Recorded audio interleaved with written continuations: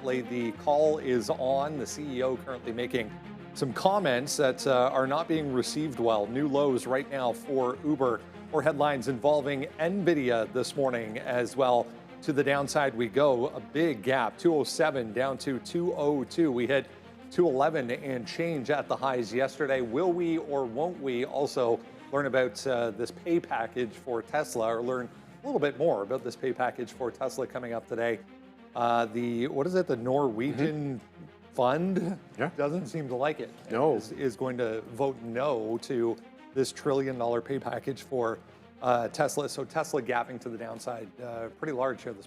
Yeah, and you and I were talking off camera. Elon Musk making the rounds over the last week or so on the podcast sort of syndicate.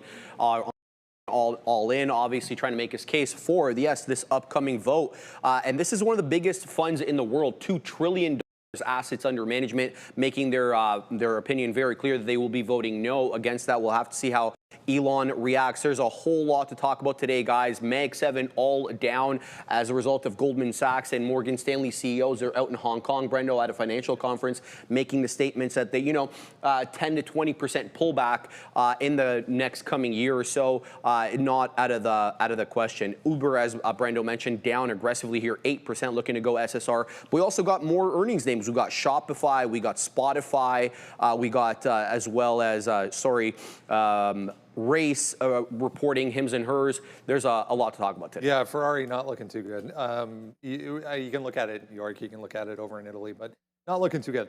Worth mentioning as well, Scott Bessent was making some comments. Haven't seen anything new for a few minutes. Maybe he has wrapped things up, but even he was talking about Nvidia as well, saying they could sell Blackwells to China and that they're the prized possession as far as Nvidia. So Shop, yeah, it was just as we came on there, I heard made a new low. Was holding up a little bit better than the rest, but no longer here. So tough to find anything on the positive side this morning. Market not looking great here to start things off, feeling a bit different here, guys. Good morning.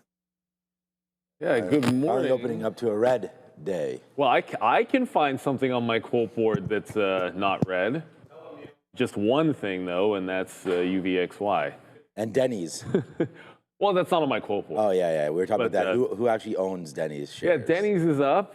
Denny's is getting bought by somebody I don't remember for $6.25. Probably should remember, but it ultimately doesn't matter. So that's actually upside, and like you said, volatility is going to be up. There's some things that aren't as bad, right? Like energy, like Disney's on here, like Eli Lilly, not that much, because really it's tech that's down. And a lot of people have asked, like, why is everything down? What's going on? Is it over? Well, ultimately, a lot of times when everyone's for a top, they look for an excuse or something, like canary in the coal mine, whatever it might be. Palantir beats, and they decide to sell it. We've been in an environment where they've been selling earnings. I kind of thought it'd be like an 8:30 sell onto it and then just do what like Amazon did, where you're gapped up and then they sell it back. Microsoft did a very similar thing. In this particular case, it's already gapped down. And when you have this kind of a rally, sometimes this is exactly what happens. We'll get into Palantir talking about them. As said, that Uber, the call being on right now, that's the one actually, like Palantir didn't really move much in the last few minutes, but Uber actually rolled over again here. So be a little careful with this one. There's going to be, in between this and Palantir, there might be some opportunities at the open for like an SSR bounce. Like this is sniffing 10%. Already to the downside. And it's not like Uber didn't beat either. This was also a beat. Look, I mean, hey, everybody. Hope you're all doing quite well on this day. And yeah, look, everybody wanted to get a buy the dip and some opportunities to do that. And today, you're going to get that, even in a name like Tesla, down 3% here right now and going lower as, the Norwegian sovereign is going to be apparently saying no to the pay package, which could threaten Elon Musk's job, not his job. He'll leave. If he doesn't get the pay package. And that's what's hindering right now Tesla, which has been an absolute monster, right? I mean, we don't need to be throwing in the towel here for anything. Palantir is back to where it was last Thursday. And they beat everyone. And this is, I think there's traders yesterday that were talking about, first of all, the green is going to lose. We had that vote yesterday. Green was heavily favored. And I think that's part of the problem. Is everyone was just thinking, all right, where's the next sort of move happening for Palantir? Is it going to get to that 250? Because it was such a good report, the algos got it pretty early and got it up to that 215, 220 area. But yeah, it's selling back into 190, right? Just into some past possible support areas right there, as the warning is that AI trade may be over with. But even if it is, which it's not, you still want to buy the best companies, and no one's doing what Palantir is doing. So today you're finally going to get a move down. I mean, we were sitting here yesterday, it was up 5%, you know, and today you're down 8%. So let's give it down 3% over 2 days. I don't think it's the end of the world for this name, but because it was $200 and where the PE is, it's going to be shot, right? I mean, it's going to get taken out and probably shot for a couple days. Like, this could be a 3-day trade where you definitely opinion want to buy the dips. You want growth names. That's what you want in your portfolio, is growth names. I think the same fate's going to happen to AMD after hours. I'm not sure what report they're going to be able to put up that's going to spark this thing. So I think AMD continues to go a little bit lower here as well. Trade starts to unwind just a little bit here into earnings. So I mean, look at the NASDAQ still faltering a little bit here. SoFi to get to a buy spot at some point here, even very soon, down 4%. We had a nice little trajectory movement into the 50-period moving average, where that's going to be 27.50. And then, of course, we look at iBid and we look at Bitcoin and we say, uh-oh, because this name just can't find a bid here either, and that's down another 2.5%, breaking through 105. 103.5 is the double bottom here on Bitcoin. Okay, so yeah, so that was the next level, 103. You lose this 103.5, and then it's lookout below. For now, it's bouncing, but a little bit of a flat. You can't call it a flat bottom break because there's not enough support for it to be a flat bottom break. It's just a double bottom, and then you got 100K. So if we lose 103.5, then, as I said, could we look out below? It really, when volatility's like this. I mean, Ethereum's already getting crushed. Well, ETH is a little different because, you know, it was certainly a little bit weaker yesterday. Oh, don't sneeze. It was certainly a lot weaker yesterday. And if you look at it concerning support, like it broke that 37,000 support level, sorry, 3,700 already got broken down, and it's kind of consolidating under support. So it's kind of, and we expect that to happen. I mean, Bitcoin, I expect that to happen, holding up a little bit better than this. I think iBid is the one I would trade. Ooh, Tesla just took another leg down. I guess the market's doing it as well. Yeah, Tesla just broke 454 and yesterday's low. So even this continuing to fall. Yep, red start to the morning, although we've seen this story before. Sometimes when it looks the worst really early, the first thing that happens at 9:30 can be a buy. You have to look out for that always when we have one of these doom and gloom sort of starts to the morning. Yeah, it'd be fine. We'll get this market back up. I mean, look, there is going to be some drift. I mean, I don't think the Fed is most likely going to cut, but that likeliness is getting worse and worse every single day. As yesterday it was, 68%? Let me just review this and refresh it right now. Get that sad face out of the way. Oh, 69. Okay, so same. So staying around the same. I figure this will get a little bit lower, which will send the VIX in a little bit of a tizzy, right? So once this gets closer to 50%, the VIX will start to go and the market will start to retrace even more than it is even right now. Some strong names that are staying up there. Apple's not, I mean, 266 is fine, but that the most recent high, so we're not too far away from that. We did get up to that 270, 280, breaking it on earnings, just fading back just a little bit. All these names are just like hovering a little lower, right? The names that are in trouble big time, I think, are Meta. We were talking about, oh, well, a buyer at 620. Well, that came pretty quick right there. It's already at 620 right here and probably gets to there today, down another $10. I mean, we look at Apple, you want to talk about the king, and then you want to look at Meta. Like, there's a big difference here between these two names. And you got strong names like Google and Amazon that I was telling to Joe when we arrived here this morning, that I think a name like Google and Amazon probably will get bought up the first because of the strength in these names over their report and the news in the last couple of days. So let's continue to watch out for this. Both these names down. Every tech name is going to be down between 2 to 4% pretty much. If you just throw a dart at a name, that's what you're going to see. And then the higher flying names will be down a little bit more. SMR was down 9% yesterday, and okay, down again here today. Was just wondering, down another 6% today. Oh gosh, good thing we didn't get involved in that trade either. And then the name Oracle keeps on getting hit as well, and that's now down at 250. So this is what I mean. Like, see, there's another 3%. Throw a dart, and you'll probably get that 3 to 5% 2 to 5% or so damage. Oh, we had Starbucks came up with a story, some of their unit there into China. So that might be a positive story here today. Some Hong Kong-based group taking over the Chinese operations, or a portion of it anyways. But this name could be one that's pretty strong. And then just checking in on, the major banks as they start to go a little bit downside as we get that Goldman Sachs and whatnot about a possible market downturn. They just tipped out to 320 back in a little bit here for JP Morgan. Lots, no matter what you're doing today, there's lots to talk about. I haven't even looked at gold. I think gold was relatively flat around 360. Yeah, pretty flat right now. GLD. All right. Anything else? AMD's at 250. Yeah, AMD's a short. AMD I have written down here as my number one trade.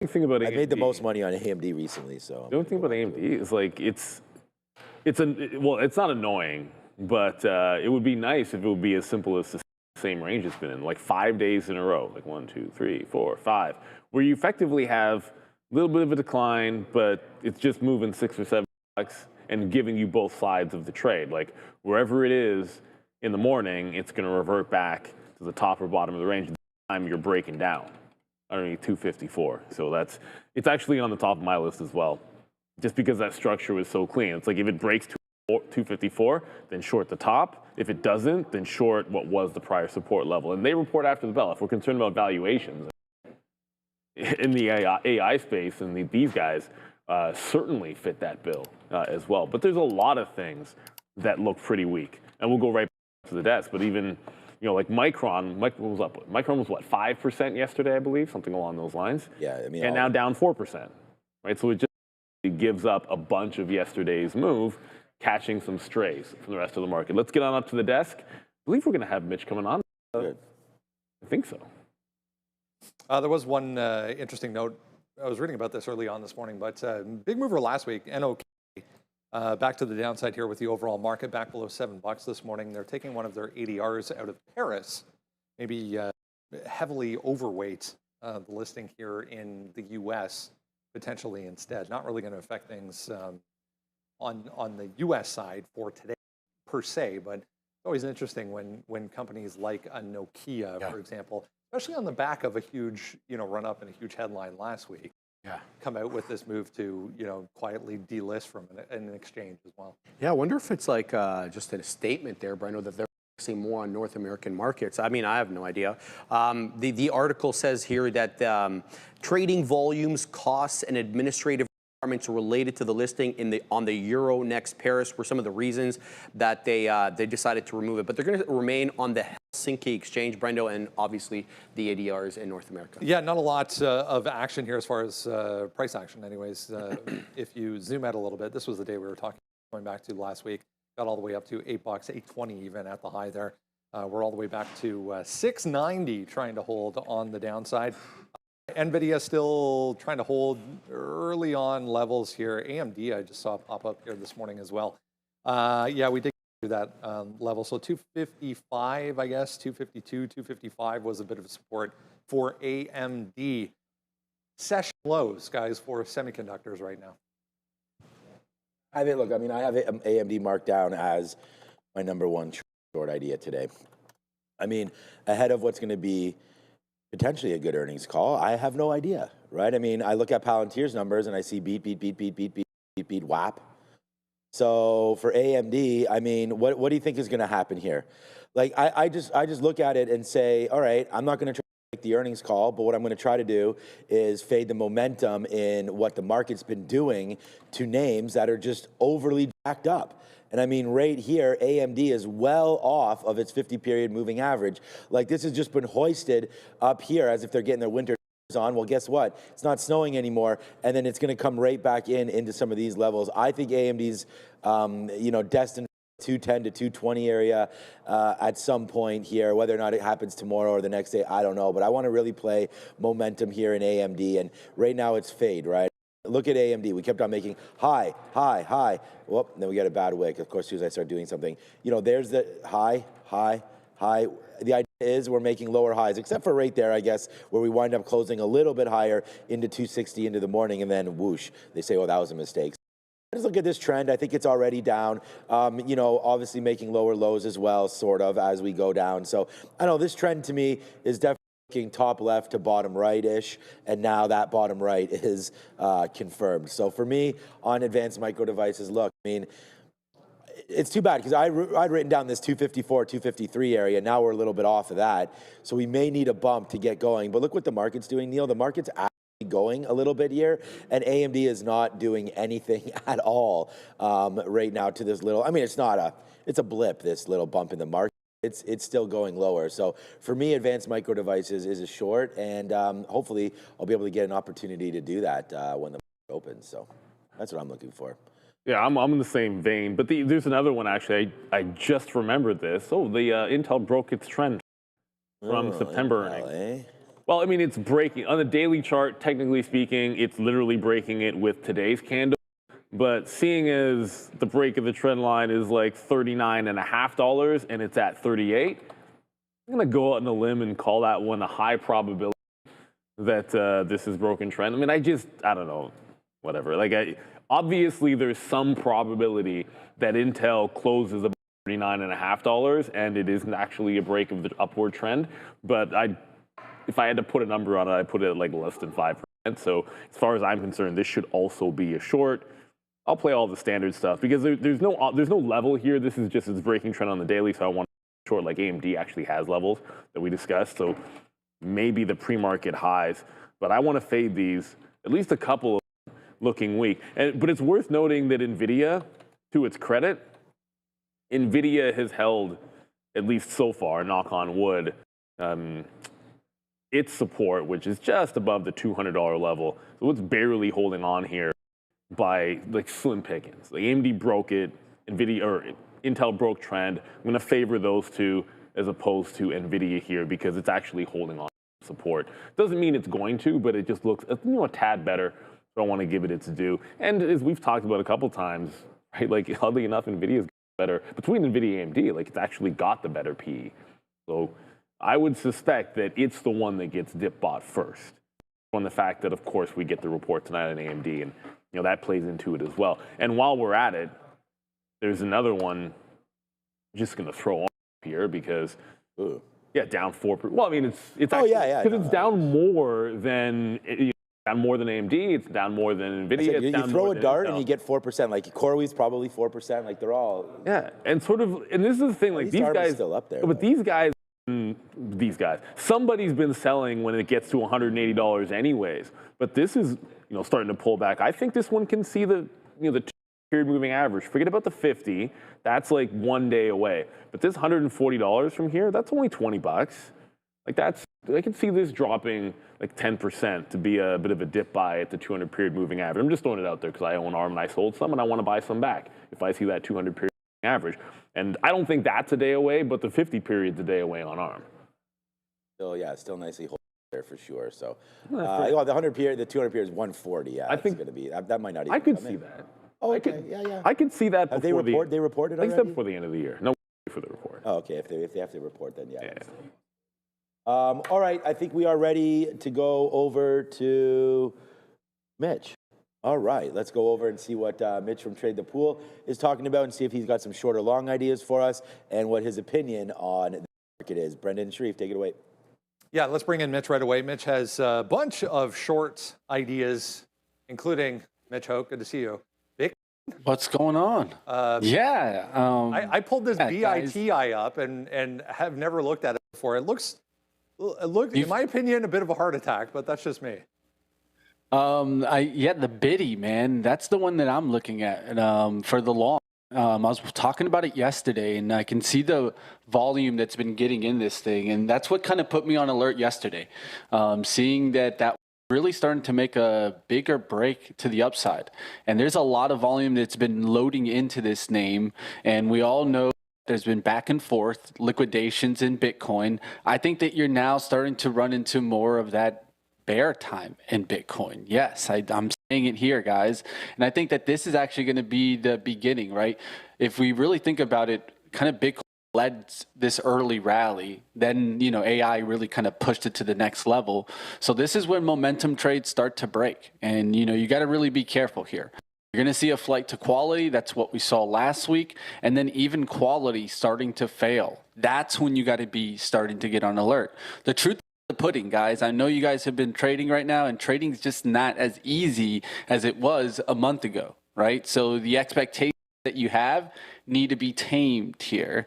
And this is the kind of tape where you repeatedly get stopped out during the day, and then the stock is either higher or lower overnight. You're starting to see these overnight gaps, right? So there's two ways of playing it. Well, you can play it on the intraday and try to ride out the momentum in the overnight action by being really small, or you're just trying to play big fast.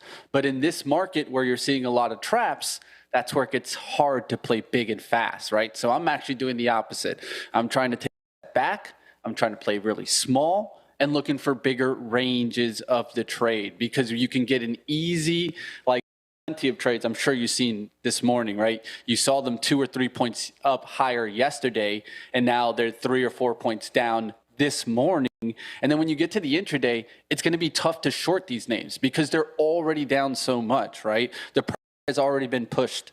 And so this is when they come and get you guys. What do? Overtrade. That's what they want you to do here. So the number one thing you want to do, break now. It's no longer that gas pedal that we just had.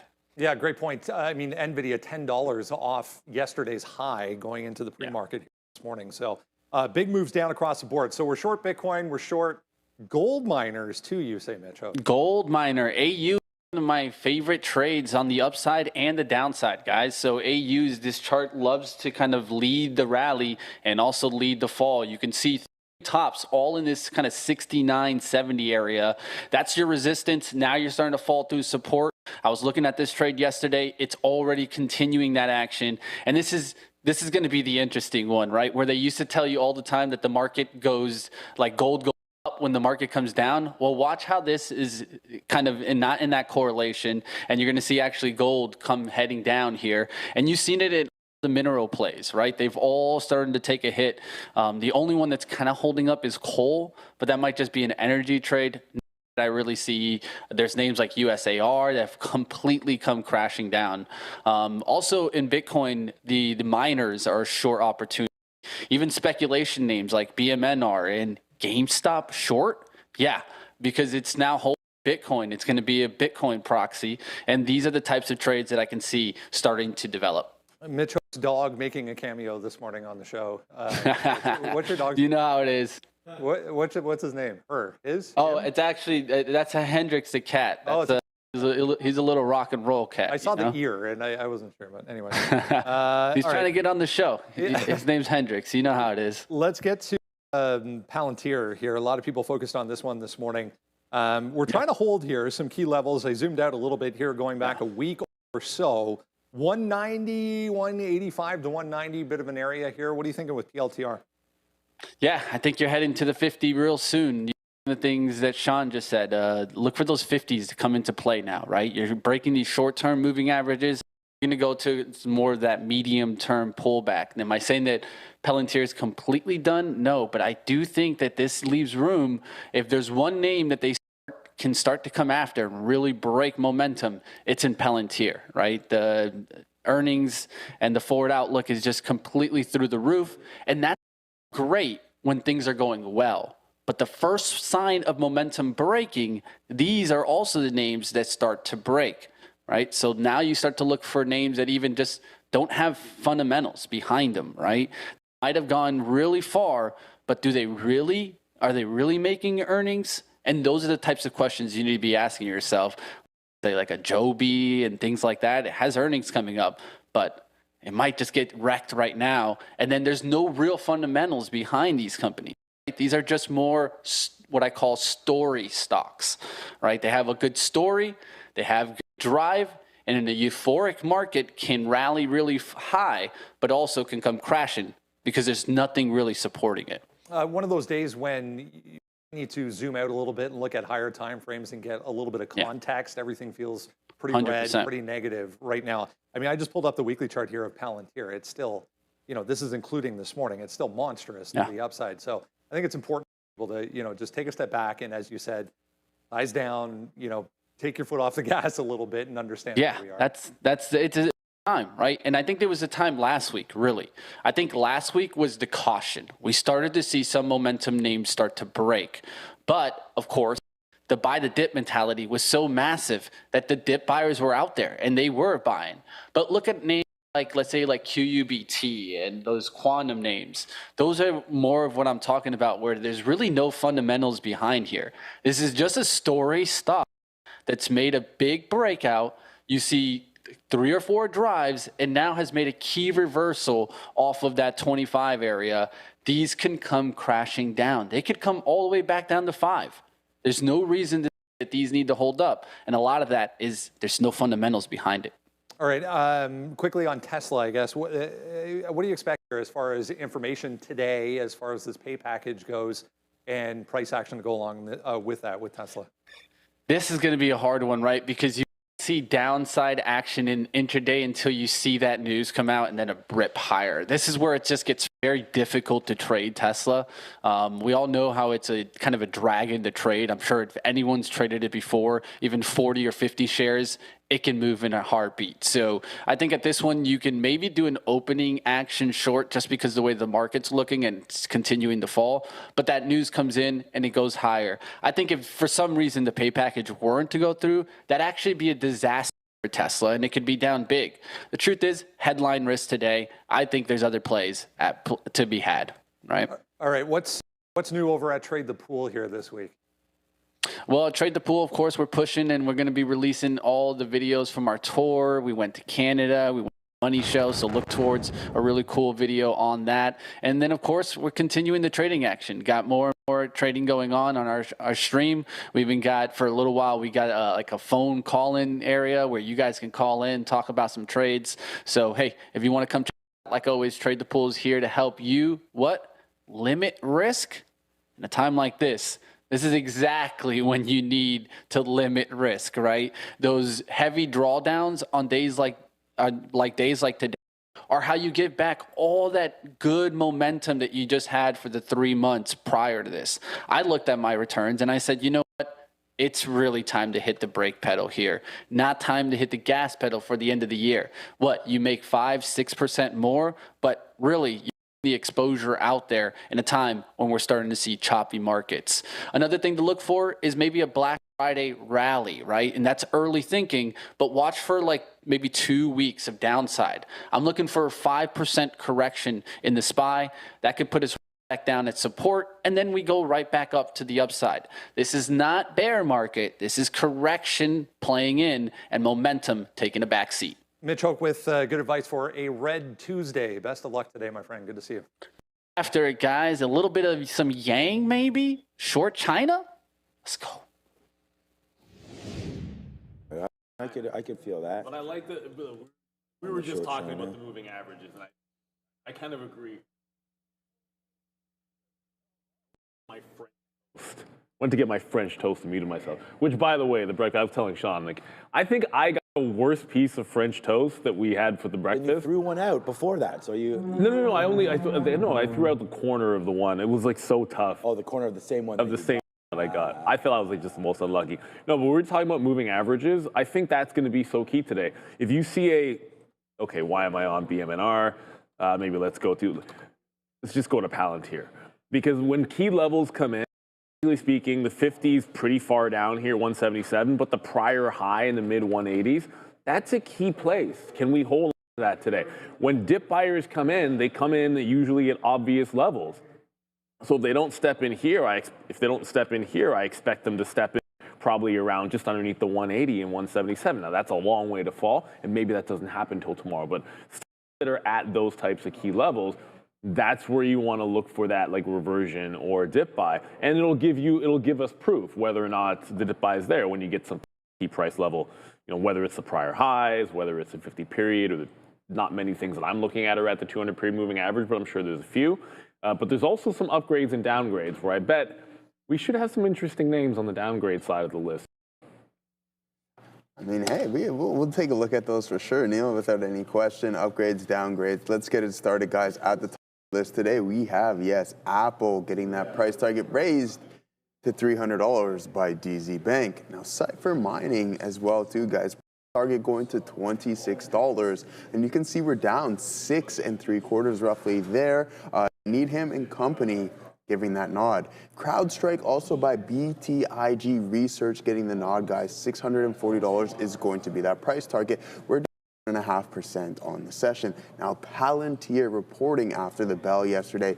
Price target $225 by Piper Sandler, but down 8%, a little bit more than that on the session, guys. And then for the down, we have NVTS by Rosenblatt Securities down 16.3%. Price target to $8. That's not too good. And then we have Quad U, guys, Energy Fuels by H.C. Wainwright getting that price target lowered to $26. And Caesar Entertainment by Jefferies, $22 is going to be that price target. Now, Denny's surprisingly up 50% on the session, going from an outperform to a market perform by Oppenheimer. All right, guys, now let's take a look at some of the options activity. We have IREN at that $70 strike price. Open interest sitting around 6,700 and the volume around 11,900. Now, as for Rigetti Computing, guys, open interest is 278 contracts. No, that is no K behind that one, 278 actual contracts. So, I mean, that's relatively light from a open interest standpoint, but volume sitting around 18,900, and that's going to be at that $45.50 strike price, again expiring at the end of the week. Now, Meta, with this continuous selling on yesterday's session and gapping down this morning, open interest 8.7 thousand with the volume 17,400 at that $660 strike price. And you can see that the high of the day was roughly around that neck of the woods. Now, something that we find very interesting as the crypto space continues its downward trajectory. I found this yesterday on the November 21st expiration cycle that open interest is extremely high for IBIT. Now we've had the inability to breach $65. We have 118,000 contracts. I'm going to be looking at that as a call wall. All right, guys, so you can see that the bid and the ask is still relatively tight, only $3, and the at-the-money IV is cool as well, too, with 44.6% at-the-money IV. And then the gamma cool as well, and then the delta, considering you're so far out of the money on that strike price, or on that strike, sorry, it's not going to affect the contracts too much. The more it slides, delta is going to slowly decay as well and get lower and lower and lower. So the fluctuation of that specific contract isn't going to be as drastic, guys. All right, let's have a look at the overall market here. We'll get into the watch list after that. 68.83, guys. That's where we closed out yesterday on the ES December contract. We're well below that now, down over 1%. So here's the deal. The overnight low is 67.86. This key area of support back in mid-October from I believe the 20th until we broke out through that level on the 23rd. We were actually resisting into 67.75. So that's going to be our first level of support, 67.75. And then if we trend up for whatever reason, look how many times we tested 68.50 as support. We're going to use that today as resistance. If you haven't done so yet, make sure you take advantage of this free stuff for you. Go down to the description of this video. Top link there will get you to the sign-up page for the watch list. If you haven't done so yet, just enter your email address. Comes right to your inbox every single morning. Has everything you need to know on it. Today is jam-packed. We've got a few out this morning in the pre-market here. We'll touch on some of them coming up here, including Palantir, the big one after the close yesterday. Worth noting, interesting enough anyways, the initial move was higher, algo spike, and then gets absolutely smacked after that, down through 200. Here we are back to basically session lows. Now it's sitting right now at 190, even though this was a pretty good report. It was. I'm assuming that's why it's spiked up initially in the algos as they read the report. Really good report. Earnings per share, guys, 21 pennies. The street won at 17, so an easy beat on the bottom line. Revenue, 1.18 billion. The street was looking for 1.09, so an easy beat, top and bottom line. And their revenue, guys, 63% year-over-year increasing in the net income. Their profitability also tripling year over year, up to $475.5 million. That's what their take-home money is. Their guidance also decent. Q4 revenue projected to be $1.33 billion, well above though the $1.5 billion expected by the street. Sales forecast is good as well as free cash flow. And let's talk about their contracts now. U.S. government contracts contracts. So they make the majority of their money from government contracts, up 52% year over year, $486 million. Home. They're really dominating the defense analytics space, Brendo. But their commercial revenue, that's the one we've been talking a lot more about. That doubled year over year, $397 million, with a total contract value for commercial deals now being $1.31 billion. Shares are up 170% year to date. You got to feel there's some profit taking up. Yeah, one of those, again, zoom out, go to a weekly chart, get some context on this, because yeah, it looks pretty bad here this morning so far, but very, very small if you look at the overall move here, guys. Thoughts for Palantir? You can look at a monthly chart too. I mean, weekly, monthly, I guess. I mean, either one's gonna put something in a little bit of perspective, right? So we were talking about, I think I said 8. I don't know, I counted these yesterday. I think the first one was 9 and then a red month, and then it was like 8 and there hasn't been a red month.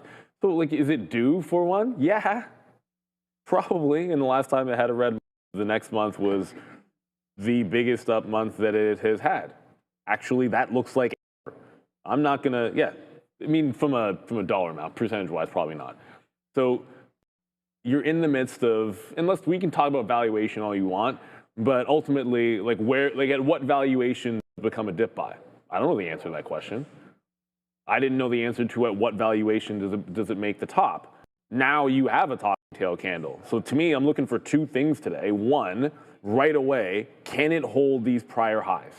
That's simple. If it doesn't, then to me, there's obviously the 50-period moving average sitting in here underneath $180. If it gets down underneath even like 186, I think 186 or so, it'll be SSR. So once you get underneath that, I'm thinking for like an SSR. Like the key price for me was the 194, and we're already trending away from that. So underneath 194, I think it's a short until we get to that SSR bounce point. But I also told myself, you know, if Palantir gets dinged, make sure I have a look at Lumen. And as Mitch said, or as anybody, as a lot of people are looking at this, if we're having a top where the runners are getting beat up and even good earnings are getting sold off, then sometimes it's going to be the that have gone the furthest. And Lumen has been up because of a Palantir deal and been absolutely flying. And that's right at like prior resistance. So this ran right into the close on earnings, and then it's like 1130 to 1140 area, and it's hugging it a little bit closer. So this is one that I'm actually looking short to the pre-market highs as well. And if Palantir's flying, like maybe this is not one that I'm going to like, but if it's continued down, then I like this one as also a bit of a sympathy play. It was up from like $7 to almost $11, $12 because of the Palantir deal in just like a week and a half. So these kind of things can retrace. If we bounce the 50-period moving average, I don't think you get there today on Palantir, but certainly maybe tomorrow or end of the week. That's a good spot to buy the dip. Yeah, I mean, we already had this question times. I mean, even Mitch came on here and was like, yeah, 50-period moving averages are good spots to start to buy them. I mean, we've been talking about that forever. Palantir is just due for a pullback. I mean, it's crazy hot stock. We are going to worry about AI, and we are going to try to sell things and raise capital. I mean, why not? I mean, if you bought Palantir any day in your life besides the last 3 days, you're up money on this stock. You know, let alone the charts that both Brendan keep showing. So yeah, it's going to be due for a pullback. I think everyone that's hating on Palantir or not hating on it, but you know, enjoying this little rundown are people that have shorted, you know, before earnings. It's a good play. I don't think there was anything wrong with taking a shot. The implied move was 10%. It's 8%. So, you know, it's not even extending further than where it should, options-wise. I'm not even sure options traders are even winning right now. So we're going to have to wait to see where this stock trades off the open. Alex Karp was on some other station, apparently. It's just coming right back into some great levels. We've seen Palantir make these moves numerous times, and it keeps getting bought up. You know, the other thing that's going to happen here, if we're talking about national security, we're talking about taking stakes in different companies, we're buying MP metals, United States is buying rare earth names, putting some money into Intel. I mean, de facto, Palantir, they have such a huge government business already in the US government. I'm sure Mr. Karp is phoning his good friend right now and maybe explaining to him that potentially there's a stock that's going to be on sale pretty soon and the US government may want to take Take. Oh, by the way, so watch out. So Palantir's a buy anyways at some point. I just want to give everyone here, Webull, is breaking through $10 now. So talk about buying dips that haven't worked at all. Right here, Webull just continues 1, 2, 3, 4, 5, 6, 7, 8, 9 maybe days in a row to the downside here, giving it all back and now going much lower than I think it's ever been. So there goes Webull at all-time lows right now. So if you bought it and didn't sell it, then yeah, maybe you're buying more or holding it. And then the other name that just broke through as well today, that we've been looking forward to this break, is dollars on DraftKings. So there goes DraftKings lower as well, as the best companies will continue to rise and survive moves like this, and other names that just don't have the proper headwinds, tailwinds, turning into headwinds now are breaking of support. When you get support broken, all of a sudden these key areas that have been bought up now become pressure points. So watch out for this right now today on DraftKings, finally breaking through $30. So yeah, there's a lot of moving up and down here today. And hey, you could do a lot worse being invested in something other than Palantir over the last month. So let's go back over the desk and find out Uber, which we've talked about many times, hitting that $100 level. Just can't break it. Yeah, downside as well here this morning, although we are trying to bounce off 91 right now. This is one of many headlines to digest as far as Uber's earnings report. CEO on the call saying robotaxis will not be profitable for a few years, probably expected, but you and I were chuckling at the fact that we sat here last week and talked about they're ordering 20,000 Lucids to fill these spots as autonomous Ubers. So it's kind of expensive. $100,000 a pop. Right? I mean, like more. I think they're using the gravity. They're not even using the air, so which is even more money there. Let's talk about how they did on earnings, because pretty good report. Revenue, guys, almost $13.5 billion they're bringing home now. That's above the 13.25 expected by the street, and also a 20% increase year over year. Earnings per share, $3.11, not immediately apparent whether it's comparable to last year's estimate. Net income, though, tripling year over year, $6.6 billion in profit on the quarter. Compare that to last year when they took home 2.6, really driven by a one-off $4.9 billion tax-related benefit, as well as a $1.5 billion equity reevaluation gain. Good data all across. Let's talk about their mobility segment. They used to report 3 different segments: mobility, delivery, and freight. We're not getting the freight anymore, and I don't know why. Mobility, though, $25.11 billion in gross bookings, up 20% year over year. Revenue on that, $7.68 billion, slightly above estimates. And their delivery, Brendo, continues to catch up to mobility here. 23.32, growing faster than mobility, up 25% year over year, and they took about $4.48 billion in revenue, topping estimates. And further cementing their verb aspect. Yeah. To Uber everywhere is now the thing, guys. That's how you know. Like, that makes sense. It's down 7%. Yeah, well, I mean, where was the bad part of that report? It's become a bit of a broken record this earnings season, where like you are a wealth of names, and even the ones that are gapping up or initially starting higher on a strong report are getting sold off a little bit. But in Uber's case, it's a little different from a few of the other names we've talked about in that this has really struggled to break out this high. It seemed like it had all the momentum in the world, and you're rejecting this 100 like multiple times. I think there's been like 4 or 5 false breaks of 100 in the last couple of months, and it's trying to break this upward trend. But this is the thing at 9:30, especially on an earnings name like it bounced off $90 even in the pre-market and has a chance to open kind of above this trend line. So, I look at this and say, oh, well, it'll be easy to say this is breaking trend, short it, but we could easily open up like recovering back through that support level, and all you'd be doing is just getting like blown away at the open. So this is the perfect example of I need a couple of 15-minute prints in the stock off the open, at least one, confirming, okay, they really do want to sell this underneath that trend level, which is about the 94 level. Like, is it really going to hold down here if it's going to be a short? Like, this is but it's also an example of a stock. The 200 period comes into play here for Uber at $86 and potentially a couple of days. So you can get the 2-3 day rule and like this off the 200. But for today, I need to confirm that this is actually going to open underneath this trend line and not just do some crazy snap up at 9:30. Patience is a virtue here. So, I mean, for me, Uber is right into here, man. This $85 mark, that's going to be your 200 period moving average. We've already hit 85 back all the way back in last year, October of 24. That was the high before quite a nice drop, right? So it's, I don't want, like, everybody is, not everybody, but there's a lot of people that are concerned about some of these moves. I wouldn't be concerned. Like, these are just basically Ubers all the way to where back in May.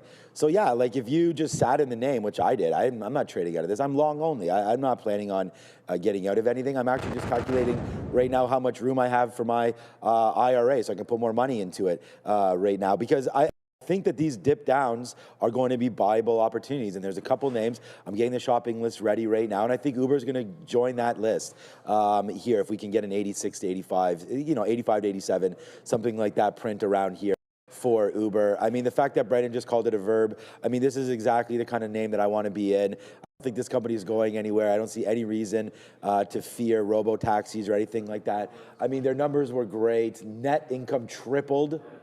Mobility delivery segment showed strong growth, and Q4 outlook is positive. Okay. Margins are going to get squeezed. They're going to have to figure that out. I mean, drivers may cease to exist at some point, and that will help margins, but we don't want to get to that point. That's a little far away. So right now, Uber down 7%. It's probably a buying spot right here, right now. But I'm very, very short bias. I mean, yesterday, I don't know if we have like some crazy 8-ball magic just in our head or something, but like yesterday we wrote down on the sticky note, every single thing we had was short yesterday on that note, and then today it's like whoosh all the way down the downside. So, I mean, I hope some of you are able to hold some of those overnight. Uber had a good report, got hit. Palantir had a good report, got hit. Nvidia's only had great news coming from them the last couple of days, getting hit, right? Their report's coming in a couple weeks. AMD is tonight. So where do you think the trajectory of that stock is for advanced micro devices? I mean, I'm thinking lower, right? So we're going to wait to see right there where AMD does and hold that 250 for now. We'll see if that can hold when the market opens up. But we're going to go talk about some Nvidia right now. But those are my thoughts on Uber and shopping list type stuff. Okay, Nvidia, downside this morning, although, as Sean was just explaining there, we're just basically back to the bottom end of the range. Double tap that 211.50, call it 212 area over the past few days up here, and then straight back down to the bottom end of the range this morning here.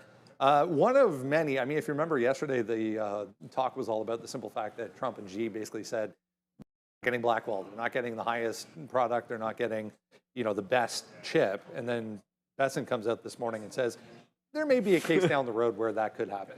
We'll have to see how far down the road, Brendo. I mean, but yeah, this has been an on-again, off-again type of thing. We talked about earlier in September, there was supposed to be delivery of a sample of a B30A, a China-specific Blackwell variant that was to be delivered to Chinese tech. We never heard anything about it, and now we're a month and change later. There's several headlines today on Nvidia, Deutsche Telekom, and Nvidia launching $1.2 billion AI cloud deal for industrial clients. Keep your eye on that. And then, of course, there is this issue. Goldman Sachs and Morgan Stanley are out in Hong Kong, the Global Financial Leaders Investment Summit.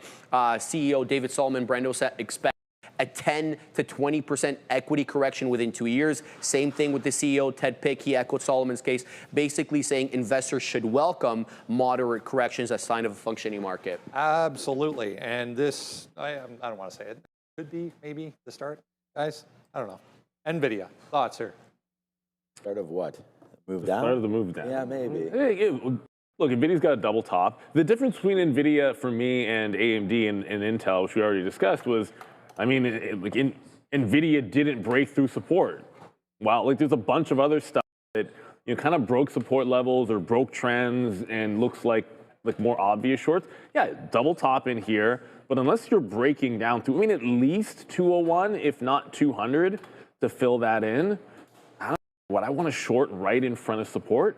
No, not really. Like that's doesn't make any logical sense to me. So NVIDIA is a bit of a wait and see. Like if we break down right away and spend the opening range hanging out under $200, maybe there's a trend down.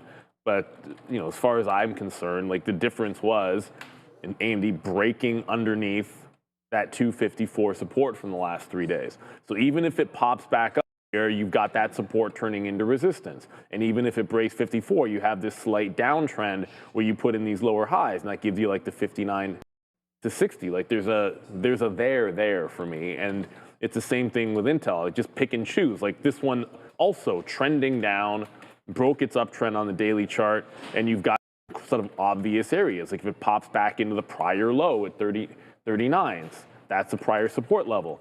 That's what I'm thinking in terms of the weakness. And all of those, and both of those names, and there's several others as well, I pointed to ARM, are actually down more than Nvidia right now. Nvidia is down, what did I say, 2% or so, maybe a little bit more than that. AMD, Intel, ARM, all down 3 to 4%.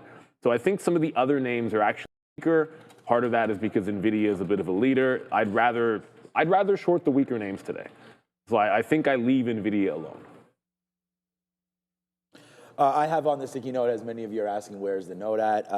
It's right here at Trader TV, Sean, like it is every day. I have AMD and Intel, both AMD short 254 if we can get it, Intel short $39. I'm going to stay away from Nvidia. I still think Nvidia is the cream of the crop, and I don't, if the market's going to go down, this would not be my first position here to short. I'm going to short companies that I believe are not in the same class as Nvidia, and that would be Intel. So Intel up here, the 200 period moving average, obviously as we write this is at 39, but now you're at 38.5, so we get a pop up into this area. I think we're going to look to short Intel, as look what it's been doing the last couple days, you know, just near, whoops, and now you get finally, you know, a reason to sell it. So let's see if that gets a little bit lower, and then I have the same opinion here for advanced micro devices. I mean, we just saw great reports from Uber. We just saw great reports from Palantir and the like. I mean, Shopify. We're going to go through many of these different names.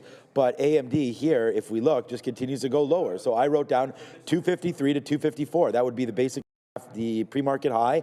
If we can get an opportunity to short that. AMD has been the #1 stock on this show, P&L-wise, for many weeks. So I like AMD here, and I think we're going to continue to trade what we've been successful on. So let's go AMD, and let's look for some shorts up near that 53-54 zone. That's long. Shopify earnings to the downside this morning we go here. One of the reasons right here, the company coming out saying they're going to be impacted by essentially the same dynamics that impacted Q3 gross profit, which was a dip or sales numbers overall, gross sales, but overall a decent report. Not a bad report, Brendo, as you mentioned here. Let's talk about it. $2.84 billion in revenue on the quarter, beating the 2.76 and growing at 32% year-over-year increase, slightly faster than Q2's 31% gross. Their gross merchandise volume, meaning the amount of stuff that they sold on all their platforms there, $92 billion, easily beating the 88 expected by the street, and another 32% year-over-year increase. They continue to invest heavily in AI and enhanced merchant tools that help with website creation, sales data tracking, automated marketing. Now they're guiding decent as well. So their holiday quarter, one of the biggest quarters, Brendo, they're talking about Q4 revenue, growth mid to high 20s range, with gross profit growth low to mid 20s, and their operating expenses as a percentage of revenue expected to fall further, down 30 to 31%. And they're saying they're not really get hit too much with tariffs, at least this quarter, but they're not discounting it for next year. They're not going to get hit with tariffs. We'll see. Interesting. Alex Karp was on CNBC. A lot of people talking about or commenting, at least, on this Michael Burry positioning this morning around Palantir and Nvidia. If you haven't heard or read yet, he bought a whole bunch of, or reportedly bought a whole bunch of puts on both Palantir and Nvidia. Alex Karp coming out, calling him straight up batshit crazy on CNBC this morning. The Nvidia thing, though, that scares the hell out of me there. I mean, I wouldn't be shorting this thing with anybody else's money. We'll see how all of this plays out. But Shopify, anyways, guys, decent report here. But I mean, this is almost constructive, viable pullback if you zoom out as well on Shopify's chart. Yeah, I can agree with that. But one thing on Burry, no one cares that he bought some Lululemon and some Pfizer too? I mean, those are also. Oh, did he? No, it's funny how like if we're gonna care about like what other investors do, like why shouldn't we discuss like all of the buy? Like I look at the Lulu buy and kind of like, whatever, man. And just because we were talking about Lulu at that 200 period, it's like, I wouldn't short Nvidia personally. That's just not my cup of tea. But I actually like the Lulu buy I mean, Katina Capital's already from in it. him. So like, it's one of those weird. We only ever talk about one side that he does, and not the other. He had a good long years ago in the prison name, slipping my memory. But we'll go to Shopify. Look, Shopify being more efficient. That's good. Last time I checked, efficiency is a positive. Cutting those expenses. I love the fact you're getting, over 20% growth. They're still sticking with. This already bounced. Unfortunately, this was probably the best chart looking for an SSR bounce because the 50 period was at 155 and 10% down was pretty much exactly 155. But it made that move already. So barring some kind of, I want to call it a minor miracle because I guess it could really drop $10. It's just nowhere near that. But the 50 period and SSR lined up almost exactly on this stock. It's just not going to get there. But I do like the quarter, unless you bought it at like 7 a.m. or whatever that wick was. I'm not even sure if you could get it. I think you just got to wait it out. The trend has been tremendous. The trend has been tremendous on this. Also very respectable. This is one of the things that we talk about a lot. If you're gonna use a moving average, the best place to do so is one in which stock respects it, and this has really respected the 50 SMA on the daily. Don't think we get a chance to trade off that today. If we do, then that's the level I'm looking for a bounce, no question. Okay, so look at the market trying to bounce back, right? I mean, the market's been pretty good here recently. Remember that 25,000? We're like, oh, we can't break it. Well, we're still 25.7 right now. So let's think about that. But look at this: S S S S S S S S S S S S S S S S S S S Bs. Two names that we have no idea what these names even are: BGE, BGIN, and Beta. Every name that you may know are listed as sells here. They're not huge sells, right? They're not big portions at all of stock for sale. Grab just went to the top there as a buy. BBAI sell. We know all these names. The names that aren't making money are going to get killed in this environment, right? As rates potentially don't go down in December, and that's part of what this hit is happening. Bitcoin needs lower rates, so that's hitting down now too. All these names that aren't making any money continue to get hit. We had a report from HIMS last night as well. We didn't even get to right now. That's the one name that's actually up on a report there. But the market continues to fall down. Shopify, again, good report. And if you've been in that name for the last forever, then you've been happy with Shopify.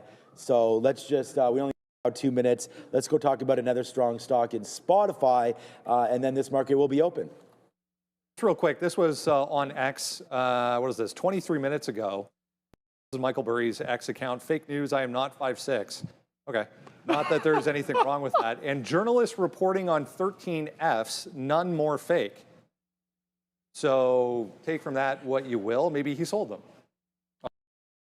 But I don't think they can report on an SEC filing that is not inaccurate, but maybe he sold it. Maybe he's out of the position. Who knows? Yeah, we'll have to look into that, Brandon. We'll have to get the SEC filing and see for ourselves. Let's talk about this report, though. Guys, a decent report. 4.27 billion euros ahead of the 4.23. Operating income improved sharply. Growth in high subscription services and reduced promotional spending is what strengthened Q3's results. Their monthly active users continue to grow, 745 million monthly active users, beating the expectations in their premium subscribers, Brendo, which I fall into, 289 million, just shy, though. They missed on that number of the 200.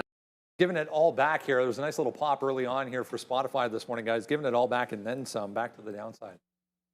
Yeah, boo. I mean, I know some people, lots of people still use it. I just feel like the competition there's just so much competition.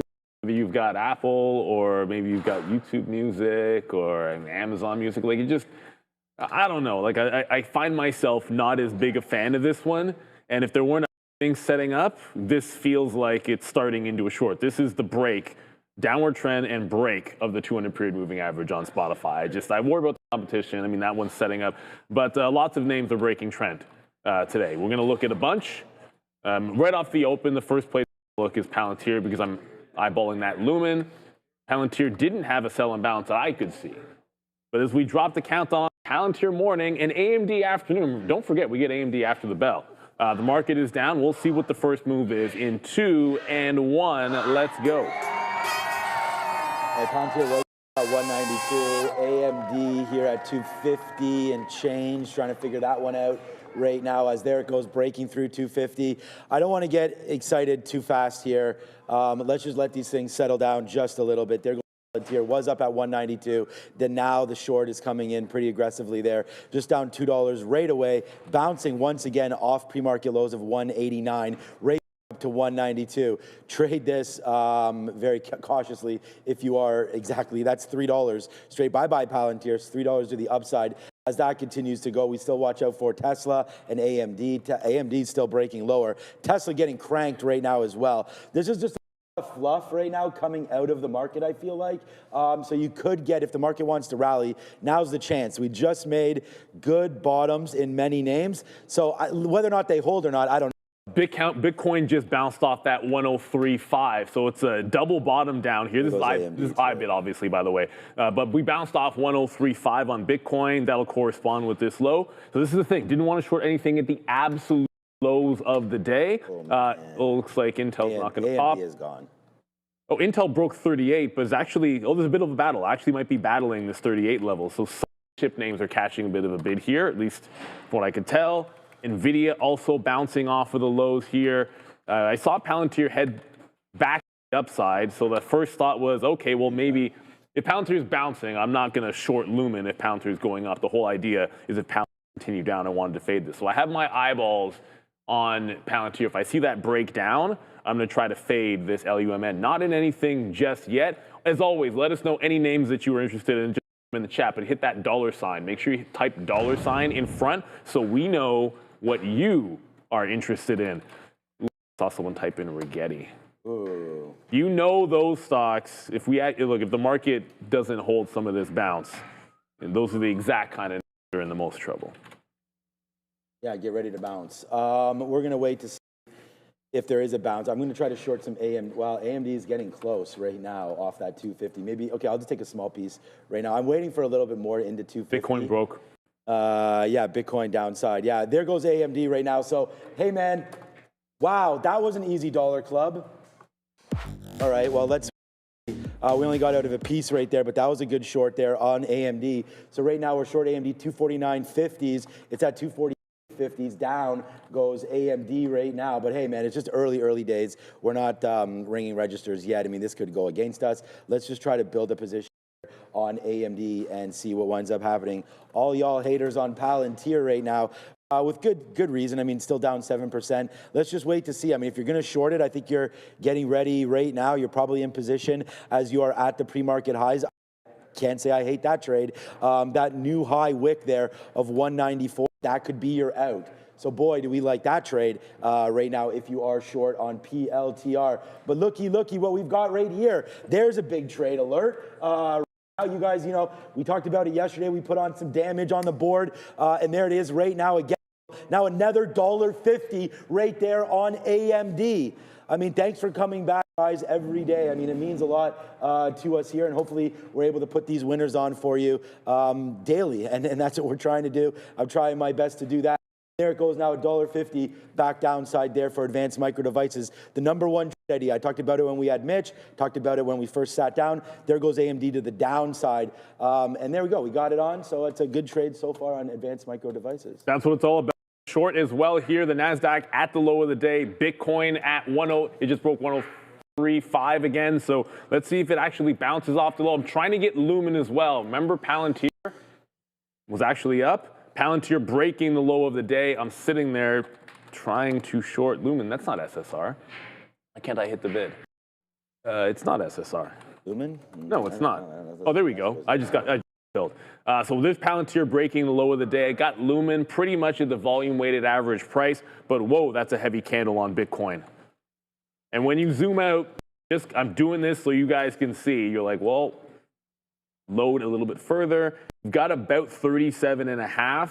Go back, right back. It's like the 25th, or sorry, the 20th, I believe. That's a key level on Bitcoin. It's trying to bounce this 103 level as we speak, but heavy selling here. As the NASDAQ is trying to bounce off those, we got a super chat. I believe it was asking about can we go 2% on the NASDAQ today. I think it was Donnie Zimbabwe. The answer is yes, but I think you take your cue from Palantir.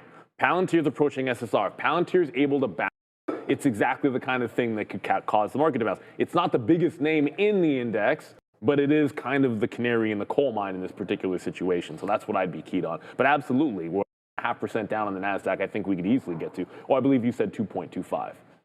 But, I mean, that's not that much of a difference. All right. Right now, the strong name that maybe no one was thinking about is Meta. Meta's ripping right there back to the upside. So I think that's a great sign for market strength because they're in there buying, names that have been beat up that they potentially think are down far. And so that Meta would qualify as that. And there it goes right now. Huge move to the upside for Meta, 628 up to 635. You'll get your 622. Oh, I know. I'm just joking. But I'm going to buy multiple times on that one on the way down. Right back in right there for that name. So this is day one. Of what? No, this is, if you think about it, right, like, this is the first day we've come in where, like, obviously, like, we've had stocks that have reported that have been, that have sold off a little bit. But this is kind of the first day where, like, it was like across the board, everything was down, and you had really people talking more productively about being a top. So I kind of feel like it's a little bit early on in the move. By the way, that 37.5 jumped up bigly on, that's not a word, jumped and caught a bid at $37.50. Lumen, on the other hand, so I see that, I'm jumping out. And Lumen, on the other hand, is back at the low of the day. I'm eyeballing. Palantir is pretty much at, I think it wicked 10%. I didn't get a good enough look, but I'm pretty sure it actually just hit SSR. Now, yeah. And it bounced a little bit. It's at 9.96. See, there it is. It's SSR now on Palantir. So Palantir is now down 10%. We're at the bounce here. Lumen's exactly at the low of the day. So if I see this start trending back into VWAP, this will be a pretty quick scalp trade from like 1080, from $11 to 1080. Don't want Palantir zooming back up here on kind of an SSR bounce and getting trapped in what I think is a sympathy name. All right, so we're short AMD. I mean, whether or not this is going to work out, I mean, we're at these levels here, so let's put some bids out and see if we can get something out just to absorb this, because that just ripped into 251. I was, again, I don't want to get too caught up in all the euphoria here, because we had written down here 254, 253 for AMD. So the fact that we're finally starting to crack a little bit higher now on advanced micro devices might be something. So let's be patient with this trade, see if we can work this to the downside. See, like, it bounces so quick every time here in advanced micro devices. So I'm going to be getting out of this one for about $1. If we can go the other way and get hit on this name, take $1 out of it, that's about it for me. I'm not going to sit here during this market rally, potentially, if it does get going again. Apple's breaking out. And sit. That's what I'm saying. Apple's breaking. Okay, here we go. Well, there we go. So we just got 08s and some in the 90s there of AMD, and then it just bumped up again another 50 cents. I feel like I'm going to get stopped out of this trade at some point here, as AMD seems to be pretty strong. It gets bought up on all these. So maybe the theory of trading this name day of earnings maybe isn't exactly the right play. So let's be careful with what we're doing here on advanced micro devices. And of course, earnings are tonight.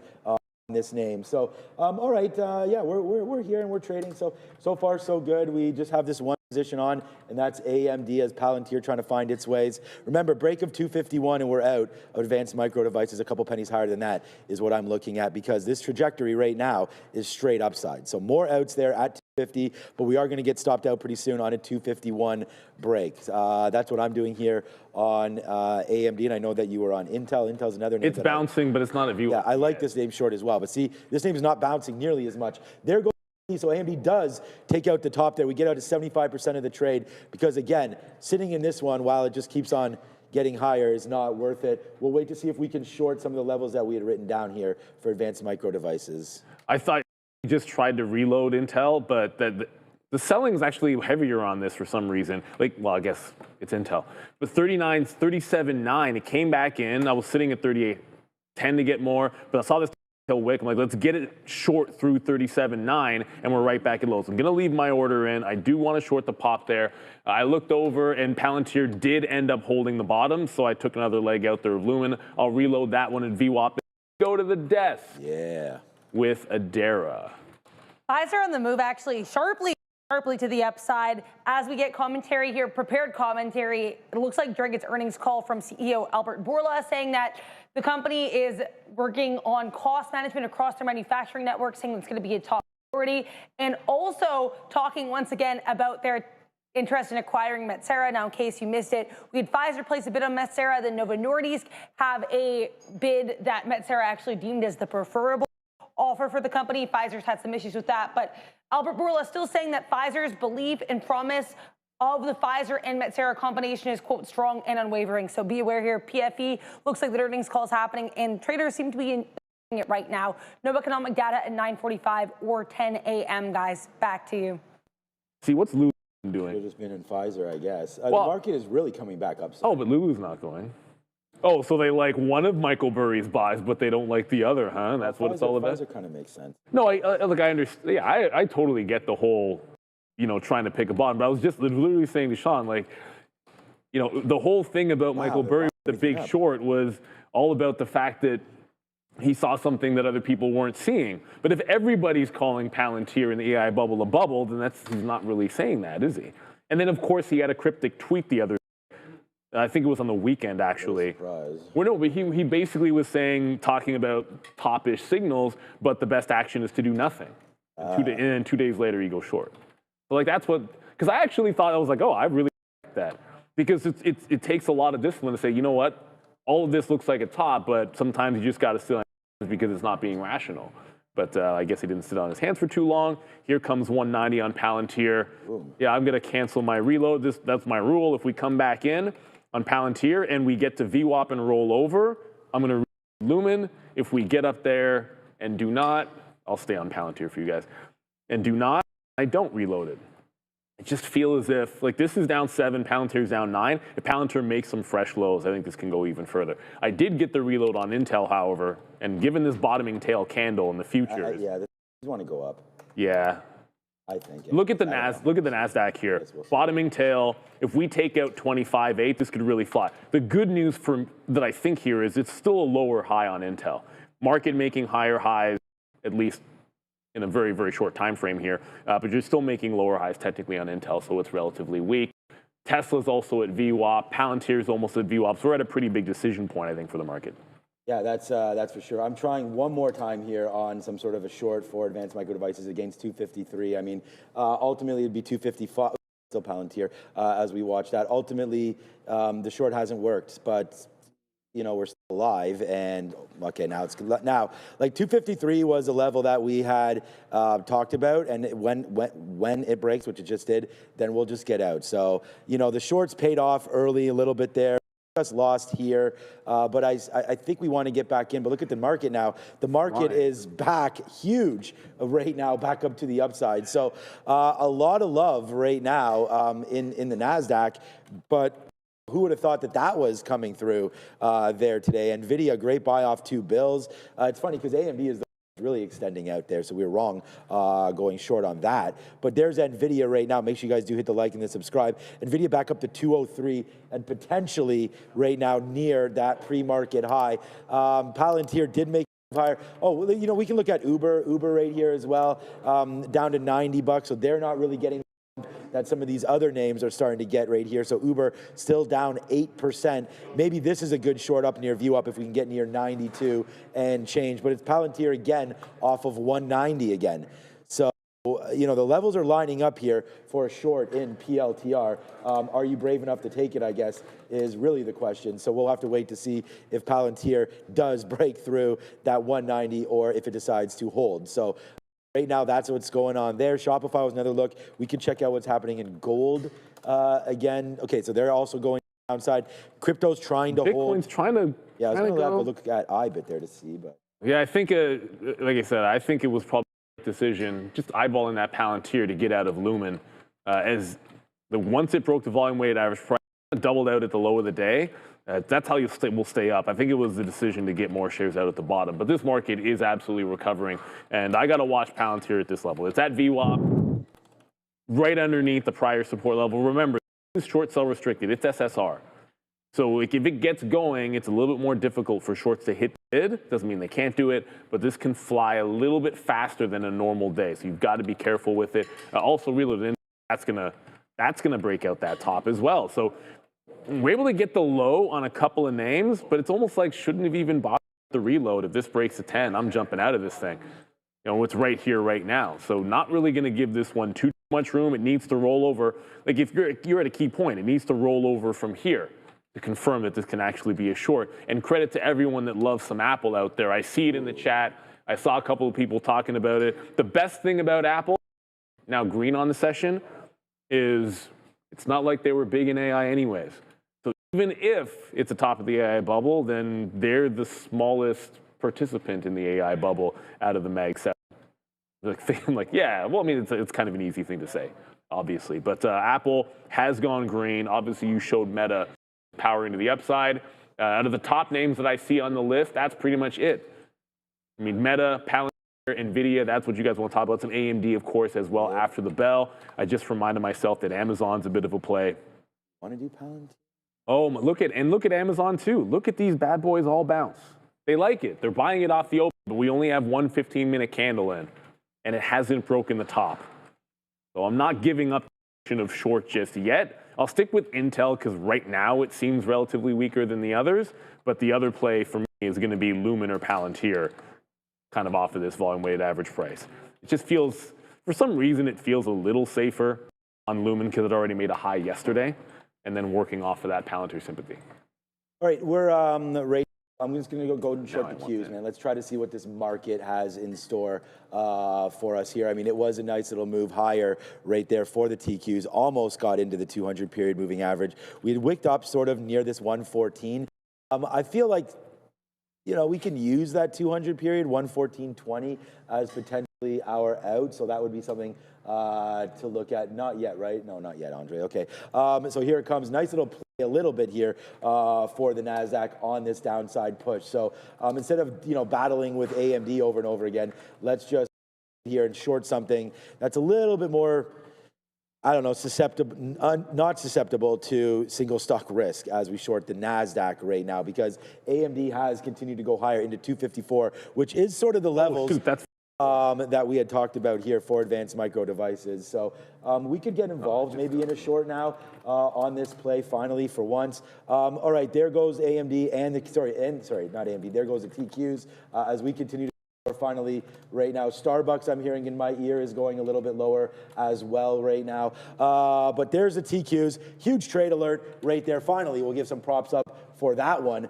as there we go, downside right now to the TQQs. So we're making a little bit of money back there, and we do short AMD again finally, as that is finally picking up a little steam here to the downside. So let's bid some 09s. We just made the level, and of course it bounced off of us. So there it comes, now coming back in. So a little bit of the action. All we needed to do was stick to our plan with AMD and not get so excited early, but of course we don't do that.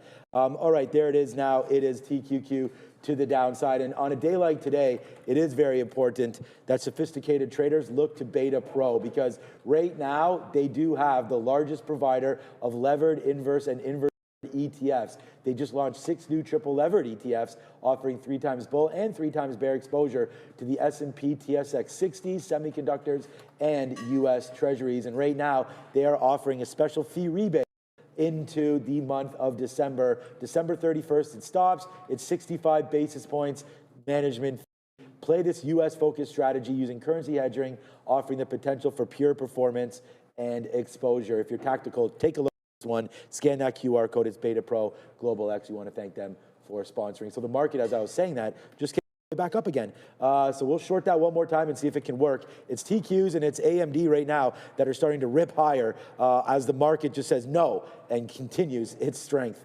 into the high side here. So yeah, big time market moving day. A little oppo of what I thought. So let's wait to see what we can do now with the TQs and AMD as we're both near highs of the day. Yeah, at least for now, Palantir is still holding under VWAP. Intel did manage to get back down almost to the low of the day there, but got to respect the fact that's going to be a higher low. So these are actually consecutive higher lows on the 3-minute chart. So reload a third time only if you get a really, really good price. And that'll have to be pretty much at 38 or a little bit above. The market is about to take out that top. That's just what's happening. Palantir is, oddly enough, not the reason why this is happening. That's a little surprising. I thought if we were going to break out the top, it'd be because Palantir did a bounce off that 10% level, but it's still kind of holding underneath that 190 in VWAP and that prior short. So really, it kind of feels like this one might still be a short. Like crazy enough to say, as the market is blowing out here. I'd prefer like an Apple or something like that to Palantir. Bitcoin. Look, I like the short in Bitcoin. I'm trying to be very patient about this because it's bounced off that 103.5. It hasn't even gotten to the pre-market high. It hasn't gotten anywhere near the prior lows, which is like 59.7. So there's a lot of room for this one to actually set up. But it's a couple of down candles, and then we've just been rallying like crazy going upside. So until this sets up, I'm not going to jump into it. Lumen seems like it's okay because Palantir's not breaking out, but that's just like a not yet kind of thing. At this point, the market is still trying to make its next move. If we break out the top, probably a good place to get out of some of these shorts. If they don't already stop out, none of them have yet. And if we fail this high, then I think it can be a chance to add on the way back in. Because right now it feels like the front side of the short, not the back side. Yeah, right now, oh man, yeah, the short is not right here as we continue to be short, especially in these TQs, as we're getting very, very close now to punching out of this trade at 114.20. So we'll be short the market here. Like, who was long the market there today? Like, wow, all the way to the upside as many traders there. We had Mitch talking about this is a time to go short, and you can see right now, yeah, that is getting absolutely destroyed. So I hope he didn't go short either, as right now the market just continues to break higher. Some of these highs. I still want to catch the short at some point, which is why we're trying it and then getting stopped out for 20 or 30 pennies. But look at this, man. The market just continues to extend gains one more time, man, all the way back up there to the upside. So there she goes. There goes AMD through our 255 level finally, right now, breaking that recent high. This was where we thought the trade could eventually stop, but that's not what's happening as it just continues to go, go, go. Oh, man, like AMD was down 4%. Now you're only down 2% and really, really getting going now. TQs go back to the upside. Remember, we were like, oh, it's not that bad. We're still above 25,000. Well, now you're almost at 26,000. As that was not well received, all that dump. And remember, we had a huge sell-off in the futures early, not huge, but we had a little bit of a move down, and we had that wipeout because all those imbalances were to the sell side. So let's not forget too much about that either, right? The sell side imbalances that were in place there. That might have triggered, obviously a nice move to the downside, and then this whoosh now that's come right back up. We had marked down here on the TQs 116. We're nowhere near that right now. But again, I was shorting this 200 period moving average, and that broke right there on the futures. Now we're starting to extend through. I still don't mind, like, if we could break back down below this area to maybe go short, but for right now, yeah, man, shorts getting barbecued up a little bit here so far today, including myself. So there it goes. We could go back to, okay, your shorts are still okay. Intel maybe, well, Intel's going higher too. Two things are happening right now. Yeah, they're all going. No, they're all going. Like, the market already broke. Like, these were faring better a second ago, but relative to the market, but they're going to break out. Palantir's at VWAP, and we're pretty much right at the high on Lumen. It's not the pre-market high, but it's this 11.15 area is going to be that top. My stop is in. I'm not gonna add again. We'll let it go. And then Intel as well. The third time was not a charm. At least we were in at a better price the third time, so we'll say green on it. I was kind of keen on this one being the weakest, and kind of felt like this was going to go. But for now, it's still under VWAP technically. But I see the market breaking out. We're just going to get out of Dodge and try to wait for a better entry. If there's going to be short still, you have to be very, very patient with it because you don't want to get caught in a wipeout bottom here. Bitcoin was the other name. The only thing I didn't trade that I plan to so far is Bitcoin. And thankfully, we stayed away from this. It just never really set up. The out of Intel did better on that one than on Lumen because at least I got the bottom on Intel. But this is a flat for me. For now, and I'm flat. So now we can kind of reassess. I don't really have long ideas. My gut reaction would be, like, the first place I was thinking, okay, well, if we're going to catch a bounce, the safest name would be Apple. And I look, and as the market's breaking out, Apple just pulled back. So it just pulled back volume weighted average price. It seems like this one is relatively strong. Let's see it close above VWAP before making that decision. I can add that one to my list, but I just want to see it to be a trend break now. We did this yesterday where you have your opening trades and then a trend is set up. And if I'm not in anything, then I look to revert that trend. And the first place I'll look is one of the names that I already traded. So remember, hit that like and subscribe, everybody, because I see that 21.4% of you are not subscribed. That means 21.4% of you can't put names in the chat or discuss with our community. 21.4% of you are missing out. It's just that simple. You could also be getting Shreef's Note every single day by getting a membership as well. Shout out to Shreef for doing that. Yeah. But the name that's top of this list, it's not Palantir. It's not Nvidia. It's not AMD. Hertz is on here. What? Really?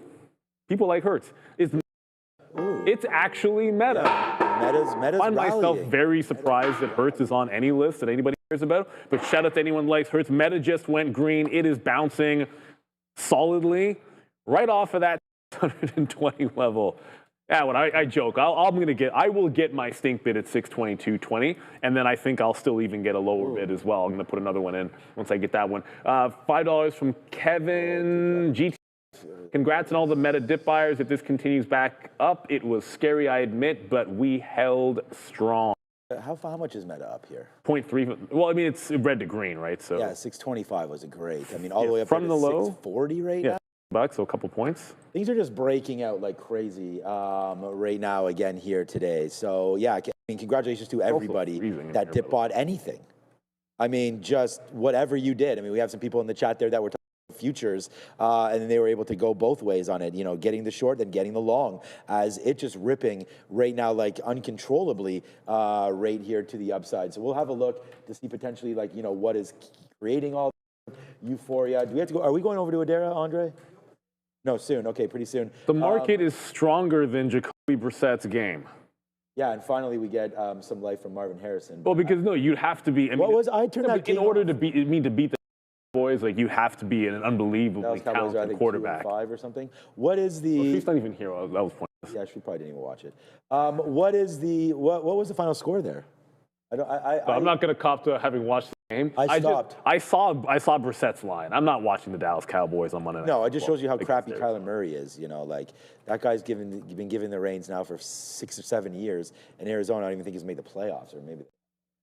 But all right, so we finally get up to levels here on AMD where we're gonna try again. We're red on this name, like big time red on this. Doesn't mean we can't make it back, but for right now, we're gonna have to just see if this futures one finally get themselves to a top and maybe relax just a little bit up here.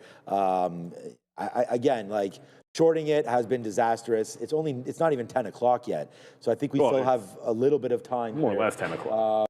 To go, and then we'll be able to regroup ourselves just a little bit. Tesla upside, as all names are, but basically all names got into the 200 period moving average. So if you go short, that's kind of what I'd be thinking in around there. And then now we can use the most recent highs as our stops, because the market's just got euphoric and now it's pulled back a little bit. Obviously, Nvidia is going to continue to work if the long works.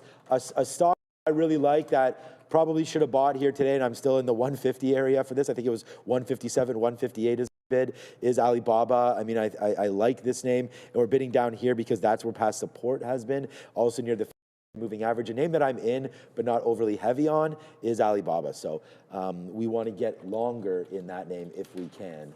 That's just a thought that I have there about Alibaba and what kind of investments I'm looking to make in the most recent bull run. Or bear run, but bullish for many of the names. And Alibaba's had a monster move up to 190, pulled back, was unable to get long there, and now we're going to think about it one more time. As of course, it's not an all clear for China or anything like that, but at least there's some talk there about a deal. And then as we potentially limit the chips that can go over into China, Alibaba could catch some of that as well, as they've been developing chips as well, their Quen model and things like that with their AI. But FXI there's the Chinese ETF straight upside today as well. So you're not going to catch any Alibaba as long as that keeps on going. Can I trade BTC for you guys? Yeah, I could, and maybe I should. I mean, I've always looked at IBIT, man, and it's just today, obviously with this most recent move higher there, I'm still negative on everything. So I'm not like ready to get more IBIT or more, Bitcoin into the account yet. I like to see what it does at 100. But this isn't a horrible level, 59.50. It's just you got to think about which way do we really think this market is going, right? And if it is going back to the downside, then yeah, I don't really want to look at IBIT right now for any kind of a long. So yeah, IBIT, great call. We have lots of traders. We all look at it. So if that, I just actually went short at the pre-market. there it is. So Neil's short into IBIT right now. So yeah, we're all over it. Yeah, I waited for 2 levels for myself. Like if I'm going to wait for it to get to a key price and start to slow up, it goes right to the pre-market high, makes a topping wick. Not a crazy topping tail candle. Probably should have only gone once, not twice. But the stop is pretty tight, respectively. Like if it breaks out the high, just jump at it. I also reloaded Intel. Well, I mean, Intel's like the only thing that isn't breaking VWAP that I'm watching right now. Everything else on my board has broken the volume weighted average price to the upside. Intel's still underneath, so that one seems like a bit of a short. And Hertz, by the way, I was joking about it, surprised that it was on the board. It shouldn't be. Like Hertz has a decent short float, and they did beat top and bottom. They reported. That's the reason for this 34% move to the upside. And it's a strong day. We're going to Adara, but it's a strong day when even Beyond Meat is up. Of course, they caught the day that I didn't pay for locates, a problem I will rectify as we go to Adara.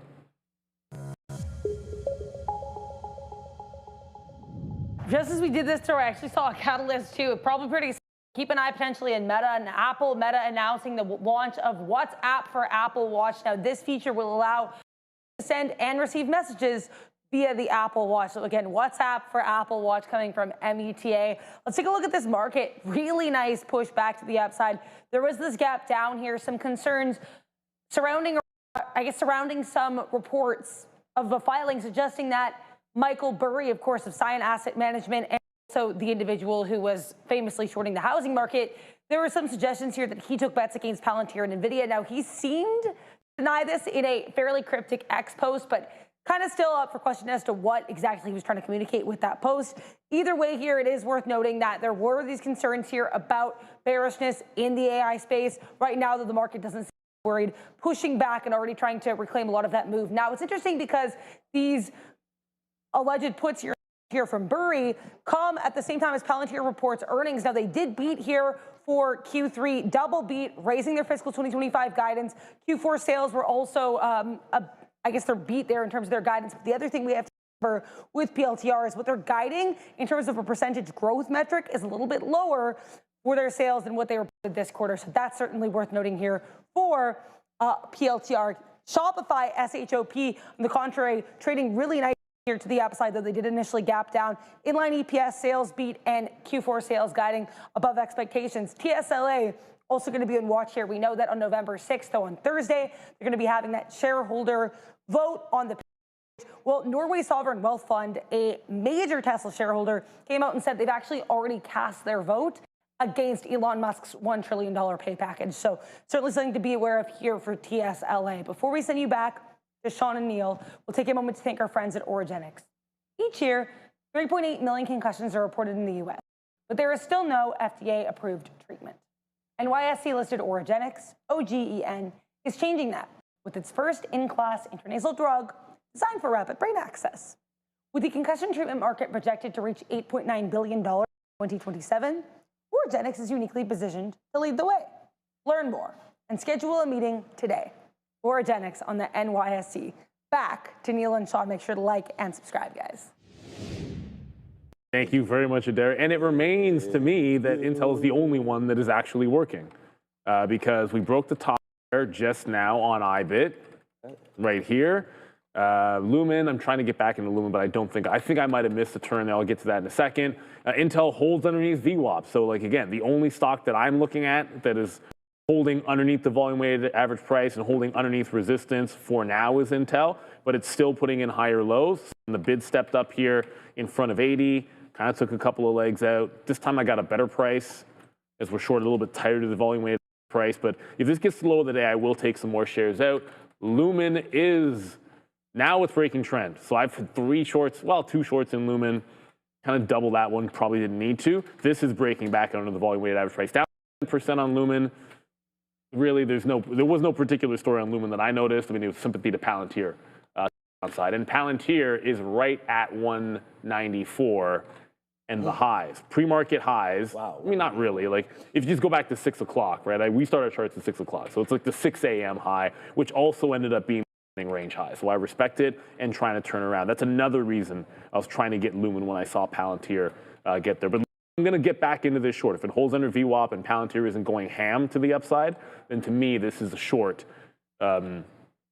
Resistance, that prior day high is still pretty good there. I feel like there's so much potential for this to go down. If the market keeps going up and this loses it, I could see 10% down on Lumen, just given where it's come from before. Like, you look at the last few sessions, like, why couldn't it at least get down to this prior high at 1030? Yeah, no, I like that call on Lumen there for sure. But I mean, you know, you can just trade the Palantirs of the world, obviously, and the AMDs and all these kind of stocks that just continue to move, especially Tesla. Almost got to 460 right there again. I'm trying to let this die down a little here and see if we can get a move back in for AMD. We just reloaded the short again, and now it's finally make a little bit of a lower move now, finally, for advanced micro devices. So I'm waiting at 254.81s. Oh no. 81, believe it or not. I put this there 20 minutes ago to try to make that play. Hopefully it comes in. There it is. Okay, good. Yes, sir. Finally, man, the weed Batman. I don't know why we hit that, but there it is. Nice downside play here for advanced micro devices. We finally start to crack a little bit lower on that one. If you guys are ever interested in, you know, possible move back for names, I mean, we talked about what's been so strong in Meta. Look at Google, look at Amazon, names that also came out with, I mean, Meta did not come out with, well, their quarter was fine, but not received. It's still going upside right here for Google as that continues to be at days high. So that was another name that I discussed in possibly buying dips and whatnot. I'm going to get out some more AMD as that's really making it back in for us. So that's going to be a good one. And then the other name, of course, was Amazon.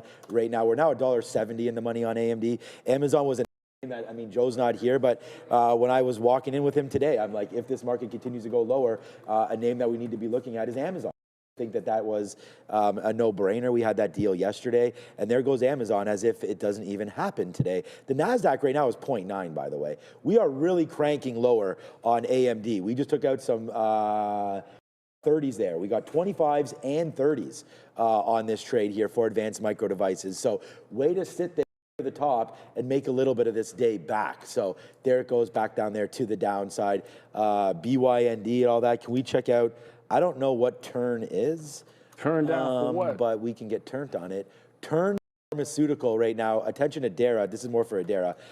What do we got on turn right now? Because this is called Turns Pharmaceutical, and it is a nice move higher right there. And no surprise, you know, probably some clinical study there. It's a day two play. Yesterday, $14, up to $17, just extending through higher and higher and higher. We like this name. Turns today, if you are looking for a name a little bit outside of the norm. Let me see what the short flow is. Probably huge. Yeah, 11, 12% there. Float of 87 million. So there are some common shares available here for TERN. Nice move to the high side of Dara. We'll find the story on that for you. But thank you again for the super chat. Yeah, we did good to get out of some AMD there. Let's see if it gets a little lower. And the market's trying to get lower as well. But the reality is, I don't like. Okay, fine. Like, some things are working. Intel just got to the low of the day. But when I look at the Qs, that's a pretty strong open. And if you dip and we pull back, you're looking at like these overnight, like the 130 top here at 25.8. If you bounce off that, well, guess what that is? That's higher lows and higher highs. So as we come back into 25.8 here on the NASDAQ and on the ES, watching the ES, it's like 68.25, whichever one you watch. Prior resistance turning into support. That is an obvious place to start thinking about if you haven't taken profit out. Intel's fine because that's at the low of the day and it's relatively weak. Beyond Meat should not care what's going on with the market. I was just shorting out that off the 150. I'm now short again at $11 on Lumen. I'm going to give it right back up to the volume weighted average price. But if you're looking at some like a name like an Nvidia, whoops, got to go NQ here. If you're looking at a name like an Nvidia, as it's pulling back into its support levels, keep an eye on those Qs. If they bounce that higher low, you could really start to see these confirm this bottom that we've made. Like Nvidia is almost a perfect example. 202 right the bottom, liquidity grab, and now you could bounce above it. So as we started to come in here, I have my eyeballs to see if we put in that high low. And if we do, I got to start thinking about where I actually like a long, because I don't have any long ideas right now. And I want to find something in case that happens that isn't just, well, I like Apple kind of, and it happens to be at V. It's really the only thing that's halfway sticking out to me right now, to be honest with you. And it's not even that strong. It's actually red on the day. Going to keep hunting for something that might be a long if the futures make that bounce. Okay, we're now pretty huge now, over $2 in AMD as it's trying to break through. Well, it has to break through 54, and then we'll get that $2 mark. I was going to look like MR. We had been talking sort of, okay, now we're starting to, I don't have any bids in the 250 area, so I'm going to put something down there in the 80s on AMD. But SMR was a nice move, man. Right to $40 and then bounced off of that. So that was a good short there at a key level of 40. So that would be something, again, if the market does rally. I want to fade all the pops. So I'm not necessarily looking for longs. I'm looking to fade shorts, fade strong names. So which hasn't worked early. We know that, but we're in it now, finally, with advanced micro devices. But right into there, SMR, this little area here of $40 looking pretty good to me. We can have a look at other nuclear names like Oklo, as that's into 119, 122 there as a top for Oklo. Yeah, Randy's not coming to get coffees. All right, and then there goes Oklo downside, again down 6% for this name. Check out some of the quantum names, as I know that that's been on traders' minds here today as we get a little weaker in the quantum space now, down 4.5%. And we worry a little bit that, hey, man, things that don't actually make money are a problem. And we talked about Big Bear AI coming on the 10th, so that's going to be a problem for them. Yes, AMD, go get low.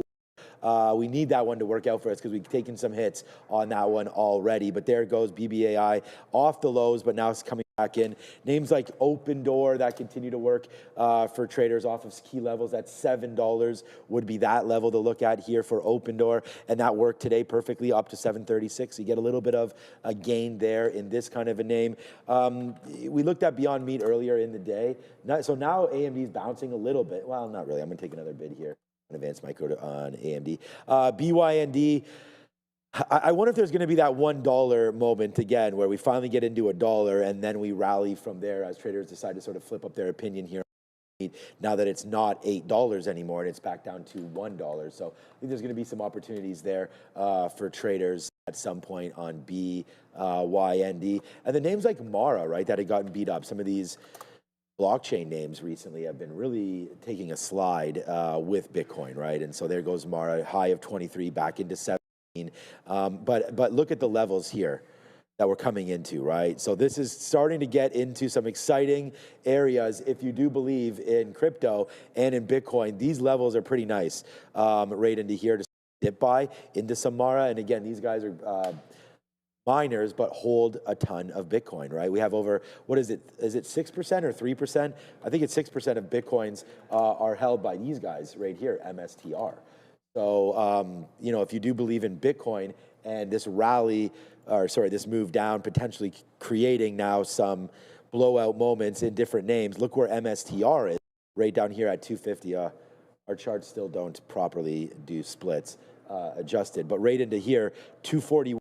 Change downside for MSTR, looking like a potential buy zone there, especially if you do believe in that buy zone of Bitcoin at 104 and change. Look, it's been a nasty ride for many of these names, including Solana, including XRP, including Ethereum. Here's a 24-hour clock, basically, down 3%, 4%. Look at the 7 days, right? Ethereum down 13%, Ripple down XRP. I know Ripple's the product, XRP the coin, right there, 2%. Binance, right? What's up, CZ? I thought you got that little thing from Trump there, that pardon. Solana down 17%, down to 160. Like that is low. That's high was 250. So you're coming back a lot over there. We're not worried about USDC. And then Cardano, 54 cents. Like most of these bigger names down 15, 16+% right now on the broader market for crypto. We do have a quick little look on what the indexes are doing and what the sectors are doing right now. And let's just have a quick little look. There's only bright spots right here, the financials today. We do have some healthcare names that are starting to bump up. I like AbbVie. We've talked a little bit about that. Let's hold on a second. We do have a nice little move back up here in advanced micro devices.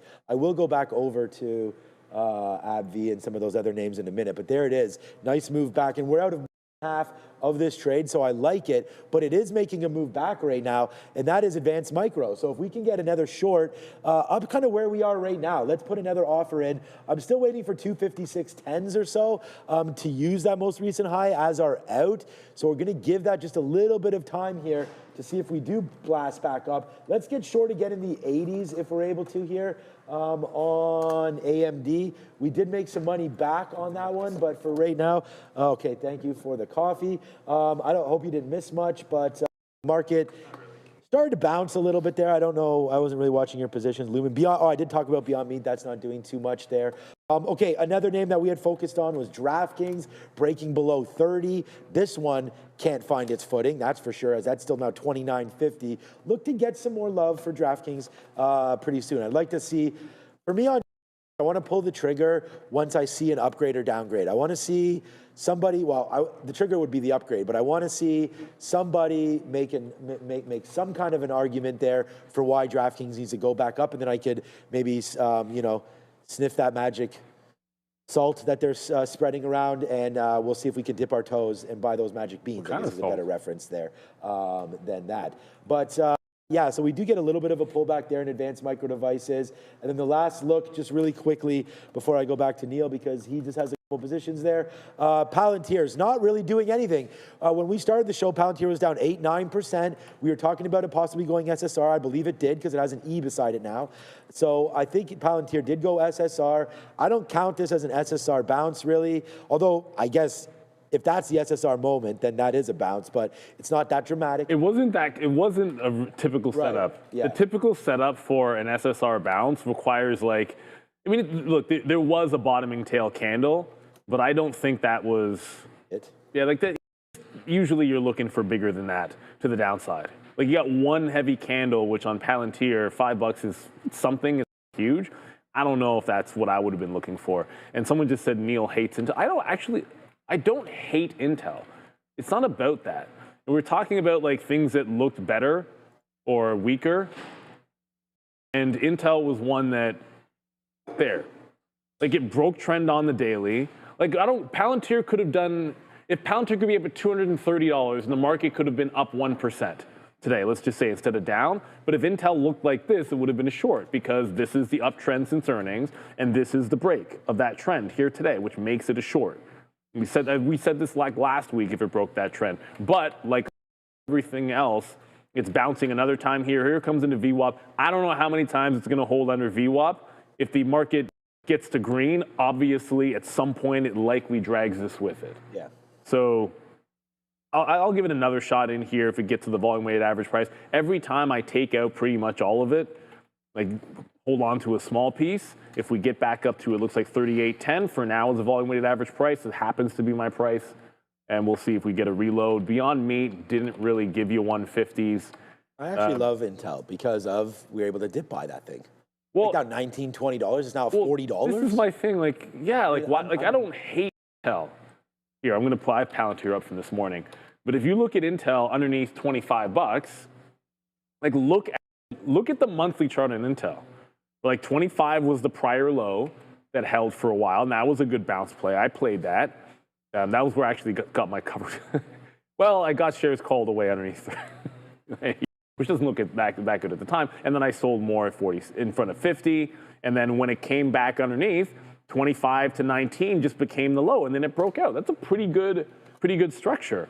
That said, I could also draw you this trend line from the local high here. And it's because it's not the all-time high, that's back here. And that's lower highs all the way through, so it's rejected that. So to me, it just turned into a short. Trust me, I don't hate them. I think they have a lot of work to do, but I don't hate them. So I didn't get any 50s on Beyond Meat, like I was saying. I was able to get 47.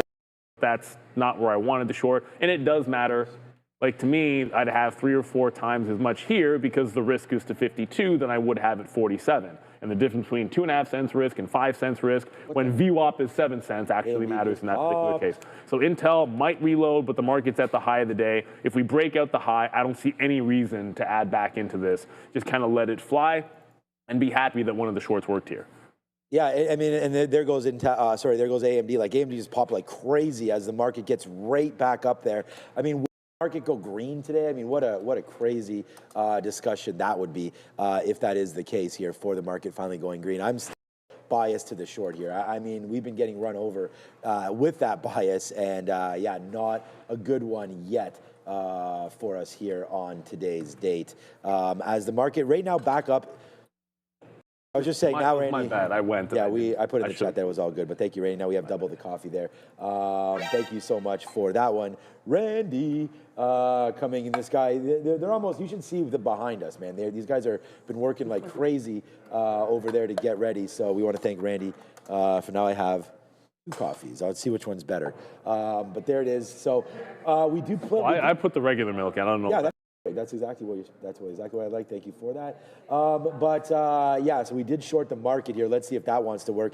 We're actually fine on the market short. It's the AMD that's blowing our face off right now, as that just took it out up to, like, wow, that went to 256 and change and then just woofed all the way back in again for advanced micro devices. I like the 255, 254 short. It looks like that's still playing right now to the long side, not the short side. What's up, Adara? Time to talk about these small caps. We'll start here with BYND. Of course, this one was a recent meme runner. Yesterday, they were down, delaying their earnings report.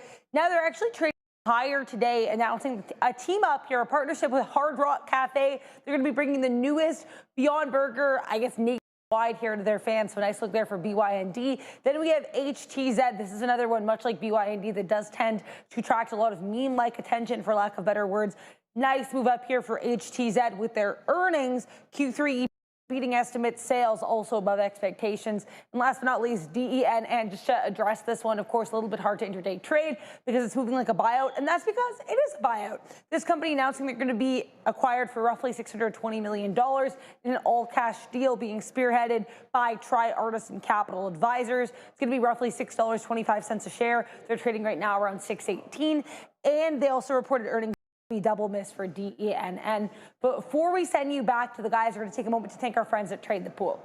For too long, trading is making your own money or never having enough to start. The fear of losing. That's what kept so many traders on the sidelines. But that is changing. Trade the Pool is transforming how traders access the markets. With its limited risk trading model, traders use funded capital while Trade the Pool absorbs the downside. This allows traders to focus on what truly matters: discipline, consistency, and growth. When you hit the profit target, you keep 70% of the profits. No fear, no barriers, just real opportunity. And that is the revolution of limited risk trading, powered by Trade the Pool. Visit tradethepool.com or scan the QR code now. Get 10% off your first evaluation. Back to you. I'm just going to, thanks, Adara. Yeah, Trade the Pool, we did have Mitch on. I want to thank him for all of that and his guidance this morning on going short everything. But of course, you know, do your own thing. I mean, I've been going short everything as well. So here I am throwing shade on this because I am short, and I know that it has not been a good ride, but some names maybe have been. You got a great name over there, Neil. I mean, it was one of the ones that SoFi, right? Literally, yeah, exactly. That I literally had as a marker. I mean, yeah, beginning of the morning, we talked about some names. I want to buy some Samsara on any dips. I want to buy some SoFi. I want to load up into SoFi. Like, I'd almost rather dump my JPM trade and get into SoFi. That's how much I like it. So we're going to wait on some SoFi. But yeah, look at that. Fintech is, well, not fintech. Old financial names are just, I don't like the credit cards as much anymore. I'll still always hold some of the big banks, but I think, you know, we know what the future is. SoFi in the 50 period. I have a lot of stink bids today that I'm going to be reassessing at lunchtime that I thought were a higher probability of maybe filling in this week. But if we go and hold green, that changes a lot with regards to like names like SoFi and Meta, which whatever, it is what it is. Like, you know, you get out of things to then try to buy them back on dips. And I never got out of SoFi, but I did sell like 20% of it. So I'll be mad at myself if this breaks an all-time high and I don't get anything back. That's how it is. This is way too far away from VWAP. I'm trying to tell myself not to short this. Don't short this name, Neil. I'm just speaking out loud. It does not qualify. Like, to me, the kind of things that are working are the names that can't break a resistance level. Like, I will Beyond Meat. I will add to Beyond Meat if it fails VWAP. Intel is still trying to hold under VWAP itself, so this counts as a weak name. But the market is entirely too strong at this moment, and I see look, I keep looking up at the visualizer, and Meta's #1 still, and Hertz is #2. So it hurts me to say this, but this is Nice. It actually doesn't hurt me to say this. So I could care less about Hertz. I just thought the pun was okay. But this is a pretty decent squeeze breakout here on Hertz. Any way you cut it. Like, there's no getting around it. Hertz is definitely on one. I got to double check the actual short float for myself. I do remember it being quite large. Let me just do that. They did report this morning. That's the story. But I mean, whatever. I don't even read the report. Nothing about this report is why it's up 38%. The 43% short float is why it's up 38% here on Hertz. So I was looking for some kind of an obvious resistance spot where you could sell it, because let's be honest, when it's a squeeze name, a lot of times it's going to revert, especially if the market stays strong. Like, if the market ends up trending up and all these quality names are dip buys and trend longs, I don't know how much I believe in a squeeze name to hold up all day long when there's better places to put the money. So, my gut reaction is to try to spot that this is worth a reversion. I can, but I can't. Yeah, I'm not long it's a bull market. I can believe it because we're a bull market, but then I can't because I don't have any long ideas today. Let's go back to Adara. Keep an eye here on Eli Lilly and Novo Nordisk. These ones just got to pop a couple minutes ago. Endpoints reporting that Lilly and Novo are nearing deals with the White House on obesity drug prices. LLY and NVO, latter of which reports tomorrow morning, going to be in watch again. Endpoints reporting both companies are nearing a deal with the White House with regards to drug prices, specifically for obesity. Back to you. Yeah, that's the fear, is like trying to flip long at some point here, because you wonder about where this top exactly is in the market again, because we just took out the top in the Qs again. So there it goes, man. Nice upside take one more time here on the TQQs as we continue to battle all of these names here today. If you're short, you're battling. If you're long, you're laughing. Palantir now back to 195. I mean, this was 195 2 days ago. Oops. My mouse is slow. Right into here. So we were just here, right? And we blowout number yesterday all the way up to 220. So that's going to be the outlier up top. But there goes Palantir today, now only down 5%. Like, we should have thought that there was a potential for this move to sort of retrace back in. And the reason why I say that is we did have, it was performing underneath what the expected move was. So we are looking at 10% plus or minus there on Palantir. So the fact that now we're starting to blow upside on that makes a little bit of sense. It didn't, again, the flush is the flush. We saw some big sell imbalances early, and then everything sort of caught a bid almost right away, like at 932, 933. The market really started to bump higher there. And Palantir kind of leading the way, as we do know that this is a big cult stock. The next big sort of cult stock that needs to be talked about, I guess, is a little bit of Tesla. As that's a big name too, and that caught a bid huge in the first 3 minutes, right? 448 all the way to 460, $12 straight to the upside. I think AMD's upside move might even be longer than 12. That's 47 to 57. So yeah, they're about that $10 move right there for Advanced Micro Devices, ahead of what is a report tonight for them. So we'll wait to see. This is going to have to break through for me back to the downside here at 256. So if that can break back down below 256, then I think we'll try a bigger short here on Advanced Micro Devices. But let some momentum finally hit the name and then go short on here, as we just heard about Eli Lilly from Adara, and that is really spiking upside. Wow. I mean, good to be involved in this name for sure, as they get a pricing deal now with the White House. There it goes, man. Eli Lilly, hell yeah. 1, 2, 3, 4, 5. And again, diversification. There's nothing stopping that thing. Yeah, I don't know what's going to stop it, other than the fact that I think they need more drugs in the pipeline, and we need to hear some more. They have the one thing. I think. Yeah, but there's so much competition now for the thing about it is they're the best. They have the best, and they have the leadership, and they're also the ones that are big enough to scale right now successfully, which is that those are huge advantages. So when you throw in the fact that what they're going to discover is how much these drugs in reality can lower the cost of healthcare for other health reasons. And so, yeah, they're a bit expensive, but when you realize, but when you're on this and now you're at lower risk of this and you're lower risk of that, it's just, I think there's a lot more potential there. There is something which is not working back to the upside like you would expect with the market, you know, holding those highs. Uber is still down. They're not buying this one up that crazy. It's off the lows, but it's very barely filling in the gap. Again, it was some broken record, but there was nothing really bad that you could point to in the report.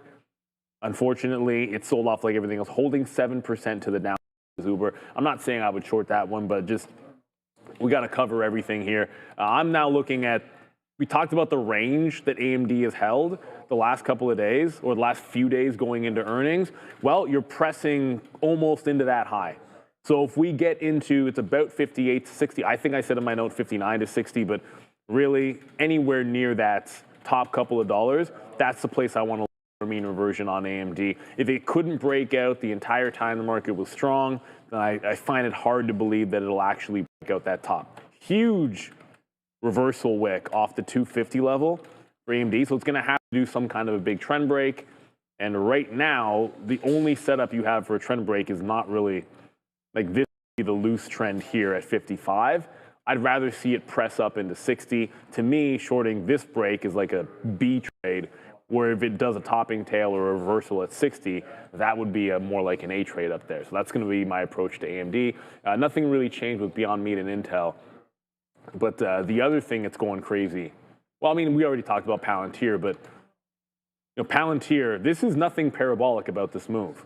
Like, this is not ripping the face off of shorts. It is actually just steady, almost programmed 45-degree angle buying. Like, it's like you draw a line of bet. The reason I'm saying this is, to me, when I look at a chart, if it's got like a line of best fit that's like 45 degrees, that just tells me that it's very controlled and normal buying and nothing crazy about it. And it's hard to short names that have, like, I want it to be, if you're going to short it, I want it to be steeper. But Palantir's not setting up as a short at all. I'm sticking with, like I said, I'm going to stick with myself, just held under VWAP. So I'm going to reload this one and keep doing that as long as it works. Yeah, well, I mean, the only position I have now is the futures, so we're going to go short that and take some cover here as we're 30 cents in on that. I mean, this has been the only thing that's been working. The only other trade that I've had is this AMD short that we've just keep on taking, not working. Wow, Eli Lilly now 9.15 hearing in our ear. No stopping. As that continues to work higher, man, you could look at a stock like NVO as well. So, I mean, that should work just the same way, right? It's the same kind of a story there. As there goes NVO and there goes Eli Lilly. I am going to go short on AMD breaking 256. So if that comes in, watch out for that. Here comes the futures. So we finally have that one. So we'll see if that can go into the gates of hell as we're finally starting to turn around a little bit here on the NASDAQ. Finally, right? Maybe we do get that final push. We meet the final boss down there somewhere, 114 or so. I mean, we could retrace all the way back. That would make a little bit of sense there. And if that does retrace back, then you do have some Palantir opportunities as well for a back-ended trade there. Yeah, just a quick little look at what the major markets have been doing. We were looking at this earlier. Finance leading the way today. JP Morgan, we saw SoFi bouncing as well. Goldman, Charles Schwab, nice upside moves. Morgan Stanley 161. A MasterCard, all to the upside here. So if you're hiding out in financials today, you good on that one there. The healthcare technology names, we just talked about that story there. Some White House news for Eli Lilly and Novo Nordisk and some of these names with proper funding. Merck there up 3%. That's been a beat up name for sure. We like Merck. Let's go check out, again, Tesla's down 2%. I want to check out some of the energy names right here. So you can look at XOM down 0.6, CVI, they're all red, right? I don't know what's going on with Marathon there, but that's down 10%, so that's kind of yucky there. So maybe some news there. Valero also down 265. Derek, can you find out about MPC? Marathon Petroleum, I believe, is the ticker, the name. Oh, they there. reported. They reported, okay, so. Earnings, EPS miss, sales That's the only beat. reason it would be that bad. EPS miss, sales beat, okay. They're not being rewarded for that. Palantir down 6 on their earnings call. Thank you, Adara. Oh, hold on a second. We have a button for that. There it is. Thank you very much, Adara. All right. There it is. Now we go short on AMD and immediately bouncing back to that 256 area. So here it is. We have a new position alert. We're short right now, 256. Well, we have 93s here on Advanced Micro Devices. So let's see if we can get a little lower on this one here. But yeah, not so good so far. We were just waiting for a key level to finally break on this and see if we got some momentum to the back end of this trade, but it doesn't look like it as it holds that 256 for now. Just trying to stop me out, that's for sure. Trying to run a little bit higher against me now is Advanced Micro Devices. So we're not going to trade it with a huge amount of shares, but I liked finally breaking through on some kind of support instead of just averaging up against it. The only time it actually worked is when we finally started to dance around 256. That's why we choose that short now. And right now it's choosing to go against us. So be patient. I'm going to try to be patient with it. Right now 256, definitely not holding the short here. As we tried it and not working out. Futures did work out for us as it gets into the 50-period moving average and then completely bounces, which is hurting this AMD trade. But let's see if the futures can also get back to the downside. It looks like we might have just bounced off of key levels all over the place right now. So TQ downside for now, but holding bid. So, and then there goes again. Looks like we punched the short, and that was a good long for AMD there at 256. So I just thought, hey man, if the market wanted to retrace, this had a good chance of doing that. So let's hold out on it and give it a couple breaths before we stop out here on Advanced Micro Devices. But it is Rip City to the high side here on AMD. Yeah, well, this might be the countdown for Intel, I think.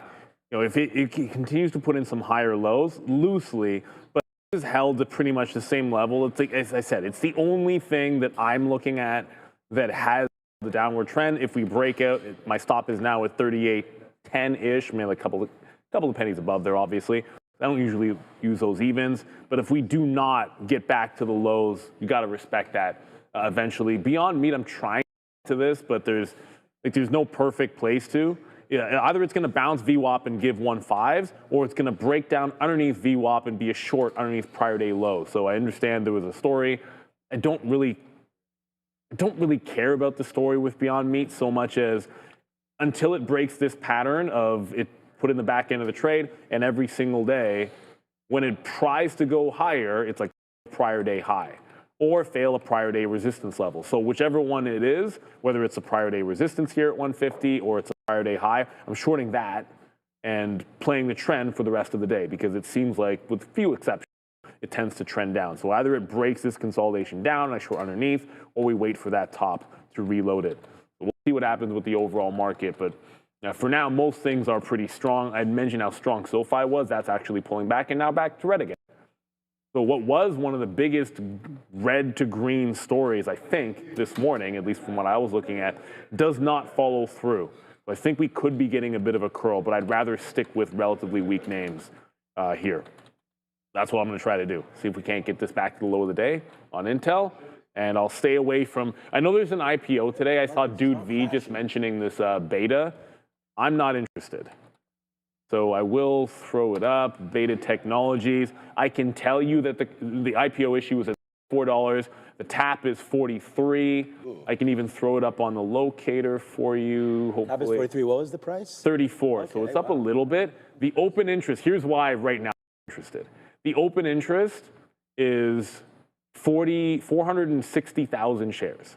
The total, like the paired volume is 440 and a 20,000 buy and balance. That's a very small amount of interest. Usually we're looking at millions of shares for the opening print. This is under 500,000 right now. So that doesn't get significantly bigger. I'm not going to be a big fan. I like the fact that it's trying to open 20% higher. I don't like the fact that it has a small open interest. Liquidity could be a bit of a concern, at least right now. I mean, this could always jump higher and be a few million shares by like 11 or 12 o'clock. A little bit of a concern is AMD bouncing off 256 for me. We got a couple outs at 256 because we were able to get some more shares there, 30s, but still waiting for much lower here on Advanced Micro Devices, and just got to be patient with it. We were getting some more out of our futures trade as well. Okay, what else are we going on? What else are we trying to go on with here as the day continues for us? Yeah, some talk about Marvell's hanging around $90 as well. So that would be that, you know, hasn't really had a bad day today. It's up. So Marvell there could be a place to look for if we're looking for some strength in some of the names, especially in these semi space. As Marvell upside there, we could check what Broadcom's been up to. We've really been looking, for me, only at AMD, so I don't really know what else is going on. Broadcom up 1%, which we should always, you know, if you're going to trade the chip names, you should always keep in mind, you know, been happening. So like actually Nvidia did have a pullback. Like AMD is not pulling back at all, which is a little bit opposite of what I had thought would happen. I thought Nvidia would maybe be a strong one. If I had just sort of put my sort of hat here and rested with Nvidia instead of AMD, we would probably not have the same fate as we've been having today. But there it is, downside for Nvidia. We'll see if AMD can follow suit with that one. It doesn't look like it now. As we get right back up to 257 again, oh boy. We're going to have to stop out if it breaks again. Like, we just keep on stopping out near these highs. I mean, we haven't stopped out at the complete highs. We've gotten some pretty good outs, but the only real victory that we had was around 10 o'clock, where I think we had some numbers there. The market did fall back in. And yeah, for right now, that recent short of 256 right there for AMD. Thought maybe we were getting top heavy here. Does not look like it, as the NASDAQ also wants to remain relatively strong. So yeah, not a weak day like I think many of us sort of thought it was going to turn out to be. The NASDAQ's almost all the way back, and part of it, I mean, Meta, what a good bounce play that was over the last couple of days. I mean, it was 627, 620, I guess, yeah, 625 might have been the very low, but that into today. This is starting to fade just a little bit right now as Meta got all the way back to 645 there today. What a name. Meta continues to push higher. Okay, we're going to have to watch out here as AMD's at the highs again. What's up, Adara?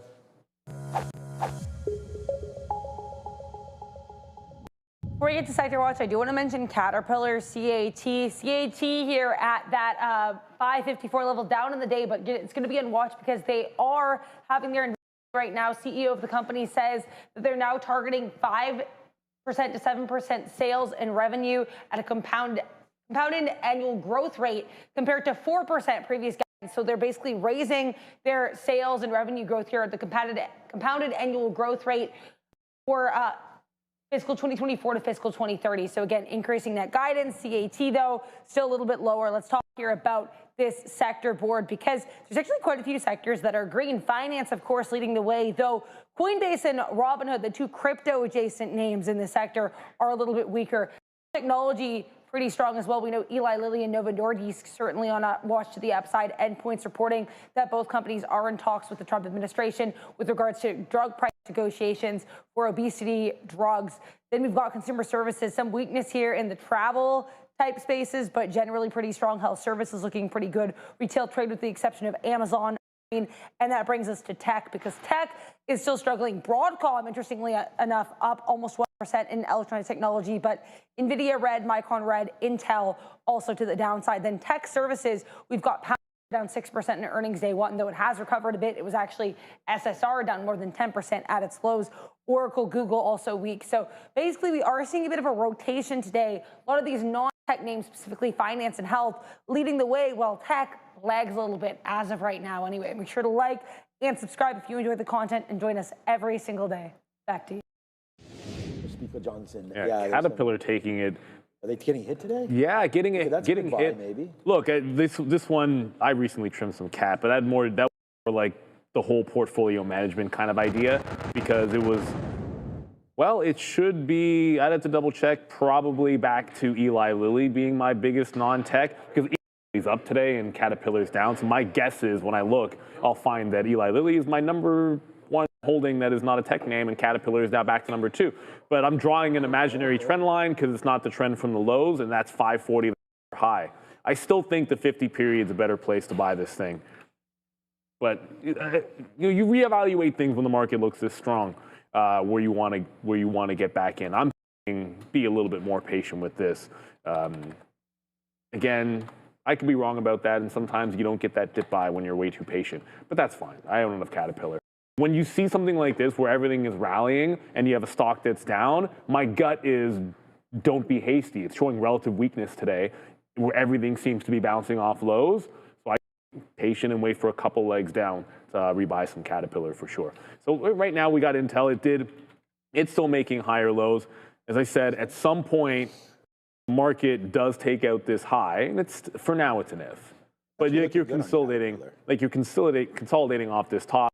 Break out the high. I would suspect the last trade on Intel is going to be a losing trade. It hasn't happened yet, but it's only a matter of time. The way the market's going, we keep on rinsing and repeating, and for now it's working. Beyond Meat did the not test back to 150. It broke swap. So if it consolidates under, I'm going to start shorting underneath the volume weighted average price to look for it to just go right back to the lows. It has a way of getting to the lows on most days. News or no news, that's how it is. So Jameson in the chat just said Mara is green. I feel like a lot of things probably went red to green here.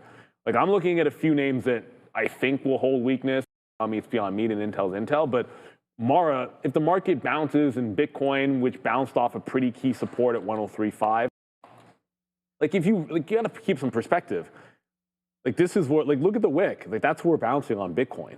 So it would make some sense if that ends up holding, that you're gonna get a relief rally. And the names that are like the miners that have the short floats in them, you know, be able to hold green here, like Mara's back underneath or back above prior support, didn't quite get to the 200, but that's a good bounce. It's a good bounce area for Mara.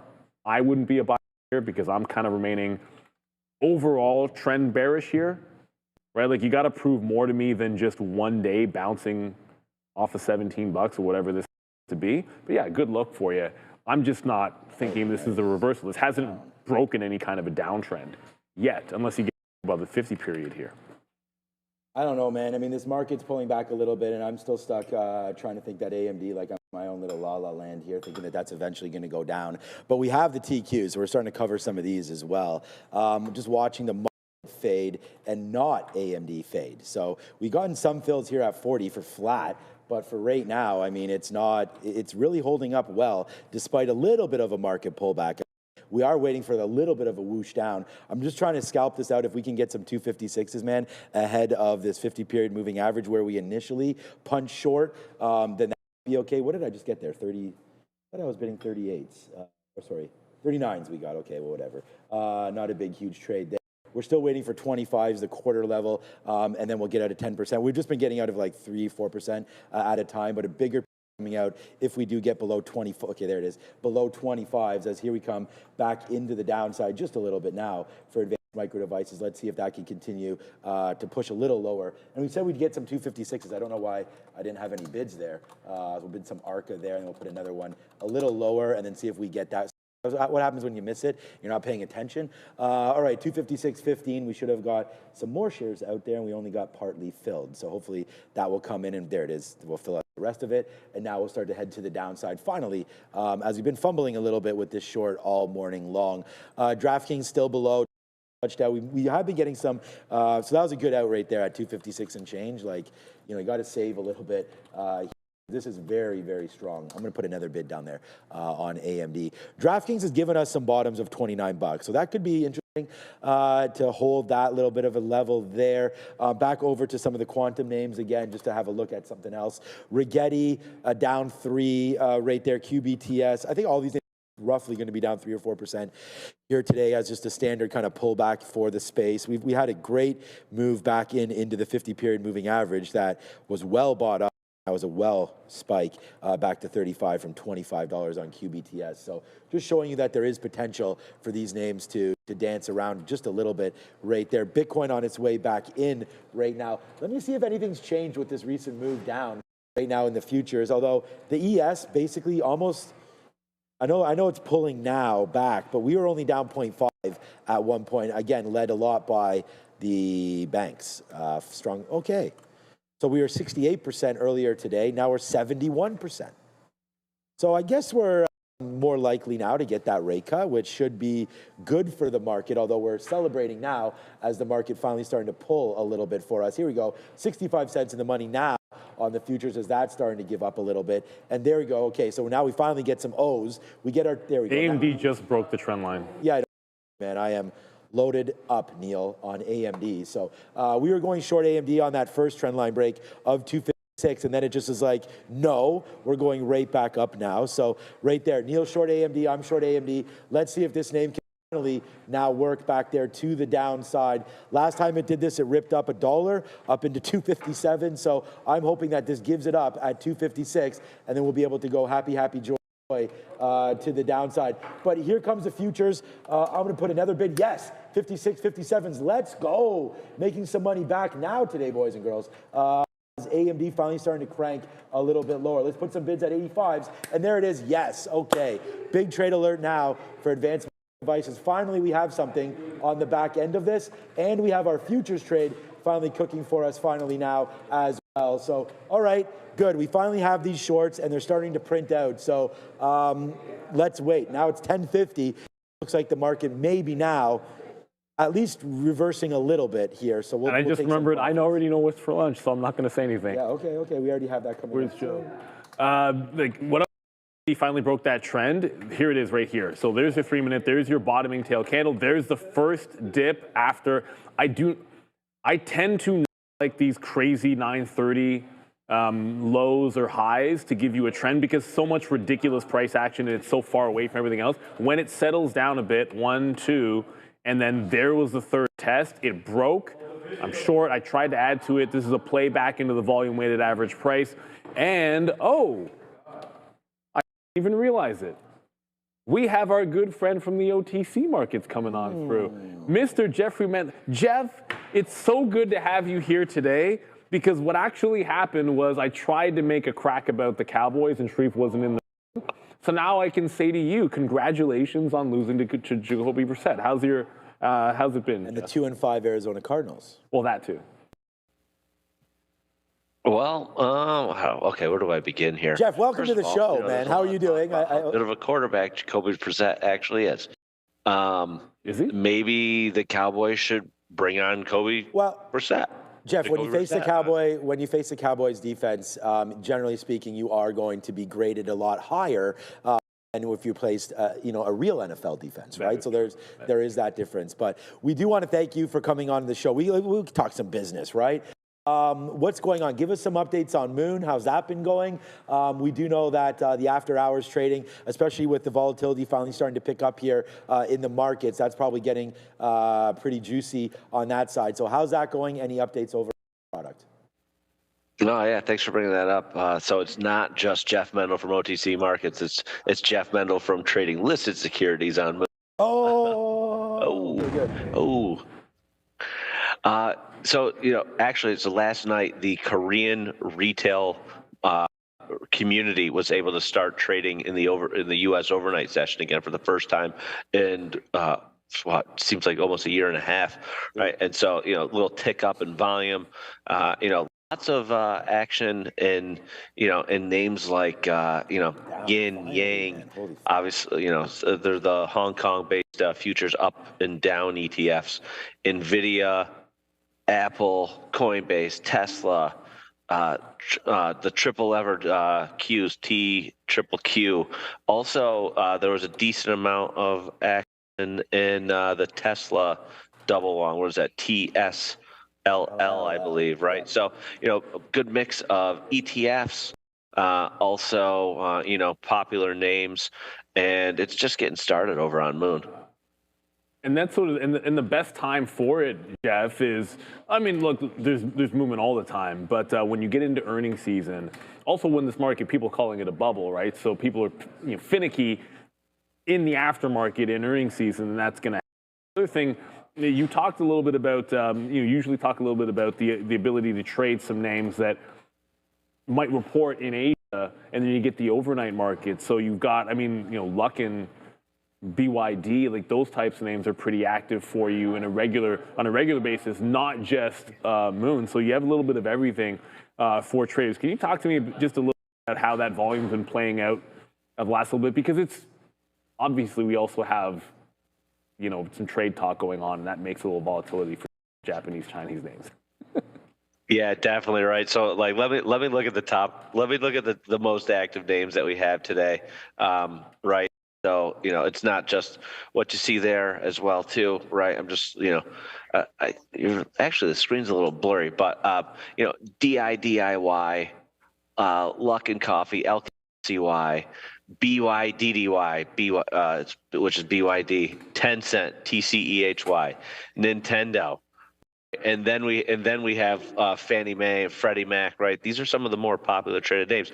The first few of which are all APAC-based ADRs, right? And so a lot of activity on those names. SoftBank, SFT, BY also up there as well too. So this OTC markets where these names trade off hours, right? Or so during the daytime here in the U.S. And so, seeing a momentum there, just meaning from like activity trading wise, throughout this entire year. It wasn't just the springtime on Liberation Day. It continued the summer, and now a lot of back and forth going on right now with a tariff pause maybe with China. We're going to continue to see a lot of activity throughout the rest of the year. Yeah, it makes a lot of sense. Now, can you talk to me, like everyone's expecting at some point, next year, the markets to go to 23.5. I can't call it 24/7 because it should be 23. Before that happens, how do you see that playing out as maybe more people ramp into the notion of trading more hours? Do you see the aftermarket picking up? Because the way I see it is almost like it should be a steady increase to the point where you get to the 23.5. Like we don't have the ability across the board. You've got a few places where you can execute. Now you guys are one of them. But do you think we see a steady increase in aftermarket volumes till we get to that point and then a possible explosion? Yeah, so right now, a few years ago, right, this was a very small marketplace. We're talking 8 p.m. to 4 a.m. Eastern time when the exchanges aren't open, right? And so, now, today, I'd say on average, there's probably about $2 billion worth notionally traded every night. What I think is going to happen is I think the new average is going to be probably $4 billion to $5 billion. With with Korea coming back and also new places or new regions around the world getting into it. And so really I think that's what you're going to see next year. You're talking 24/5, what about 24/7? It already happens with crypto. It already happens with all these people that are trading, just trading in general, right? They're doing it in other classes, other asset classes. Why not equities? Absolutely. I just want to remind everybody, if you want to learn more, you can go right to the OTC site and you can get eligible securities, understand more about the products, how the liquidity works there. It's all available for you. It's up on the screen. And if anyone's curious, you can always we can always put the link in there as well. But I know you're looking at a few individual names there on the OTC as well, Sean. Yeah, no, you like some Tencent. I know you like. And I do want to say to Jeff, like that's a spot we talked about. some of the valuations here in China recently with the deal over the weekend, and the OTC market is a great spot. Tencent,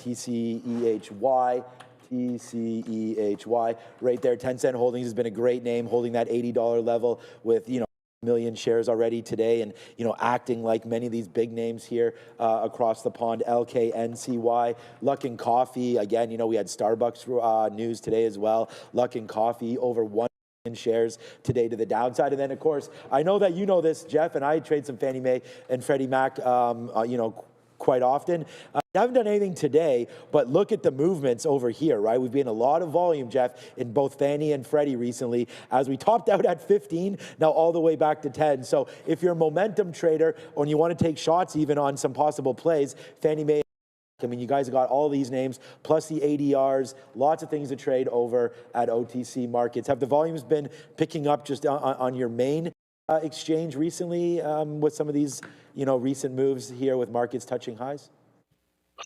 Yes, and then also, we always talk about OTCN, right? You see it right there. You see it right there in the level 2 as well too. That's our ECN, right? So definitely, a great tool for active traders that are sitting out there looking to get in and out of stocks. Kind of like what you do, Sean, and the other guys on Trader TV. Great way, lots of liquidity that's sitting in there as well too. But then also some of the other market participants, the wholesalers, the market makers. If you're retail and your broker's probably interacting with them as well too. So good amount of liquidity at the inside. Remember, that let's take the European ADRs like Louis Vuitton, Roche. Right. I'm on Rolls Royce right now. Yeah. Rolls Royce, right? There's a good one. All these market makers are following the inside market. Well, there's market overlap between Europe here and the U.S. too. So they're accessing liquidity that's not only here, but also in the local as well too, to price these names out. Right. So, great thing to kind of look at. Also, for full continuity, right? Also the Canadian names, which we don't always mention here, all the shares. See a little action in the cannabis names recently as well too. So those 5-letter F shares where you can actually trade a Canadian name in USD. Another one to look at. So really, I mean, it's just kind of follow the clock, follow the globe when it comes to trading here. I mean, here's a great name. I know that you're a recent father. Of course, congratulations to that. We've talked about that on the show a couple times. Pretty soon you're going to be buying a Nintendo Switch if you haven't already. So they're going Nintendo to the upside as well. So, there's a lot of names that are participating over there on OTC. And I just want to bring up your gateway again. OTC is right here on the level 1 and then right behind Puma. Get your Puma shares right there. You probably got a pair of Pumas on right now, Jeff, right? But all right, thank you so much for coming on. You want to leave the viewers with anything other than, predictions for the Dallas Cowboys or anything like that? But any last words there from OTC and from Jeff Mendel? Listen, we're gonna talk about Jerry Jones' decision right now. That's he told Dak that he was more important to the team. We have a great offense, but too bad our offense doesn't play our defense every. That's it. Yeah, that's it. I mean, there's two sides of the ball, right? That's exactly. Thank you for Micah Parsons. That was really nice. We're just going to keep on going. That's kind of working out for you guys. Jeff, when's the next time you're here? We'd like to have you. Congratulations again for beating Patrick Mahomes during the regular season. Yeah, that's true. I mean, congratulations. I mean, the Bills did look pretty good there yesterday, Neil. They did look good. You better believe they look good. But I understand. I understand that was a backhanded compliment. But you know what? It's true. Yeah. At the end of the day, I love my team, and they're a very good team. But they have to prove that we can beat KC in the playoffs. It is what it is. Like right now, I'll tell you before we get you out of here. I know we have to go to the midday as well. I wasn't as sad as I thought I would be when the Bills lost when the Jays lost the World Series. As opposed to, I keep on feeling that the Bills were a clearly better team the last couple of years in KC and they don't get it done. The Jays, on the other hand, were a team that just battled and fought and no one thought this of them. So when they lose to the best team on the planet, I'm not feeling that yet. I'd probably feel if it happens again next year. But the Bills hurt you because I feel they're genuinely better. You shouldn't feel that much pain when it comes to the Dallas Cowboys. Because why would you feel bad when a bad team loses? So you should feel good about it because they're doing what they're expected to do, Jeff. And we're glad I'm going to make sure this is the last word. We're always glad you come on here and give us all the knowledge. And everyone should be, I think the opportunity to trade Moon and trade overnight, this is something we all have to warm ourselves up to because in a year, it's going to be the norm to trade all throughout the day. So thank you for bringing that to us, Jeff. Before then even, I'm going to get the last right now. That's right. That's right. Cowboys. We're done talking about that. Great series, Blue Jays and Dodgers, right? Amazing series. Game 6, I mean, the ground rule double. What else did they do? Who knows what happened. But, I mean, it was an 8.5 game series at the end of the day. Lots of great baseball. Yeah. Great to watch. Great to watch while also monitoring Moon at nighttime as well, too. So it was, Sure you did. I like that. Jeff Mendel, thank you so much, man. Be safe there. The next time you're up in Toronto, obviously, we welcome you back into the studio. We can't wait to show it to you again. It's many changes, even since the last time you've been here. Check them out. Go check out Moon. Talk to your brokers about them. Make sure that they can connect over there with Moon. So thank you so much, Jeff, and we'll see you very, very soon. Thanks, guys. Have a good one. All right, that was good. You gotta do what's for lunch. Yeah, we really liked that. Yeah, what is for lunch today? Okay, let's get that figured out. I gotta go swimming, so forget this. Let's get going pretty soon. All right, what is for lunch? Today, what was for breakfast was Sharice's favorite French toast. But what is for lunch today is Joe's favorite. Oh, no, stroganoff. It is beef stroganoff today, guys, with buttered egg noodles, roasted seasoned vegetables, and a salad of the Caesar variety. So there it is. So we're really happy for you and for everybody else here today. Thank you so much for watching. It's been a pleasure, Neil. I got to get out of here. Yeah. We'll see you guys at 2 p.m. Ciao till then. Peace. It's crazy, man. Boom! Greetings and salutations, beautiful people. Welcome to the Midday Show. That's your boy, Beef Stroganoff, and I'm Sharif. And who's joining us today in the chat? Let's see what we got there. We got Donka Trader. We got Gorev. Shout out to Taking Leaps. Mike PD Righto. We got Charlie Taff and Ben Ben Joseph, I thought that Ben Johnson for a second. I was like, uh-oh. Taking leaps again. Girl trader, she says, let's go. We got Pack Therapy. 78. Shout out to Pitchbull, Scott H. We got Hinsey. We got Yannick. What was this guy, bro? Stop spamming the chat, man. We got MA. We got Hiram Patel and Ballin. He's ballin', baby. Jacob Savage. You Savage? Brown Lightning and others saying shout out to RB and JG. We got Craig. We got Emil. We got Sean H. Jeremy S. Fluffy Hippo. Get it, girl. We got Matthew Curzins. We got Ryan. We got OZ Radia, Tay P, Grant Ratcliffe and back. What else, man? We got Hussein and Hangry Wife. Shout out to D. Westermeyer, Cheeseour Live. Toilet Brush. No. Get that name out of here. We got Byron Hart, Kirk D. Tisha. All right, Tisha, we got to talk about Hertz because that one is breaking out. But we got to pause for a second before we go to our boy Joey Options. Adara's got news at the big desk. Google announcing a partnership here, and yet always keep an eye out for Google around 11 a.m. It seems like this is the time where it likes these press releases via their blog. Either way, Google today announcing via its blog a partnership with Vitality. Now, this is a leader in the insurance space, but these two companies are going to be partnering up to bring AI health solutions. This is through a partnership called Vitality AI. So again, Google, multifaceted tech company, and insurer Vitality teaming up for that Vitality AI partnership. A little bit of a bounce on Google with that news. Back to you. Shout out to Wicked Chunky Trades. Happy birthday, girl. Hope you have a fantastic day. Yes, you are a Scorpio. That means you gotta stay clear of Scorpios, Joseph. I don't try to get on their backside. Let me tell you, bro. They hold grudges and they do not forget. Shout out to all the Scorpios out there, man. I'm just having. All right, good morning, Joey. Good morning, man. TAC 99. TAC 99. You're on the brink of elimination there, my friend. Don't be spamming the old chat. All right, guys. I've been trading one name today. Okay.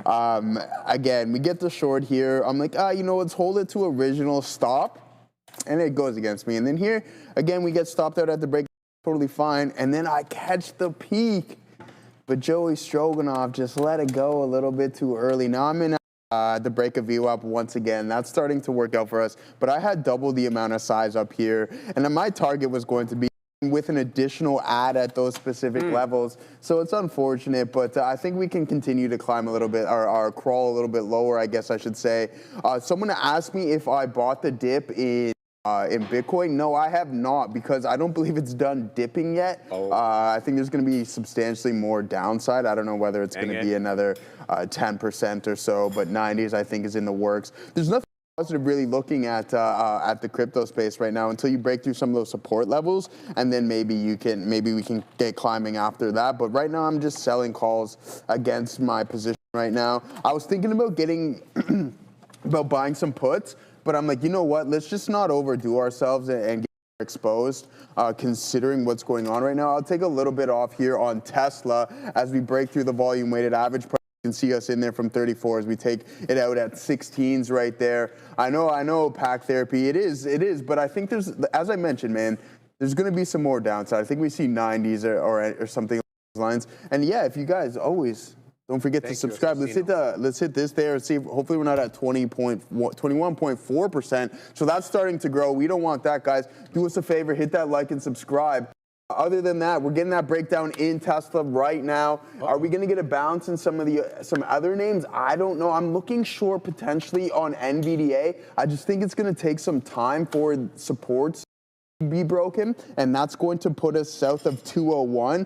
Maybe the floodgates open once you crack those levels. This is a difficult name to short because the ebb and flow of it. You get the break of the level, then the chances of it getting bought back up are relatively high. So yeah, that's what I got going on. Tesla would have been an monster trade, but we're kind of just gaining back everything right now, Sharif. Sounds good, Joey. We've seen this story before where Joey ends up being flat or up after being down in the morning. So we're going to shout him out, and we know he'll get it back. All right, guys, HTZ, we're involved in this 59. I just wet the beak there at 84s at the high of the day. We are at 84 right now. My next profit taker is 88, and then I'm waiting in the mid 90s. We're up 38, almost 30 9% now on HTZ. It's got a great looking pattern and a whole lot of volume. And by a whole lot, I'm talking about 2/3 of 100 million shares. Yeah, that was a long way of saying 65 million shares traded on the day, and we just passed 11 o'clock. So ample amounts of volume. I'm really trying to focus on this one for a 7 break. Now, we did weasel on into that 7 area with a 697 high. Since that time, we've been putting some lower highs in, but I like that bounce off a key area of technical support. What's that support area? Well, it's give or take that 650, right? Which was an interesting area to begin with, because on our way up in the pre-market at around 810, we basically got into that 6.25, dropped all the way back down. So I was like, look, I'm not going to give this to 6.25. I'm going to front run it at 6.5. If it loses the bid, we'll get it at the third of a dollar, and then we'll get in at 6.25. I didn't need to do that because it didn't lose 6.5. And here it is right now at 88. That's where my profit taker is, and boom, we take out that. Now we're waiting in the mid 90s. Now HTZ almost up 40%. There's 90. There's a seller at 90 here to the tune of about 400, 500 lots. Let's see if we can take some of that off. We've got about 169 on the top. Let's see if some orders can come on the time and sales, some green, some orange, to push that 90 seller out of the way so we can make our way into high day, which, as I mentioned, is 97. But that's not the only one I'm looking at. We've got plenty going today, so let's get right down to it.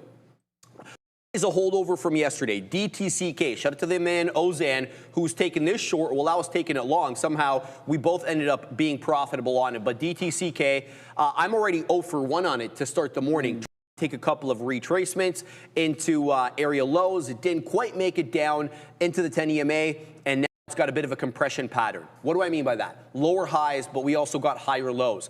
But it's the trend that precedes the compression which interests me, which is obviously an uptrend. So what I'm going to try to do is try to pick this up off key areas of support. I'm thinking, between 70 to 75 right now might be money buys, with my ALP being the loss of the 10 EMA and the 5, which is currently sitting at 65. That's my thinking here on DTCK. It's a multi-day runner, and I happen to like this one for exactly that reason. It's a multi-day runner, so it's not just around for a good time, as we always say, but maybe a long time. There goes HTZ, Joseph, into the high. We take out mid-90s. That's a new high a day at 98. We're going to go ahead and post at 01s now to see if we can get that $7 break and mosey on up through 7. We're up 41%, Joseph. All right, man, good stuff. We take a little bit more off on Tesla.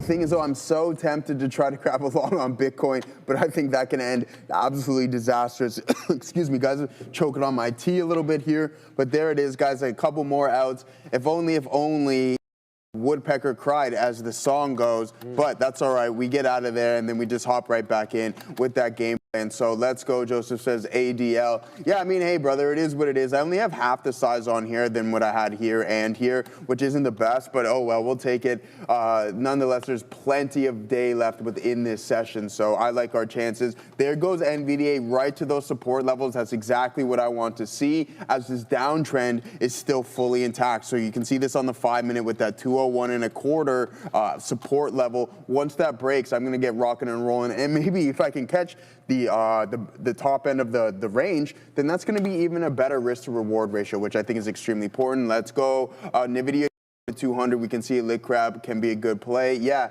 absolutely. There is a little bit of buying pressure in there. As soon as this sits on top of this, anyways, as soon as it sits on top of this 5-minute range here, then I like our chances to climb back once again, because this name is just so strong. It was up to 211 yesterday, now down to 201. So yeah, keep an eye on it. Don't fight it. Apple is putting in a new high of the day, and I'm surprised that the overall market is not participating a little bit more. But by all means, I like on Tesla. Why? Because it tends to be a little bit weaker when the market is moving to the downside, unless it's going complete oppo. Here's the daily as well too, guys. So we're just mid-range, nothing really going on. I do understand that we open up on top, but now we're starting to come back in. Where's that next level going to be? Maybe 434. I mean, that's still a 20-point drop from where we're currently at right now. I don't think that's going to necessarily be the case today, but at some point, if this market doesn't want to kind of rebound immediately, then just keep an eye out on that. Bitcoin, this thing is going to sucker me into a long. I know it, as it's holding some of these support levels there, Shreve. Double bottom at 58.40, a nice pop to the top side, but as soon as you go and enter this gap from the gap down, it aggressively. So what does this tell me? That, yeah, it's really, the institutions are really taking a hold of this. So you got to be patient. I think they're going to do continuous more liquidity grabs. So as you can see, we have this shelf being formed at 58.47s. That's now starting to break. Where's that next level? I hope not 55s. This is the worst performing. It's my largest and my worst performing asset in my long-term portfolio. I mean, I'm up 220% on Robinhood. I'm up 100% on Nvidia or something along those lines. And Bitcoin, I've been holding the longest as well too, is only up a measly 60%. I mean, should I say measly? No. But compared to what other, like the tech trade is doing, it's drastically underperforming. Can anything happen? And I know with MSTR's earnings, a lot of it is based on Bitcoin hitting 150K. What if that doesn't happen by the end of the year? You have to take into consideration that we're 100,000 right now. So that's going to be a double in the span of a couple of months. I don't think that's going to be the case. It's going to take significantly longer than what we think it's going to. All right, Joey, sounds good. All right, we are getting a 7 rejection or thereabouts of HTZ, so we continue to accrue prints at that $7 level. Nary a breach, though. In fact, no breaches. 698 high day, and it remains that way. Top tail inverse hammer candle on the 5 that touched 98, and it closed well lower than the closing print of the prior candle. Candle, the green one I'm talking about is 1105. The inverse hammer candle is 1110. Despite all that, it's still hanging out in the high 80s. My move on this one, initially I was looking, okay, Sharif, at a 25 penny level, it makes sense there. That's where the 10 EMA is, psychological possible support at 3/4. But I don't see too much in the way of interactions between that and the 10 EMA. So I will add likely at the 20. So if it does dip down into about 6 mid to low 60s. New trade alert though. No, not HTZ, DTCK. Okay, we're long at 87s. We're showing 95s, 97, 98. All right, we got multiple prints. Shout out to the OG Ozan, who's like, yo, this thing's back. I'm like, yes, it is back, Ozan. Hopefully he doesn't short it today, or I'm assuming he will, because he's that kind of guy. Shout out to Ozan. So let's see if we can get that $4 break. High day 410, topping tail candle, printed that 410 candle. Then we dropped quite aggressively into 370. It looks like we're bidding back up now. This stock, though, is suffering from the same affliction it suffered from yesterday, which is a bit of a wider spread, especially relative to the price and the volume. Right now, it's decent. It's 2 pennies, but I've seen it as wide as 7. So let's see what it does right now. 2 pennies again into 7 as we knock on the door of $4. Let's see if we can get that price spike up. I have my next profit taker north of 4, so it will have to clear 4 for it to print me on this one.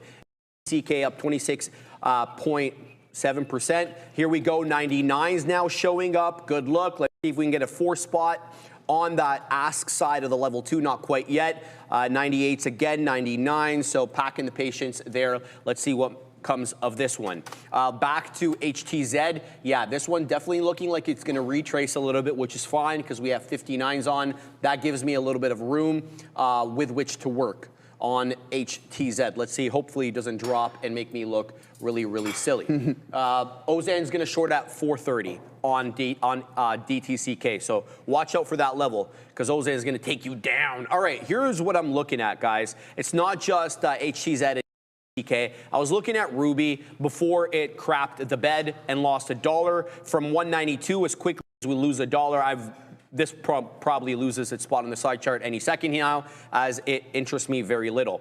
I did have a breakout trade on TERN. This is another holdover from yesterday in the same way that DTCK is. And look how beautifully it holds yesterday's closing print and then makes new highs. So TERN certainly in play for me. But like it did yesterday, it sometimes has respect for VWAP, sometimes not so much. So right now it's losing the volume weighted average price. If it works its way above and starts showing me some higher highs and breaks this trend of lower highs that we've been putting in, 1030, we'll get involved. So let's see if we can break that trend to the downside on TERN. I've got more to say, more to look at. We're going to go to a second. She's got news. I do have some news here, and it's from Amazon, more specifically Amazon Web Services, or AWS. AWS has just announced FastNet, is what they're calling this. Then this is a dedicated high-capacity transatlantic cable that will be connecting the U.S. and Ireland. So once this is operational, to be estimated here in 2028. Fastnet will be able to add vital diversity is what they're saying here for customers by building new data pathways. So again, Amazon announcing Fastnet, which is going to be cable connecting the US and Ireland. AWS News, AM's on watch as we send you back to Joe and Sharif.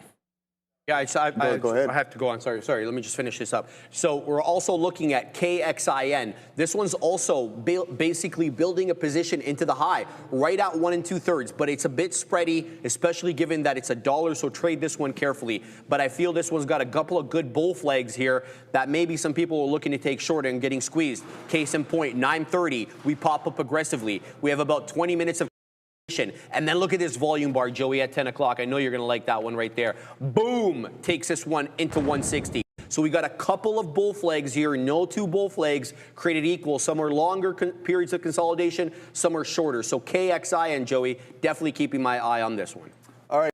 Apple, guys, is continuing to climb higher, up to 270 now on the session, putting in a new high of the day. We're getting a new low here in Tesla as well. We're going to continuously piece them out, guys, as we establish those on the day. So why not bang? Shout out to 21s, and there it is. Might take an additional leg lower. I think at this pace, we go and test the low of the day. Could I be wrong? Absolutely, but I like our chances. Here's Nvidia still at those support levels, holding up. The longer consolidates, the more I like as a secondary liquidity grab, and then you make that move lower.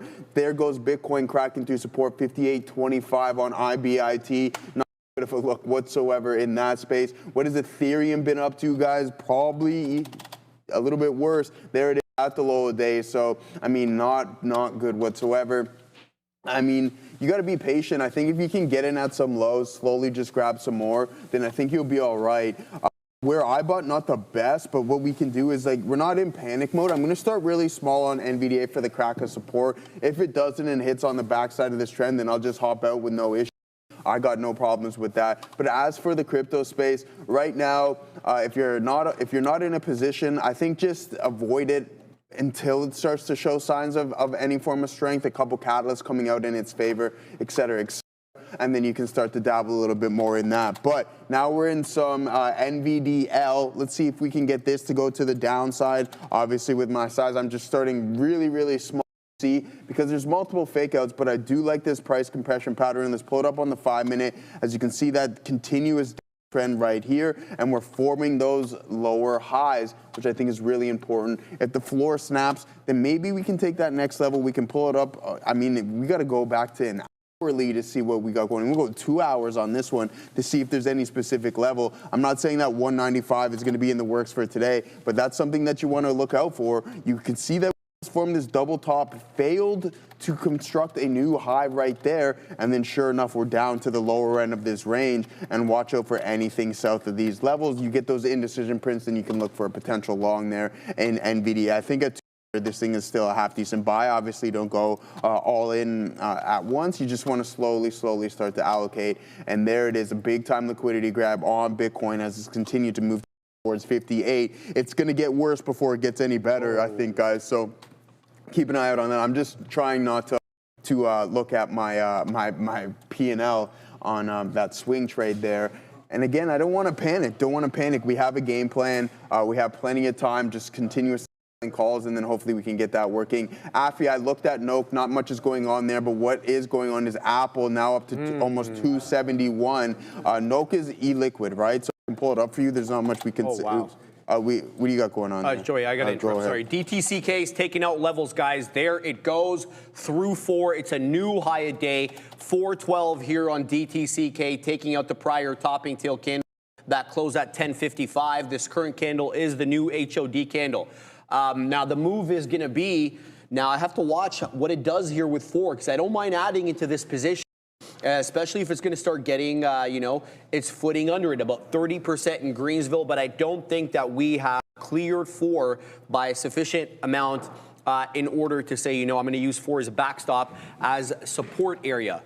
So I'm going to keep clear on this one for now. I think I want to add on the dips because it's kind of hard to discern trend here on DTCK. And here's why I say that, because of the top end price action. But when you a little bit further and you look at the lows as opposed to looking at the highs, you're still getting these higher lows, and you really haven't broken trend. I mean, these two candles over here, 10.55 and 11 on the 5-minute chart, were the most bamboozling. Subsequent to that, you started holding Doji candle 11.05, area low, subsequent candle, higher low, subsequent candle, higher low. You get it? Subsequent candle, higher low. So it's continuing to trend even though it has bamboozled top side action. The bottom side action, though, seems to be a bit more stable. So DTCK, I'm going to be adding into the drops. Joe, sorry. All right, so yeah, I mean, there it goes, guys. I'm looking at the same names. We can pop over to the scanner and see what we got going on there. Who's putting in the most volume? The SQs on today's session, bang. So there to the inverse leverage right there, 2x or 3x, whatever it may be. Now it's starting to climb a little bit higher. TSLA with 71 million, Nvidia right there. You can see this wedge that we're looking at. If that breaks, then I think we'll be okay. But as soon as we sit on the backside of that, then we'll get an additional liquidity grab. We'll take 3 strikes on this one to see if we can catch the short on it. But other than that, we're going to keep that risk relatively tight and not go too bonkers on it. Cipher mining, not too bad of a look. Hammer candle off of those lows, 24.50, and the low of the day is around 20. So that's a big time move in a $20 name. So $4 right there. As quick as you like. AAPL, NVTS on the downgrade side, not too good. Let's take a look from a day here. Yeah, I mean, you go all the way up to 18. This is an ugly, ugly haircut. Whew, that opened today, 42%. If you guys want to talk about ugly haircuts, I don't know why I shouldn't say that actually because a lot of people want to get involved in this, but you can see from July alone, you're down 45% in MSTR. Yeah, that's a horrible, horrible, horrible look. Sorry, Mr. Michael Saylor, but your preferables and all that financial gibberish you got going on doesn't seem to be working out too well, my friend. For now, that is. Things can absolutely turn around, and I think they will. So don't get too worried. If you, RIP Joe, you're balding pretty bad, says Kaiser Muhammad. I appreciate that, man. Kidding me, bro? Pardon me? What's wrong with this guy? I don't know, man. I don't know. So yeah, to each their own, brother. I appreciate. Yeah, I appreciate that. So I hope you're having a fantastic day. As for NVDL, starting again, this trend is holding up, so we're gonna sit in this for a little bit longer. Other than that, I like a potential add on TSLL. If we hold VWAP, then we can get that additional move. But I like Tesla for the break of the low of the day, and then maybe the overall market will get there as well too, Sharif. I think patience is really key as AMD to curl over. The issue is with the overall market is that Apple is so strong. Now we're at 271. This thing is living in its own world. So shout out to Apple. Is Amazon continuing to climb higher? Just going through some of the bigger names. Oh, okay, check this out on Meta, guys. We might have to take this trade. Meta off of those lows. Beautiful indecision print. I'm going to get involved right there. I can tell you right now the algo picked that up. I know you love Yeah. I gotta get that one there. All right. Check out the algo. Let us know what's going on, Joey. All right, nothing doing, guys. We're still holding the same positions. I'm not liking anything other than these two at the moment. It's DTCK and HTZ. I mentioned to you guys KXIN. That one will be, I'm not going to get into that unless I see something a lot different. It's just too illiquid. And I don't like resistance at 166. I mean, it's not even going to cost me that much to find out here on KXIN. Maybe I'll give this one another look. I'm still keeping an eye on TERN. There's nothing doing there. But I want to mention this one to you guys. LWLG had a really nice clean breakout right at the top of, right at the open, 9:30. It basically did nothing in the pre-market. It had a bit of a nice move yesterday to start, but this move is quite outsized. But it is dropping down. Now, the good thing is it's coming into a predictable area. That $5.50 level, we got the 50 penny area support, but it's also price action, consolidation support, as well as the volume weighted average price. So I don't know how I feel quite yet about LWLG because I haven't been watching it that intently, but coming into key areas of support, and by definition, I need to take it a little bit seriously here because this is kind of what I look for: move into VWAP, move into psychological support, consolidation, previous areas of consolidation, work at find buyers. So LWLG warrants its own trading screen, and that's what we're going to do right now. We're going to throw on a trading screen for that name and take a look at the book. LWLG on the NQ, I'm hoping. Yes, very nice. All right, LWLG How are we looking here, Joey? We're looking about a 4-penny spread. Not too bad. How many shares we done? 2 1/5 million on the day, almost 2 1/4 million. Not great, but not bad. It's a $5 name. I'm going to weasel in. And I'm going to give it to the breach of 40. So I'm going to weasel in. I'm going to go ahead, like be 7 or 8 worth of risk. Or sorry, 12 pennies worth of risk. So we're going to go long. We're not even getting the print. Jeez Louise, talk about, give me 52s? You gave me 52s, attaboy. All right, so let's go ahead and throw out that order there for the stop so we get stopped out through the breach of 40, and that's what's doing there. Let's go ahead and wait a little bit higher here, maybe for 59er, and then we're going to wait at 69er, right? We're going to take both of those, hopefully. So that's what I'm doing with LWLG. Let's see if it finds a bit of a bid. Okay, moving up already. 55s. Let's see if the VWAP buyers want to step in here and bring this one up. So that's the focus there. But I got to keep my eye on DTCK because it's right back into my entry, rejecting 4 again. I don't want to paper hand this trade, especially if it's going to take out 4. And we haven't broken trade, quite frankly, where we haven't put any new area lows, or any candles to make a new low. So I don't want to take this out too quick.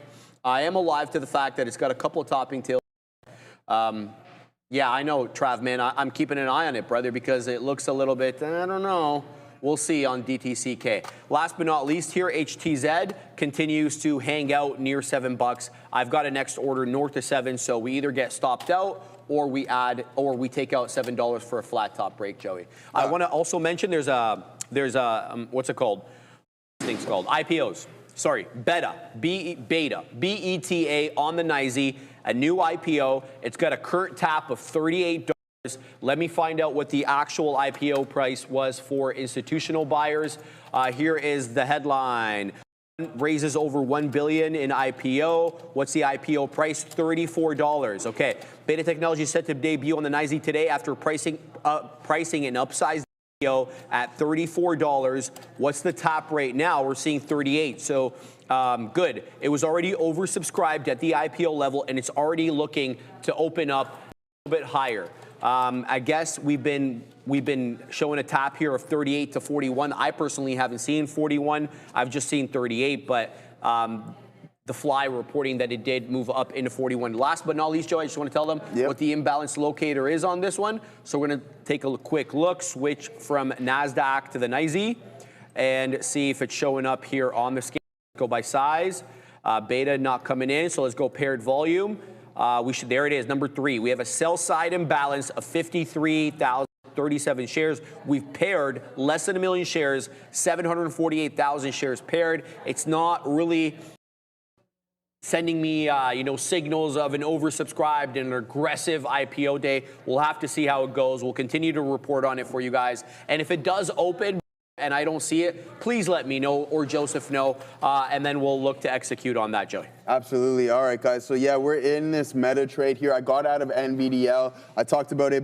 This trend line to the downside, we get out of that. It's unfortunate we give a little bit back, but that's okay. We're still in some good, solid positions. I think there's going to be a big-time add opportunity here on META. We're going to just be patient and wait for an additional pullback, add a little bit more for that move into the volume-weighted average price. But I like our chances here on the session as Tesla's starting to come back into view up as well. That was a nice short continuation way to the downside. Now let's see if we can catch this move higher, higher, and higher. I mean, I could probably add right here on META. Don't forget it's an expensive name. There it goes. You get a nice little pop, man. Why not? I have a little bit of conviction considering how much it's been getting as of late. Oversold bounce into the volume-weighted average price. If the market wants to climb higher, I'm sure that it's going to want to participate. So there it is, bang. We're just tripling up our size here and that move into 634. It's either we get it or we don't. At the end of the day, we won't complain. That signal is too much conviction within that, guys. But we're going to send you off to Dara with the crypto segment. Let's talk about Bitcoin. What I want to do first is look at the 3-minute charts, a little bit more short-term what's been happening. And as you can see, what's been happening is a lot of selling. Once I get a little bit into the catalyst, we're going to zoom out and look for any potential areas of support going back, and we'll look at Ethereum as well, specifically on the daily chart. Starting here with Bitcoin, basically with crypto, what I'm seeing a lot of people attribute the selling to, and by the way, there's been a lot of selling. A lot of the selling being attributed to the same reasons that the market is selling, or at least was selling earlier today, which is people are looking for flights to safety. Now, there has been a lot of debate. We've even discussed this back and forth on the show as to whether or not Bitcoin is really being seen as a risk asset, an equity, or more of a safe haven. Looks like right now we're treating this as a little bit of a risk asset, and they're flying to safety in other areas. We talked about strength in the DXY. We're not seeing that same here in the in Bitcoin here, BTC, or even Ethereum. We had some comments coming from Ed Engel, an analyst over at Compass Point, and he said that potentially what part of this is, sure, you have long-term holders selling Bitcoin and crypto, but you also don't really have the same level of retail engagement and that buying, that enthusiasm to the upside that we've necessarily seen in the past. Ed Engel, again, same analyst from Compass Point, saying that he sees some support potentially at 95K, but he thinks Bitcoin can actually break below that 100,000 level and that there aren't really a lot of near-term positive cases. If we go to the daily chart, as you can see, we haven't been below 100K since June of 2025, so it's been a few months. We just broke below that most recent support going to a couple Fridays ago, so BTC certainly on a bit of a decline. Let's see if we can find that 95,000 level of support that was mentioned here by Ed Engel. Ethereum, meanwhile, breaking through its own recent area of support from another Friday. That Bitcoin support was from Friday, October 17th. Ethereum support from Friday, October 10th, also being blown through, guys. So long story short, lots of weakness in Bitcoin. As of right now, flight to safety happening in these crypto names. Make sure to like and subscribe if you enjoy the content. Back to you. There goes Hertz into the area high, 710 TZ. Flat top break through $7. Good accumulation. This is the best looking Mag 7 name for now. Underline that, for now. It can change in a heartbeat. That's just the way these bad boys have their life. That's the way they run their life. So HTZ. Now, what's the deal? To me, again, we haven't cleared 7 by a substantial enough amount for me to say, look, I'm going to add into that area of previous resistance, now support, aka 7. It's not going to work out that way for me. So I'm going to try to base my entries off the 10 EMA. The 10 EMA is still hanging out in the high 80s. I want to say 89, 88, in and around that area. So we'll see what we get there, and we won't get upset. Shout out to my man Neil. LWLG, we're still holding on to that bad boy, an area print on my chart, but we are at the level where I'm taking a print, namely 58s. Let's see if we can work back above that. We have to cross the spread over here, 55 on the bid, 58 on the ask. But the problem is, there it is, now we're breaking out through that level, so we get the quick print there on LWLG, 61 showing up. Now you know where I'm waiting next. We're waiting at 69. I am alive to the fact that we still have a trend here on the 5-minute. Give me an opportunity just to show you what I'm talking about. So just because we popped off above this area of resistance, local area of resistance, doesn't mean we're going to break the downtrend, and we very clearly are in a downtrend from that 588 high. So I don't want to celebrate too quickly. If we can kind of get above these levels and start trending above $0.0002, then I'll feel a whole lot better. Until that time, I'm going to look at LWLG with suspicion. You know, because you just never know with these ones. You always have to just trust them, Joey. Because they'll break your heart, bro. They'll break your heart. So that's what I'm looking at right now. Those are the 3. I got back into DTCK. I got stopped out. It is at the 10 EMA. So what I've done is there was a bottoming tail, an inverse hammer candle that breached the 10 EMA. That went into 70. So what I've done is I've based my entry and my stop based upon that hammer candle, that red candle. So let's see. Oh, now we're moving up. Okay, so we just got in at 82s. We took the print at 88s. Nice hammer candle there, 92. We're moving on. And let's see if we can clear some of these levels. Good buying coming in here off the 10. Let's see if we can clear 4. There it is, 94 as we get another print into that level. So now let's see if we can clear 4. So I'm keeping an eye here on DTCK, HTZ, and LWLG. We're going to the big desk. I have a couple notes for you guys here that are news related. One is PZZ. This one is spiking. Now we know Papa John's has had on and off buyout speculation going back to, I believe, October 13th. Now we have even a little bit more pizza takeover speculation here coming through on X. Again, not new, same kind of deal involving a potential Apollo deal, this time with Earth. But either way here, PZZA still popping as we get that renewed buyout speculation.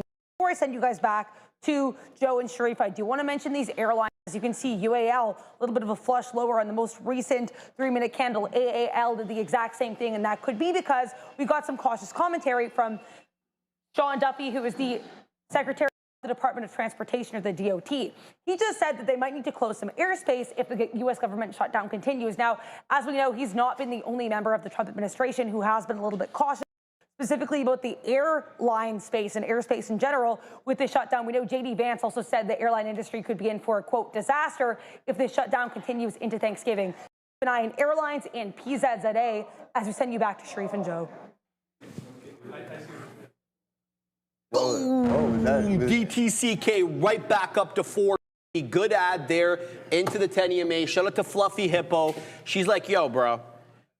I don't even want to say it, Joey. She didn't mean anything Were you bad just charging? Were you just charging the handle Maybe. right there? Oh, I know you're the pal guy here. I know you're the pal guy. All right. We're doing That's it crazy. freaking live That's here on crazy. DTCK. There it goes back into 4. We're 20 pennies or so in the money. Looking for that 404 print. Shout out to the high from Toronto. You have no idea what I'm talking about, but it's all good there. So we're going to keep an eye on this one. Shout out to LWLG as well, baby. Look at this one. Break trend right into the we get 69 print. Now we're waiting. Sorry, we didn't get the 69 print. We got 65. Now we're waiting at 69, 75, and 82. This one looks for the moment like it may have broken trend, but you don't really know with these bad boys. Looking for the next print, Joey, a penny away. Absolutely, guys. All right. I mean, we were a couple dollars almost there in the money on this META trade. We're going to hold this until we get into 634, the volume weighted average price. I just have that much conviction. I just recalled why the algo didn't pick this up. It makes a lot of sense. Can't obviously tell, but it's still a good print. I like our chances right there. Closes as a complete hammer. A breath here and there isn't going to faze me. I think it's just going to be an add opportunity. Maybe we head up into 635, considering we're still negative on the session, roughly just about 0.8%. So that's not too bad. It's just surviving the pullbacks at this point and just holding. So there it is, guys. You see the average at this peak. We're up at 633.50, which is not too bad of a low. But in the meantime, as we're holding on to Meta, looking for additional add opportunities, which I believe there's going to be one right here. We're going to take a look at the top performing sectors of the day and see what we got going on that front, Sharif. All right, leading the way. Is it LL? Healthcare up 0.5%, financials as well too. The real estate sector, XLRE, keep an eye out for that one. Not doing too bad. A fifth, 1 second. Adara, energy sector down 1 1/5. Industrials 1 1/5, and then we have the technology 1 1/5 sector. No, 1 3/4, my friend. Dara, what do you got for us? The Metsera, Novo Nordisk, and Pfizer saga continues. Now, in case you guys missed it, we know that last week Pfizer announced their first of 2 lawsuits against Novo Nordisk. They're a little bit upset that Novo Nordisk is outbidding them for their attempted acquisition of Metsera. Now, the latest update is apparently today a Delaware judge says that she doesn't really see the need to involve the court in this bidding war at all.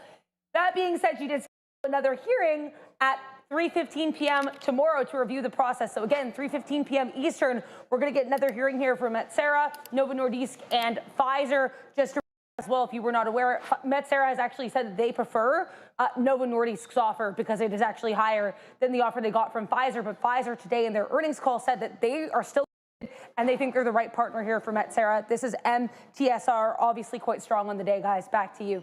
All right, good stuff, guys. One more ad. I said why not, right? So shout out to Why Not in the chat. I have conviction within this trade to get back towards the volume weighted average price, even 634. So you can see that we take a little bit of a dip right here. Bought up immediately after. That's going to give me a little bit of sign of strength. So I like our chances, but that's obviously going to lift our average up a little bit here as well. So hopefully that support level holds as a consolidation before you take an additional leg. The downtrend has snapped. Yeah, for sure. I got it. All right, you got it right there. All right, guys, make sure you get those dollar signs in and you vote for Sharif so you can do the afternoon run and know what you guys want to talk about. There is the stock visualizer. Hertz is number 1. It warms my heart. All right. It warms my heart. All right, guys, exaggerating for effect, as I typically do. Hertz with 69, say it ain't so. 69 subs there. Palantir, surprised with that.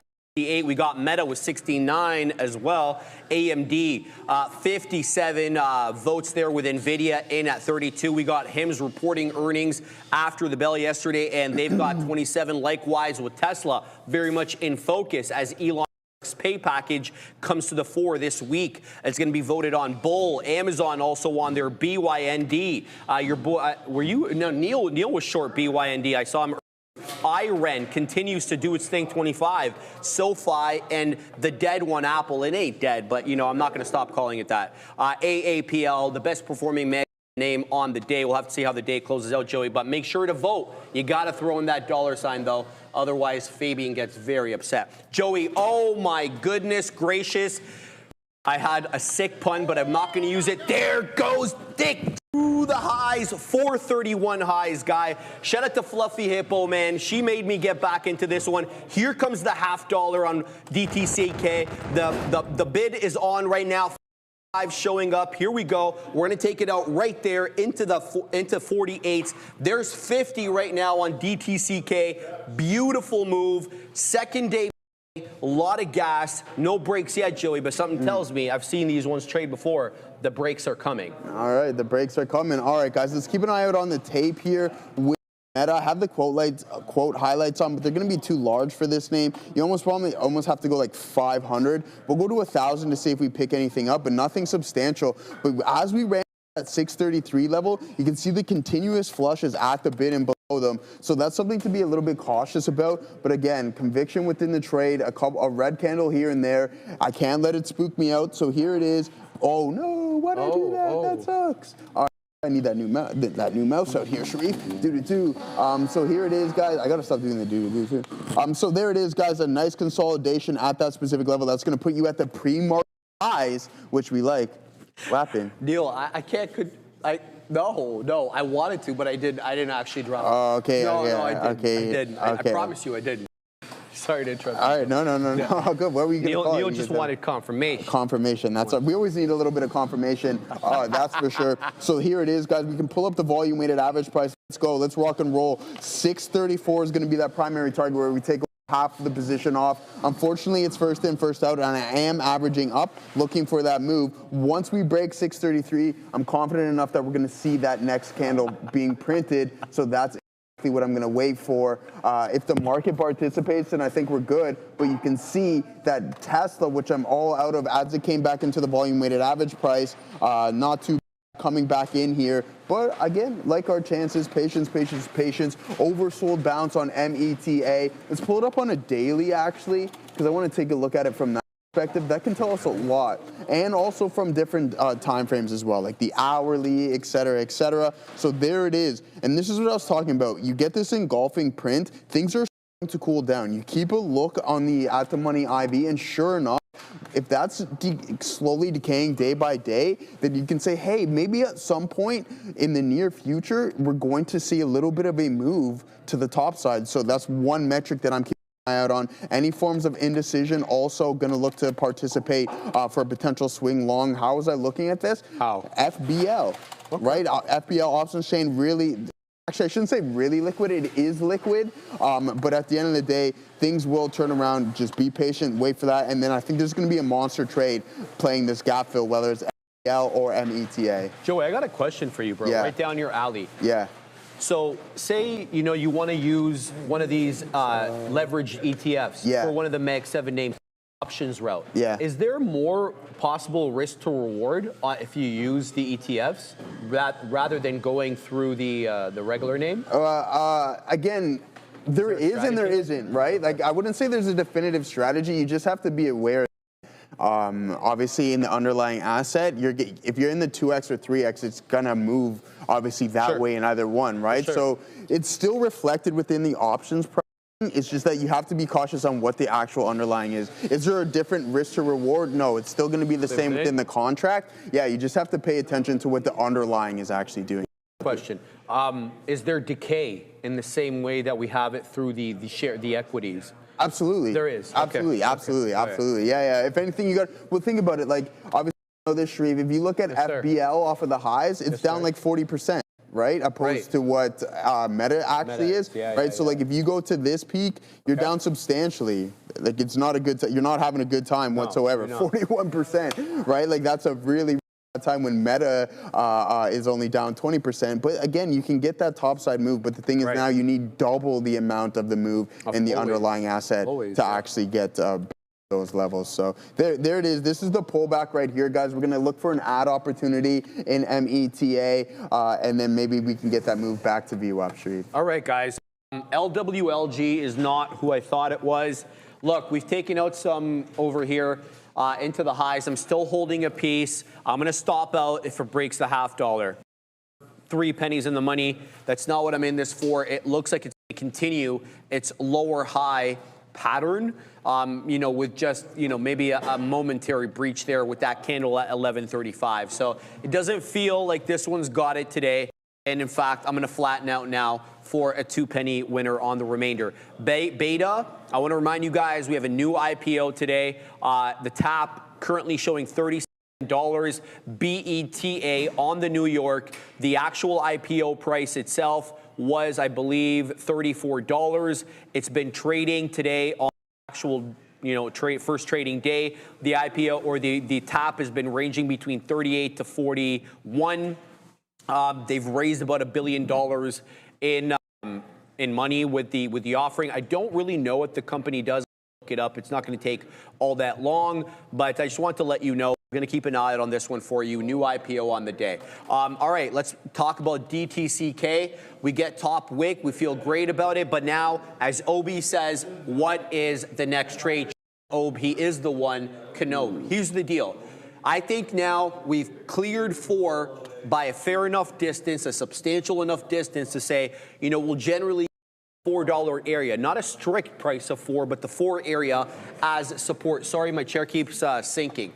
And in addition to that, the 10 EMA on the 5 is like 3 pennies below $4. So that to me is double the area of support that I want. So let's see if we can work in now a little bit. I'm going to go small share size over here, and we're going to go in. We're back into DTCK. We got 11s. Let's go ahead and post some beak wetters here. So in case we get a price spike up, I want to participate. Showing me 11s right now. There seems to be a at 11, 10, there's 16. Okay, so can we get a little bit more of a move? I'm waiting at 17s. There is the print already. And there's the other print, Joey, right back up into the quarter on DTCK, setting up at 33s. Let's see if we can take the third of $1, up 35%. Good hold off 4. Double bottom on the 5-minute chart.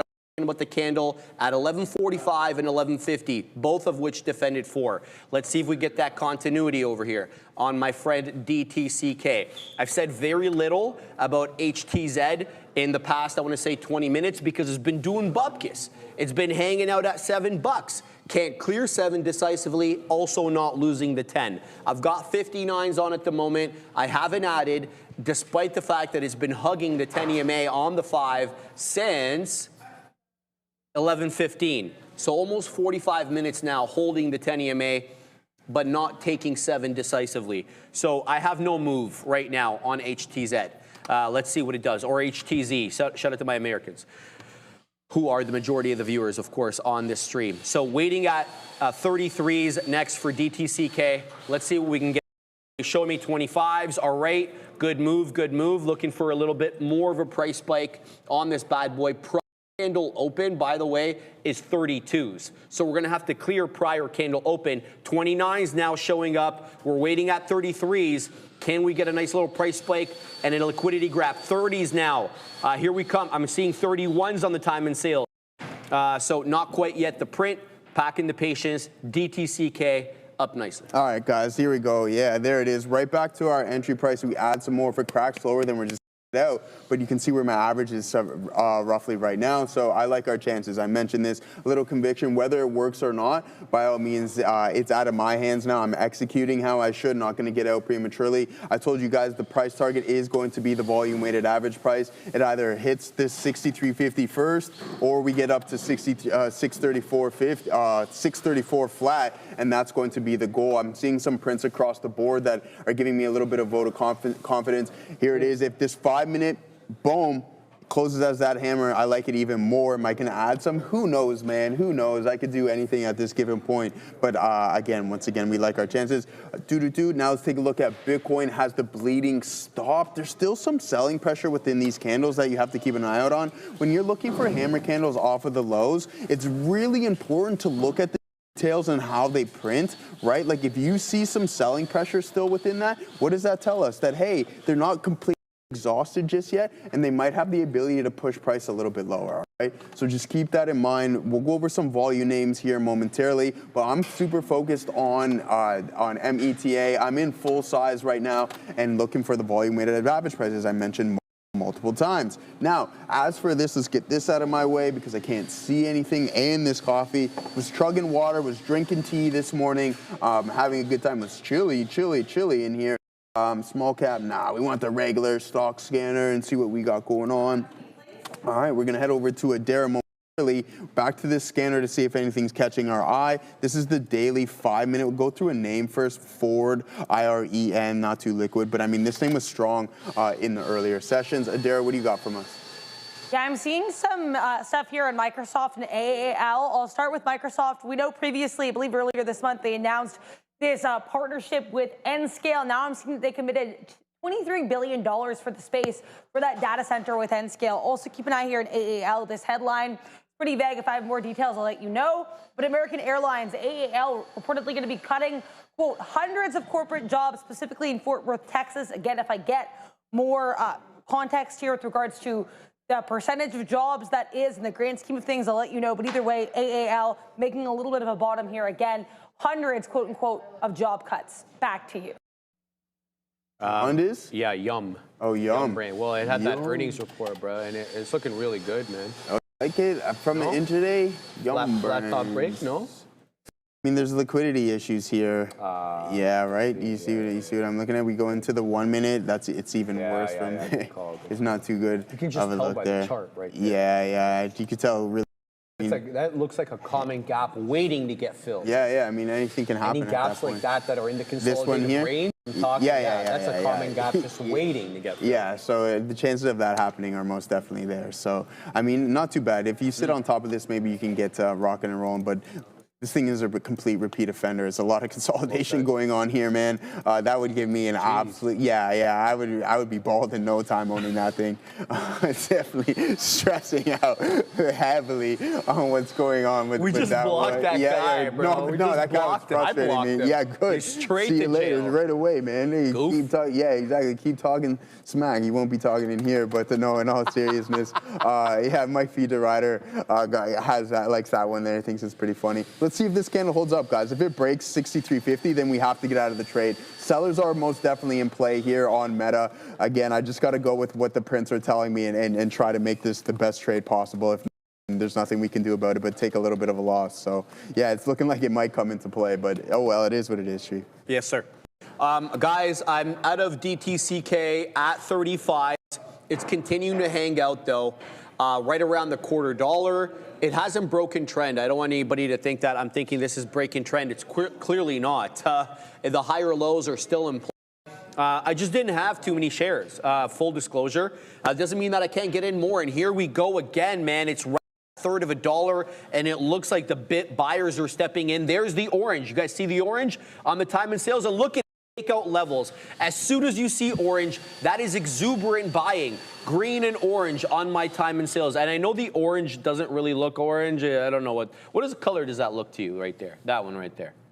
Is that look a little orange. It's a little orange, right? It's not as it's not pumpkin orange, but it's like darker orange, I guess. It's dark orange. So if you ever see my screen, guys, and you see green and orange coming in on the time and sales, that's usually a good sign for the longs. If you see red and blue, that's a good sign for the shorts there. But Trump orange. Rex banner. Why, bro? Why? That was a good one, though. All right, DTCK, man, local highs, right back into that 450. That's where we took it out initially. And here we are, man, right back into 440. This one's all gas, no brakes, man. It's a good looker. I'm more of this when it dips down. If it dips down, I don't like punching in at the highs. You guys know how I roll, and we're about like 10 pennies off the highs right now. So I'm not punching in here. Let's see what we get, though, on DTCK. I don't mind getting in more. And let me give you some levels. So 4, obviously, we talked about as that good level of support, and I think it's cleared 4 by enough of a distance to use it as support. And in fact, it's proven to you that it's going to use 4 support. It got up to 450 and held 4. It dipped down to 403. It's right back up. So 4 is definitely a level. But there's also the 10 EMA on the 5, which is at 407 now. So you can look for the retracements into the 10 exponential moving average on the 5-minute chart for your reloads if it doesn't make it quite back down into $4. LWLG, I mean, I'm positive on this one, but I'm not in love with it. It's starting to show me that it's finding support at the 20 moving average on the 5, but it's not breaking trend.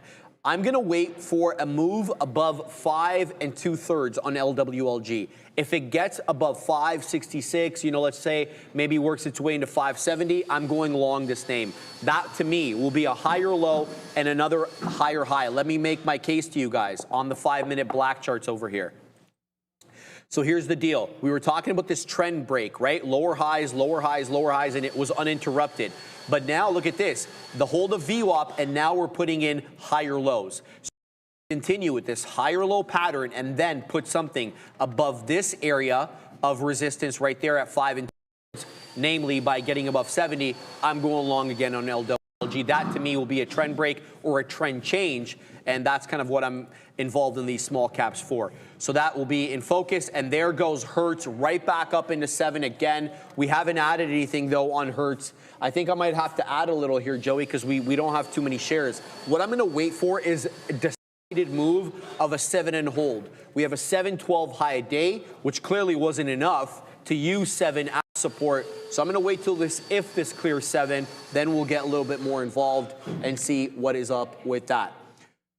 Who's spamming?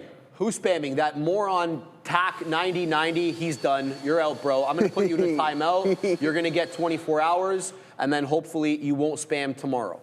For the moment, though. Day, man. Well, dude, he's spamming. I mean, like. It's got to stop, man. Yeah, chill out. It's a zero tolerance day, It was man. zero. This guy, don't get on his backside today. Zero tolerance. You can see day, it. Man. All right, shout out to Joey Options. We're going to take a bit of a pause. We're going to go to Dare for happening now. Then Neil's got his lesson of the day. Yeah, this market's certainly not pausing in terms of the level of intrigue that's happened today. We had this gap down. We had this nice push up at open. Now we're actually pushing lower. Still, we are making some higher lows off of that pre-market base. Now, why did we drop today? Well, there are a lot of concerns here about potentially things being overvalued, specifically in AI space. Now, there's been some back and forth as to whether or not Michael Burry is actually short, or I guess betting against story names like Palantir and Nvidia. There were some 13Fs going around suggesting that he was, though he posted a cryptic post on X this morning suggesting that maybe he isn't. If we get clarification, of course, we'll let you know. But either way here, this market, specifically with regards to AI fears, is certainly exciting. Bitcoin also selling off especially hard. Now, I want to take a moment here to look at one of the names I just mentioned, if I can get my screen to move.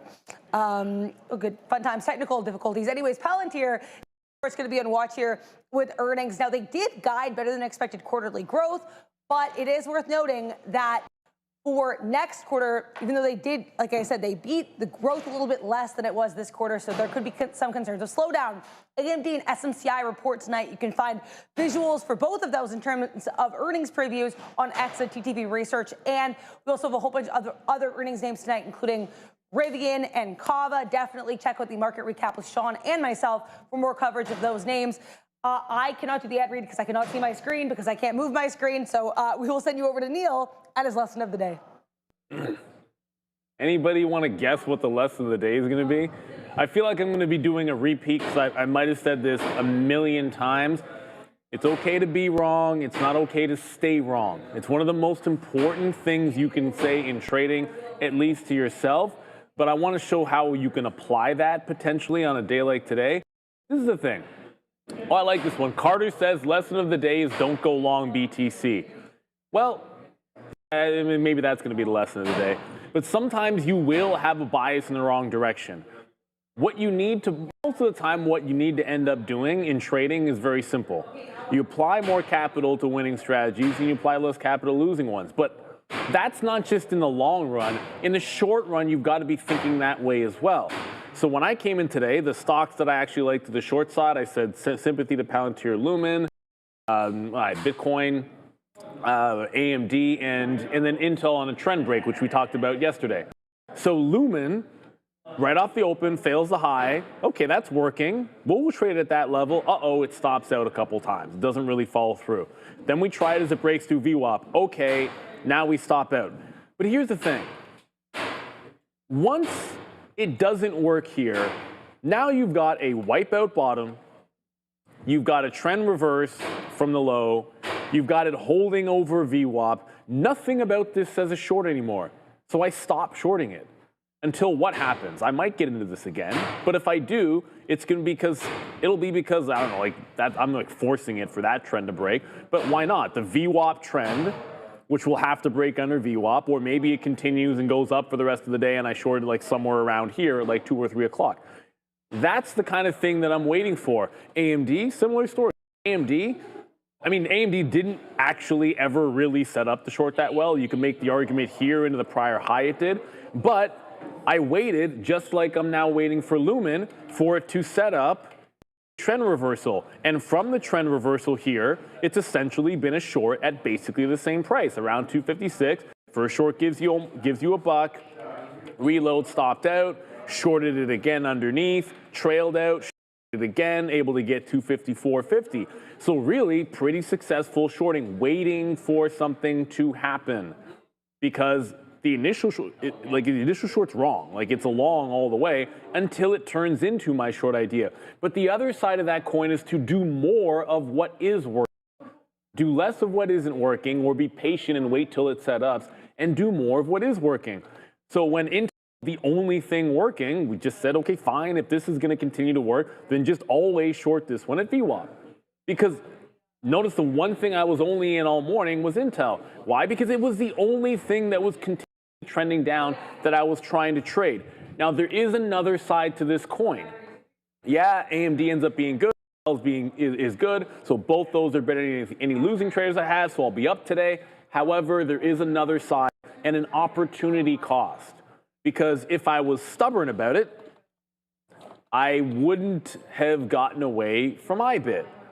If I was stubborn about it, I shorted Bitcoin right at the pre-market high. It stopped me out, didn't jump back in. Then it broke out here. My plan of action was to wait for a test of the prior low. You would have heard me say it. It's still trending up. I didn't have there was no real trend break for me. There wasn't really a third point in here that set up the trend break. So if I'm stubborn about Bitcoin and don't get away from it to trade Intel and wait for it to set up, fine, both those are wins. If I was stubborn about IBIT, it would have worked. But here's the thing. I have to treat this as if, okay, I didn't have a good setup on IBIT. It wasn't an A+. It was trending. So I've got to ask myself, if I'm stubborn about this and get this win, what would have happened if I was, like, say, equally stubborn about, say, an AMD, shorting it early or shorting it in here on this move? It's what would that cost me versus what I would win on IBIT. So that's what I have to ask myself. And usually the answer to me is just don't worry about it, in order to be a little bit disciplined and be up on a day like today where the short was wrong for so long. Is sometimes it'll mean that I don't have this one. And that's okay. And it has to be okay. Because in order to make the trade, you've got to be willing to miss the trade. So many traders are like, I've got to have every massive winner out there, that you don't realize there are some of them that will require you to trade in a way or break a rule that in the long run is going to be a loser. So I'd rather have that Intel short, which was easier, lower risk, showed you pretty much easy entries and never really went against too much and was pretty standard, than try to make the home run happen, where there are lots of ways that you could have gotten blown up today trying to get that home run trade to the south side. So, part of the question that a lot of traders have to ask themselves, how do you control your losses? There are going to be some instances where today dodging a few bullets and being up today meant missing out on Bitcoin, which would have been the best short and would have been my best stock. That's par for the course, and part of it, I can live with it because it was a tough day for the shorts. So there's no question, if you're going to mitigate that risk, you're going to have missed out on a good reversal here or there. And that's okay. Your lesson of the day, It's okay to be wrong. It's not okay to stay wrong. That's the thing about trading. I mean, ultimately, it's an easy thing for me to say. It's not easy in practice. Hopefully, a couple of examples today help you do a little bit better in your trading, because I find if you're not honest in your reflection, then you're not going to get anywhere. Good luck, everybody. Before I send you over to the guys, I do want to mention Apple. AAPL, I'm seeing this report circulate quite a lot here. Bloomberg reporting that the company is working on a budget Mac laptop. They're planning on pricing, quote, well below $1,000. This would be their first product in that budget category for the laptop, or specifically the Mac laptop. And apparently they're planning on launching this in H1 2026. So that's pretty guys. Also seeing some Google-related news. Apparently, Google unveiling their Project Suncatcher to help develop a space-based machine learning. They're also partnering with Planet to launch 2 prototype satellites by early 2027. So Apple entering the budget space, Google apparently entering the space, for lack of a better term, as we thank our friends at Oragenics, OGEN, because each year, 3.8 million concussions are reported in the U.S., but there is still no FDA-approved treatment. NYSE listed Oragenics, OGEN, is changing that with its first-in-class intranasal drug designed for rapid brain access. With the concussion treatment market projected to reach $8.9 billion by 2027, Oragenics is uniquely positioned to lead the way. Learn more and schedule a meeting today. Back to you guys. It's the thing. All right. Sorry, I'm just going back and forth with LWLG, trying to see if I should get back in, but let's cut the crap, Joey. DTCK is when we all thought it was. What a move into 482 high a day. We're up 47%, excuse me. We're down obviously off the highs though into 460, 482 HOD. But look, man, trend has not broken. We're still putting in higher lows basically on every candle. Okay, we just closed one candle now to bring your attention to. It's a candle of indecision and could spell trouble. So this is the candle I'm talking about. You have equidistant upper and lower wicks with almost a negligible body over here. That means there's an equilibrium, at least at this candle, between buyers and sellers. And here comes the price action. We're about to drop into 450. Be on the lookout, though, for the lower low. We just got the lower low. We haven't gotten a lower low since this candle over here, this 1130 candle, which ended up being a red hammer candle nonetheless, but still that did print a lower low. Since that time, it's been higher lows unabated. This one dipped down, I believe, into 440s, 443, but it looks like it's going to lose more. Now, let me give you the levels. There's a 430 level, which the 10 EMA is trading. That could be an interesting area. Then we obviously have 4. 4 was a very, very staunchy resistance level, as evidenced here by the topping tail candle at 1055 and yet again at 1120. So 4 for me, very important on DTCK. Whether or not it makes it down into 4 and gives you that opportunity, that's a different story. I'm going to be looking first and foremost at 430 for the 10 EMA. Doesn't mean I'm going to punch in there. I'm going to watch to see if I like what I see. So that's the first thing there on DTCK. And then last but not wanted to mention LWLG. I was talking to Joseph off camera about this. I see this as just a very clean uptrend, but it does feel, yes, the buyers are buying this up at higher levels on every successive 5-minute candle, but not enough to make any higher highs. So I don't know how I feel about this one, man. It's just, it's not the best one in the bunch. So maybe I should focus my power on something else, Joey. LWLG, the one I'm talking about. And obviously, we're involved in HTs. Had nothing doing there. Still hug 7. All right, man. Yeah, you don't want to be expending that mental capital for sure, guys. Again, here it is. This is our level. As soon as it breaks, then we're going to get out of it. You take a loss, but oh well. You got to take those shots, man. Shooters got to shoot at the end of the day, regardless of what the situation is, and that's what we are. We shoot, man. So I like our chances. Before I don't need to justify myself or anything like that. Bang. So let's go over some other names. If you guys are looking at anything specific, let me know. A buddy of mine, we're going over some options activity last night on Meta. What I did like around this 630 level is a potential put wall as well. Let's see if that's starting to hold up. There's the largest amount of open interest right here, right at 630. We're a couple points above that right now, a point to be exact, roughly at 631. So if we get a bounce off of it, then bang, that's going to be nice, right? So that's why we're High bid, oh my days. I don't even want to know what this thing's trading at right now. 57.47. Oh, it's a disaster. Shout out to the crypto space and all the crypto individuals. I'm with you on that one, but it is what it is, folks. We can only accept it for what they're going to just continuously liquidate. It's going to be tough, I think, to grab the bottom on this. So just continuously sell calls against your position if you're long IBIT or anything along those lines. That's the route that I'm specifically taking. There you go. You just get a dollar pop essentially in META all the way back up to 631.50 is roughly 632 and touching. Let's see how the sellers react. Fully engaged, or can we snap this downtrend? This is what I was telling Sharif. I'm like, man, this is acting like an American missile defense system right here. Downtrend, yeah, the Patriot, whatever it is, it's doing its job accordingly. So yeah, once that, I like our chances up into 633, 634, going over the same names. Amazon looking like it wants to put in a solid print as well off of these lows. Can see, yeah, there's Zon. You know, what do you know about the Zons, man? I just know Obi says it all the time. No, what is the Zon? Explain. The Zonic, right? We call them the hockey boys call them those. There's advertising all over that bad, but they're on television, right? Dude, which is very unusual. It's like all after in between all the baseball games. Yes. It's like, oh yeah, I love it. And they got that like disclaimer. Yeah. Only can be used by adults trying to quit smoking. Yeah. Highly addictive product. It's like, yeah, thanks for the heads up there. But no, in all seriousness, there it is, a nice little pop there. Let's get off this FBL and put on something else. Okay. MSTR, how you doing? Not too good. We went over those names not too long ago, but there it is. Hold on to it. Stick those guns. Shout out to my guy, Gaurav. I haven't seen Los Pollos in the chat yet. I know, Jay, you've been in the chat as well, too. BTC 100K, absolutely. Oh, no. Yeah. We're going to go south of it. I told you guys. I could be totally wrong, but it's going to get worse before it gets any better. And it's unfortunate for Mr. Saylor. I don't think he cares because he'll try to buy some more down here, and I think that's kind of the smart thing to do. Even if it goes into the 90s or anything like that.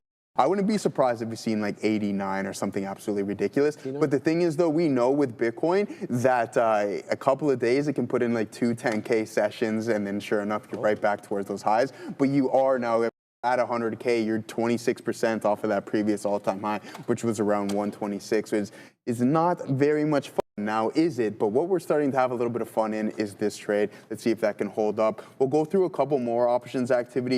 This is what I really wanted to point out, and this is what I'm happy about selling the 66s for. This was way out. So what expiration cycle was I on? That's going to be November 21st. 65 is, so 116,000 contracts, guys. That's a call wall if you ask me, right? That is a shout out to Paul Wall, exactly.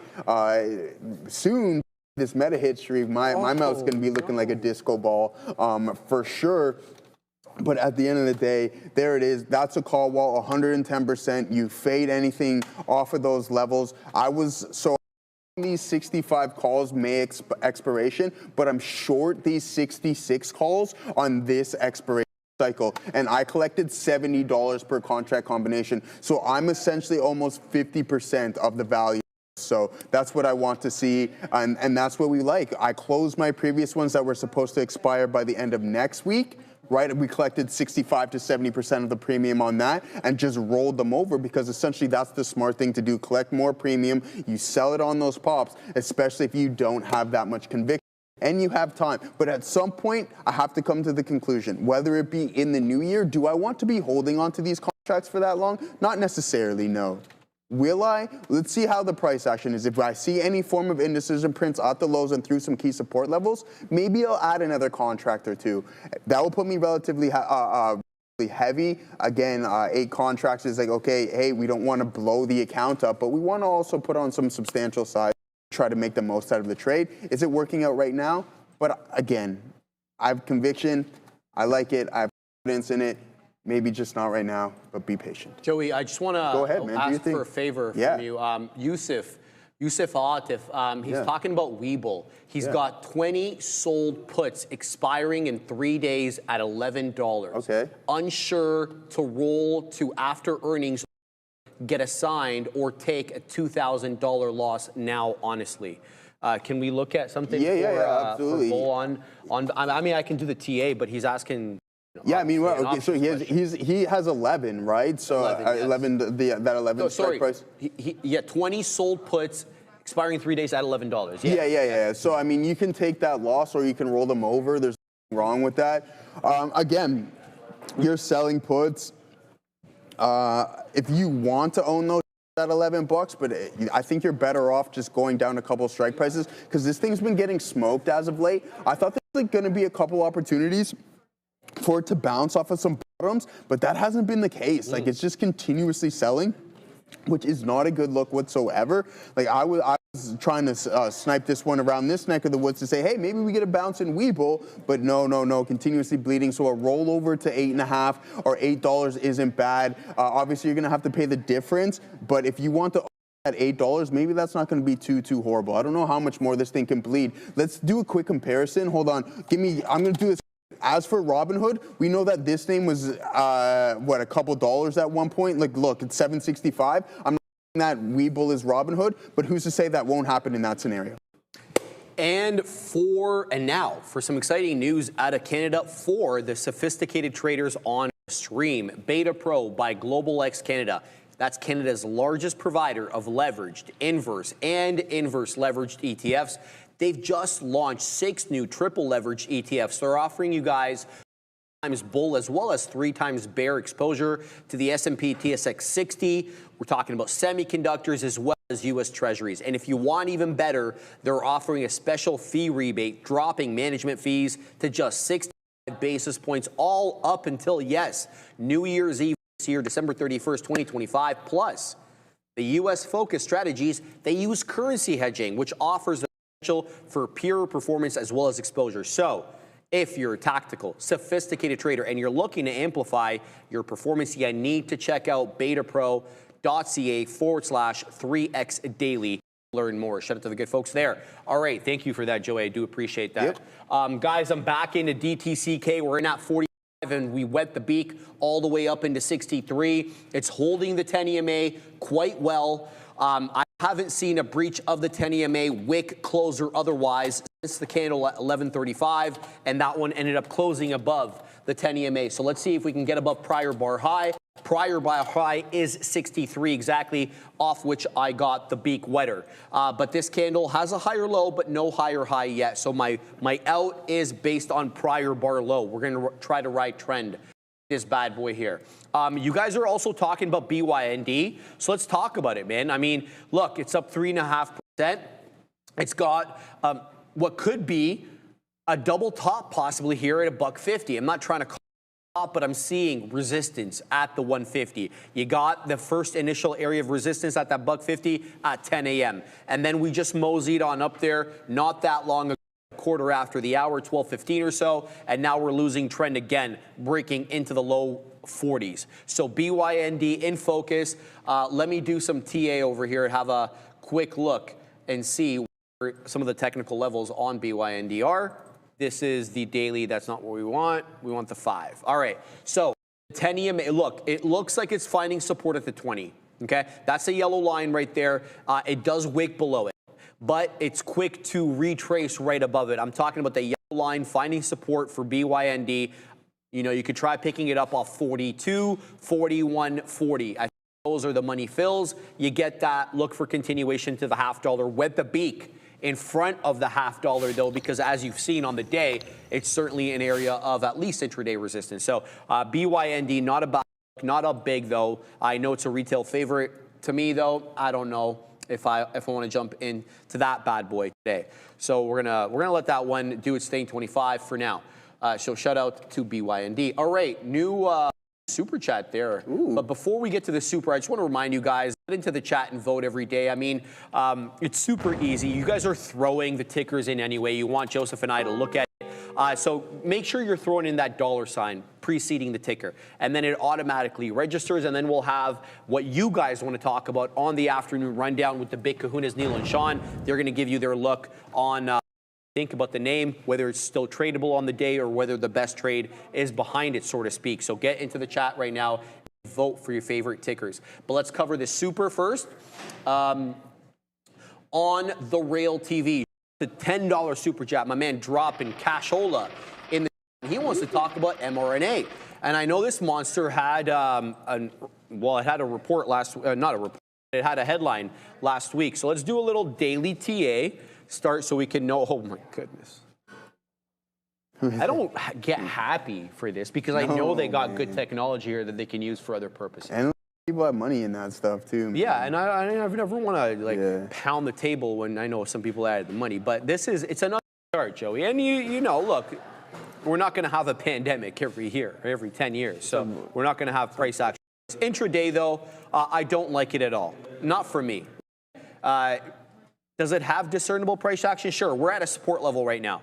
So this level we got back into, on the 30th of October, as well as we danced with it on the 29th. It looks like it's that 24.25. That's when we got the big move up. I remember that day was the day before Halloween, a Thursday. mRNA had a big boy day. I think from top to bottom, we were about 20%. And look at that. We're giving back the entire freaking move, man. I mean, geez Louise. Yeah, so look, 24.25 area on the multi-day time frame, but I'm not going to tell you to go long. I apologize on mRNA. And if you're asking me from an investment perspective as well, or swing, it doesn't have it right now. Let it break out. Let it, show you that the trend to the downside is done. Higher highs, higher lows, move above the 200, move above the 50. Otherwise, I steer clear of it, Joey. All right, cool, guys. For too long, trading meant risking your own money or never having enough to start. The fear of losing, that's what kept so many traders on the sidelines. But that's changing. Trade the Pool is transforming how traders access the markets. With its limited risk trading model, traders use funded capital while Trade the Pool absorbs the downside. This allows traders to focus on what truly matters: discipline, consistency, and growth. When you hit the profit target, you keep 70% of the profits. No fear, no barriers, just real opportunity. The revolution of limited risk trading, powered by Trade the Pool. Visit tradethepool.com or scan the QR code now to check the link in the description and get 10% off your evaluation. All right, guys, what do we got? Long TQ, said Gorev. All right, brother, let's go. After that selling, I mean, we had the TQs in a new low of the day. Tesla put in a low of the day as well, too. We were out at this, but it looked like that was a solid reload opportunity right there, guys. Boom. Second leg to the downside was monstrous. Oh my days. If we rode that the whole way, that would have been a beautiful, beautiful session. But that's not the case, and that's what if history. We don't do that stuff. So if there's anything HIRT I'm seeing in the chat, I've never heard of this one. This might be iHeart. Oh, okay, iHeart Media. Okay, so there's iHeart. We have that in the city, I'm pretty sure. I don't know if that's radio? Yeah. Is that the same? Is this part of the pair? No. Okay, all right. No. So there you go. Shows you how much I know. But not too bad of a look from a daily perspective. If you go to April, man, this is a couple cents. You get a couple % on that one. So iHeart, I hope you are doing fantastic on that. What else do we looking at? Hertz Street. I know you've been covering that one all day. Sir. HRTZ, right? No, what is it? HTZ. HTZ, yeah. Shout out to Hertz. That's the place where I get all the vehicles that I rent when we go to Jamaica. So shout out to HTZ and company. I don't know if I ever told. So one time I hit a rock on the side of the road in Jamaica, and it was just me by myself in the car. And I had to it was me and my uncle. So I went to go pick my uncle up. I hit the rock, and my dad's like, "Yeah, come back soon." And then I'm wearing all white, and I go back to me and my dad. He's like, "Why are you so dirty?" I had to change the tire. Yeah, I'm like, I didn't even give him a straight answer. He didn't even really care at the end of the day. But he still, to this day, I was a teenager at the time, doesn't know that I popped the tire. So it's not a bad thing. No, it's not a bad thing. No, I popped the tire. There's a spare. So I took the tire, and then I brought it to a local shop guy, fixed it up for 20 Canadian dollars for me. Gave him a couple extra dollars. And said, thank you, my friend. Knows how to take care of yeah, people. exactly. So I'll never forget that, man. It was a great time. Yeah, my dad's like, yeah, come, because we were cleaning my grandfather's grave. There's a lot of weeds around. He's like, yeah, go pick up your uncle to do the work, and then come back later. And I'm like, and sure enough, I'm wearing all white, and then it wasn't so white anymore after that. So, Joey, you're such a Libra. Why is that, Fluffy Hippo? Why do you think so? I am a Libra, though, at fullest. So, full disclosure. All right, guys, what do we got? Getting a nice little bounce in the market. I mean, we snapped through some key support levels. The thing that cheesed me about Oh, okay, wait a Toronto slang that. The thing that frustrated me about NVDA is that I had a strong hunch that this was going to happen, because this is what these names tend to do. It's the same thing with the likes of Apple. You get this downtrend. Okay, beautiful. This is going to work in my favor. Let's short when price is really starting to compress down here. Oh, no, not enough liquidity absorbed. So you'd have to grab it up around 202 to get involved down to that move to 199.66, and then it just gets instantly bought up after that. So, your family in Jamaica since the hurricane. You know what? I haven't even asked my dad how the house is. I should probably get on that, but he would have told me otherwise if things were destroyed. Yeah, you would have heard. We're more mainland, so I don't know how affected it was, but I think everything's okay. Otherwise, he would have definitely mentioned and be like, I need money to fix the house. But no, that's not the case. I'm hoping everything obviously is good, Joey. I mean, I have a buddy as well. He's got family there, and they're in the mountains. They got a whole different type of shellacking. They didn't get the water; they got the wind. The wind destroys everything. A lot of they were without electricity. They were like one of the last people to get electricity. Really? Well. Yeah, because they're up in the mountains, so it's not an easy place to navigate. Guys, we got to pause for a second. Dara's got news at the big desk. I do. It actually is a headline involving Nvidia. So keep an eye here on NVDA. Sky News here out of the UK reporting that Nvidia CEO Jensen Huang is set to meet with Liz Kendall, who is the UK technology secretary. So again, Nvidia is set to meet here, Nvidia CEO Jensen Huang set to meet with the Secretary of Technology in the UK, who goes by the name of Liz Kendall. So it looks like some kind of Nvidia UK deal. We know Nvidia, of course, already has deals. Okay, but either way, be aware of this. Not seeing as of right now when that meeting is supposed to be. Back to you. Are you noticing, have you been following the beef between, not beef, but it's like he said kind of thing between Doug Ford and Mark Carney? No, what is going on? No. So you know Big Dougie ran the ad, and it pissed off Donald, President Trump, of course, right? And he cut off negotiations with Canada, which haven't restarted. Yeah. Okay? And so Carney, or Prime Minister Carney, apologized to President Trump, despite many people calling President Trump a liar for saying he said that. Then Prime Minister Carney came out and said that he actually did apologize. But I'm assuming you realize that there's beef between the Premier now and the Prime Minister, because Doug Ford is saying he ran it by Prime Minister Carney. Prime Minister Carney's like, yeah, he ran it by me. I told him not to run it. And I called him a couple times from Asia. I told him to pull it. He didn't pull it. And Doug Ford's like, I remember the conversation differently. It's like, what the hell does that even mean? Somebody's lying. You know what I mean? Somebody's lying there. I'd like to know who. A lot. Yeah, someone's really lying there, man. Absolutely. Guys, I know you guys been asking about the red circles we're wearing there. This is a poppy. It's a flower that grows, obviously, in Europe, and it's a symbol remembrance for the World War veterans who died, all the men before us who passed away. We pay tribute to them. What day is it? Remember, it's the 11th day of the 11th hour, right? So November 11th, the 11th month, exactly. And thank you for that. We pay tribute, obviously, to all the fallen soldiers. So we wear this from the beginning of November to the 11th, and we'll continue to wear it every day, obviously, to pay respect for everybody. And I just want to mention that because sometimes we always get those questions. It's a the Middle East too. No? British tradition, and obviously it took that and continued to do it, Joey. So that's the look there. All right, guys, here's the deal. We're holding still HTZ as it zigs and zags with 7. I'm gonna breakout now on HTZ. Here we go.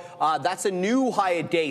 12, we've got 59s on. The volume just spiked up. There's a seller at 12. I'm at 15. 13 high a day now on HTZ.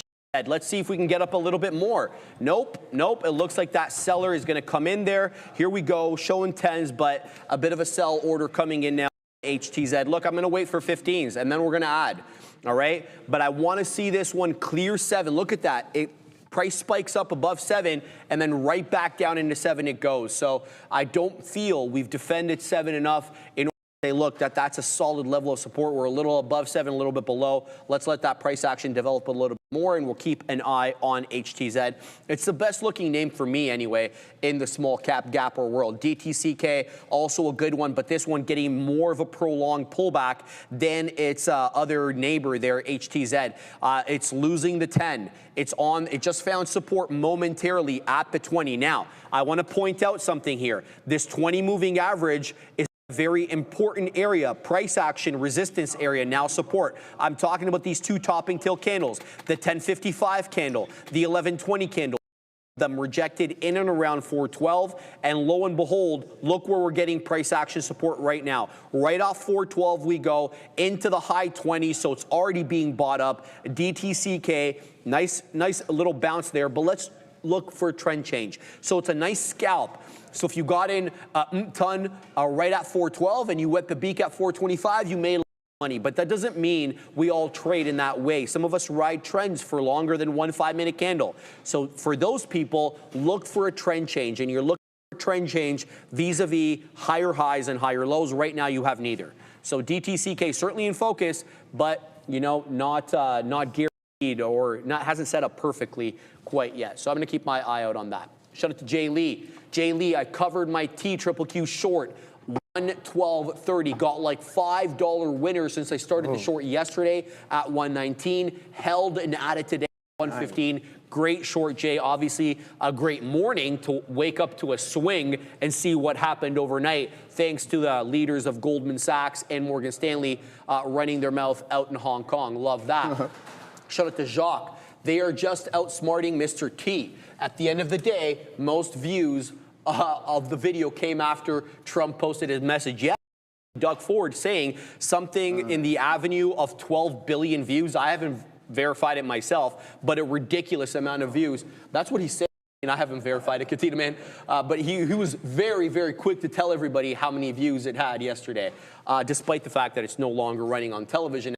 Still lives, of course, on the internet, as does everything that's ever been released. Jag, I think Ford was crazy to do that, especially when the feds were negotiating for him, but will not talk more of politics no more. You can talk whatever you want, my man. Don't worry about it. Joseph and I do not get upset about anything. So throw in whatever comments your heart so desires. So that's all I've got right now, Joey. What are you looking at? Yeah, I got out of this meta trade. It didn't want to break this level. I mean, we were in the money a little bit, but I was waiting for 634. So we'll just take that loss on that one there and just look for something else to trade. I mean, there's going to be plenty of opportunities. Downtrend still fully intact, and it just couldn't break and hold, man. So it's unfortunate that company. Once again, these guys are in the people's bad books. Could you please take a look at Rocket Lab for sure? So, I mean, it's just continuous moves lower here on META. So, yeah, again, take a loss and oh well. I mean, we had that beautiful Tesla short as well, too, right off of the highs. And we just didn't stick with it. And we looked for something else here in META. Let's see what else we got going on. RKLB, let's take a look at Rocket Lab as you're off of the highs there. Man, this thing has been on a monster run, RKLB. How far are we off of these previous highs? So there it is. You're down 20% there. What has Palantir been up to on the session? Rocket Lab, like the trend's still there, right? You got to take that into consideration. And this is an absolute monster trend here in Palantir. So keep an eye out on that one there, guys. So not too bad. M. Zucker, yeah, I know. Could you please take a look? Anything else specific that you guys want to go over? Please let me know. What's Big Smile saying in the chat? Yeah. So anyways, STR coming back a little bit here. What's Bitcoin been up to on this session? Is it still bleeding? Wow, man. Yeah, it's a tough in the crypto space. At what point are we going to call it? How many views? Oh boy. Yeah, I think anywhere in this kind of this open space, you want to look for some indecision prints to turn around. I think it's the same scenario. One thing that I'm kind of worried about here is that if you go back to March, right, like you enter this consolidation in March and then you essentially don't break out until November that year, which is just not good. So you have these lengthy moves. And what I was thinking with this is that, like, okay, usually the longer the consolidation, the bigger the breakout is, right? That hasn't been the case with Bitcoin. You get these couple leg highs. And then sure enough, you go in the consolidation, you go on a nice little move, consolidate, and then you get a little bit of a push into that previous all-time high of 126, but then it's just like, there's no demand, there's too much supply, apparently, which is something that is supposed to have supply constraints, obviously. Not enough demand north of 126, and you start to come back into those 100. So you are 26% roughly off of those all-time highs. That's 20% where we're currently sitting at. Not too good of a look on BTC. Yeah, this was a bull trap for sure. I agree with you guys on that front. And it trapped you had to start selling some calls. But other than that, I'm contemplating adding some more cash into my account for my wages again. Already done it for the month. Is it just me, FOMO, or is it the sensible? Adding more cash, like, so you're just looking to build your account up, or have you lost the money and you're just looking to refund it? I think those are two totally different things. Either way, more money into the markets. I think at the end of the day, if you're working and you can put aside 30-40% of your income and start just buying the NASDAQ and buying the SPA, I think that's the way to go for sure. Can I ask you a personal question? Yeah. What is the largest percentage of your income that you put away for any one period of time? Not like one-off, but like something you did for a few months. Percentage of income. Oh, dude, when I was living at home, I would literally save 80 to 85% of my money. That's yeah, literally, because I didn't have to pay anything. Exactly. I would just That makes a big difference, and then of I would course, just yeah. like I would just put some aside, and that was party money, right? Like right. You like, get your that's my food, your spending. party Exactly. money, and like you'll be surprised how quick it adds up. And that's man. the thing. Isn't it feel good, huh? Yeah, it feels good. amazing. It's good to spend it, but I don't know about you, but I get buyer's remorse pretty quick. Oh, it's not nearly as satisfying as you think it is. It's like, yo, I want this, I want. And then after you're like, did I really? Did I really want that? I'm holding on to the receipt. No, man. Yeah. Again, as you get older, like I was in my mid-20s. For me, it was just like, okay, buy a condo. What did I have to do? I just stayed at home and saved money. I made money from the markets. I wanted to buy a car. Can I tell you something? Yeah. I've never had a car payment in my life. That's crazy. Yeah. I've never bought a car cash. I've never had a car payment. That's in my amazing. life. I love Yeah. that. That's the exact opposite. I've never bought a car cash. If I can't buy it cash, then I couldn't afford it. Yeah, I feel But that was me, right? That was my mentality. That's a by legitimate no means was I thinking, buying new cars. Yeah. No, don't get it twisted. I would buy a half-decent used car, but I would just buy it. Absolutely, and there's nothing wrong with that. That means like all your monthly money is concentrated in something else. Never right? had one, man. Never had one. Here we go. Yeah. Here we go. Look at immediately What do you say? jumps on it. LJS could afford that bottle service at the club. Oh, come on, bro. What do you say? Come on. We can't read it? While living in mommy and daddy's basement. No, dude. Yo, honestly, you got to take into consideration, Kyle, in like rents weren't, before I bought my spot, I was paying $1,100 a month living in Liberty Village in my early 20s. That's nothing. That's still. Right? This is literally a decade ago. And You're not getting 1,100 anywhere now. No. Yeah, you're Well, it was like it was a 2 and 2, so like a 2-bedroom, 2-bath that my friend and I split, $1,100 in 2016. That's downtown, by the way. Yeah, like it's literally I wouldn't say the heart of the city, but it's where you want to be. And yeah, that's what we were doing. So I just had extra cash. I was saving money, and I was spending a ridiculous amount in the club. So it's funny because whatever I would save Saturday morning, it was gone. I mean.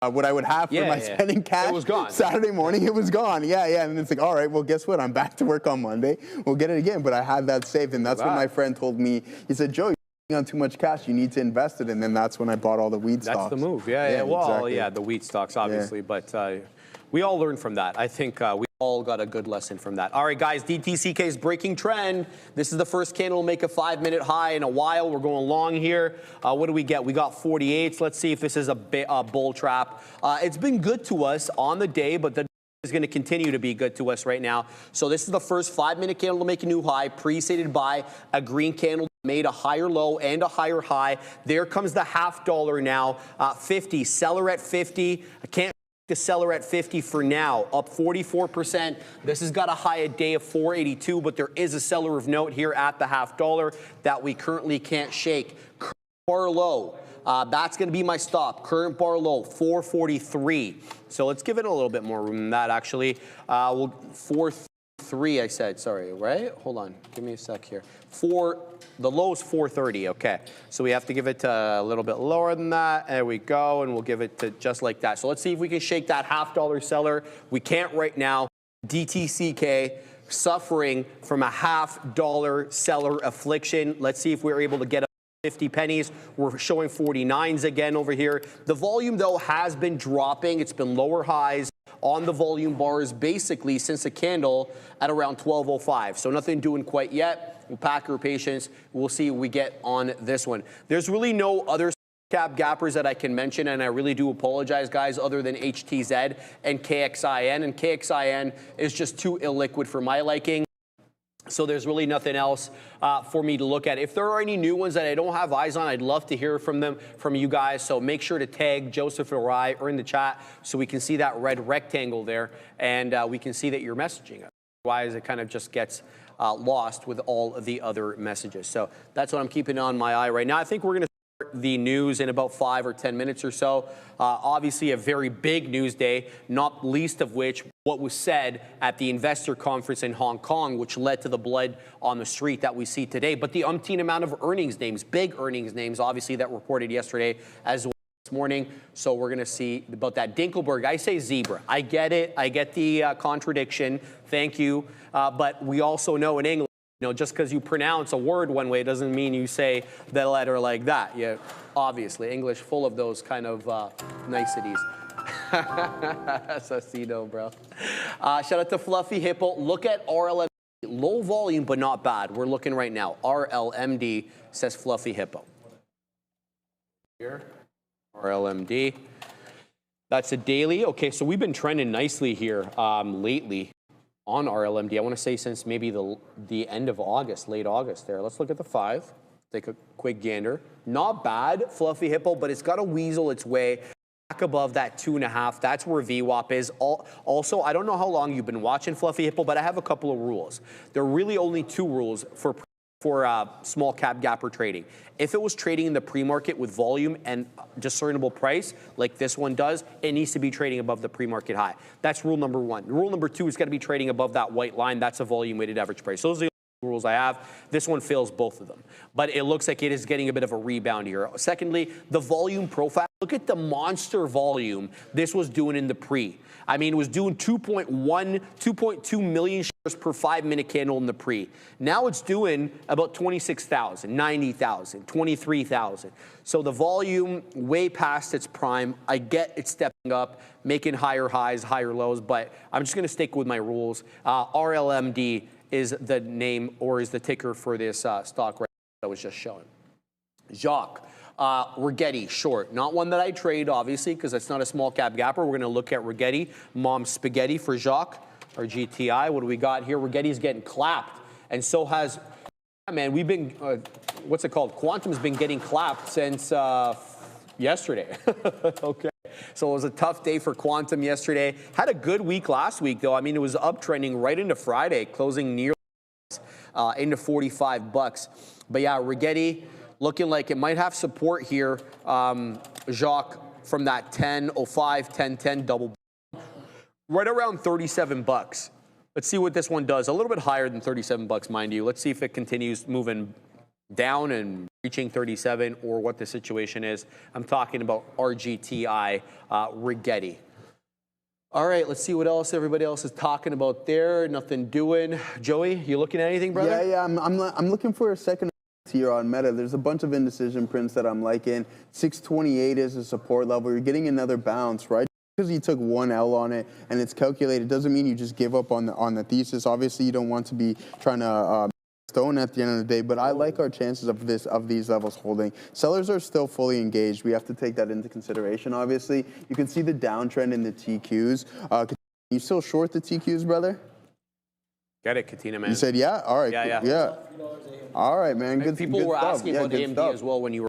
AMD, Katina, man, yeah. is still short AMD. Yeah, AMD, really good luck, man. You got the breakdown in AMD for sure.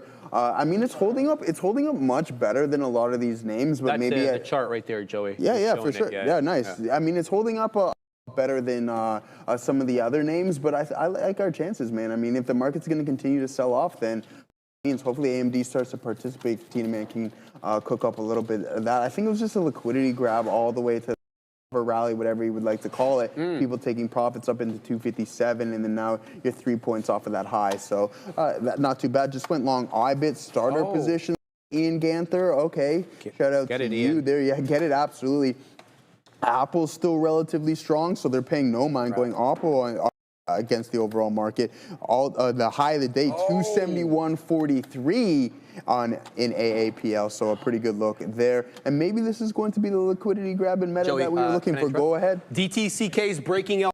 We've got 48s on. We just took 77s. Again, there it goes again. It's a little bit off the high of the 482. This candle price spiked into 77. So I literally have the top of this current candle right now on DTCK. What a fantastic hold. And I love how it all got started with basically a neutral doji candle. And what do I mean by neutral? So on my platform here, the black charts, if a candle opens and closes at the same price, it will be green or red, it will be neutral. And this is like the most equidistant upper and lower wick ever, and it has to be literally because it closed out at the middle. So there it is, right off the 20, and up we go to test the day high. Now look, if this candle closes up here, and it's got about a couple of minutes, so we still have some time for this one to retrace, this will be the highest closing candle on the day. So my next print is going to be closer to 5s, okay? 482 high, we're not it at the high of the day. We're going to either get stopped out in the remaining amount, or we're going to get it closer to 5. Simple as that. DTCK in focus here. Keep your eye on it. It's done trading. I didn't mean to interrupt you. No, that's all right. I'm just looking at some things right now. You're getting a downtrend snap in the TQs and the AMD. Not too bad. All kind of mimicking each other right now, with the exception, obviously, AMD still holding up. MSTR, man, that thing is getting slacked. What's ETHA up to? Anything specific? Palantir, we can take a look at what Palantir is up to. 27.20, roughly the high there on ETHA. Now you're at $25. Not too good for Ethereum. Let's actually pull up the underlying and see what we got going on with that thing. Damn, oh damn. Yeah, I like what Katina Man said yesterday. I completely agree with him on that. He's just like, dude, Tom Lee and those guys are just done pumping it right now. So it's essentially like, it's all right, cool, yeah, great. April from April of 25, you go on a pretty much a 200%. Pardon me? Remember what they were pumping, not everyone on October. Yeah, October. Yeah. I mean, it's just like, yeah. Well, that's what he said to me, and I'm like, oh, all right, Tom Lee, sick, thanks, brother. It's gonna hold around 4,200, and then sure enough, you're down substantially from those levels. So yeah. That's unfortunate. 32% you are off of those highs. I think at this point, right, considering who's to say that Ethereum isn't a repeat offender? I mean, it's taken a significant amount of time to even establish this new high. You can see that we put in that a year ago. I don't know if that's even a genuine tick. So December all the way to August of 25. So it took some time. A lot of pain in between. In a good time, and I think that's just the narrative of the crypto space. I didn't think it was going to be as volatile. It's funny because actually, so what I'm. Oh, Joey, I mean. Yeah, no. But listen. This is what I was saying. So the moves to the top side haven't been as aggressive, right? Why? I think there's multiple reasons. Just the ability to hedge is optionable, and now you have all these ETFs. So you're getting the institutional adoption of it, making it a little bit harder for those moves to come into play. And just a lot of these liquidity grabs, the crypto whales and everything, whatever they're up to, I have no idea what they are behind the screens, but something's up because there's a reason why we didn't continue that move up into the 30s and why it took so long and why we continuously go into these lengthy consolidations. Yeah. I think you need that new wave of buyers to step in. Also, I think that the aggressive selling comes from the over-leveraged nature of the products that offered on these exchanges, and we've talked about this ad nauseum. There has to be some regulations. You can't have 20 and 100 times leverage and expect an asset class to remain stable. It's not going to, because there's going to be forced selling every time there's a marked price move. So whether or not the regulators are going to step in is an entirely different story. This administration, maybe the next. This administration is very pro-crypto, and they're also quite laissez-faire. So I don't feel, at least for the moment, I'm going to see anything from them in terms of regulation on that part, but who knows? Maybe I'm wrong on that. Guys, HTZ right back into the high of the day, but this is a problem. We've been at 715 multiple times. There is a seller of note over here. I've got my order at 15. It's not printing me because it didn't cross. We've been waiting at 15s for a hot minute. We've got 59s on right now. Literally haven't added into this position, which was not the right thing to do, mind you, because it hugged the 10 EMA on the to no end without losing it. That should have been my signal or my sign that, the buyers were certainly in control here. I missed that. I'll do better next time. But the fact of the matter is this one's still trending up, and we could see 7.5, if the volume starts picking up. And quite frankly, when you look at the volume, it's been declining. So if we get a price spike up here in terms of bullish volume, I think we'll easily get into 7.5. We'll have to wait and see how that all does there. DTCK double top into 475. That's not the move. That's looking for there. And I also want to end this position because I want to start the news. So we're going to flatten out that. And we're just going to hold on to HTZ because I think that that one's trending a bit more cleanly. Now I'm going to pay for saying that. Now it's going to right back into 690 or something. But I always end up paying the price. Something is stable or something is good. You know, the trading gods get you right away. All right, let's start the news, man, because we didn't do it yesterday, and we're definitely going to do it today, especially given the umpteen amount of names that are reporting or have major news. Let's get right to it. So the first and foremost is what we're talking about earlier. Goldman and Morgan Stanley warning of a market drawdown ahead. So let's talk about why they said that and where and in what context. Morgan and Goldman both warned of a global equity rally that may face a 10 to 20% pullback over the next 12 to 24 months. Remarks came at the Global Financial Leaders Investment Summit out in Hong Kong, where both firms urged investors to brace for that volatility. For his part, Goldman CEO David Solomon, DJ Solomon, baby, expects a 10 to 20% equity correction within 2 years, calling it a normal feature of long bull cycles. Okay, healthy pullback. Same thing here by CEO Ted Pick of Morgan Stanley. He echoed Solomon's tone and he said investors should welcome moderate corrections as a sign of a functioning market and not necessarily distress. So he's trying to say, you know, things are going to drop, but don't panic. Both Goldman and Morgan Stanley highlighted Asia, though, as a multi-year growth engine, citing improving fundamentals and renewed interest. And this echoes what I said to you guys a couple of weeks ago. I said money flow, fund flows are into the Chinese market like we haven't seen since the pandemic or even before the pandemic. So something's there. Something's there. Take a look at Chinese equities and Asian equities in general, Joey. Goldman and Morgan both like it. Sorry. No, in all seriousness, man. What's going on, Katina, man? AMD's dropping. It's breaking down. I mean, AMD stocks just don't only go up. You're going to get a correction. We've been on a monster run as of those April lows. As soon as Donald Trump said buy, you have Nvidia up 100+%. A lot of these names 50%. Indices were up around 40%. So at some point, you're going to get that retracement a little bit more aggressive. And that's the thing, right? We know the market a bit ahead of themselves at some time. They get all excited and everything along those lines. And you get these aggressive moves higher and higher and higher when the market is. You'd rather have some more calm and cool ebbs and flows. But as for getting into the Chinese market, by all means, do it at your own risk if you're going to trade those ADRs. You just have to be aware that, hey, you're going to gap up a couple percent one day, gap down a couple percent the next day. So, yeah, trade at your own risk. All right, Adara, I mean, like, is this just the regular market functioning in the way that it's supposed to with that healthy, you know, correction every now and again? What do you make of this headline? I think so, and I think there are a couple reasons for it. Like, long story short, I think the reason we reacted the way that we did was likely because Palantir earnings at the same time. This is a name we're always going to worry about here with regards to valuation. And then also we have, you know, did Michael Burry bet against Palantir and Nvidia? So the point I'm trying to make is I don't think these remarks would have actually made that much of a dent in the market. I think the only reason we had that pre-market reaction was because of all of these other factors forming, as Obi would say, confluence with statements. And I think, like, even we had a pullback, we had a correction earlier this year, right? We had that drop 20%. What did the market do? Make all-time highs. So as Joe said, markets are allowed to breathe, stocks are allowed to catch their breath. I wouldn't worry too much about the comments of DJ Solomon and his peers. I think that, you know, having this caution, having this realistic output makes sense, makes sense. But yeah, I don't even think they're being too bearish here. And they still say, you know, positive on Asia. So I don't think this is really a bad look at all. Palantir, great earnings report. Obviously, it was at all-time highs, pulling back a little bit today, around 7%, but a knockout quarter. So let's talk about it. Their earnings per share, 21 pennies adjusted, mind you, beating the 17 expected on revenue of 1.18 billion, beating the 1.09 expected by the street, and also growing at an eye-watering rate of 63% top line growth year over year, easily beating the 1 billion for the second straight quarter.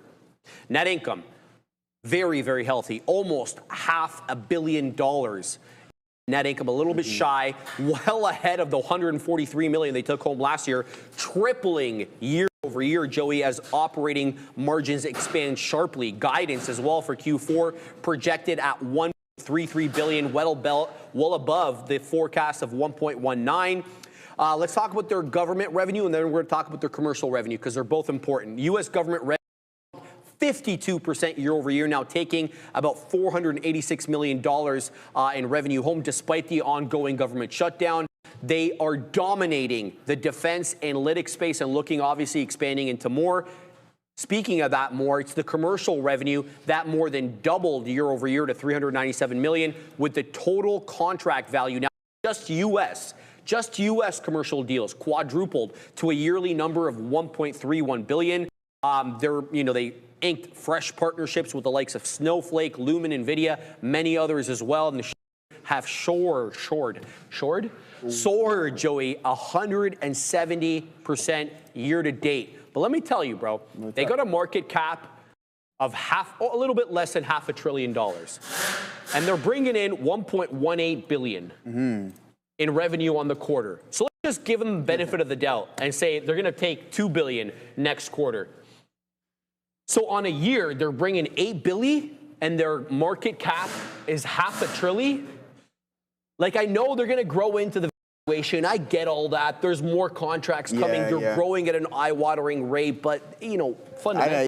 You always thought that was a little alarming. I mean, as for the commercial growth that Sharif mentioned, it's been absolutely phenomenal. Pretty sure the international segment is growing as well, too, striking deals with Japan, and I believe it was Germany or something along those lines. So that's starting to increase. They don't want to be so on the U.S. government, but that's fine. You're only down 10.17% from those highs. I think Palantir is going to be doing, and especially considering as the world gets more violent, people want to use Palantir to collect all that data and use it for defense systems. Nothing wrong with Palantir. And down 10%, I like this stock. Did you get any wind about the call yesterday?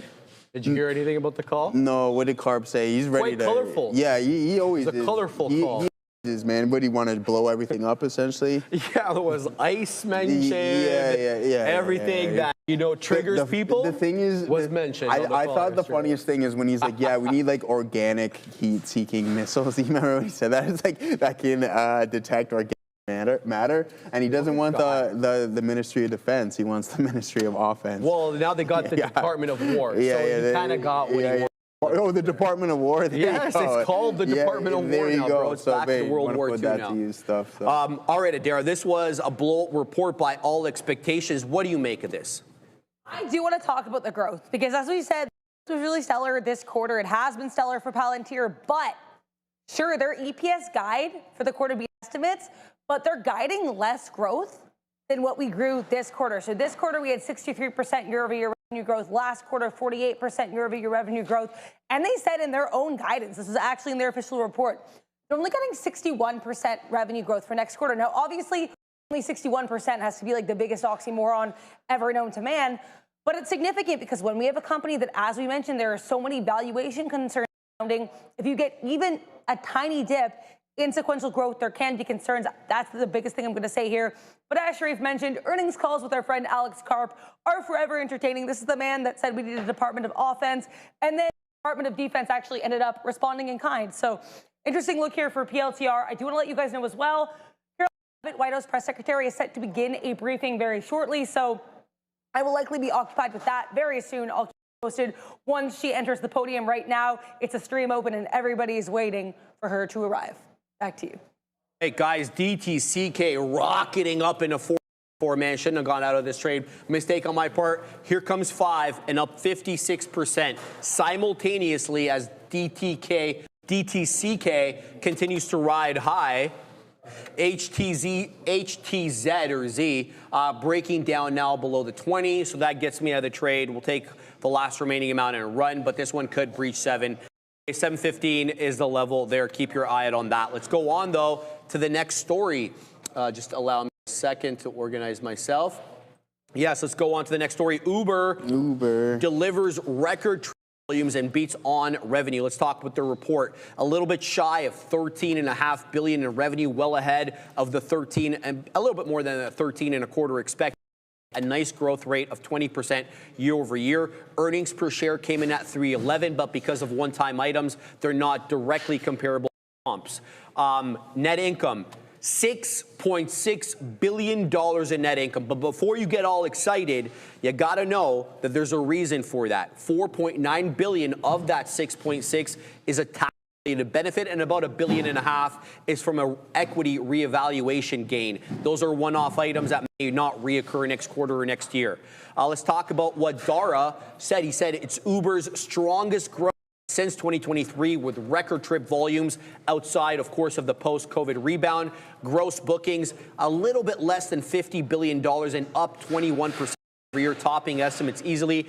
Joey, they had 3.5 billion trips at 22% year-over-year increase, with monthly active users growing nicely for, a mature company, 17% year-over-year growth. Now let's break down their segments. They got 3 technically, but we're only getting data on 2. The 3 are mobility, delivery, and freight. Not getting freight anymore, and I don't know why. We'll have to look into that. For mobility, gross bookings, $25.11 billion, up 20% year over year, brought home about $7 2/3 billion in revenue, slightly above estimates. Delivery continues to grow faster than mobility, and that has been the case for the last, I think, 4 or 5 quarters.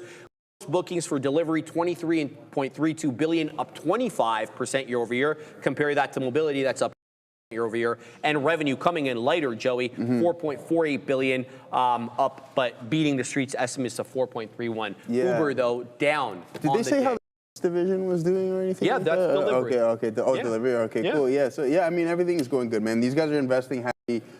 Sorry, I was reading something as well. All good, brother. So I mean, they're investing heavily in autonomy. They're putting a big bet on that space. They want to team up with Elon Musk and company. Well, he thinking about it. The CEO is listening to the All In podcast. They want, when the robotaxi is out, 20,000 car fleet to be signed up onto the Uber app, which I think will be extremely interesting. Other than that, guys, Uber is a pretty good name. I like it. I just worry a little bit because the profitability in autonomy is still a ways away. I'm thinking at least 4 years down the road. That's the same with the likes of Waymo, Zoox, and obviously Elon doesn't even have a robotaxi out just yet. I think in the long run they'll be okay, especially if they start striking deals with Google, which they're in talks with, and obviously with Elon. And quite frankly, Joe, I mean, like, if you're trying to be cost conscious about the robotaxi, you're probably not looking at the Lucid Gravity, like one of the more expensive SUVs out there, and that's what they're using. They're using the Gravity. Is that what they're using? Yeah, it's over 100.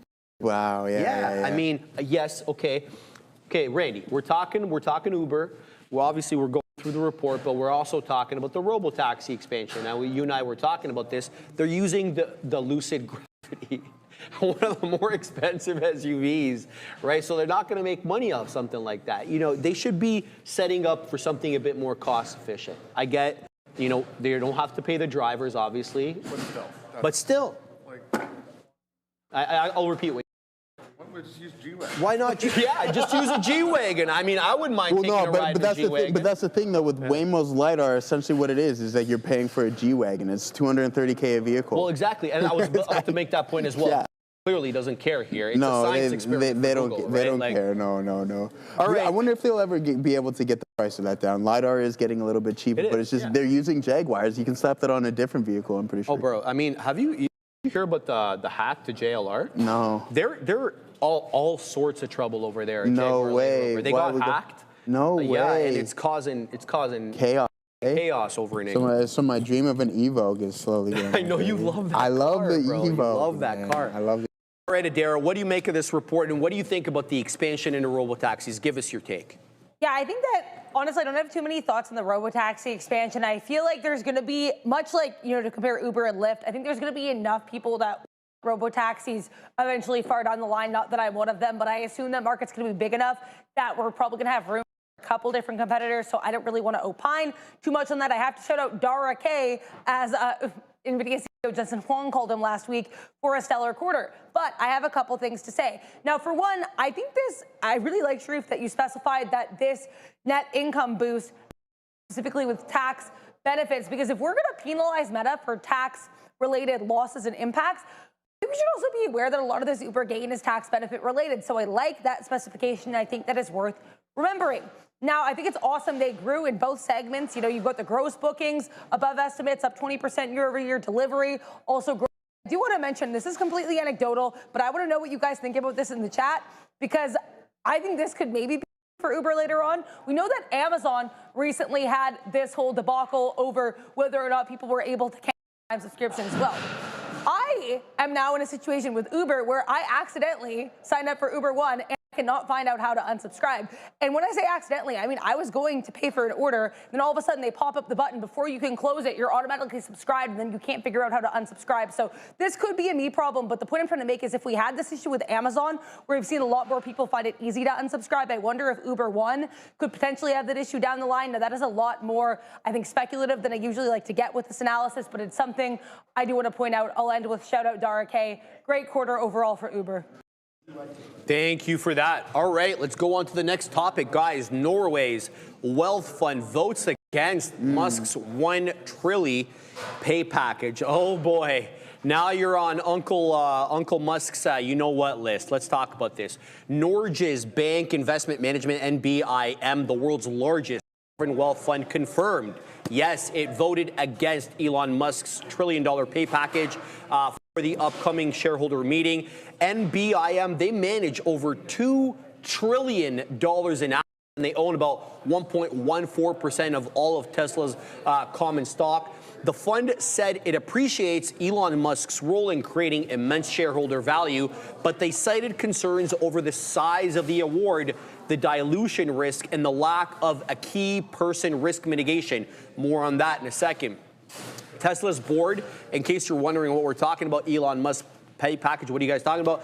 Tesla's board is asking shareholders to Elon Musk's pay plan, which could ultimately be worth, if all the goals are met, $1 trillion in stock options if Tesla meets, yes, specific 10-year performance milestones. The plan also expands Musk's voting power. He said on All In, he needs at least 25%. In order to create a robot army. He does not feel confident or will not build a robot army if he doesn't have at least 25% voting. That's scary in and of itself. I don't want Elon controlling the robot army either. I don't want anybody controlling a robot army. That just sounds ominous. The package mirrors Elon's previous $56 billion award, which was struck down earlier this year by a U.S. court before being reintroduced, of course, for reapproval, I should say. Here's who's standing against it. There's a couple. The Take Back Tesla campaign, it's a coalition of unions and watchdog groups. They've urged investors to vote against the deal. They're calling it excessive and risky for governance. And then the advisors. Joseph and I talked about what these proxy advisors do. They don't actually own the shares. They vote on behalf, I should say, of money of other funds who delegate their responsibility to these proxy advisors. We're talking about ISS, who Elon Musk lovingly calls ISIS, and the Glass Lewis as well. They recommended shareholders reject the proposal. This is not the first clash between Elon and the sovereign wealth fund in Norway. The fund previously voted against that, yes, that $56 billion pay package, and a heated exchange vis-a-vis text messages with NBIM CEO after Musk declined a dinner invitation to Oslo to speak about it. Joey? So text messaging at the heart of some of this, which is funny. Yeah, text messaging. You good? Yeah. Yeah, right. I don't know. Just you gotta fix the old poppy, there. Okay. Yeah, fix the poppy. No, I think it's interesting. Obviously, Elon's not going to be happy whatsoever. Is it best favorite to do so? No, you want this guy fully engaged. We know he can get distracted from time to time, and if you're just going to continue piss him off, well, guess what? When he's mad, I think is when he gets the most distracted, and then definitely starts throwing off truths and or tweets or exit posts, whatever you want. That's not what you want from Elon. You want him to be 110% engaged. Get these robo-texts and that geofence.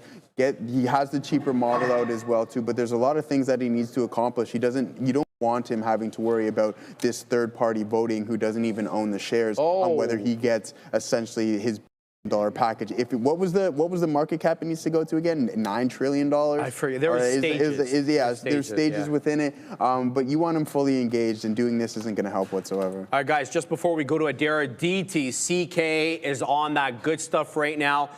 Here it goes right into high a day, 538 and going. It's up now 70%, 71%. Keep your eye on this one. It seems to be a midday runner, and all gas right now. No. All right, Adara, what do you make of this key person risk and on all the other reasons some of these proxies as well as these campaigns are trying to elicit, voters their way? Yeah, so here's the thing. I honestly think that regardless of these votes to the other direction, I have a feeling this will pass. And there's a couple reasons I think that. A, passed the first time, even though, of course, later this got overturned. B, I have always said this, do not mess with the retail Tesla shareholders. I have spent a lot of time on the community on X. You've got Tesla Boomer Mama, you have Herbert on, you've got that whole team. They do like regular podcasts. They are very active, encouraging people to vote. And they'll even say, hey, if your brokerage is giving you an issue with voting, let them know. We'll contact them for you. Like, they are very, very active with regards to shareholder rights. And we know all these Tesla retail shareholders, they very much want Elon Musk to be involved. So to get back to what you asked here, Sharif, which is the key person risk, I think the bigger thing to remember is that the retail Tesla shareholders, which again are probably the most vocal of these, they don't really care about the risk. They actually don't see it as a risk in the first place. So that's kind of what I want to say here with regards to TSLA. I have a feeling this will probably pass through.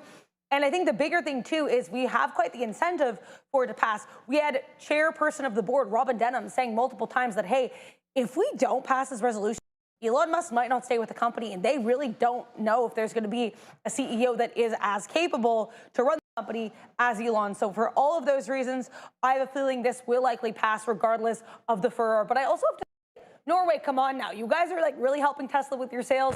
You can't help Tesla with the pay package? That's all I have to add there. All right. Thank you for that. So my opinion on the key person risk is I think this is one of the more sound reasons I think some of these proxies are arguing against it, because I don't personally see a pathway to a successor. And he's personally not allowed anybody to come, to the fore enough.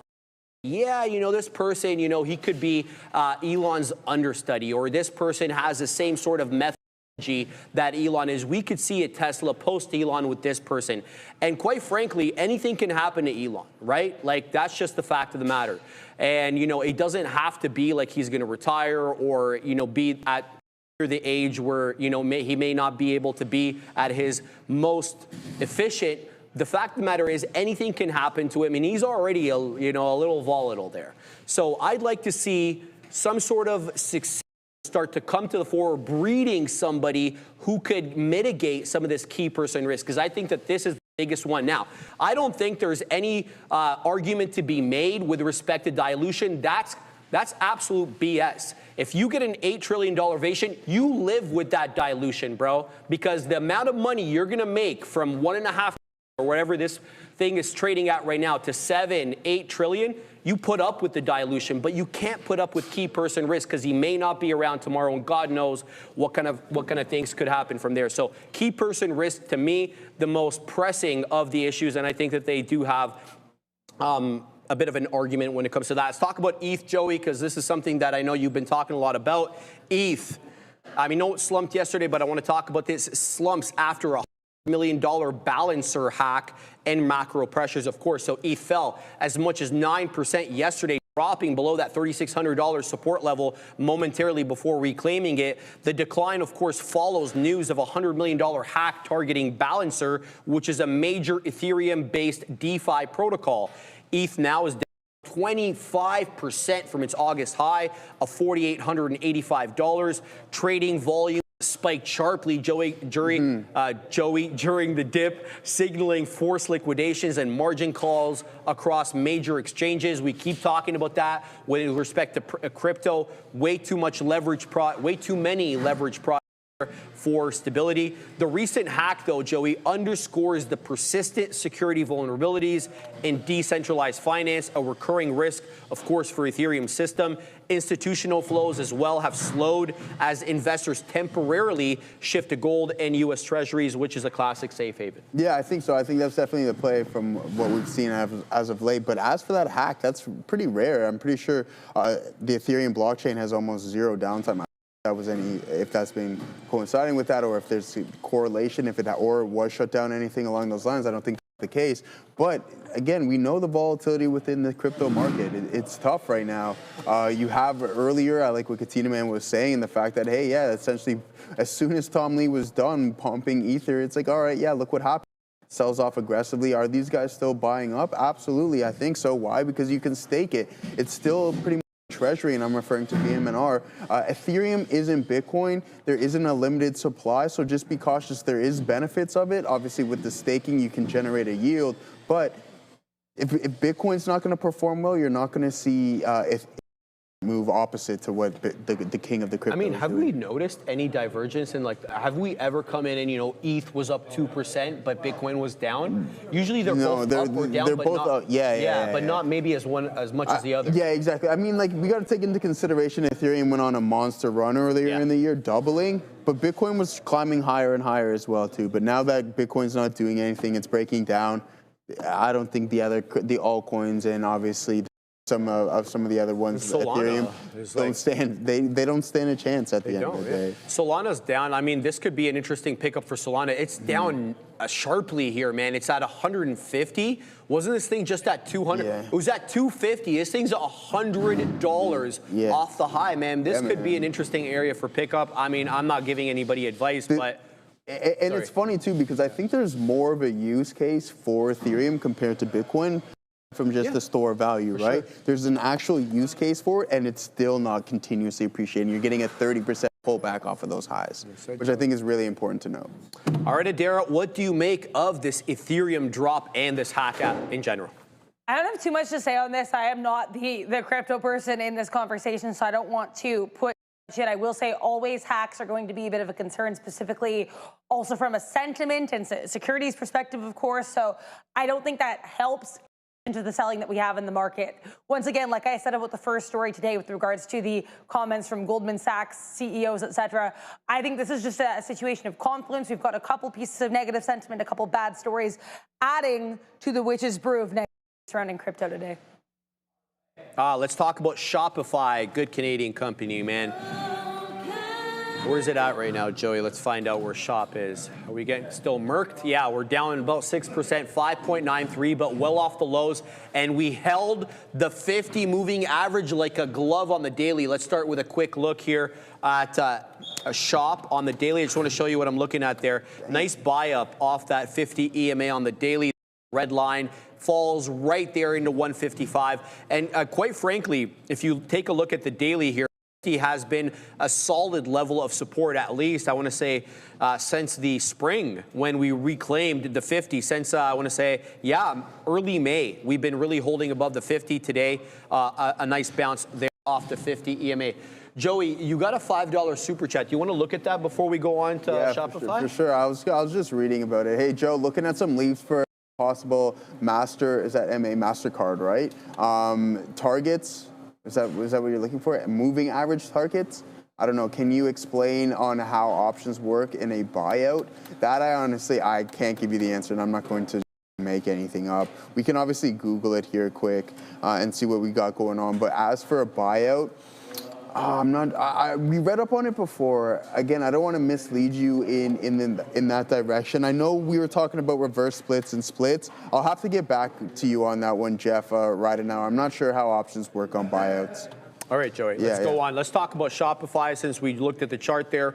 Revenue beating on the top line, 2.8 billion ahead of 2.76, a 32% increase in revenue year over year, slightly faster as well than the growth they had in Q2, which they grew 31. So a quarter over quarter sequential bump there in growth. Gross merchandise volume, meaning all the merchandise volume value that they sold across all their platforms, of course, $92 billion, up from the 88.75, and a 32% year-over-year growth on that GMV metric. Operating profit, they're taking home $343 million in profit in the quarter, beating the $311 expected, and their operating expense, $1.05 billion. That's in line with expectations. They continue to invest heavily in AI. So says they're investing in website creation and design, sales data tracking, and automated marketing and ad image generation as a part of their AI investments. Their holiday season, their biggest quarter, Q4 coming up. They're talking about Q4 revenue growth guidance, mid to high 20% range, okay, with gross profit growth mid to low 20% range for Q4, and their operating expense as a percentage of revenue expected to further down to 30 to 31% from around 37% in Q3. Despite the U.S. tariff pressure and consumer uncertainty, they're saying their merchant networks has shown broad resilience in both domestic and international markets, Joey, and they continue to navigate the input cost volatility as well as their sourcing.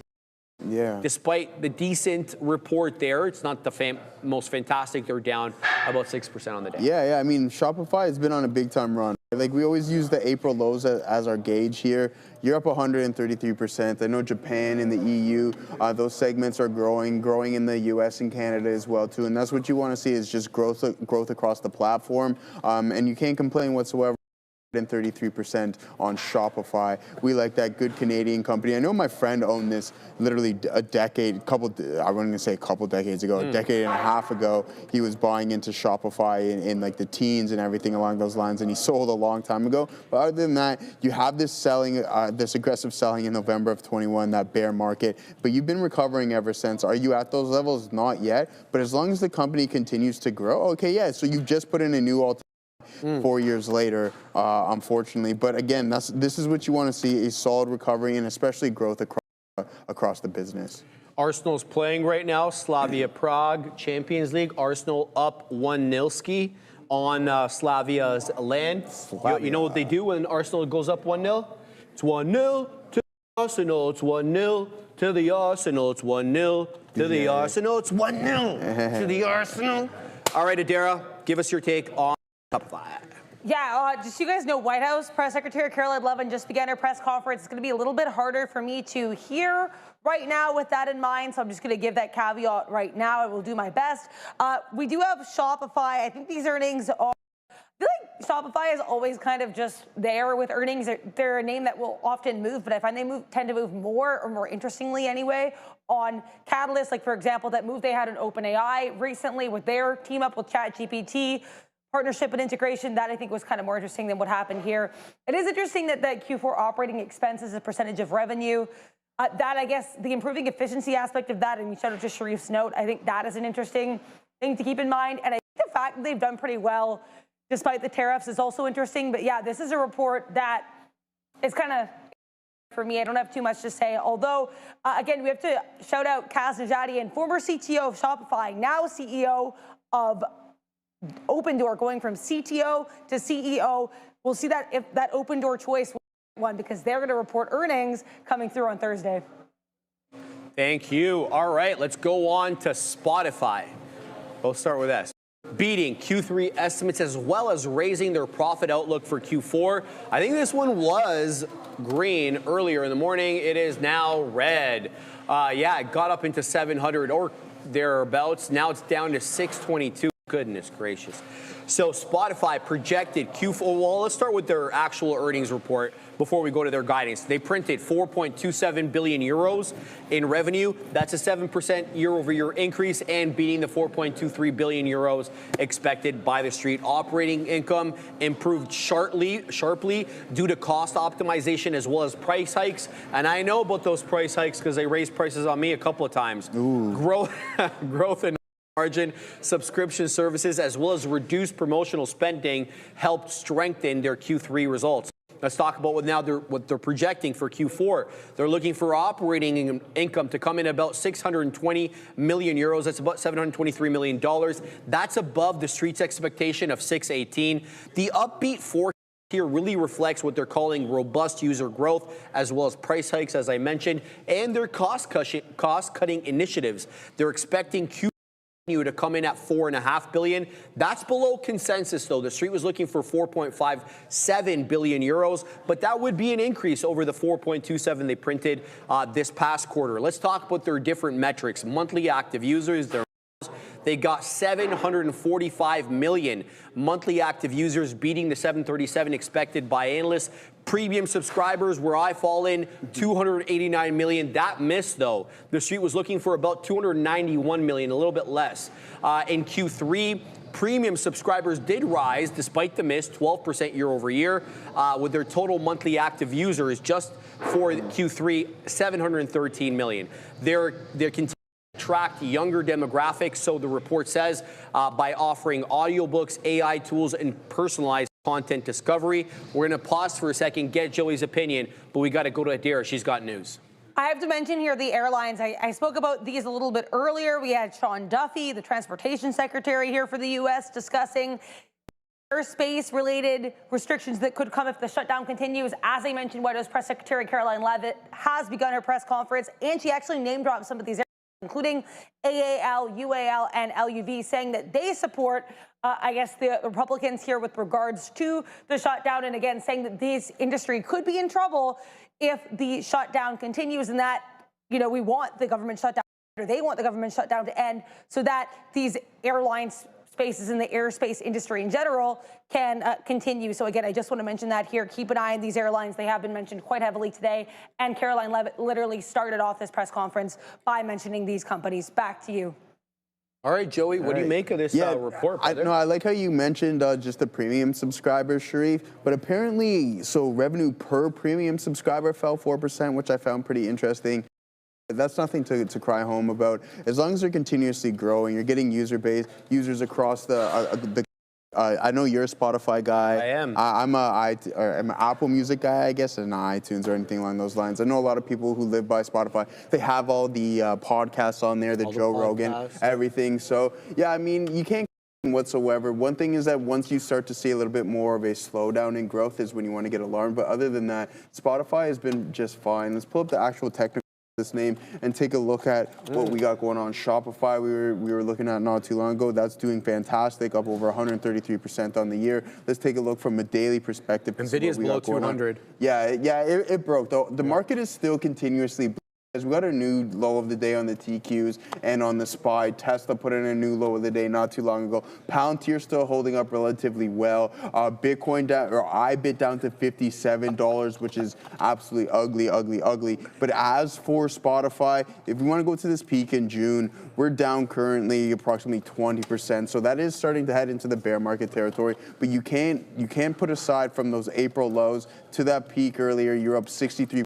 Outpacing the market, not too bad. Let's see if those support levels at 621 break. If they do, then I think there's going to be some more downside. That's the narrative across multiple underlyings, I think, in the market right now. And that's a bit of a trend break there, especially that key area of support that you pointed out there. Big time. Yeah, exactly. So I think it's across the board, right? It is. The technicals, I think you look at them the same way. No arguing with them. It's the same thing with Bitcoin, right? Like you zoom out a little bit, you have this that you got to be cautious of. Multiple other names that we could go and take a look at, but not too good of a look there. All right, Adira, what do you make of this report? I mean, there was a lot of good here, but some issues. Yeah, I think generally a lot of good here for Spotify. I am not a Spotify user, so I can't comment too much on the user experience. Shout out to iTunes and downloading songs piece by piece. I think, it's interesting here, too, to see how the company will continue to evolve with regards to their earnings, because this is their first report since announcing that new CEO structure that they have. They just announced that pretty recently. I think it'll be interesting to see once we get another quarter with that in mind, how that actually unfolds. Of course, Daniel Ek's been in place for quite some time. He stepped back. Let's see how these new leaders end up faring, because there has been a lot of debate in general over, does the two CEOs work? A lot of people use Netflix as the gold standard for this, which in a lot of ways it is. But the difference here, too, with Netflix versus other companies that are going to try this, including Oracle, which recently announced a similar structure.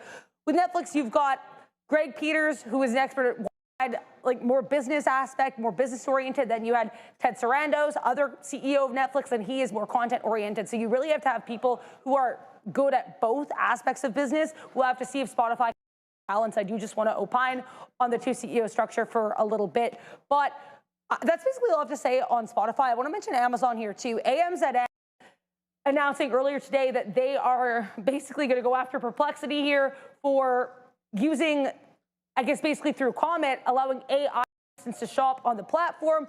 Amazon has an issue with this. Perplexity just responded saying that they believe every user has the right to use the AI of their choice, and they will not be intimidated by Amazon using legal threats to stop Comet from using these AI assistants to help shop with Amazon. So again, Amazon Perplexity, legal back and forth. I will keep you posted on that. Back to you. Thank you very much for that. You know what else song I like that we sing at the... What's that? So listen to this. I'm listening. When we play away, Yeah. and then we put an ass whooping on the home team because we're away, right? Yeah. Just like we did at Burnley on the weekend, Joseph. And then towards the end of the game, you know, the 85th minute, 86th minute, we're about to finish. Yeah. The fans start leaving. The Burnley fans, the home fans, they start leaving. So the Arsenal fans, the away fans, they're not going anywhere. Their team is leading. Yeah. You know what song they start singing, What's Joey? anything? Stadiums are empty everywhere we go. I love this. Stadiums are empty everywhere we go. That's a fight, everywhere man. we go. And they just keep singing it and trolling the home fans. No wonder these guys were always fighting each other and causing riots. Constantly fighting. Yeah. Constantly Because they have a chance, and if you're getting troll. yeah, man, getting salt poured in the wound. It's so man. good. Do you know what they do after the game? Like a helicopter hovers above the stadium to watch the crowd, and so that they see the fight. Yeah. So I'm assuming they're using drones. The now, but you know what I mean. the hooligans, man. Oh, Dinkelberg, no, you did it, bro. That also happened like that last night in They don't sing that chant. Oh. Neil's loving that. They don't sing that chant in American football, but you're absolutely right. All right, let's go on to the next topic, guys. Pfizer. They beat, well, let's see where Pfizer is right now. PFE. Where are we at? Still down? Yeah, 0.5%. Look, they beat Q3 estimates and they raised their profit outlook, but really what we want to talk about is the acquisition. We'll get to that at the end of the story. Q3 estimates, EPS, 87 pennies, beating the 623 estimate by the street, so a beat on the bottom line. How about that top line? Slightly above estimates. 16.65 billion in revenue ahead of the 16.58, so a beat on the top and bottom line, and they raised their full year adjusted EPS. They're talking about $3 to $3.50 now. That's up from the prior guide of $2.90 to $3.10, and their revenue guidance as well. They're guiding 61 billion to 64 billion in full year 2025 revenue. Management cited strong cost controls and solid operational execution. Confidence in pipeline productivity. I don't believe that last part there. I believe the strong cost controls. I know operational execution is kind of their thing, but the pipeline, where are they at, bro? I mean, we need to see new drugs coming out of Pfizer, and we haven't for a while. We're not going to get into cost cutting and one-time charges. Their tariff deal and the investment push as well is important, but let's talk about this. They're currently engaged in an escalating war with Novo Nordisk for obesity-focused biotech Metsera.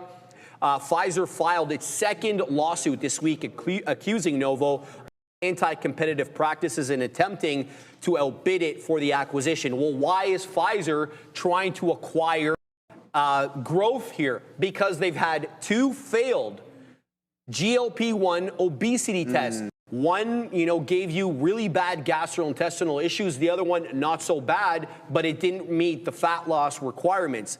So they can't get it right internally, so they're trying to acquire their way into growth. That's what makes me suspect the product pipeline statement by management, because we're not seeing it and we haven't seen it in decades. So, Joseph, what do you take right now on Pfizer? I mean, Pfizer still is down 60% from 2021. If they can't get this GLP thing right, I think the market is, I'm not going to call it saturated, but the big time players in the GLPs. So if you're this late to the dance, then good luck. I don't know how much better yours is going to be. How much more percentage of a body fat can you lose? You know that with the oral Shreve, you're not going to get the same effect, obviously, as the injectables.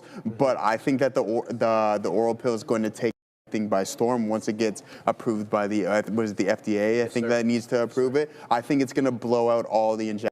Even though if you lose say instead of 50, all day, right? It's going to just go right into the supplement jar at the end of the day. And it's unfortunate that Pfizer has not participated.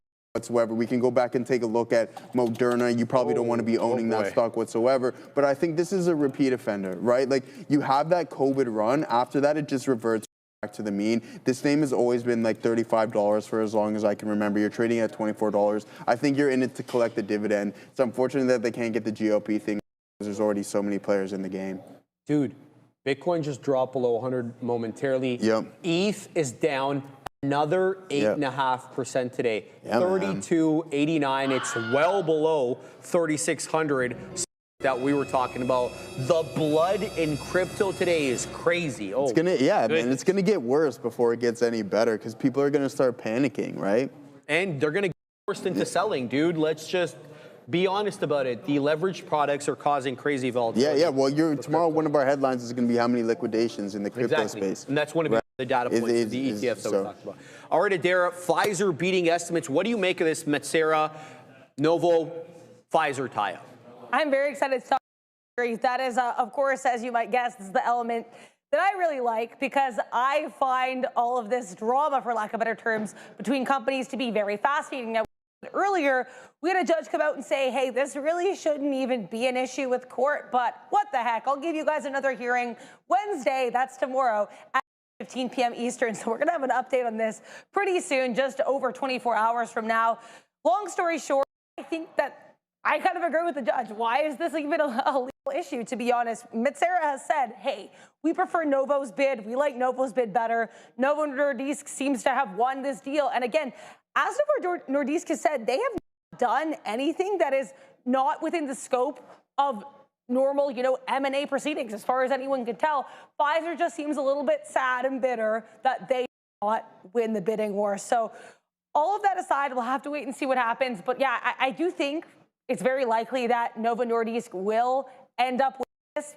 Metsera prefers their offer. It doesn't seem like there's going to be a really easy to make legal argument here that we'll have to wait and see. But yeah, I think it's interesting here that we did have multiple comments about this made by CEO Albert Bourla during the earnings call as well. So that'll be pretty interesting to see how all of this unfolds. Now, another tack I want to take, and I don't like to be speculative much, but sometimes it's kind of fun. We know CEO Albert Bourla and U.S. President Trump are on good terms. Now, if there ever is kind of an FTC issue with regards to a merger between Metsera and Novo Nordisk, could that relationship end up benefiting Pfizer? That's complete speculation. We'll have to wait and see. But either way, interesting story to keep an eye on. And I think with Novo Nordisk reporting earnings tomorrow morning, this story will probably still be very hot tomorrow as well. Live, Joey. Yeah, all right, thank you, Adara. Let's talk about Yum Brands. Where are they at right now? Let's see if they're up or down on the day. A mixed report here. They're up bigly, man.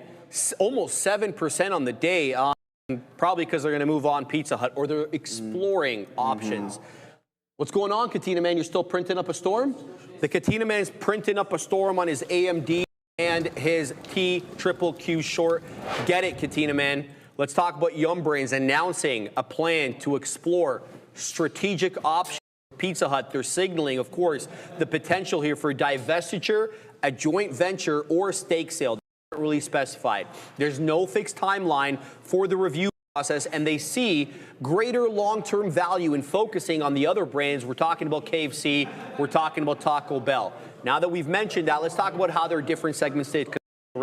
So they reported mixed Q3 same-store sales, with Taco Bell leading the bunch here, up 7% year over year on the quarter, with KFC also growing 3%. It's Pizza Hut here that's a drag. They dropped 1% overall, including a negative 6% print in the U.S. market. So that 1% is global. When you look at it localized, U.S. market really bleeding here.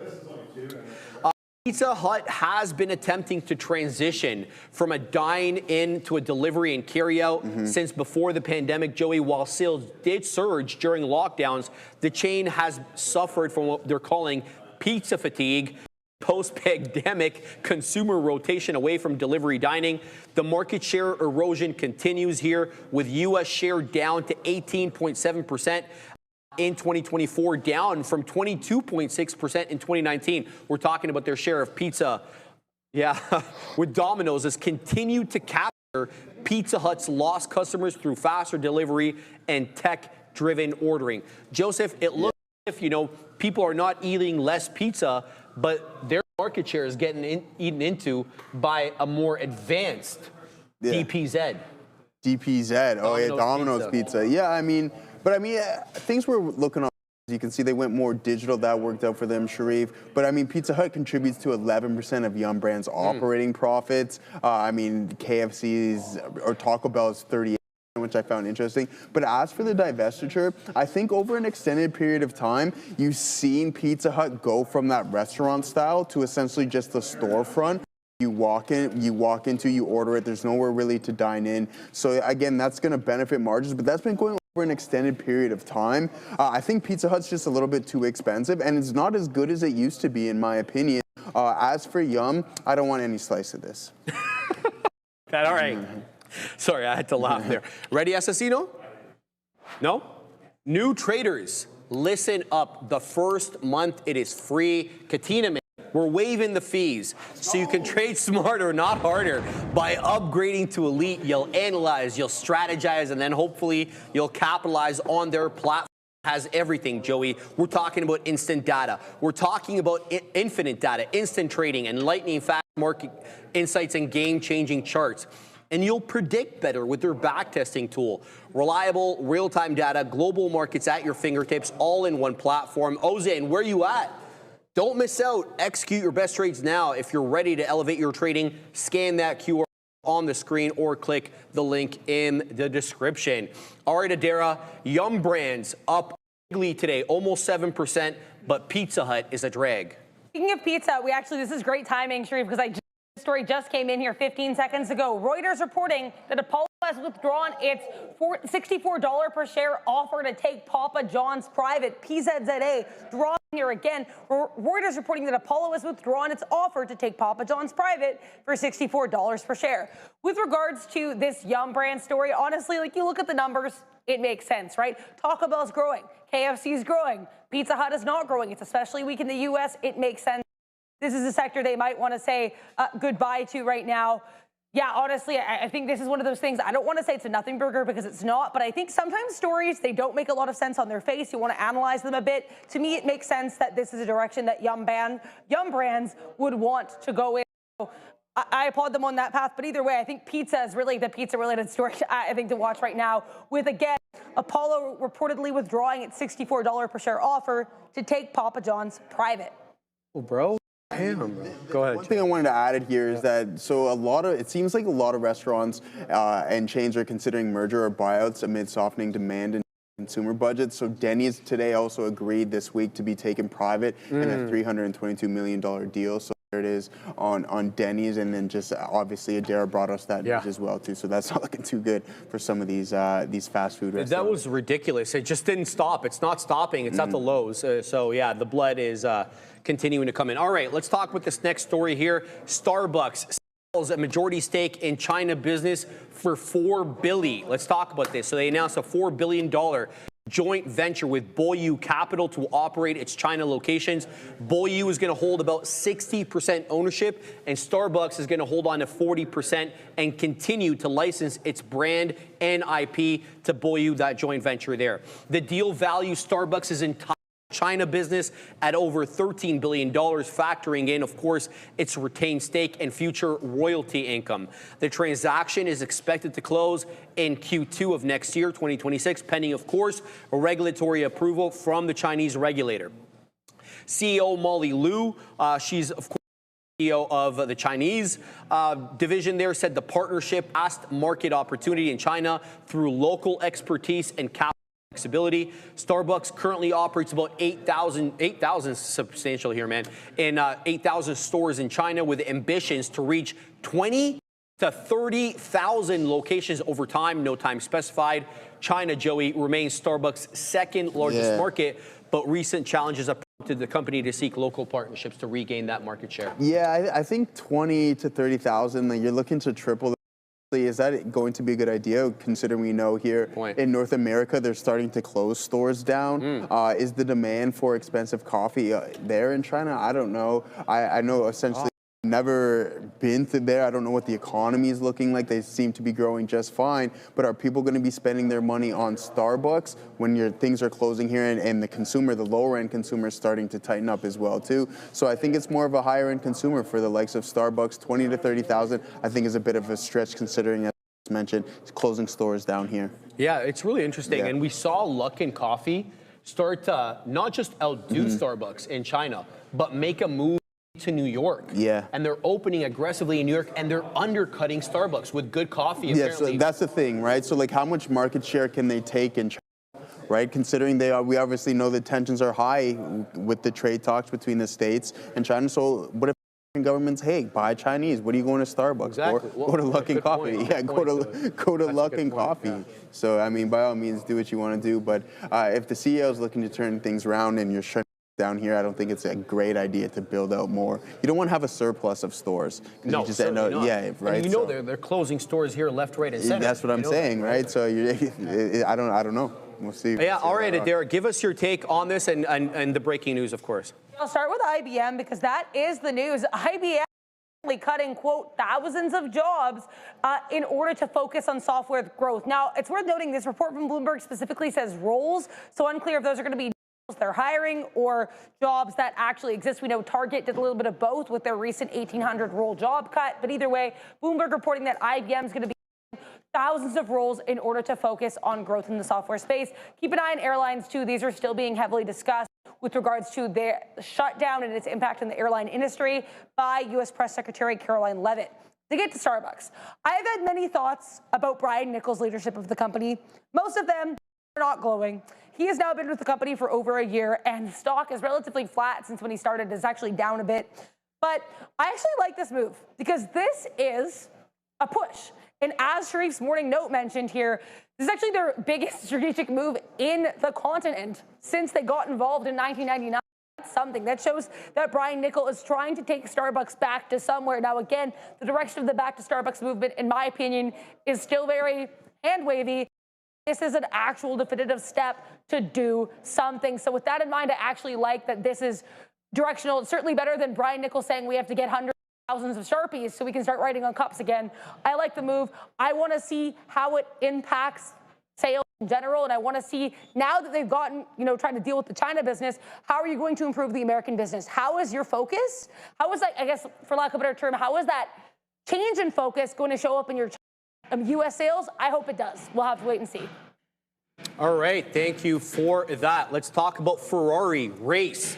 Next, they beat Q3 estimates and they reaffirm their long-term guidance. Let's see where RAC is on the day.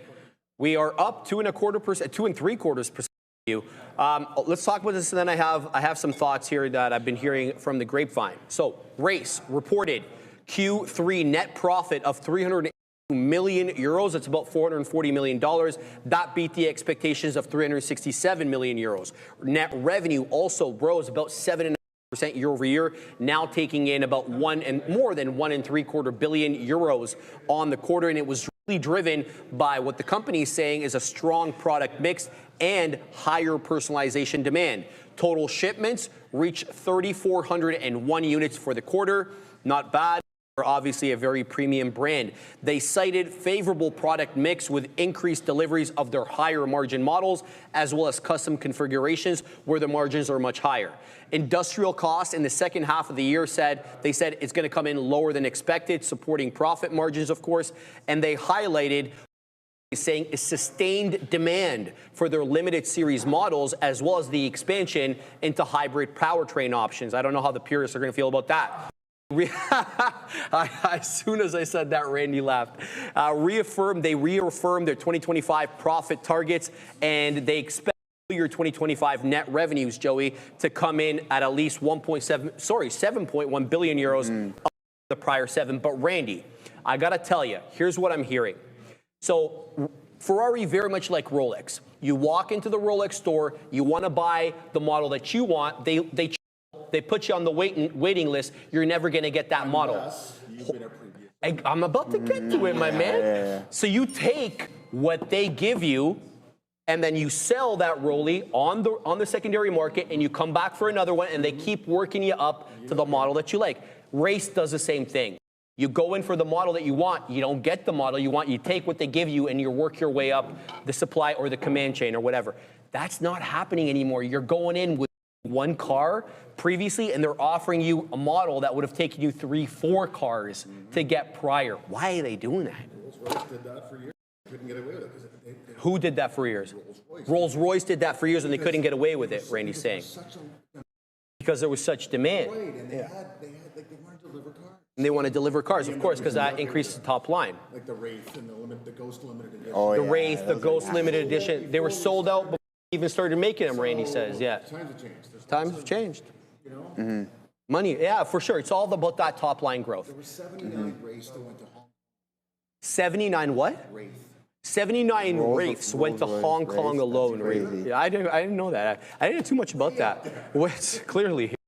So Joey, I mean, Yeah. aside from the fact that maybe, you know, it is not as cachet as it once was, what do you make of the report? What do you make of the technicals? No, I mean, as for Ferrari, man, 3,400 cars over the quarter, up 18 cars from a year ago, which I found interesting. Obviously, the Middle East and Asia climbing, as Randy just mentioned there. But what I find interesting is that the prices for the cars in the U.S. have risen by 5%. Okay, so you're buying a $200,000 car. You're a higher-end consumer. What is it going to sway you away if the car's $205,000 now?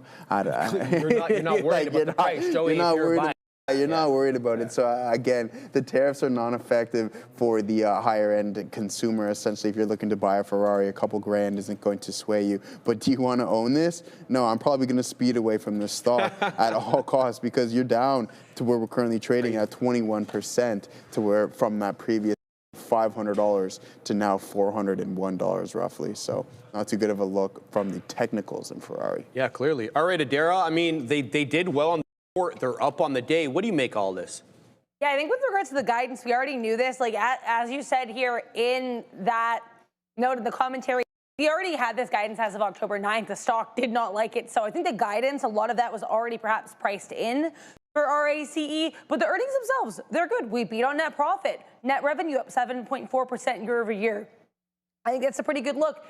Shipments, again, unclear how those compare to estimates, but I think also when you've got lower costs too, as we have here, that's not a bad look. Long story short, assuming that we do the guidance, which we already kind of did, they did mention that guidance already going through to October 9th for the most part.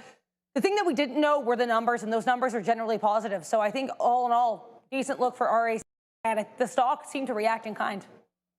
Thank you very much for that, Adara. All right, let's go on to the next topic, guys. HIMS reported as well. Let's see where they're at.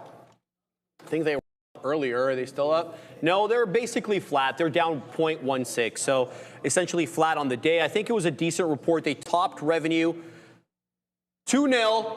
2-0, Mikel Mourinho. Arsenal. Arsenal. All right, sorry.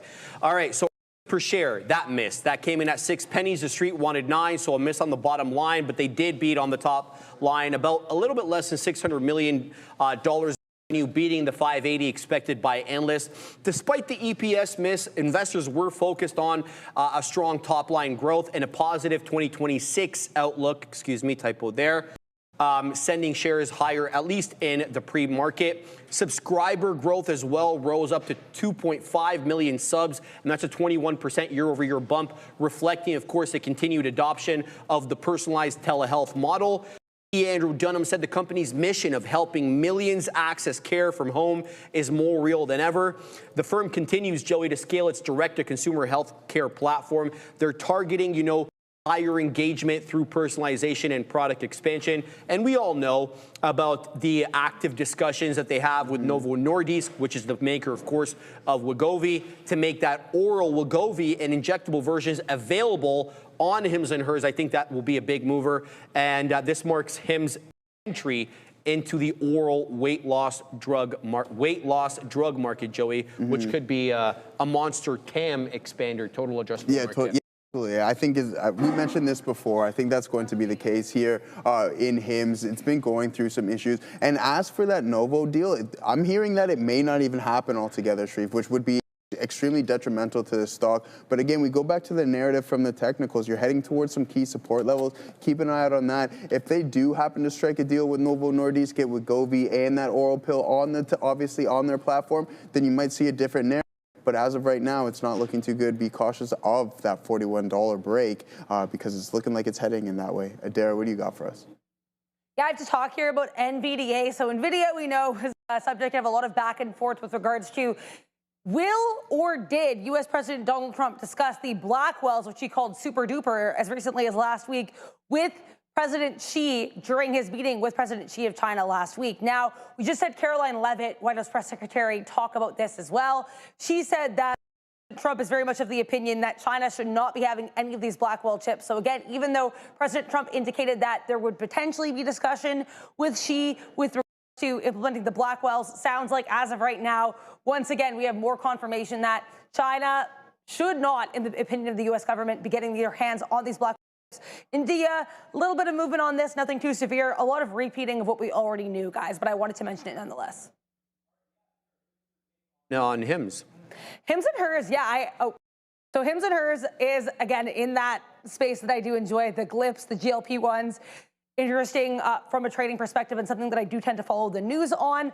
I think the subscriber growth is nice, 21% year over year. Them missing on earnings per share, I think, like I said, I think this stock is, I don't want to say memey, but it is a stock that gets a lot of retail attention and tends to have outsized moves on catalysts, regardless of, you know, how active that catalyst is. Now, I think the big thing here is their active discussions with Novo Nordisk. Like, as you guys mentioned, I think if these active discussions are real, if anything comes of said discussions, I think that's going to be huge. But we know Novo has made it pretty clear in the past that they're not really sure here about what they want to do with Hims and Hers. And we know Andrew Dunham, CEO of Hims and Hers, has been kind of aggressive when you've had anything from Novo or Lilly suggesting that, hey, maybe this isn't the direction we want to go.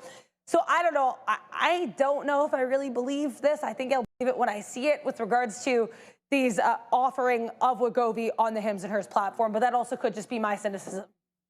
All right, guys, just want to remind you guys, super easy to get the morning. Every single morning, it'll be out bright early, typically around, you know, like 8 o'clock, 8:10 or so. If you're not already subscribed, hit that join button right below the video. Right there, you hit join. The gentleman Brendo pops up. Hit join again. It's about it's exactly $4.99 Canadian or US per month, and you get the morning note sent directly to you guys every day. Make sure to. And here's kind of what it looks like. Well, let me see if I can load it up here with an unedited version, because I basically spam the hell out of it with my highlights, which people don't like, but I can't find it right now, Joey. In any event, get that, guys, sent to you every morning. It gives you technical levels as well as the entire yada, yada, yada. Guys, I want to let you know beta is open. This was an IPO, and it opened, I believe, about 6 or 7 minutes ago. Yeah, first print, 51, so it opens just before the end of the show. The tap was $34. It opened up at $34. It is dropping now, 5.5% negative territory. Hold on to 32. It's been as low as I believe as 30.86. It looks like it wicked to into that level. It wasn't really oversubscribed. I mean, it was, but not by the same amounts that we've been seeing as of late. BETA on the down, Joey, about 5.5% as we wind down the show. Yeah. I mean, things seem to be down 5% or plus, Sharif. And I'm talking about Bitcoin down 5 and a bit. You have Ethereum almost down 8%, or I think it's down a little bit more than 8%, which is not a good time. We'll go over these names one more here throughout the session. The 5 minute. Did we pick up anything on today's session? Yeah, and if the thing is, it's going to probably, this continuous downtrend is just going to light you up at the end of the day. So not too good of a look from a performance standpoint there. Trade analysis, 27% on Ethereum. It never performed well on that one. Tesla, I don't think there's too many signals that it's going to pick up on today's session. November, okay, surprisingly, is this still currently open? All right. Interesting, right off of those lows. We like that here in TSLA. Performance not doing too bad. You get your 3.45% profit target, our factor right there. Trade analysis shooting 66.6% on this one specific ticker, guys. But it is 2 o'clock. That means it's beef stroganoff time. It means it's time for the afternoon rundown. Neil was backing you up, though. He said it was no It's good. not very good. I mean, But, you know, I mean, we got the if OG you Neil swim, backing you up. If you're hungry, then yeah, I mean, but other than that, guys, we're gonna send it over to Neil and Sean. Guys. Thank you very much, buddy. I'm still a little hungry because I couldn't even finish my beef stroganoff. And I'm always hungry. Like, I could, look, let's be real. Like, I even told Sean this sometimes. If I don't like it, it just takes me longer to eat it. 99 times out. Today, I couldn't actually finish the beef stroganoff. I don't know how you felt about it. I thought it was all right. Okay, it's fair. Well, you know what wasn't all right? I've never, okay, I should never, but I can't think of a time I've seen an IPO. It's 2 and 2. 2 and 2, so it's 50. Sharif likes it. I like it. We need a time You don't break. like it, and we're gonna wait to see what Joe says. Yeah. Yeah, but he hasn't had the new one. We know that he hates it. We need like a more neutral tiebreaker, I think. No, but I can't, like, I don't know if you remember an IPO that opened up, did not even tick 1 penny in the money up from the open price. Like, not even, well, I guess there's sanding or something. Sometimes I there's like the smell of sawdust, which I kind of like. I kind of like that smell. Yeah, exactly. No, not even 1 cent for this beta. That's terrible. And now trading lower. Terrible trade. Terrible. That trade is terrible. Terrible. It's horror awful. It's both We talked about horrible some and of awful. the IPOs not Yeah, it was. fancy anymore. It wasn't really. Yeah, wasn't interested in this. But it's an aerospace one too. Like you would think. No, it's like what's it like the electric aerospace sense. But anyways, disappointing IPO for sure. The market overall is trying to catch a bit of a bid after what has not been very good of a day. If you want to blame anything, you could look at maybe the Palantir top. Maybe Michael Burry got this one right. I still maintain that over the weekend he literally said not to do anything about this being a market top. That was.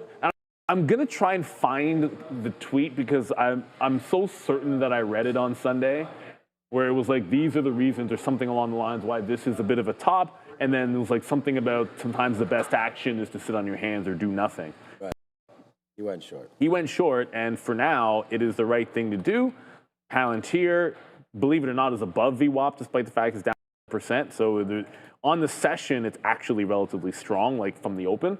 But down 7% here, kind of settling out, and it probably will end up not more than 10% down the expected move. It did tag 10% down, but unless it very quickly revisits the low, it'll end up being Good to go. less than a 10% dip, and also holding on to some prior highs there on Palantir, which is again something we talked about last night. Like, is it really that bad if it doesn't lose the prior high? I don't know. We'll see. So we finally took a minute, but. We did it. We had, we were on this trade all morning. We were short the Qs and we got out immediately once it broke. AMD, we'll talk about that. We're still in the money there. But this was a good trade. Like, we finally nailed the top on there. It gave us a top. It's sad that I was not reloading right there, but there's the move down. I was a little bit higher. Like, I was just waiting for the top. Look, it was nervous hands. Move was coming to the downside, but it did happen, and we just put out a couple bids along the way near the closing, near the low of the day. Then down here we got 111.50, which was an incredible trade to the short for the TQs. So we nailed that short, and more to come hopefully here this afternoon, and we can find some areas to maybe reload to this. Look, we've been calling short all day. The market finally does this. It's too bad that we had to, go through all of this where the market tried to get going and then it smacked it to the downside. So we, made back half of what we lost on AMD with this huge move to the downside.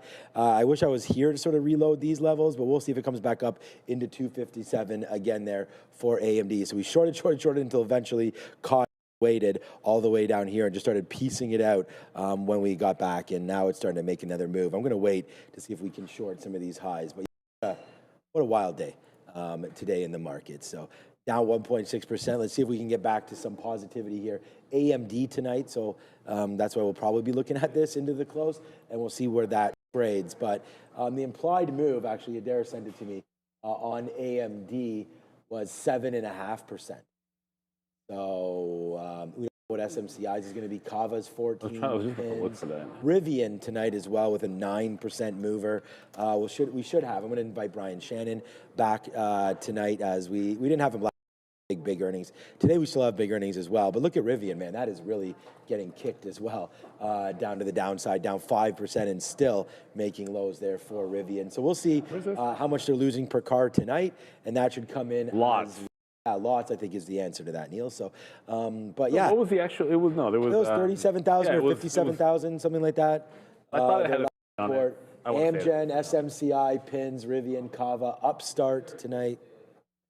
Those are all going to be movers. I was just looking for whatever. I'll look for it later. I was going to look for the percent expected move MCI. Yeah, but I was. There has it marked as 0. That was weird. I scrolled and couldn't find it just there on one website. I just got reloaded into Beyond Meat at the volume price. I'm still in Lumen a little bit earlier and then got reloaded in that one. But this one actually made the low and coming back into VWAP. I might give this one a pretty tight stop because I forgot. There. Yeah, Beyond Meat actually had, there was news today. I'll cop to the fact that I didn't read it, so don't at me. Oh, and Pete's, this was nasty.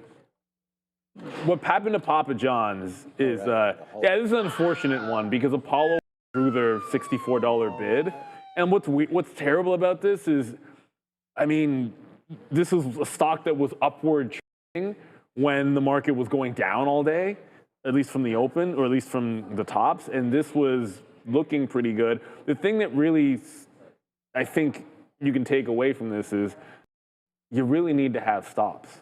Like imagine a scenario where you were playing the upward trend after the news here and you didn't use a stop order. You stepped away for a couple seconds to go to the bathroom. You're like, yeah, whatever.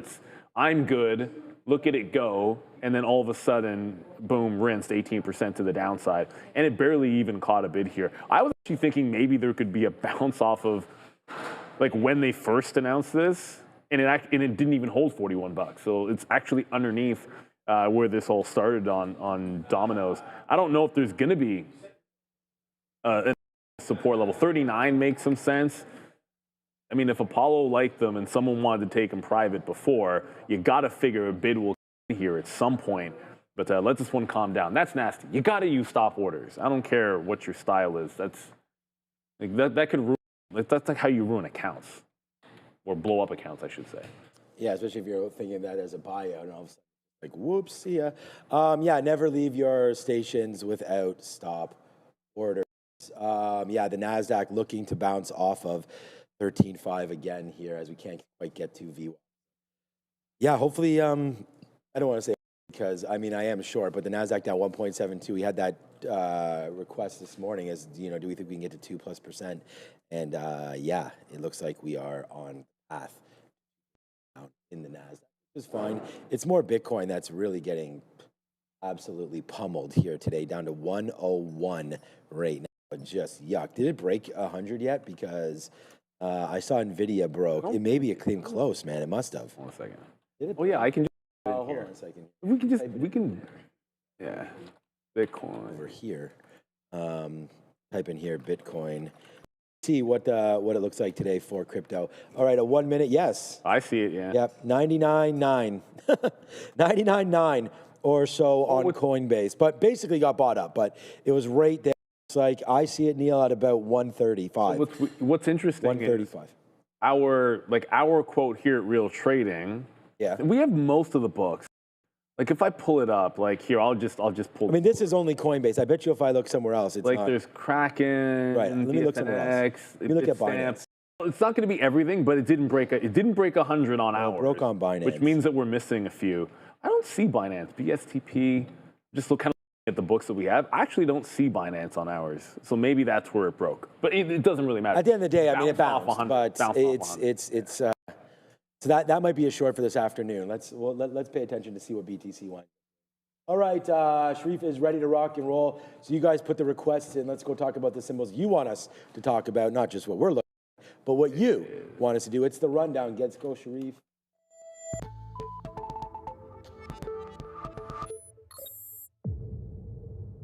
Welcome to the afternoon rundown, everyone. What we talk about every afternoon. The big boys are locked and loaded, and they're ready to look at the tickers as decided by you. But the only way to get those tickers up there, those are not the right ones, I'll fix those in a second, is to get into the chat and vote for your favorite tickers every day. But you got to throw in that $ before the of your choice, and make sure to vote every day though. Let's go and look at all 4 major averages before we start a look at the rundown over here. And yes, all 4 averages well in negative territory. The NQ down 1 3/4%. The ES faring a little bit better, down 1%, barely holding on to 6,800. The Dow, the best performing of the 4 major averages, down less than 2/3%, but still holding on to 47,000 for now. The Russell 2000. Getting clipped as well, down 1.4%, trading at about 2,444. The first name, as decided by you guys, META, Meta. The blood continues on this name since the earnings report, guys. We were trading at 755. Before said report came in, and we are down now 17% here on Meta in a matter of days. No real, I guess, this is the only one. Meta launching a new WhatsApp app for the Apple Watch. Obviously not market moving, guys. Meta 0.92. I feel like Meta's chart reminds me of, everyone see the 40-year-old version, and when he's talking to the older Indian guy, and they're going back and forth at the video store. Yeah, at the video store, and he's talking trash, and he's like, yeah, when I pull the Kirpan out of my pocket, I cannot put it back until I draw blood. That's what Meta's chart feels like. Like, we can't these major moving averages and bounce until we draw some blood. And that's what's happening over here in Meta. Well, I'm just saying, like, look, Meta. I think, is there not blood now? 17%? Yeah. When does the blood start? Well, I think there already is. Yeah. And that said, we already talked about it was a good quarter, and they make boatloads of money, and there's some concern that people are concerned about, advertising is not the best way to leverage AI, but that's what they do. And they are, again, they're printing money. They don't like to spend. That's happening. Look, I don't think the glasses in the VR is necessarily a short-term thing. But at the end of the day, a lot of times we don't see, we don't think it makes sense. A certain product, we're like, well, that's kind of, everyone's going to use that, and then 10 years later, everyone's using it. So, I don't want to completely write them off because they seem to know a little bit about what they're doing. That said, I missed my stink bid. The bounce where I left it in. I might still get to 22s, and I plan to be DCAing into this 20% here. Probably, I don't know where the next 20% will be, to be honest with you. I haven't really thought about that until I get the first one. And then I'll probably put another 20% somewhere if it gets down already 600. But for now, this is a name that just hasn't really caught a base. Bit of a bottom today that's not breaking, which is good because a bunch of other things broke those lows. And an outside chance that it were to break out off VWAP.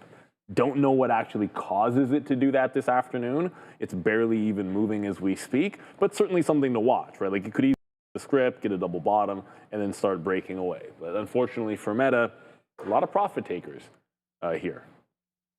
We've made back of our day, and part of that is with AMD, and AMD right now is cranking even lower. So we're just starting to get out now near the bottom again of AMD. We just take another right there at 52.25, 252.25 there as we get some more orders.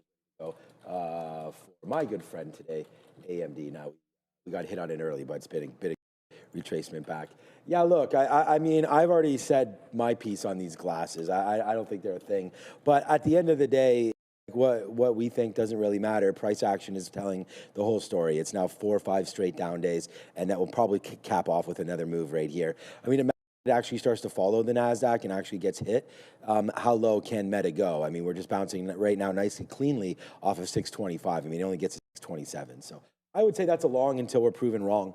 And that might be tomorrow, if it gaps underneath, right? We said that today, a lot of the stocks opening up and gapping one way or the other, right? And then you come in, and today we were firing shots at all these different names, and it was like down 4%, down 3%, down 5%.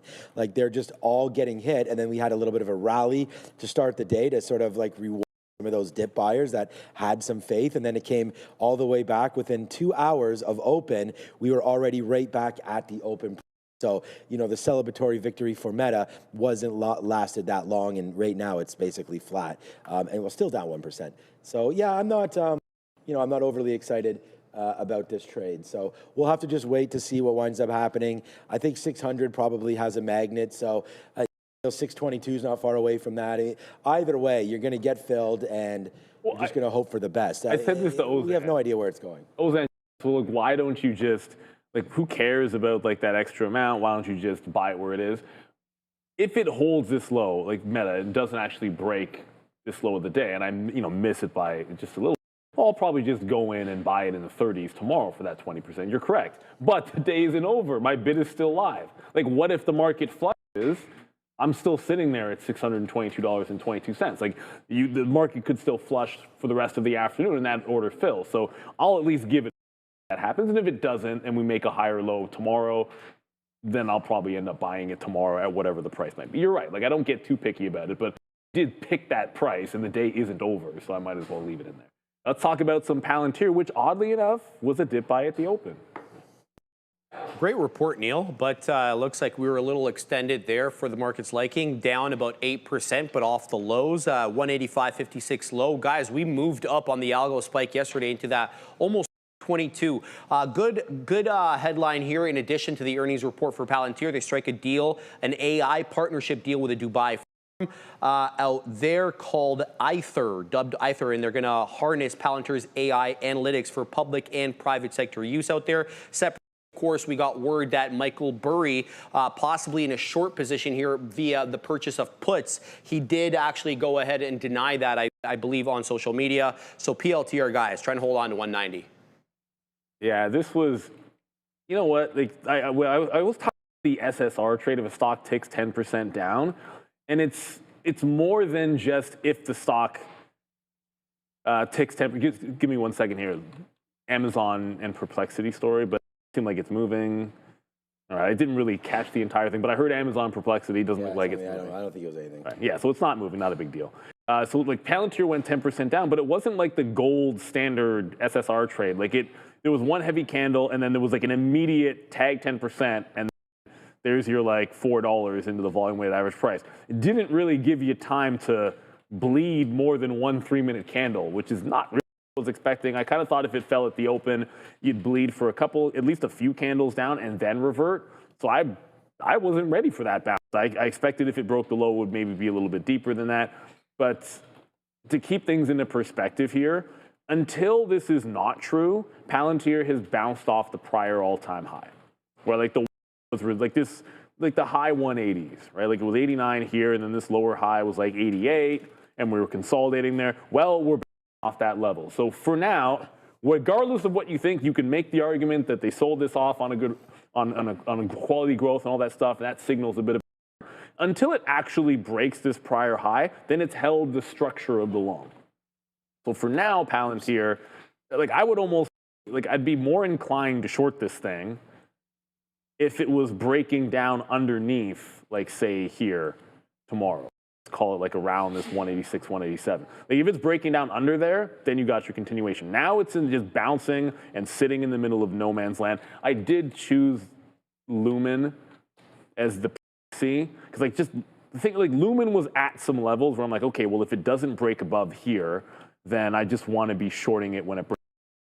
So like unlike Palantir, like where I felt you'd be playing with it in the middle of nowhere, Lumen was a bit different, and as far as I'm concerned, they were up because of a deal with Palantir. So if that Palantir goes down, whatever, shorted this one to 0 success, well, mild success, at least the first one, the next two not, and then when finally broke trend under VWAP, go figure, right? The back side of the trade being better than the front side of the trade.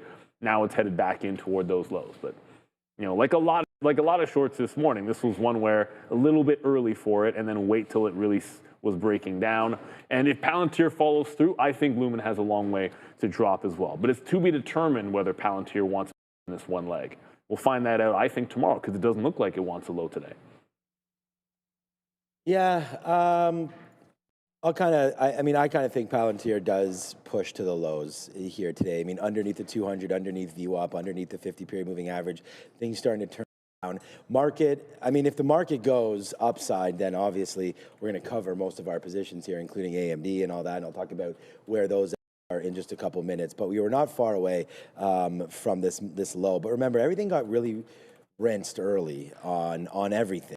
So we saw big sell imbalances. So the next time we see that, let's let things calm down. And then once we feel like there's a bottom, then we can hit it back upside. But I mean, the point about all this is Palantir's expected move was 10%. It's only down 8% right now. I know Alex Karp was out there trying to sort of, swell the masses a calmed them down, that it was down this much. But I think Brendan did this experiment before, and that was just like show what Palantir looked like on the monthly chart. Unfortunately, ours won't show you everything since the move over to the NASDAQ. But I mean, this is what Palantir looks like. And I mean, it's just a straight fire. I wouldn't be surprised if we do wind up resting somewhere between 175 and 185 before this next leg higher. You know, if you're able to get something out near the top up there, that was a fantastic trade yesterday as the earnings were released. And, you know, even 210, 205. I told you I got a little bit out at 200 on the way up, just in case something like this happened, and it's not even that dramatic. Like, I'm already considered buying some back if we get into this 175. Again, I'm not going to sit here and be obsessed with PE. I mean, if we looked at PEs, then we wouldn't have, you know, 1,400% in our accounts for Nvidia and for all these other names, right? So it's just one of those things where you got to kind of take the good with the bad. And this is a huge growth company. Remember, the United States, I believe, is going to take a stake in this company at some point. So let's just wait to see if that does come through with Palantir. And do they need the capital? I don't think they do. They don't need anything. It's just the U.S. government do whatever they want. I don't know. I think Alex will do that because he'll probably. Well, I'm only saying because like LAC, okay, they would probably need some capital. Intel needs some capital. I just wonder, like, would they? Yeah, like just for national security. Yeah, maybe they don't. I have no idea. I always feel like it always makes sense when the company that really does need the capital. Whatever. I'm not really for government investing in private companies. I don't. Yeah, like I said, I don't think they need it. It's just another tailwind. The monthly you were talking about right here. I think we counted this yesterday. I believe it was 8 straight up months in a row after one red, and then it was like 9, maybe even 10 and 2. Whatever, it doesn't really matter. Impressive. It's the start of the month. You've got, like, just think about it.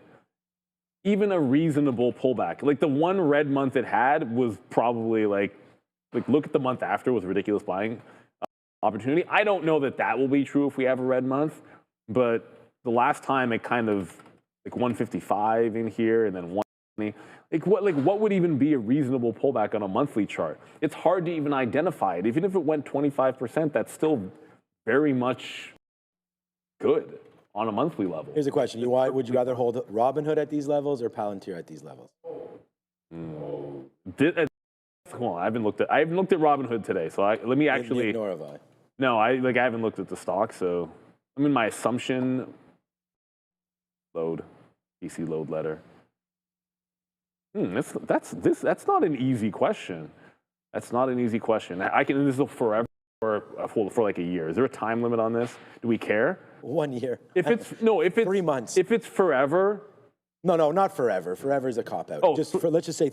Yeah, for 3 months, I'll probably say Robinhood. Okay. For 3 months, I'd feel a little bit better about Robinhood, a little bit more detached from like the AI thing.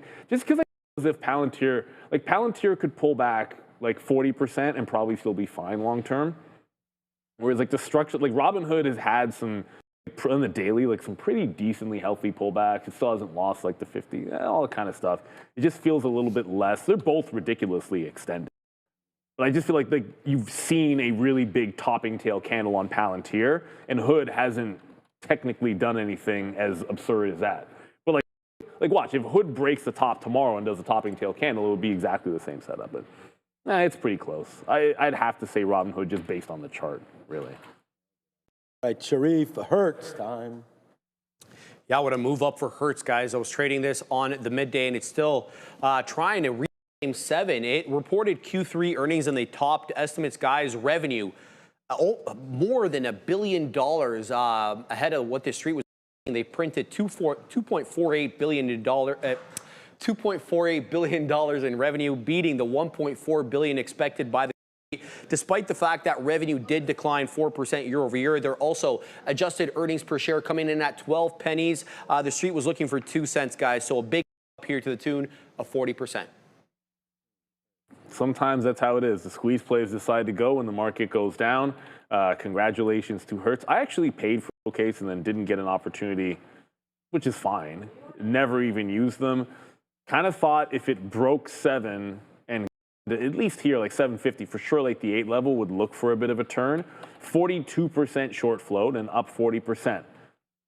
Really look like it's doing much. So rule one, like, oh, even if I think it's made a top, that's kind of a boring top that it made, so I wouldn't want to short this right now.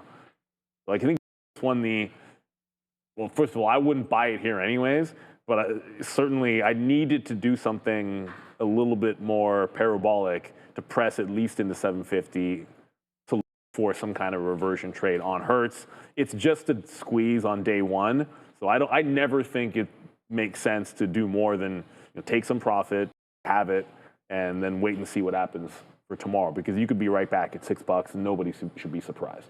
You could be underneath $6 under these moving averages on Hertz. It's a squeeze, so play it for what it is, and if we see a parabolic break, I'm kind of looking for like $7.50 or $8 to do a trend break short. It just doesn't seem like it's moving anymore. We've got some more AMD near 353. Okay, so yeah, right here is 43%. So that's for Hertz. So Hertz Global, they're better than expected Q3 financial results. Everything has concluded, and there it goes right up to the upside. And of course, you're going to go down. Still no PE. They still aren't making any money, but it doesn't seem to matter these days. But there's Hertz right there, 43%, wherever it was. Here it is, 43% float. So I think there's more legs to this move, actually.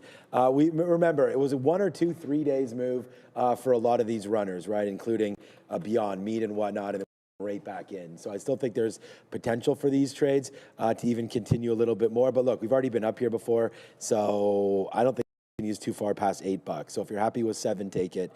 Right now on Hertz. I mean, they like the quarter. I guess it was better than expected. The shorts, whoever didn't cover, getting squeezed today, all the way to the upside. I would say $7, $8 as a maximum there for Hertz. And, people got burned on Beyond Meat by still holding that one, as that's down to $1.40. We still have that. At least they're not going bankrupt. Well, Hertz isn't going bankrupt, are they? Well, they already did. And then they came out of it. Yeah. So, yeah. All right, AMD time. Yeah, Sean, they report after the bell tonight. We'll get to that in a second, but nice analyst commentary here from Bank of America analyst Vivek saying AMD is among the top beneficiaries of the multi-year AI infrastructure build-out. He's pointing to a decade-long cycle fueled, of course, by hyperscaler spending on advanced AI chips. Here's what we're looking at in terms of, the expected move. We're plus or minus 7.2% expected move. Give you a comparison from last time. We dropped 1.4% negative after the last earnings report with volume. Options volume is a healthy 529,000 contracts being spoken about there. We expect AMD to report at about 415 with consensus estimates for EPS at $1.17 on revenue, boys, of 8.72 million, down 2 1/3. Over under that 7.2%. Direction doesn't matter. I'm kind of feeling over, but that's, I don't know if that's, the only reason I'm saying that is because it's been consolidating inside. It's a downward, whatever we call this, I guess. What do we call that? Like a downward sloping pennant? Whatever. I'm not a charter market technician. I'm sure there's a name for this, right? And you guys will tell me what the name for that is. It's been a down channel since making the high, but a very respectful channel. Like it's just essentially like $7 or $8. Every day the range has been $7 or $8. So I would call that a consolidation at a high going into earnings. So 7% seems a bit low to me because you break higher and after this, it rips some faces off after the way the market's traded today. And if you break lower, like the gap is all the way down to like 38 or so. Like that right there, like you're talking a pretty solid move. And then even this bottom 225 seems almost reasonable. So anyways, I would take the over on the percent move, but that's neither here nor there. I had one trade level, but 3 on AMD, 2 for 3, essentially just broke trend. Because of that channel, I wanted to short the pops because it was making lower highs the way through. It didn't actually get to 260, but made a high here. Trend at 256, shorted that 3 times. I shorted to VWAP, and VWAP alone obviously did better than that. But yeah, AMD, I'd be concerned about this. You break channel down, and there's a lot of room for this to fall. Like a lot of room for this to fall and still be in an upward, like 210, I said 230, but it's more like 226, and then even these like low 240s. Lots of room for this to go if they miss. And remember, more expensive than Nvidia on a PE basis going into this. Right, we'll talk about my trade in a minute, but each year there's over 3.8 million concussions reported in the United States, yet there is still no FDA approved. Well, now NYC listed Ogen or Agenix is changing that with its first in-class intranasal drug designed for rapid brain access, with the concussion treatment market projected to reach $9 billion by 2027. Oragenics is uniquely positioned to, of course, lead the way. Learn more, scan that QR code, and schedule a day. Thank you, Oragenics. Yeah, look, for me, now we've made back more than half of what we lost, but we just kept on shorting this thing and didn't believe it and was pretty stubborn with it. We had caught one back right there. It was basically right in here when we started to break through this 200 period moving average, and I was just like, nah, it's not going to do that. It's not going to go from 248 all the way straight up $5, is it? Well, yeah, it went up straight up $7, if not almost $9, all the way to the very top there. But, you know, patience eventually helped, and it helped take these kind of trades and then bring it all the way back down in. So, you know, I would have scalped it out if I really thought that we weren't going to go lower, but we did go lower, so we're going to pat ourselves on the back for that, but not for this. So, again, we'll be down on AMD today, but it'll be a reasonable number. It wasn't very reasonable early, but it is now. So, happy, obviously, with the way I performed here on AMD. The second half of the trade, but the first half obviously needs a little bit of work. But hey, man, that's trading. If you're not here to make money, then the door is exit left, right? So we tried and we got some back right there. So that's what's and we're going to be down on AMD today, but a comfortable amount. So looking forward to the earnings report tonight. I think it's going to be a banger. I'm going to go under the 7% just because of Palantir and of some of these moves. They seem to be like, you might get a dramatic early, but then I wonder if it's just going to sort of level off. These analysts are like really good. And I feel like these numbers are now within like a couple $1 million when we're talking about billions. So I feel like their quarter will probably come in, they'll probably beat, then it will be all about the guide, and then we'll have to wait to see what they think and, you know, if there's any China tailwinds or headwinds that they wind up mentioning. So look, I'm excited for the AMD report. I think we all should be as we, you know, wait for more opportunities to trade this market. So yeah, excited to look for some AMD possibilities. And I'm still currently short, looking for some more 252s. I mean, I want this into the close, to be honest with you. My next bid is 251 right now. So I believe we go lower. So let's wait to see if that is the case. Looking to go short here on, you know, possibly a 255 level for AMD, and otherwise let's hold it. We're now $4 in the money on AMD. We don't have shares left, and $3.5 in the money on this futures short as that's coming back in as well. So yeah, man, what was rough early back to reasonable right here late. So life of a trader. You know, that's what winds up happening. Oh, there it is. Yeah, before we go back to Beyond, go up to the desk for Beyond, we'll answer this one. Easy answer for you, Christoph. Christoph Ocean. Look, so you actually got it right. They had an offer. It was from Apollo. Apollo was offering $4 a share to take them private. The board had not accepted the offer, and they withdrew it. It's that simple. Now, I find it, I'm glad I didn't try to go long this. I find it at least a little bit surprising that it couldn't even hold on to the prices that it was at before the initial bid. That's not good. Typically, it's got to be, I'm sure it's frustrating for shareholders in this particular case, because it's like, well, if this is what happens to the stock when the offer is pulled, why don't we want $64 per share? Because that sounds a heck of a lot better than 38 right now. So it's kind of still unwinding.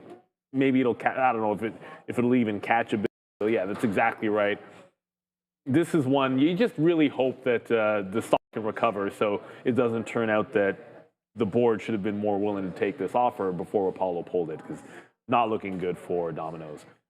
Actually, what's weird about it, we had Domino's, do Domino's very often. It's not like our go-to or anything, but like our local place, they were like closed or something. They weren't open on like a Friday or something.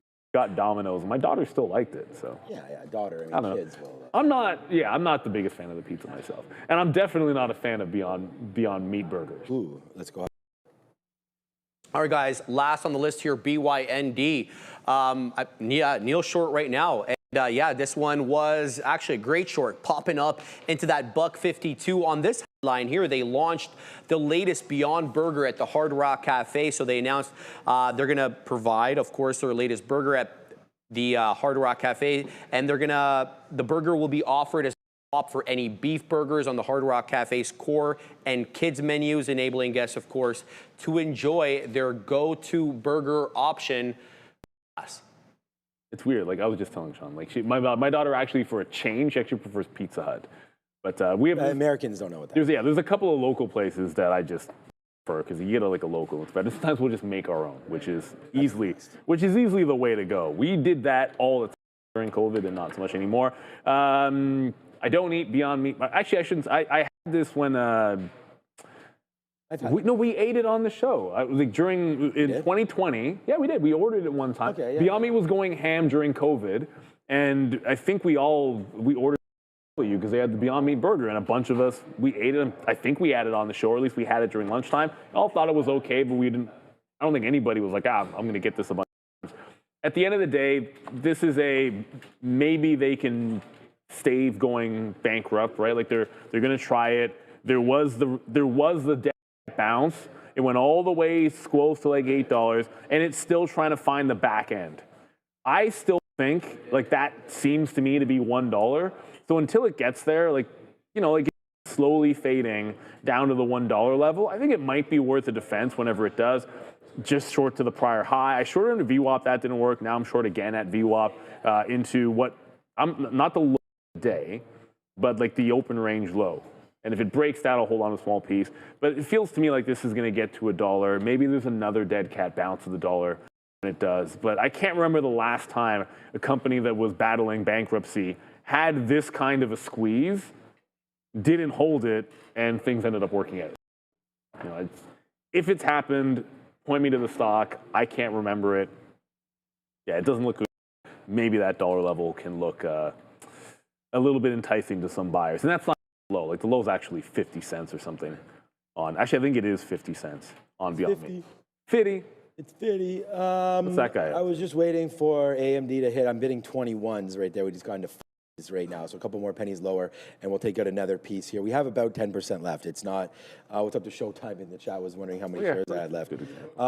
Still good, but obviously not as many as we had previously. I'm bidding 21s. That's 21. 21 Savage. 21 degrees. Blue Jays win 2-1. That would be nice. There it is. Yeah, that was one. All right. There it goes. Thank you, Isaiah kind of Falefe. If you have you're known as 3 digits, not good. That's my new thing right there. All right, there it is, man. Boom. Look, you have to believe in something, and we believe in AMD short. So there it is. We could have covered up here. We could have covered more. We wind up holding, and now boom goes the dynamite as we get down into the downside of AMD here. Finally, man, looking back, and I did the math. Like when I went swimming, I was like, if I get 252s on my full default, then I'll be back to flat on the stock. But the problem is, I came back, just started getting out. I started getting out at 254 because it was a big net opportunity for me. As I told you guys, we had gotten hit on this. I was like, okay, let's just get out at VWAP. Then VWAP broke. And then all of a sudden, I'm like, okay, let's get out at 53s right there. And then all of a sudden, it dripped down again, and we started getting out at 252s. So it's too bad that we didn't hold the whole kit and caboodle there. But we did good enough, man. And we're really proud of what we had done here today. And this is called perseverance, right? You have to have this as a trader and have the ability to get back on your horse, right? Enough that I have a big shutdown, so it's not that big of a deal. But we had lost into here a decent amount, and now made back more than half of what we had lost now. And the problem is that we had covered, and some of these outs were like on good amount of shares, so we kept on sort of getting shut down. We had one move that was pretty good. Our initial short was great, and then we got stopped at. We maybe should have stopped there.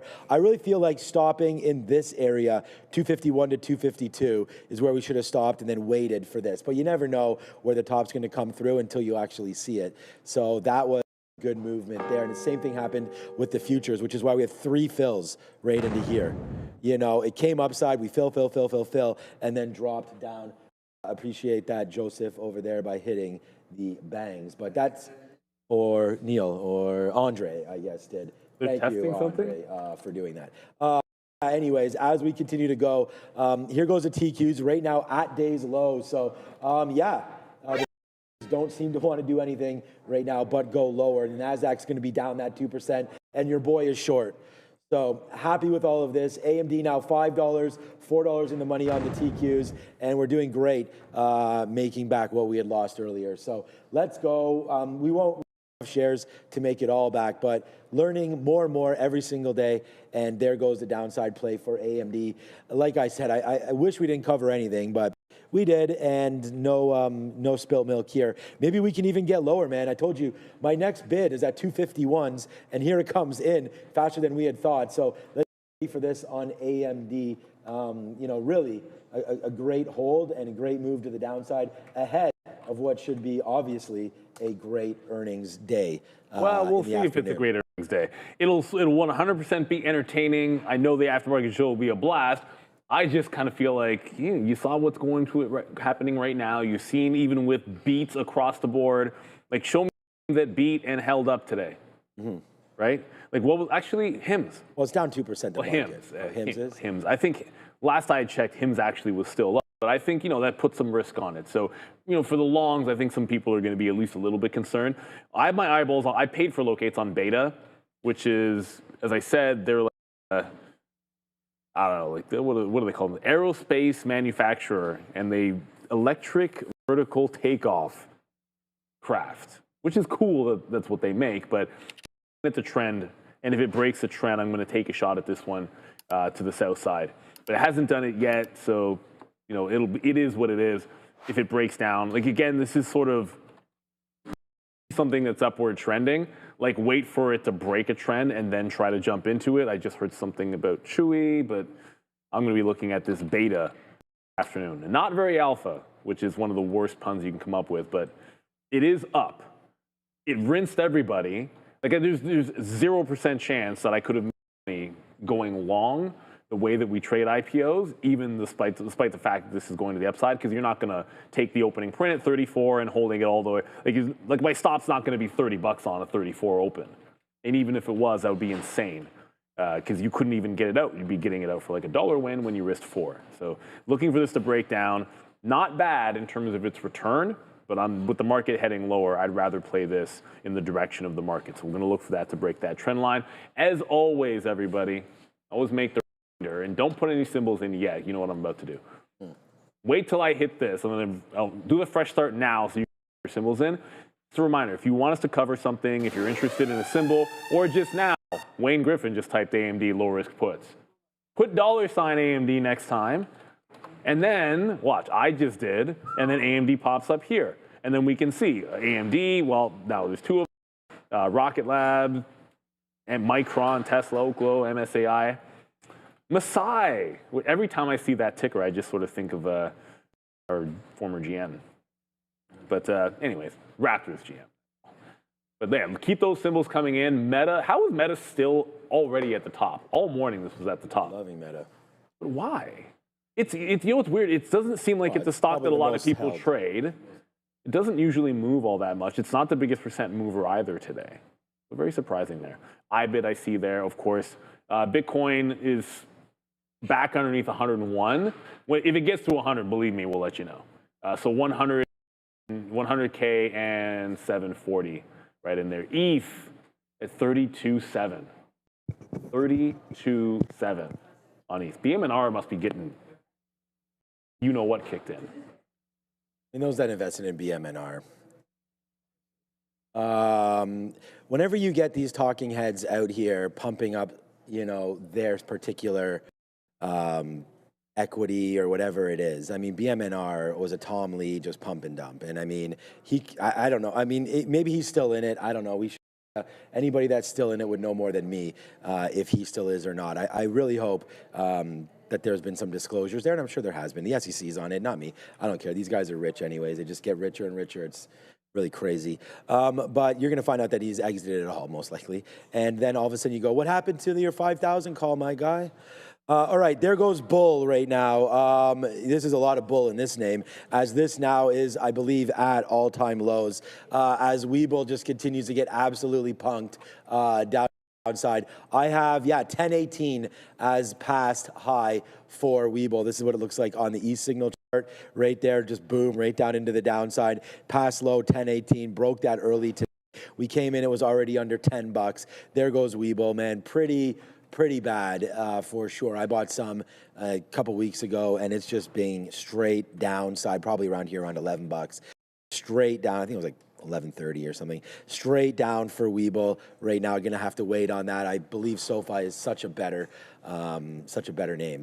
We'll have to wait on that one, and we'll not be putting any more money into this. I could see this one getting even chopped in half from here, Webull. So I'm going to definitely stay away from that one. You see the dollar right now up 0.33 on your chart, and you know what's going to be saved today? The VIX is probably doing okay. Probably nothing right here. This is the technology sector, very red, but it looks like for now Berkshire, the smartest guys in the room, once again sitting on all of this cash. So you can quite see that Berkshire right now with much money to deploy into the market here. We'll have to wait to see what happens. We had Michael Noss coming opposite of that yesterday, that when they have a lot of cash that the market hasn't necessarily near lows or anything like that. So we'll have to wait to see if they deploy some cash at some of these levels right now. So Berkshire up 2.5%. And again, they have some safety names, right? There's Coke is up 0.63. The are up today. Probably insurance is up. So Berkshire,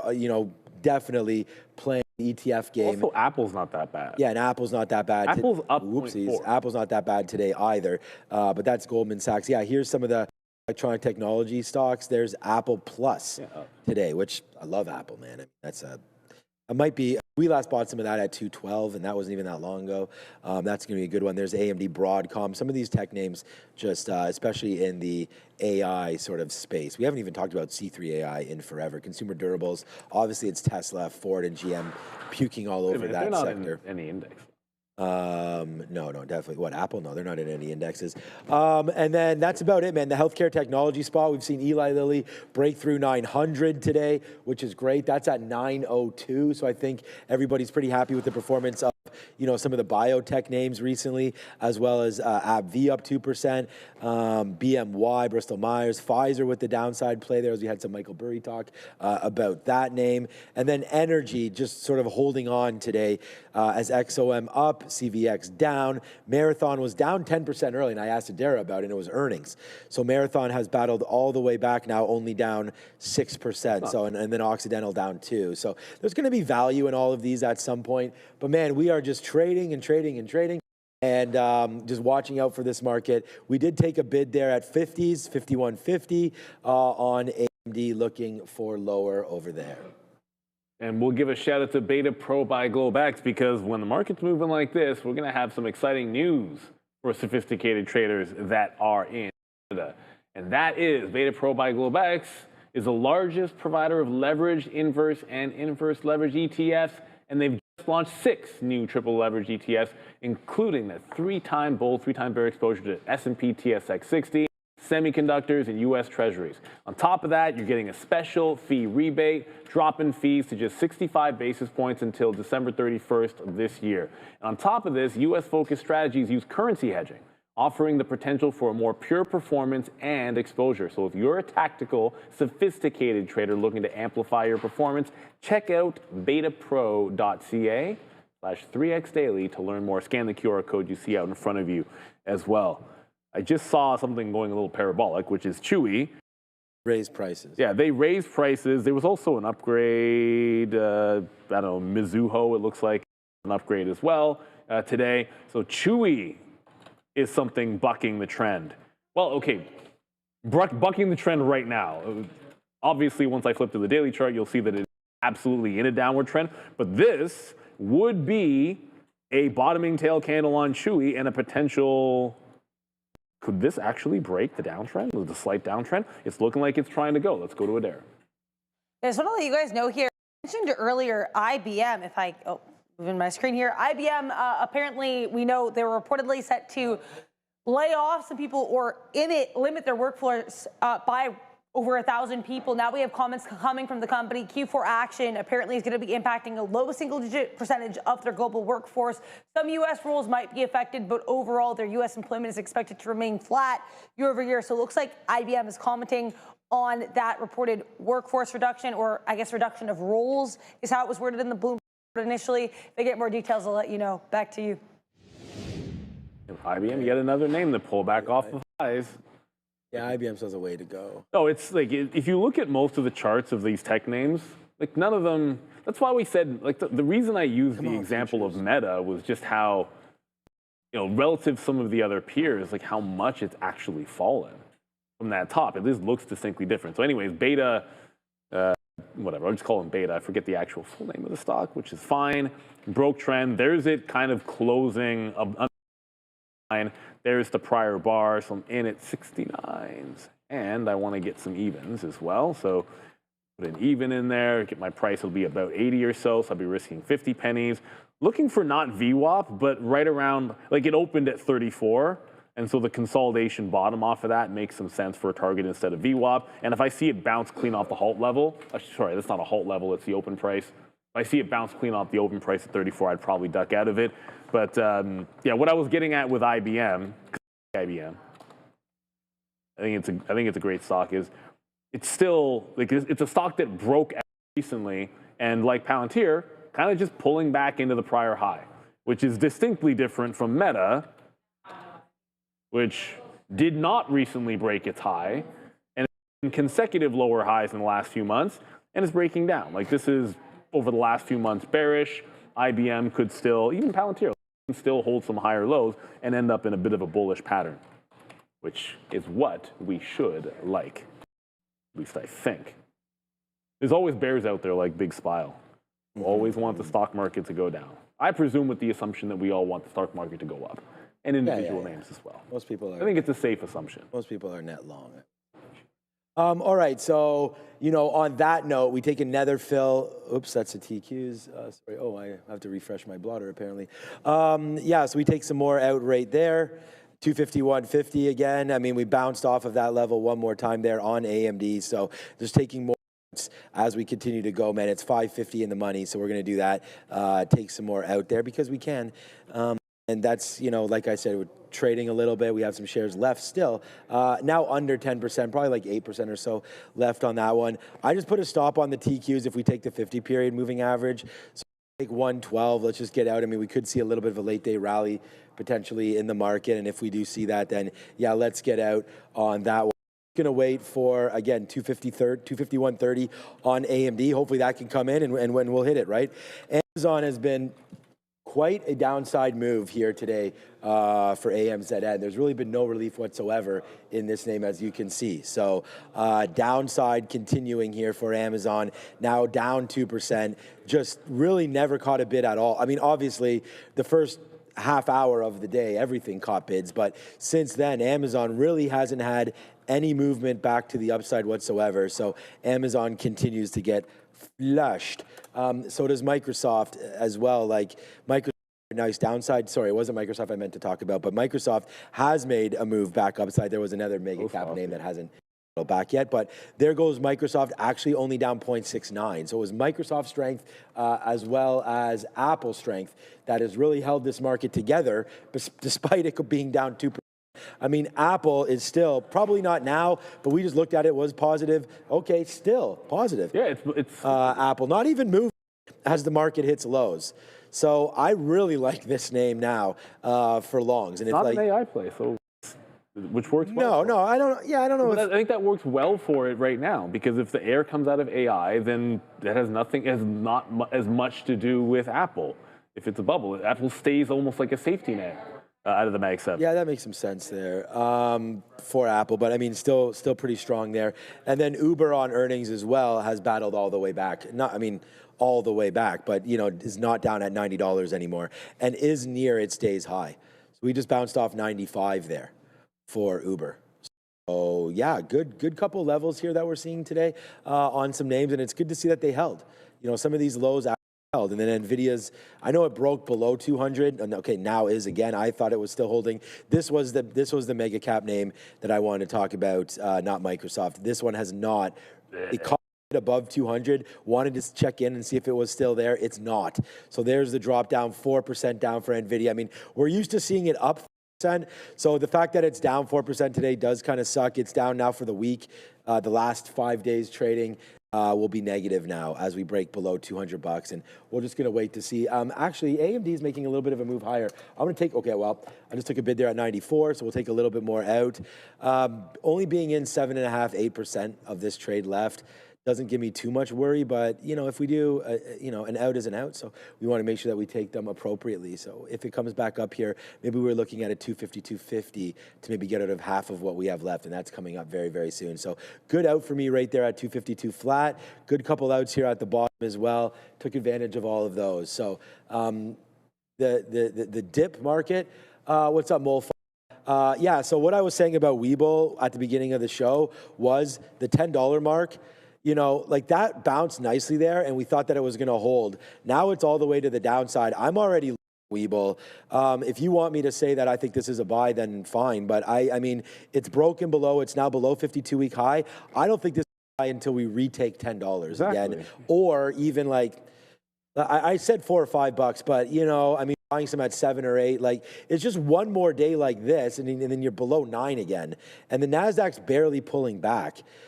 So we got to wait for some Webull earnings. I mean, I go a step further than that. So much like SoFi, so much better. I would say this, like I don't use Webull.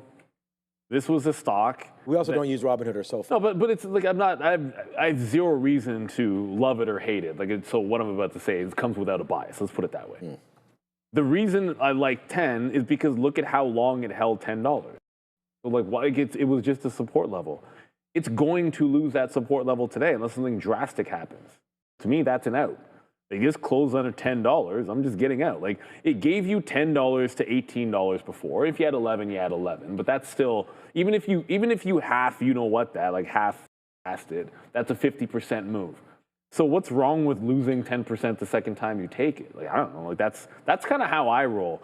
Unless barring an abject miracle, and I said this in the midday, it's going to close underneath that support level. That's an out on a swing trade for me. And if it regains it, then I can jump back in and kind of gladly do so, which is fine. Like you can go back to the well multiple times, but you should only be doing so if it's still got water in it, right? Like if the well gets polluted, then you clean it up or whatever it is that you do, because I don't know. And or you find a new one. That's the other option as well if it's polluted. So that's kind of what I see. Like right now, it doesn't look good for Webull, and technically it was a good level at 10. It's no longer a good level at 10.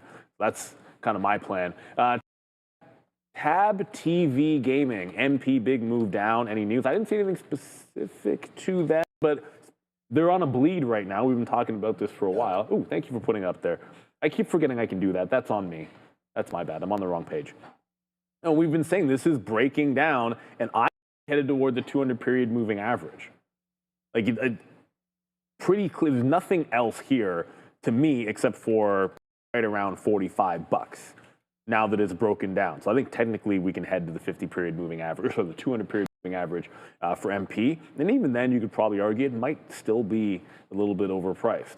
Like the irony for me is the day that I said I wanted to own the stock, it was at $30 and I didn't buy it. And I remember being like the next day they got that stupid contract and I was kicking myself. And so I said, okay, well, I don't necessarily love it at this price, but I'll be kicking myself if it bounces around here and I didn't get into anything. So I've already bought 10% and I'm going to buy more.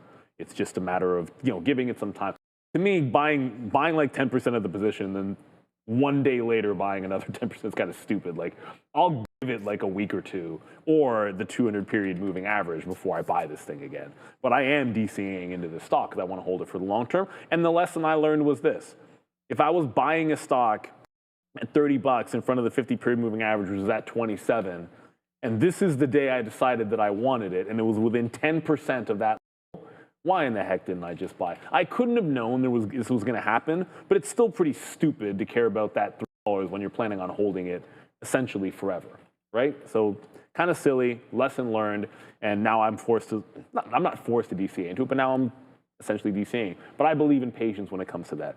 DCAing into something for the long term, I'm not buying it every single day that it's down. I'll usually give it a few heartbeats. Sometimes quarter by quarter, or maybe once a month, wait for a moving average. That's more my style. more of a patient one. This beta is really absurd. Like, I kind of felt like it would break trend and absolutely fall apart. It's not really doing so. For now, it's holding 34 quarters.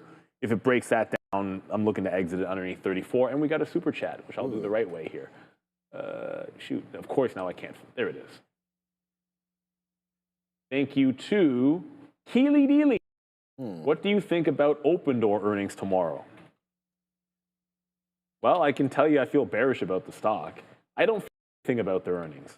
Don't know enough or follow enough about them to be able to tell you anything constructive about what I think they're going to report. What I can say is, remember that support level, the 50 period? That's all gone now. Underneath $7, at $7, lost the 50 period. It's trending down going into earnings. The good news is the fact that it's reporting gives it a chance for this just to be a little wipeout and then break out of this little channel that I've been looking for. I just care technically. This is a technical downtrend into some support, and it still has a chance to break it out. It hasn't done it yet. I don't want this thing long unless it breaks that channel up or revisit some kind of ridiculous level down. Pure technical, as far as I'm concerned, it's a squeeze play. I will let the Eric Jacksons of the world, explain the bull case. And you know what? I'd love to have Eric Jackson on and convince me why this should be more than a technical play. Because if you had some fundamental behind this, I'd just like that breakout as much. I just don't have that going for me. So anyone knows Eric Jackson, get him to convince us why something like this is a good fundamental play. But I'll wait for it to break out of this channel. If it closes above $8 tomorrow, that would qualify. There you go. Yeah, I'm sure he would. I mean, probably just look it up. I mean, there's probably lots of base cases that he's been given to people. I don't own the stock, so if I did, I probably would have looked it up. But, Yep. A stock that you do own is getting punked right now pretty badly too, and that's GE Vernova. I mean, a lot of these names, man. I mean, I was like, hey, I wish I had bought some of this when it was down here. Well, guess what? I mean, Merry Christmas. It's down here again. So there goes GE Vernova giving it up big time. Another 7% here today. It's been really had a nice battle back from their earnings. Obviously, they were down there the one day. They did that IBM move where it went all the way down and then all the way back, and now it's all the way again. So GE Vernova has a lot more to go, I think, at least, now that we're down underneath this 50-period moving average. 100, I don't even think I want to buy it there. I'm looking, if we do come down for a complete collapse, probably around here, 350s, 370 or so for GE Vernova, sort of back to where we were in the summer. I mean, maybe even 400. I mean, there's a lot of great names that hopefully come back in. And I just think that when you're looking and when there is blood in the streets, you do want to get in there and buy. But, we are right now, in very early days of any kind of a pullback. I mean, the NASDAQ is barely pulling back from their highs. So we got to give this a little bit of room. Some of these stocks, of course, are now multiple of where they had been, right? Down 40, 50, 60%. And the move has just started, right? Looking at that not GE Vernova, obviously isn't down that far, but their high was 680 down to 540. So you are getting down 20% right now in this name. And then a major cap name in Meta is already 20% from their highs, that being 800 down. So 800, so they're now down $180 from their top. So they're down more than 20%. I thought we said it was about 27% or so from the top side of Meta, let alone a monster like an how far these guys are down.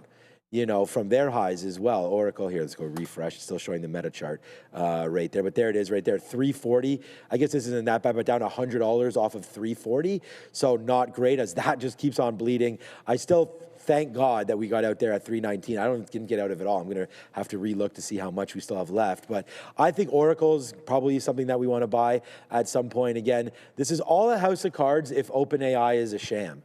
So all these names, like Amazon, like Nvidia, like AMD, IBM, anybody that has gotten a deal with OpenAI in the literally billions and billions and billions and billions and billions of dollars worth, all of that is fine and dandy. But part of the problem is OpenAI, we don't have books, they're not open yet. We do know that they're trying to come through with $1 trillion valuation. We would really like to see that come out and then maybe them get some public money from us, buying the stock, and then therefore potentially be able to deploy some of that to some of these companies. Like, I just worry that one report that says OpenAI can't fulfill that Amazon $38 billion commitment that they made yesterday. Then you're going to see Amazon drop probably 20%, as well as the other stocks as well, just There's in fear. Some strays too. Like, it's not just the ones that have deals with. Well, that's what, yeah, exactly. Like, the AI run has been, look at CoreWeave. Been very good to Micron. Like, Micron's and all the storage plays, right? I mean, they're very dangerous. CoreWeave was like a $300, no, not $300. Was it 200 maybe? That was the max. Is that the max for CoreWeave? Must have been, yeah, because there it comes.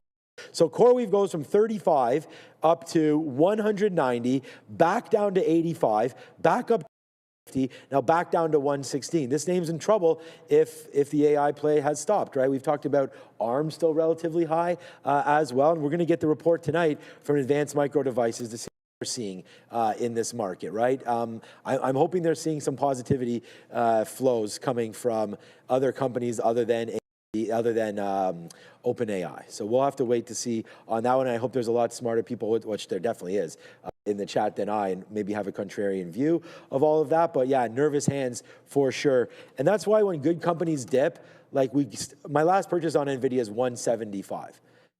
So even if we can dip back into this area, obviously we have foregone all the net profit that we had up until this point on a 175 buy. But you're still at $200 here, Andre, and now starting to fade out just a little bit below that $200 marker. So yeah, Qualcomm's another name I'm seeing people ask about that. What's up, Z? Didn't Qualcomm just got they were another one that just got a deal as well over the last couple of days. So you can see what happened to them. There's the deal. And everyone's like, oh my God. And then there's the move back in now again, right? So here's another name, Z, in the chat, just like your Z-scaler. Another name that's, of problems if the AI trade doesn't hold to the expectations that we all think. And the good thing is we are now through earnings season, and Google, everybody basically guided higher. So you either believe it or you don't. Google, Meta, Amazon, Microsoft, somebody else, all guided higher. So the idea pretty much, maybe one of them didn't, but I'm pretty sure they pretty much, they all did. No, they all did. So they're not seeing too much there. Or again, are we being sort of, I don't want to say lied to, but maybe some of the higher ups in these different organizations just tend to see things differently because they are sipping the juice as well. But I don't know. Sometimes you just find yourselves rolling down the street. Yeah, smoking endo and sipping on gin and juice. Right, gin and juice, right? And then plus you can be laid back. But my mind is always on the money, and the money's on your mind. Yes, it always is. On my mind tonight again, where my kid's going to all these open houses as he goes to grade 8. Yeah. He's getting ready to, or grade 9, sorry. He's going to grade 9. So he goes to open houses and they get to choose. So last year we went to a school that focuses on film studies. So he was doing, that's a big art school. So he's trying to do that. It was amazing. Actually, the classroom and the theater looked very similar to this. They had, many drop-down lights and all this kind of stuff that was going through. So couldn't have been this pimp, though. It was probably, it might have been a little more pimp than this. Oh, definitely didn't have that. So they didn't have that. No, there was definitely nothing like that. What a screen in behind us there as we get ready to sort of roll through with that. You can see right now this Toronto skyline in the background there. Hi, Russell. Hi, Mark, as they continue. Oh, there's a couple of waves. Mark, see, that's how hard Mark works. He's like, shut the sky up. I'll just wave, but I'm still doing work. As play around. Brendan told me there's still multiple pages left of checkoffs before this even comes close to what. Multiple pages? How much more is there? There's a lot more to do, man. I mean, all of this has to move back. Okay, you guys didn't see this. I turn. I'm like, how much more? And then Russell gave me that look. Like, you believe there's pages of stuff to do. Yeah. Russell's making sure there's many more months of work here. Just keep. I love that. Keep the bills coming, Russell. I love that shirt, by the way. I absolutely love that shirt. Russell, come over here. I want to see that shirt. Just come over here so everyone can see it. I love it. Russell, no walking in the background. Come here. What is that shirt? Oh, keep calm and drink on. Okay. You know what's up. We like that one. Yeah, we like that one. He knows what's up. So shout out to Russell there, apparently. All right. NASDAQ and the market still underneath, man. We're still underneath the 50-period moving average here on a 1-minute chart. And some of these names continue to bleed lower. So someone told me one day, do not short boring stocks. This stock broke trend 15 minutes ago and has bounced off the same support level the entire time. So it's not working.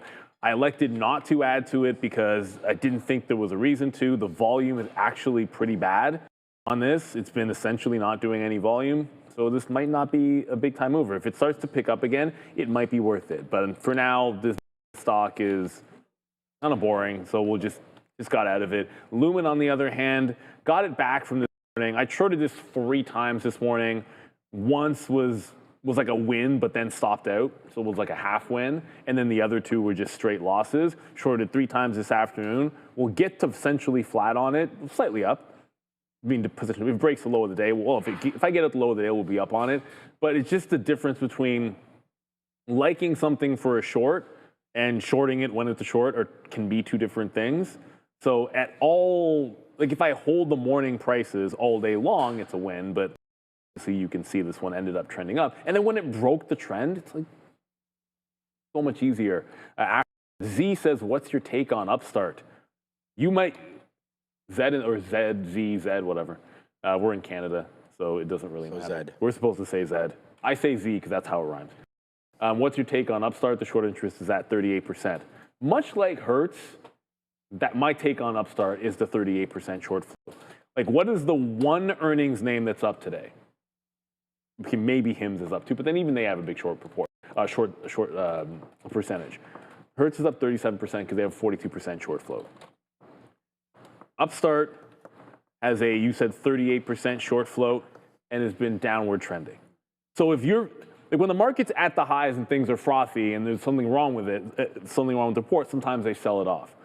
Well, if something is downward trending going into earnings and then it has a 38% short float and then it's a good earnings, I think it has a chance to give a squeeze. Like anybody, if someone's short this from after what I guess would be the August earnings, right? So maybe they short it this day. They're short 70s.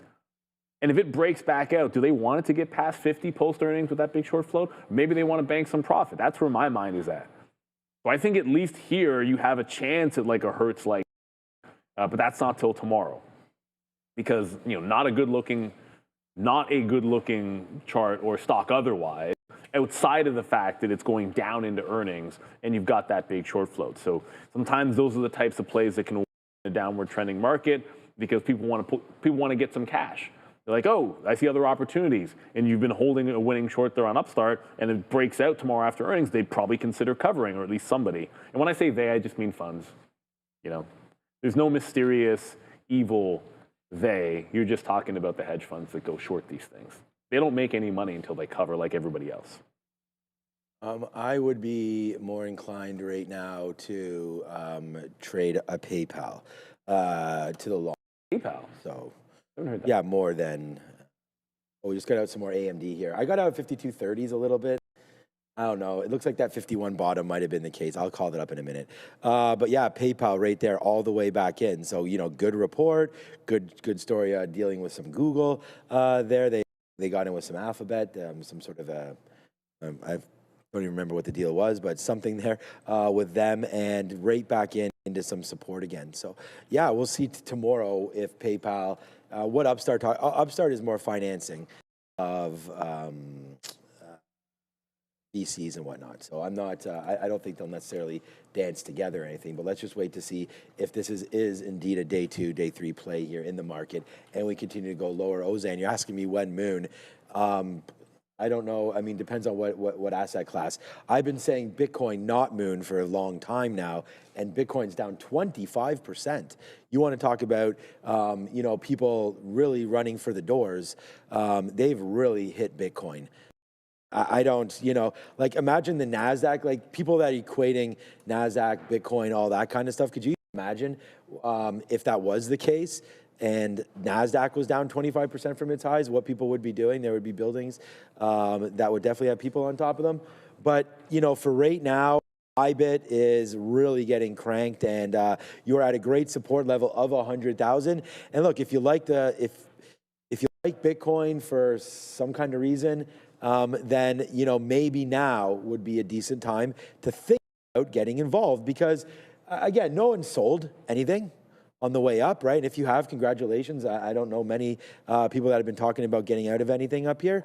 So right now, you're all the way back to May.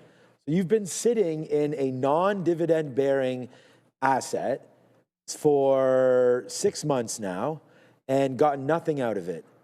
And all you've seen is the NASDAQ, Nvidia, many other names continue to make highs. But call up an Amazon or a Meta or anything like that, they're probably back also to May levels.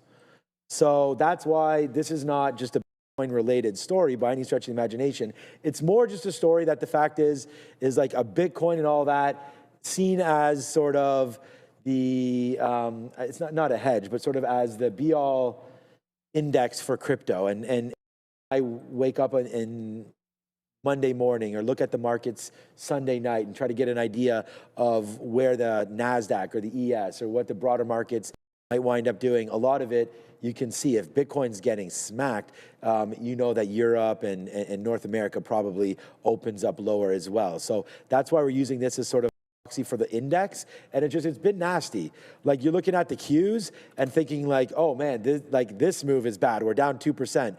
But this is what this daily chart looks like. You know, high of 640 just made 3 days ago, and now you're back down to 620. You're just pulling back a sneeze right there. Bitcoin is all the way back, as we had said, to May levels. So that would be like NASDAQ, the Qs being down here at 490. Okay, so let's sort of take it with a little bit of a grain of salt here. Think that the NASDAQ does have some more room to come. And potentially Bitcoin right now, as there it goes right here. We are about to break. It's at 100 right now. Exactly. We're about, I have it on the screen right here below. About to break 100,000 right now on BTC. And just, yeah, it is pretty sad for those that have invested over here. But hey, I think we all know when we get involved with Bitcoin that 25% drawdowns and more than that are probable and likely. So there it goes. This is not the first time you'll see moves like this on BTC, and most likely not the last. Actually not crypto-related news, but I do want to discuss our implied earnings moves for tonight and tomorrow morning here. Some of the more closely watched names reporting tonight. I know SMCI is reporting tonight. They're not on this list because I could not see an expected move for them when I made this infographic, though I'm keeping an eye on it. But regardless, you've got Amgen, AMD, Kava, Pinterest, Toast, Clover Health, Rivian, Upstart, Labs, Arista Networks, and the aforementioned SMCI. Check this out with myself, Sean, and special guest Brian Shannon, Alpha Trends, for this earnings coverage and discussion. But then tomorrow morning, we get some earnings names as well. And again, this visual also available on X at TTV Research. Novo Nordisk, Humana, Lemonade, CCJ, United, and McDonald's all set to report. McDonald's with the smallest expected move, but everything else decently sized expected moves here for tomorrow's earnings plays. Tomorrow night, there's like 17 names on watch that I had, so tons reporting tomorrow night as well. And those you can find on our daily calendar, also posted on X at TTV Research. Back to you. Yeah, that's what it was. Because I couldn't find SMCI. We got another super chat. This one from Chris. Lily, 1K prints possible by Thursday. Oh, 100K just broke on Bitcoin. Bye. So there's 100. This time for sure, I don't care what, I guess, broker or whatever, not broker, what exchange you're looking at. This broke cleanly through 100 on all of them. I can see them all in the book. There they go. There's nothing. There's quoting over 100K anymore as the breakdown has happened. But before we answer that super chat, just the one thing I was going to say, once he broke that support, low 90s. Like the low 90s is the next level down. So two-step pullback, that's where it bounced before. Two-step pullback ain't till we get to like 91. Like 91,000 on Bitcoin. As far as is concerned, I would expect to see 1,000. But by Thursday is a different story. Yeah, I mean, today's Tuesday. So like I would be surprised if this got to 1,000 by Thursday. I think that's probably asking a lot because there's a bunch of overhead resistance on the way. Like it's got a couple of lower highs, one which it literally popped out today, like an earnings top at 9:15. Then you've got like 9:30 up here, and then you've got the actual top at 9:70. So a lot of overhead resistance here on Eli Lilly. It's not like it's a shot. If it was like a straight shot and it was breaking it out, then maybe it could get there in 2 days. So yeah, I think it's getting there. You must be thinking of options, and that's probably why you'd be asking for such a short time. But ultimately, it's still a great performing stock. And on top of that, we were talking about AMD having a down channel from the top. Well, whoops, I moved it before I finished. This is breaking out of that down channel. So there's your lower lows, there's your higher lows, and it is breaking away from that channel. Oddly enough, I mentioned AMD because when AMD did this, it went absolutely ham. Like it was in a down channel for a very long time from its high. And this was actually, like, it was a bad down channel. Went way further than Lily's. But look at what happened when it broke that down channel and went crazy. I think Palantir one like this as well. So I think Lily's going to get there. I just don't think it's by Thursday. All right, man. Yeah, let's go. Right now, AMD right back down below, man. We just said boom because we got to 20, sorry, 52.20 right there as we just bounced off of 52 flat. That's the indicated 50-period moving average. So, yeah, nice move down right now for advanced devices, continuously printing lows is what I'm waiting for here. A break of 251.50 should be good to go on that one. And then, of course, the futures we were still waiting for 112 to get out. So if that happens, then we'll fly out of that one and regroup at some point. But for right now, nothing to do except for watch this continue to bleed. Today was Palantir, right? We talked about them early. And I don't know. We started the show. Neil went one way with it. He said, it looks like Palantir is going higher. I was like, I think it's where we are underneath everything. Either way, I didn't put my money where my mouth was on that one, but there goes Palantir back into the lows again. At least we were thinking the right way there, but don't have it on. But we have to just continue to watch this thing bleed down. I wasn't going to put it on while holding AMD anyways, but yeah, Palantir looks to break the lows of the day at 186.50, unfortunately, heading close. We do have the imbalance locator that will populate and give us hopefully some trade ideas into the end of the day right now. Walmart with a buy. Walmart's actually been pretty good, man, holding upside on WMT, right? Nothing to complain about on this name. Up 0.53. I wonder if that's the same thing today for Costco. Some of the retail. I know I'm in Target, which is probably a complete disaster. That those guys are a nightmare over there. But yeah, Bitcoin right now still below. Looks like it wants to maybe get a little bit lower, but we'll wait to see if that is the case. BTC right now 99.8 again there. But yeah, just a quick little look there. I wanted to make a look and see if there was anything going on at all with the imbalances. And just right now, buys across the board, nothing overly huge. Cliffs, Suncor, Ford, Walmart. So it's going to be, we've already talked about it, it's pretty much a NASDAQ day here today. So wow, there goes AMD right now. I got to put another bid over here. Well, I'm at 30s. Let me put a bid right now at 50s, see if we can get that. That's now $6. As you can't get comfortable until you're uncomfortable. We heard Obi talk about that a little bit as well. Most traders will talk like that. But there it comes right now back into the downside. So we are pretty uncomfortable trading this early as just racking up some of these L's. But here it comes. Not taking any L's now, as here it is right back into, once again, ladies and gentlemen, the low of the day here for AMD, and looking like it wants to get even lower than where we are right now. So yeah, not a great experience here today for AMD shareholders ahead of earnings, right? Down 3%, but it's Nvidia that is potentially worse. Right now, not potentially, percentage-wise it is. Right now, down 3.5% versus 3%. So I'm nervous because we broke through 200, but at least we can hold out the fact that if you're long Nvidia, at least you do have sort of the underpin of the $5 trillion, them being such a strong company, all the deals surrounding their chips. So, I mean, I do like what Nvidia is doing right here, but obviously well aware of the fact that if it's a house of cards, this is near the, so you're going to fall quite dramatically back in. But yeah, just really happy with the trading on the Qs and with Nvidia and be able to make back, basically 2/3 of back. So that's going to be, a great opportunity for me today and good lessons learned. So, but yeah, Amazon biking now below 250, AMD, and then just back over to some of these other names. Like we've been sort of talking about Rigetti. They're down 9% today. As a lot of these, if you're frothy, you're getting smacked down today. Yeah, basically. Literally, yeah. Yeah, that's right. I mean, these quantum names make no money. So I don't know, like, yeah, they're getting whacked. They're the Rigettis of the world, and it's not just the quantum names, you can put the nuclear energy names in there as well.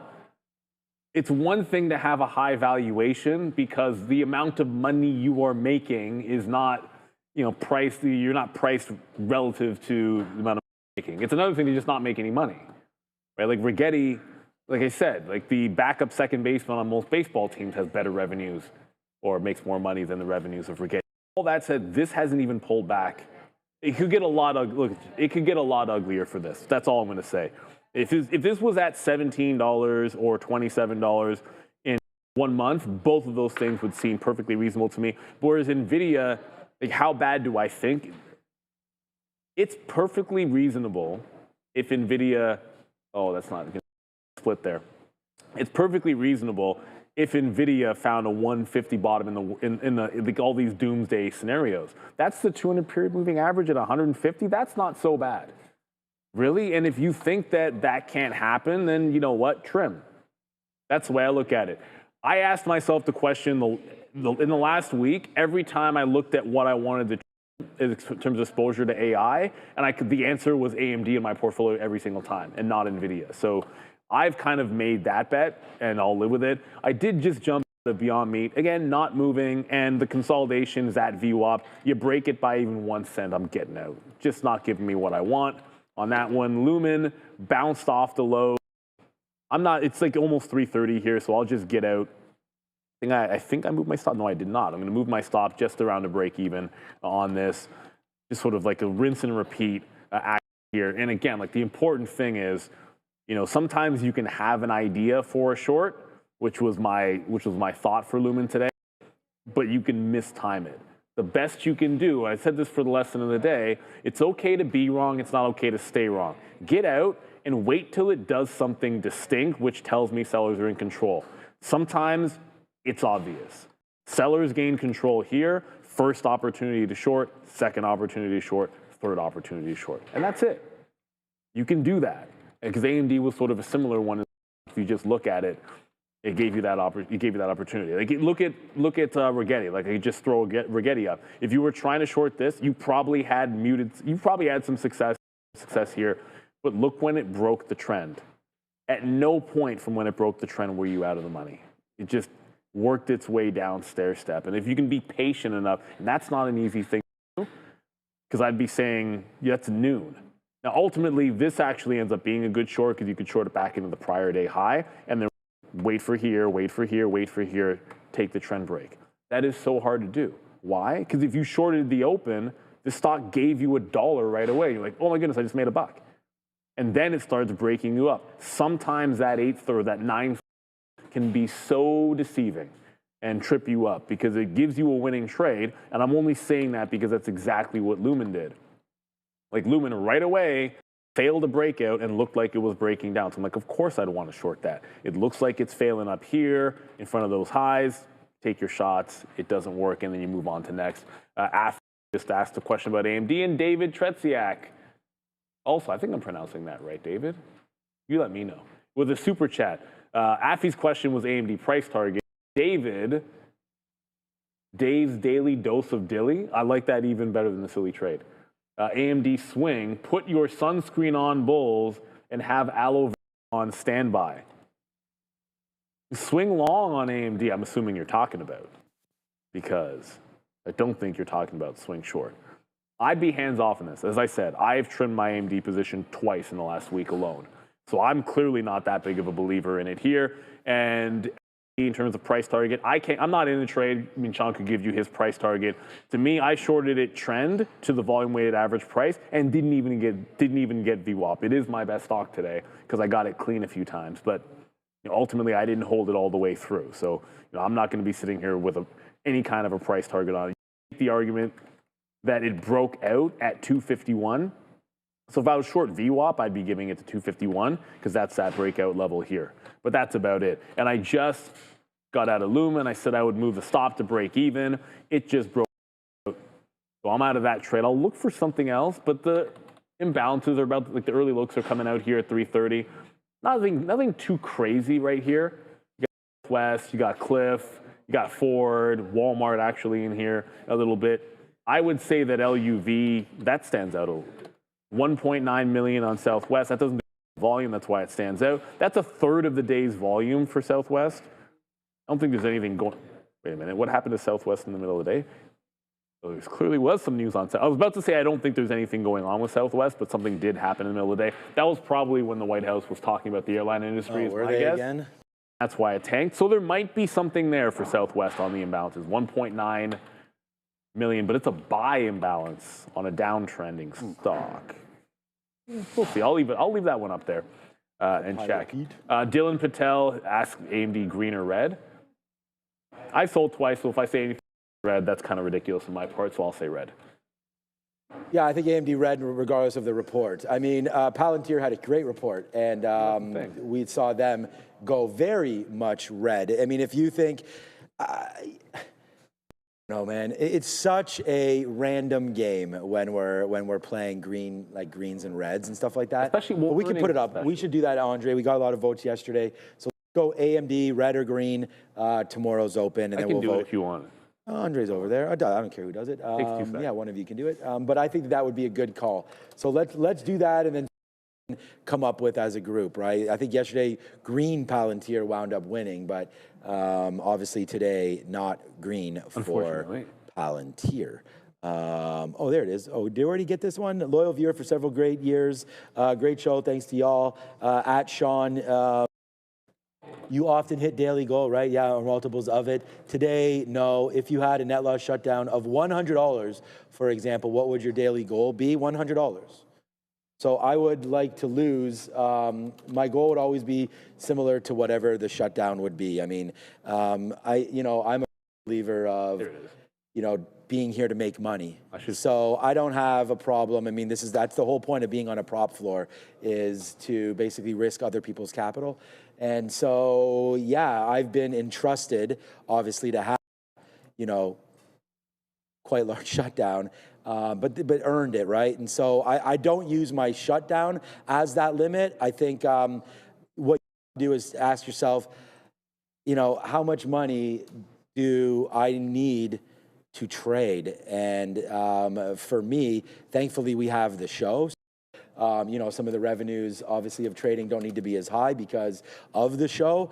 But when you are sitting here trading, and this is why I tell you, we already talked about this. I think me and Neil agreed it was like 97% or so of all the traders that have come through that we've seen do not even come close to making, first of all, even successful, let alone enough money to live off of. Okay, I think we've already. Hold on a second. Out of the people that graduate, I'd say it's about 1 in 10 of the people that graduate have a over 3-year run of making enough to making. Okay, and then what percent of people that we hire graduate? No, but that I don't remember. Like, right, it's at least 97%. I knew that better 5-10 years ago than I do know that number now. So I couldn't even speak intelligently on that. I know it now. It's at least 97%. I know what it was. Yeah. That's okay. I can speak now then.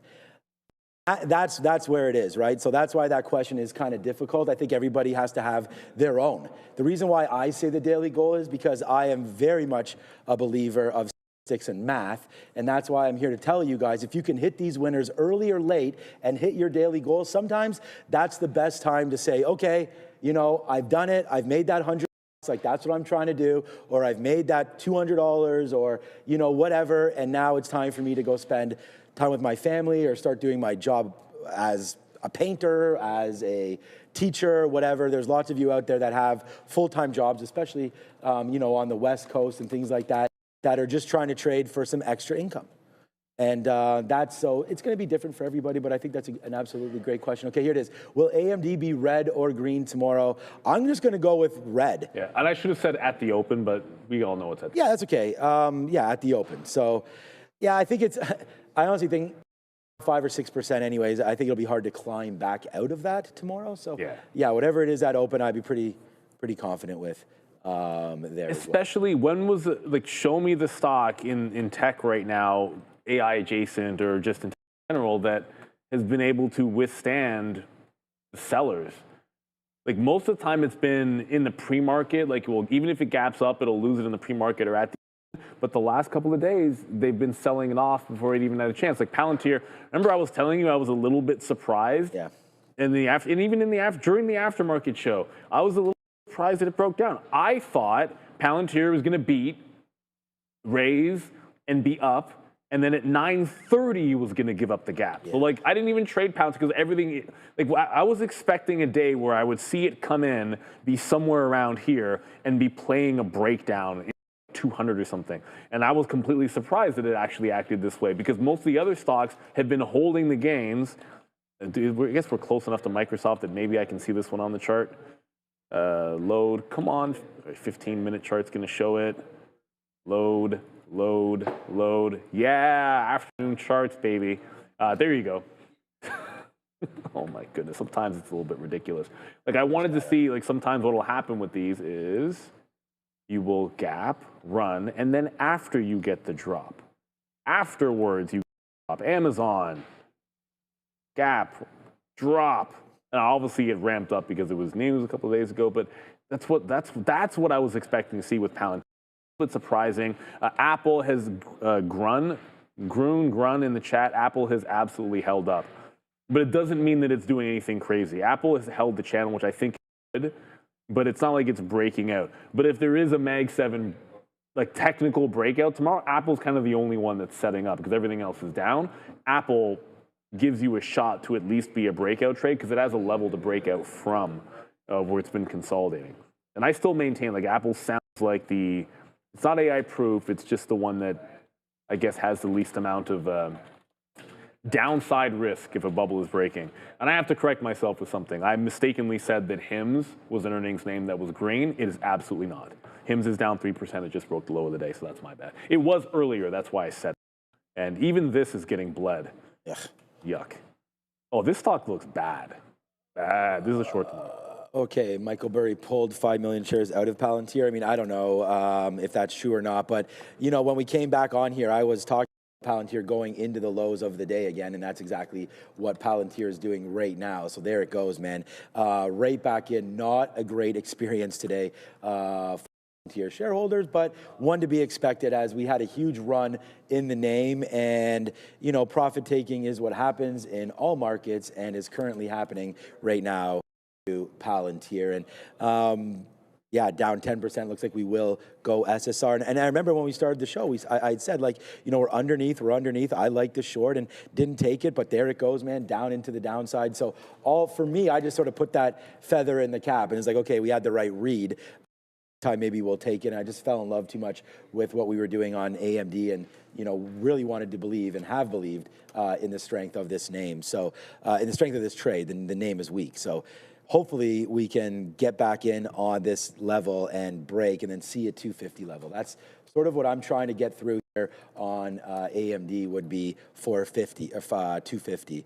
I don't even have my bids anymore. We already got filled at 51s. So we said we were down here at 51 quarters. We got that. So for me, that next sort of movement is downside here. AMD, and if we can get it into the close with only 20 minutes left, that should be okay. Occidental would be the one name sort of in the space here as far as energy that really gotten beat up.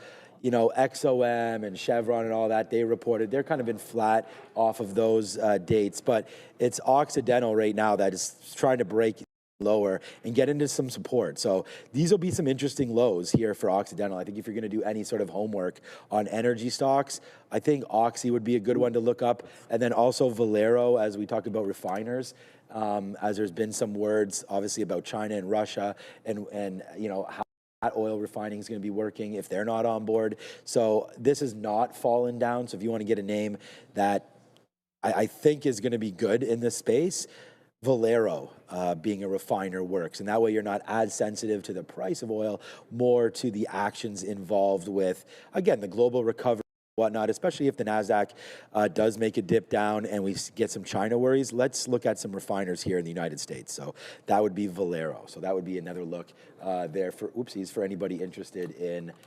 mining, in energy. VLO, Valero, a name that I used to own.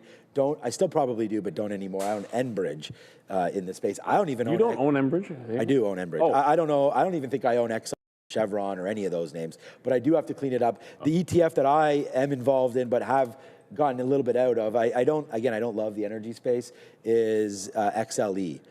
Just, again, they have a dividend, 2.5%, 3%. I have to look up to see exactly what it is. And I don't mind that space.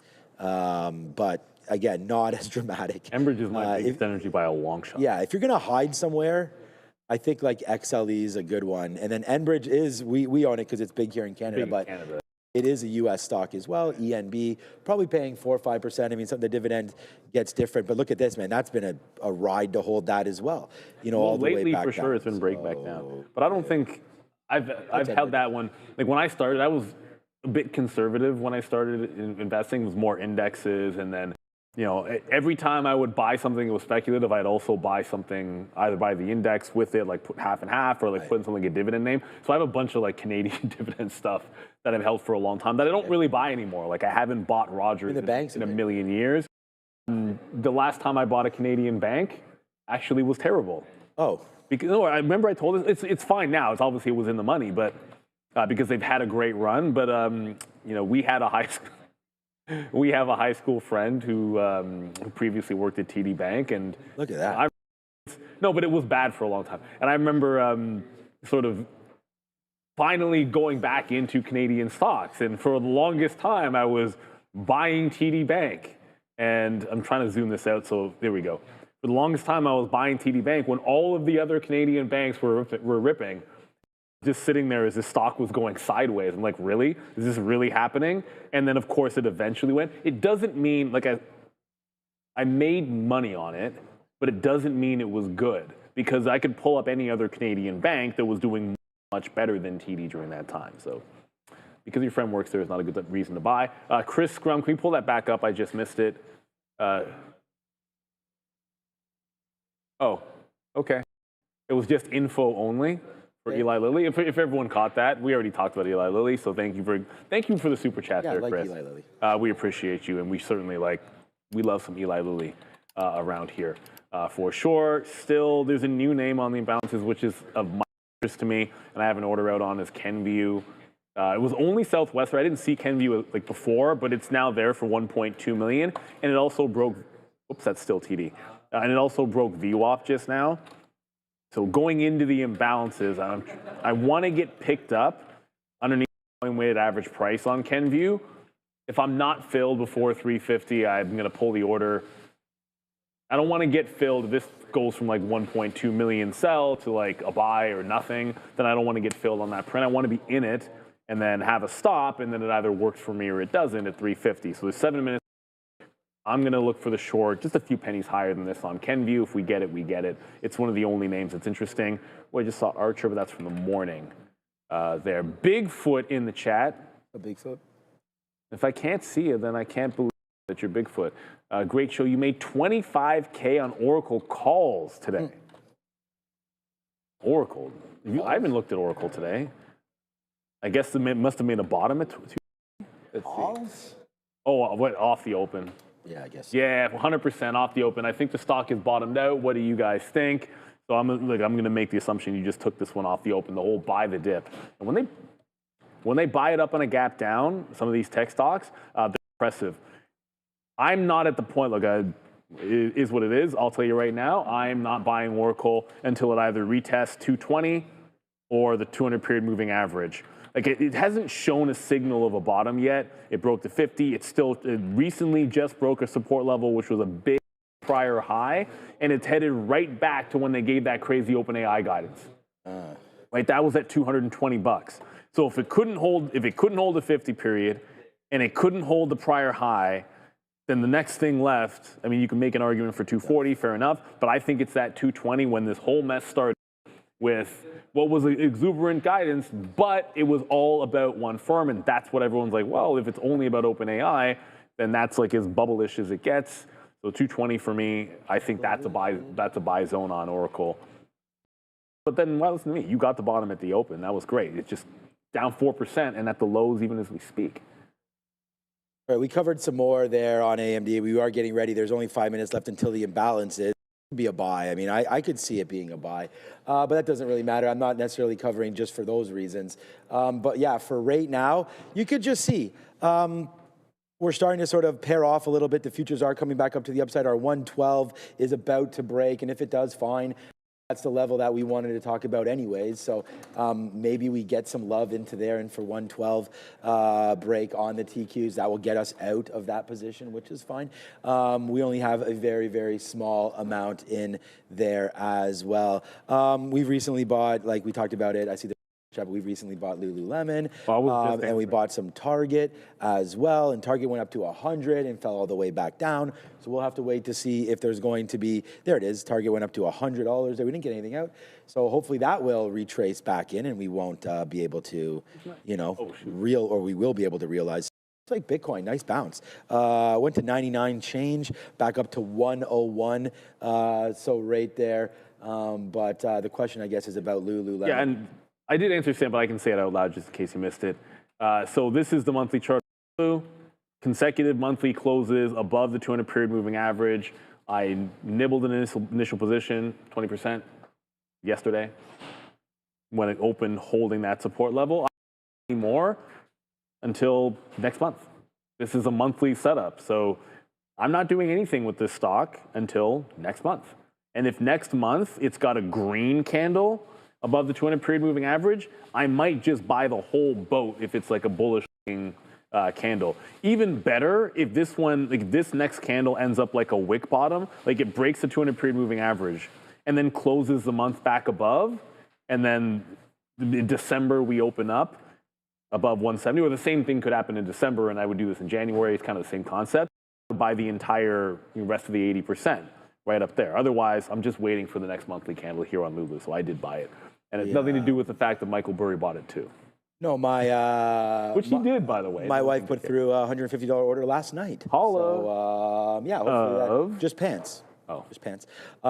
That's how expensive they are. But hey, if you want to get quality stuff, you got to pay money. Okay, so that's what's happening right there. I think Home Depot, yeah, that's another good look there in the retail side of things. I do like Home Depot. They've been really like a bellwether for the economy, right? And they're just falling back in right now into some key levels. They actually had a good earnings report. Home Depot coming into 375, again, a pretty solid dividend right there. So I would say get pull the trigger, maybe. I mean, Home Depot probably a better buy than Lulu, but obviously if you're buying Lululemon, you're hoping for a better return, I guess, than you would here in a Home Depot, because it's the risks associated there with this trade. So I think Home Depot can be an investment. Lulu's just a trade, man.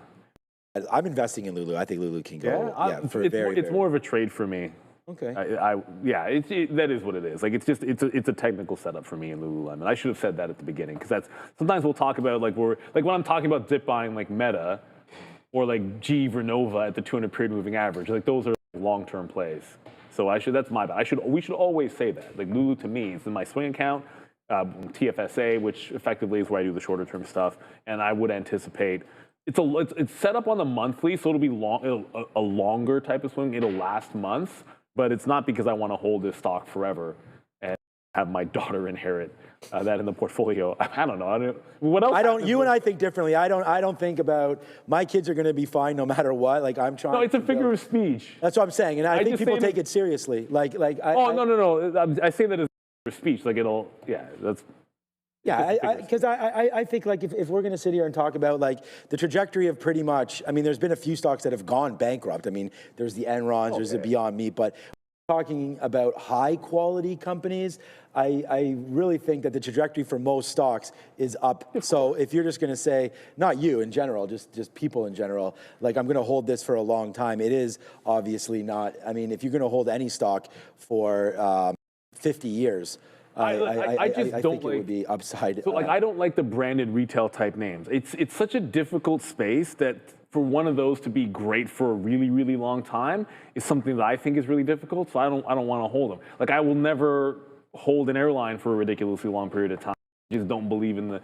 I don't believe in the business enough, and someone can't convince me that they're worth long-term holds. Trades for sure. I would never hold one of those long-term. Certainly, there's always trades there. And Lulu, someone says, Front Porch Trader just said Lulu won't even be remembered in 5 years. I don't know if that's true. But it's believable to me when you talk about a retail. Oh, yeah. No, Like, I mean, to me, it's a believable statement, whether I agree with it or not. I can wrap my head around that I statement. have like 0.5% of my portfolio, not even, is in Lululemon. But those that say something, oh, well, like Meta could fall out of favor and that'll be gone in 5 years, I'm like, that's cap. And I say that straight up. That's why there's just two different types of plays for me, that's all. I mean, there's more. I think there's almost more risk to the downside in Meta at these levels than Lululemon. Okay, here we go, man. The market is still going downside right now, big time. And we're starting to, we are really starting to cash in right now. Even Rigetti can't get out of the way. That's a bid right now and a tank. RGTI as that continues to go lower and lower and lower, man. AMD must have had some sort of a bid on it, so we'll put a bid right now and see if we can get out at 81. There it is. So we'll get out some more here as we got to get over to the desk and start to build up for the after show, of course, where we will have Mr. Brian Shannon on, as far as I know. Message me back.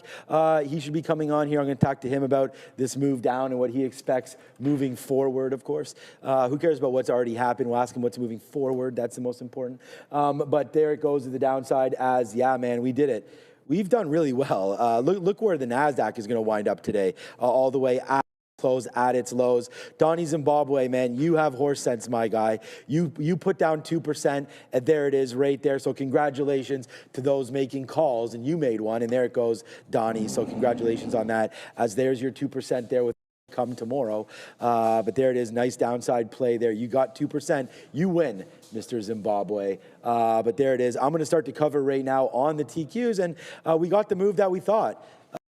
There into 115, 116. We wrote down 116 short. Looks like it got to 115.50, which is pretty much where we're short right now. And then there's the downside play into the end of the day. So good on you, Donnie Zimbabwe from earlier on. I love that name.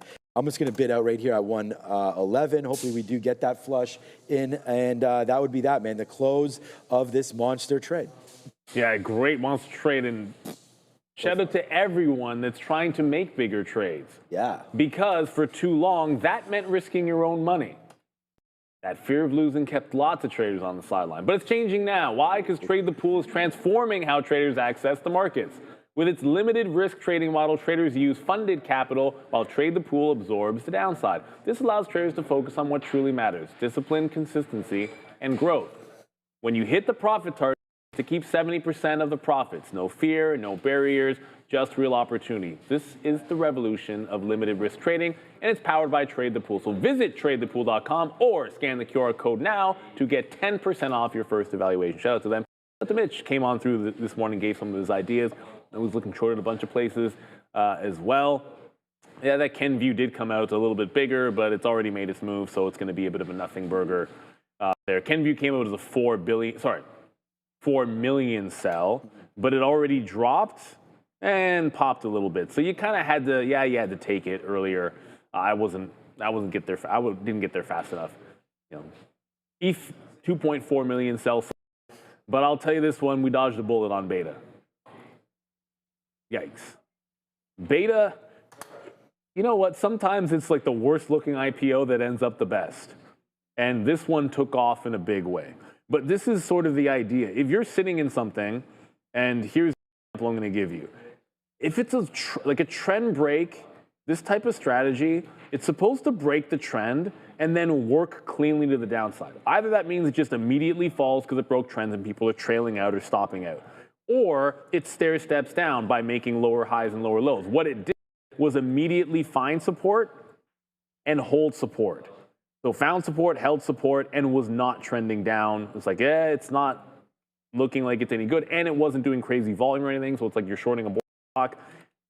I wish I could tell you that I liked it to the long side, didn't. But sometimes the best thing you can do is get out of the way, right? Like it's not the one that I was looking for. It's not the move that I was looking for. But also it's not taking an L because the trade's not doing what you expected it to do. Ethereum down 11%. Lexter just said Rivian earnings tonight. Haha. Look what's happening to AMD right now. AMD is absolutely getting kicked right now as 250.51 coming into play. It is, yes, sir. Finally, nice movement, man. Now $7 in. We just talked about that banger on the TQs, and look at this. Now goes AMD breaking into the close, man. So we held this the And finally, big movements coming for advanced micro devices all the way back in. So there it goes. What's up, Skunk Funker? I like that one. Yeah, this has been a pretty good trade for me there today as we got waxed off early on all of this nonsense, and then boom, right back down into the bottom there. It's too bad because I literally had put my break even on the day, and we just scalped out of it. I should have trusted the old instinct just a little bit more, but there it goes, man. Downside huge for advanced micro devices. We just basically covered it all right there.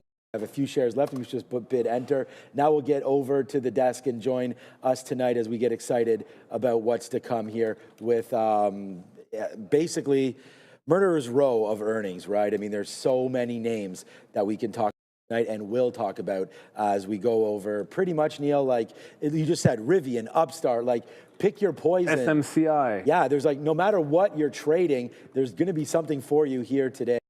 Again, excited about all of that and excited to have everybody join us live. So get your popcorn ready for Adara, myself, and Brian in a matter of moments. Absolutely. And speaking of which, I mean, with the market breaking lows, SMCI about today, in its own right, down 6% going into their print. It does look like it. Look, we'll see what happens. I know it's actually a little bit different from what I was expecting. 45% are saying green. On a day like today, you'd think there'd be a little bit more shell shock. NASDAQ down 2%, AMD flushing going into the close, Nvidia down 4%, breaking support, SMCI down 6%. I mean, I can go the list over and over again. Not much bullish, but half of you like AMD tomorrow. I'm in the other half. I'm in that 55%. Oh, it was half-half. But it's been 45 to 55. I mean, that's 50-50. That's close enough. 1,300 votes we have. Yesterday, it was green that everyone thought for Palantir. Ended up in the other direction as well. But it does go to show that I think we have an overly bullish audience.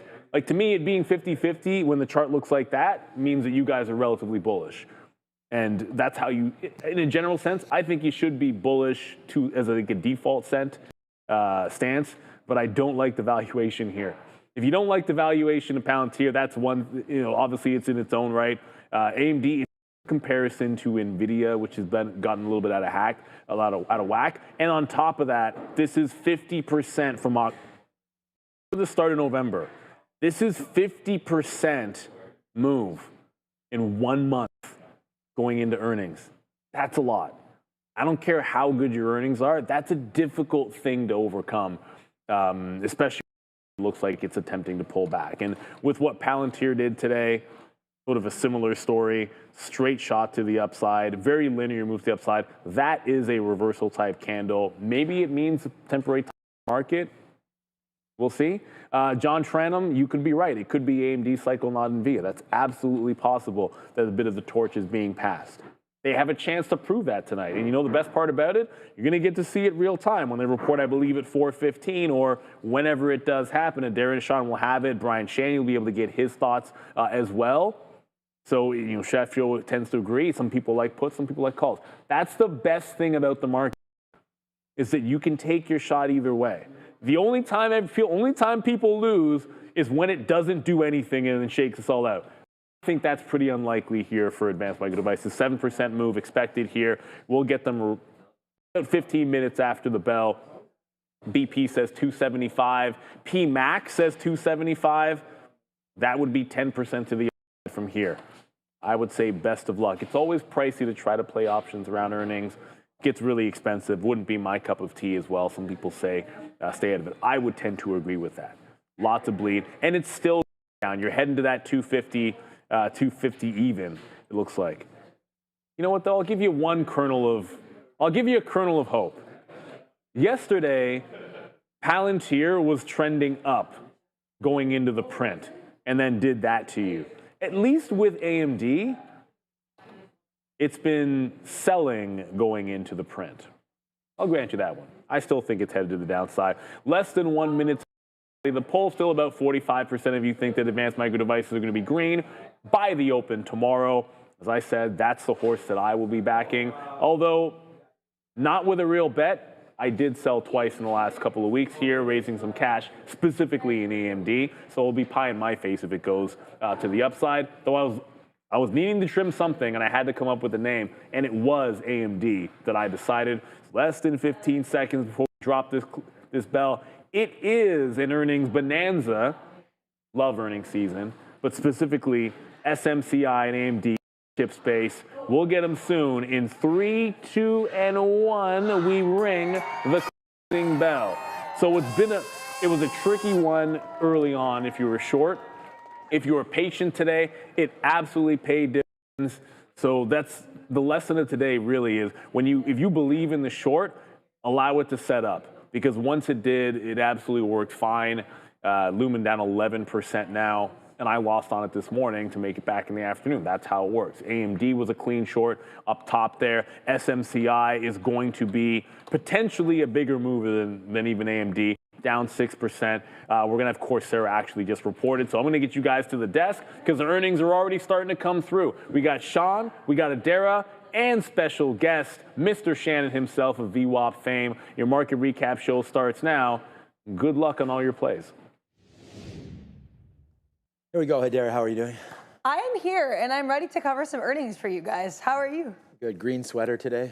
The market said, Yeah. what do you mean? We had that talk before about red v green, purple on Fed days. We like. I've been doing that lately. Yeah, that was actually good. your idea. Well, okay. I liked it. All right. So Nvidia and AMD. Okay, there goes AMD right now. Breakthrough.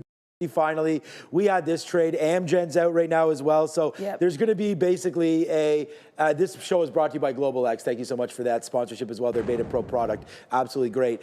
There we go. Amgen up 4% right now, up to 308 and change. It's AMD that's starting to hit the skids right now early. Now, we've already talked about this name throughout the whole freaking day. We were short early, we were short late, we were short all day. And there goes AMD. Bye-bye through 250 and lower as the destruction of AI continues here before earnings. Now, we are expecting to get this one at 4:15. So a little bit late of a call here for AMD after hopefully other names start to come through. We're waiting for Rivian, I think, is going to be a big one as well. That's been getting clobbered. There goes AMD, man. It's getting crushed right now. I just saw 247 print for advanced micro devices. It might not seem like a big, huge deal, but right now in the after hours, there's not too much liquidity here. So that just easily went down. The spread right now, $1 and change right now on AMD. If you're going to go level 1 to level 2, let's watch out to see what winds up happening. And let's remember, before earnings, AMD down roughly.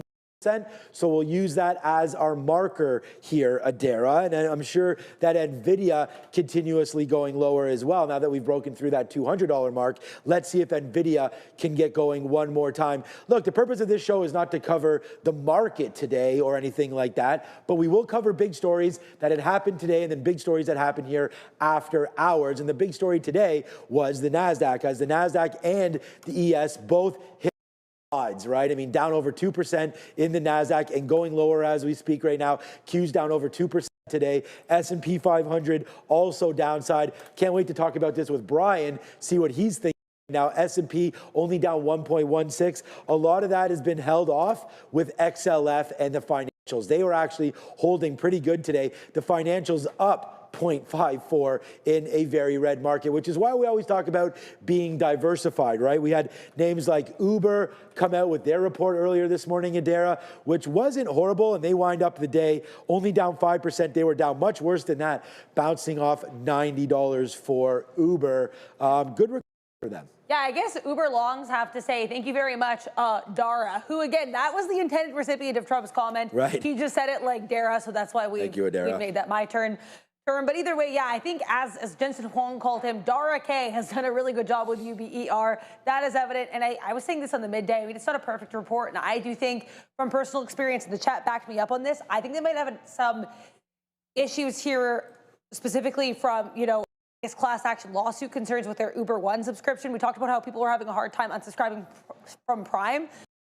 I accidentally subscribed for Uber One, and I can't for the life of me figure out how to unsubscribe. And people in the chat were saying, same experience.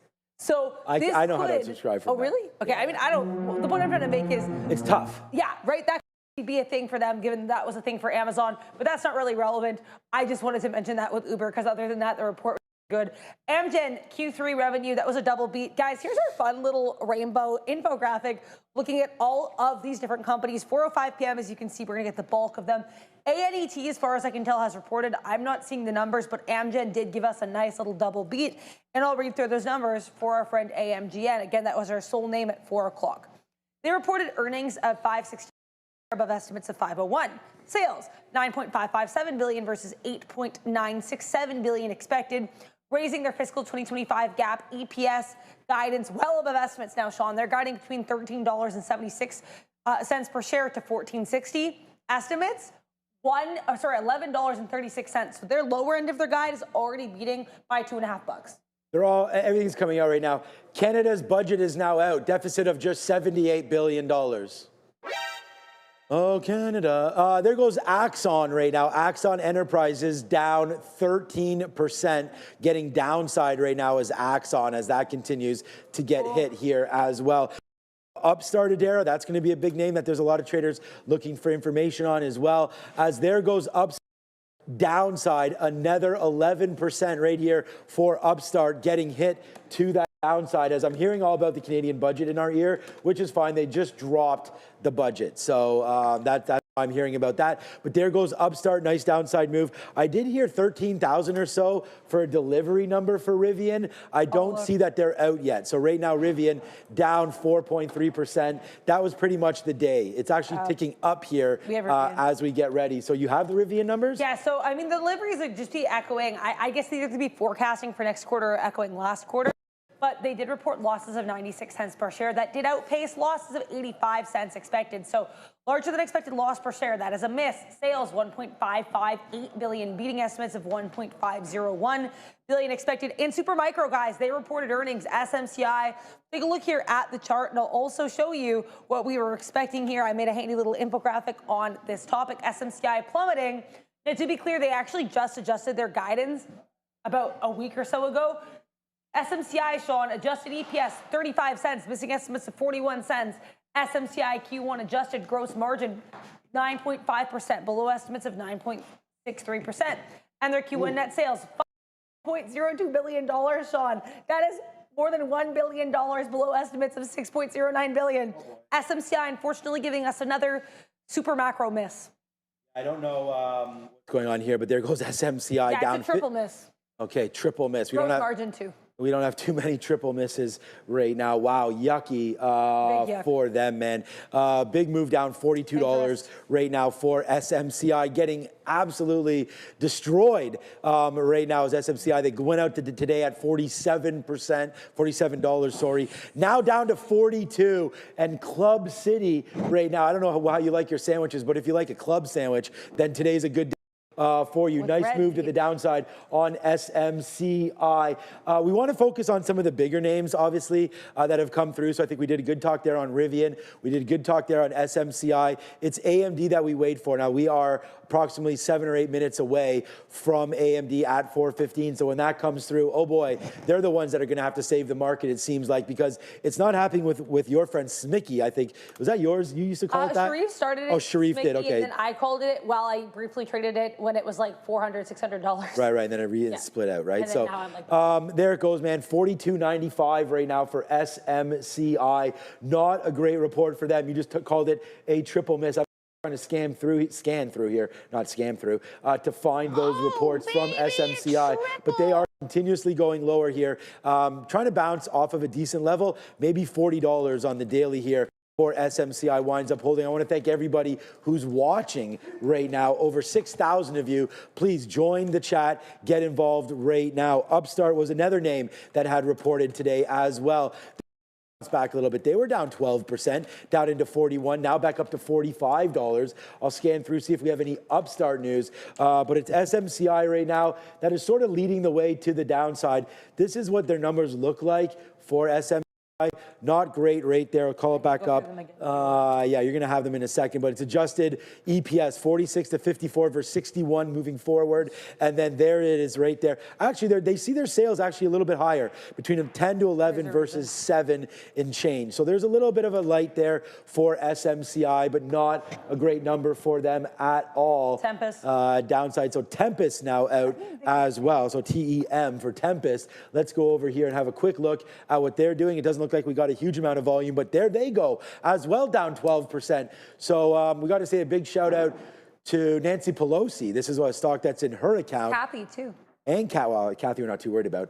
But it's SMCI right now. Yeah, Kathy Wood's been making some plays. And actually, we should stop saying that because the ARQ ETF, that's autonomous, has been doing quite well. So has the robotic names as well have been doing quite well near the high. It's what ARKK, her main fund there, the innovation, is the one that everybody focus on. We actually have Brian on the show here. He's not a big fan of Kathy Wood, so maybe we'll pass on that. But we are getting ready for advanced micro devices, ladies and gentlemen. That's going to be a big report. Here it is, AMD. It did in the after hours break that 250 mark. The numbers we're looking for out of AMD is an EPS estimate of $1.17. We're waiting for revenues of $8.7 billion. The expected move, 7.5%. So what do you got for that? I have an awesome, cute little infographic of Lisa Su in her iconic Pepsi blue suit. You can find this on X at TTV Research. And as you can see, this also has their last report. So last quarter, AMD narrowly missed EPS, but they did beat here on revenue and their net income up substantially on a quarter-over-quarter basis. So interesting look there for AMD as we await their earnings. People asking me about Axon. That was an EPS miss, revenue beat. Dijon Mustard, I just want to let you guys know, it looks like you already replied in the chat. McDonald's reports tomorrow morning. AppLovin reports tomorrow after the bell. And expect an AppLovin earnings preview infographic coming soon. I can go over Rivian, which is one that I don't think we talked about in a while. So Rivian, as I mentioned, they actually beat on revenue, and it's up 78% year over year. Give them a pat on the back. 1.56 billion revenue versus 1.49 bill expected. Adjusted losses per share were a little bit lesser than expected, but non-adjusted losses, as I mentioned, that was a miss. Vehicles delivered for the quarter beat estimates, but we already knew about that. Same with production. Same deal. Cash equivalents, 4.44 billion. That is up from estimates of 4.09 billion. And yeah, outlook, not seeing how that compares to estimates, but they're expecting to deliver 41,500 to 43,500 vehicles in the year 2025. All right, we are now, again, 3 minutes away from AMD earnings. So we are getting really excited for Kava Group.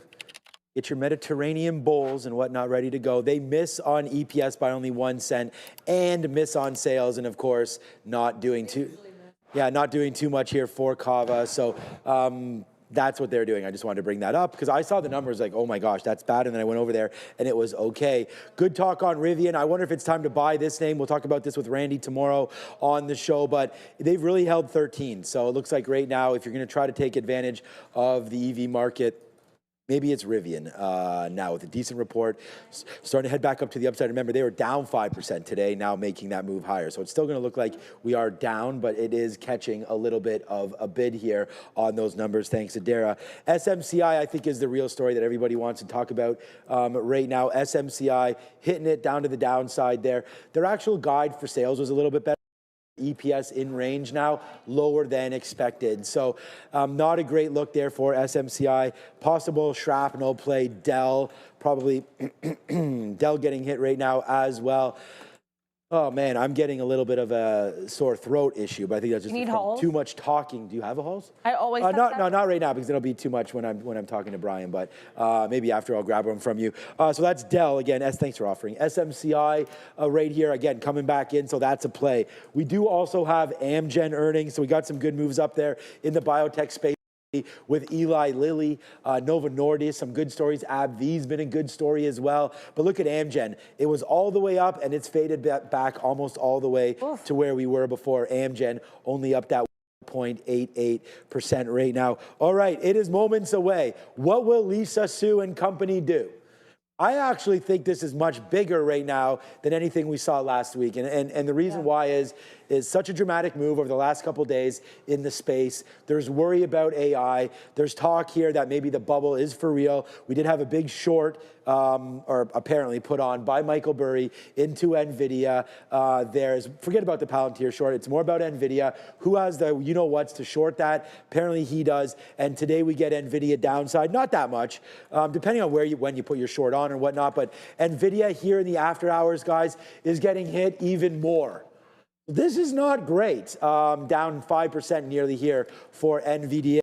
All right, we are 1 minute away. So let's have a quick look at what's expected here for AMD. We're waiting for $1.17. That's going to be the EPS number. We're waiting for a revenue estimate, current revenue estimate of $8.72 billion. So when those numbers hit, we're hoping for greater than 117 EPS and greater than 8.7 billion on revenue. But again, the guide will be very key. Adara is right on and all over all of those names. Another popular name, Pinterest. They already reported today. And bye-bye Pinterest right now. Slap the fail on those guys. Down to 27 and change. Right now goes Pinterest. All right, it is now time for AMD time. So let's go over there and see are they. Oh, they maybe are out. There goes AMD. We just touched 242 for advanced micro devices. We will get those numbers as soon as they do hit. Adara's looking for them. Right back up to 250. So we go uh-oh to yay to uh-oh again. Now back down into 245 for advanced micro devices, Adara. There it goes, man. Down 6%. We're looking for, again, $1.17 and 8.7 billion on that number. What do we got? There it is. Now AMD turns green. Massive revenue beat. That's perfect. From what I'm seeing, they reported revenue here of $9.25 billion. That is apparently record quarterly revenue, and it's above estimates of $8.74 billion. Q3 adjusted earnings $1.20 per share versus estimates of $1.17. Again, that's adjusted earnings. That's what I'm seeing so far. Q3 revenue, again, $9.2 billion. Gross margin up. Gross margin was 52%. Here, operating income $1.3 billion, net income $1.2 billion. And then, and again, on a non-GAAP basis, we did have that $1.20 per share. So here are the numbers. I do want to recap. We beat on EPS, and we beat heftily on revenue. That is record quarterly revenue for advanced money duplicator, or whatever Seems like that. Yeah, no, it's been a great trade for AMD off those bottoms. That is for sure. And it looks like, we don't have the EPS guide yet. No, right, we just have the numbers. They're just out. So here it is right here. EPS 120. We talked about that beat. We have written down here 116. We had 117. A beat there. And there's the sales number. Big beat actually on sales, as Adara's talked about there. So it does look like, I don't know if it's Mighty Mouse or not, but it's here to save the day. And it looks like AMD for now has stopped any sort of downslide here in the chip space. But I don't know if that move is over or not. So right now, advanced micro devices, we're going to wait to see what that looks like. Because remember yesterday, we had a big move in Palantir yesterday at this time. It went up to 222 and then got faded right there yesterday, right here. And then they started to guide, came.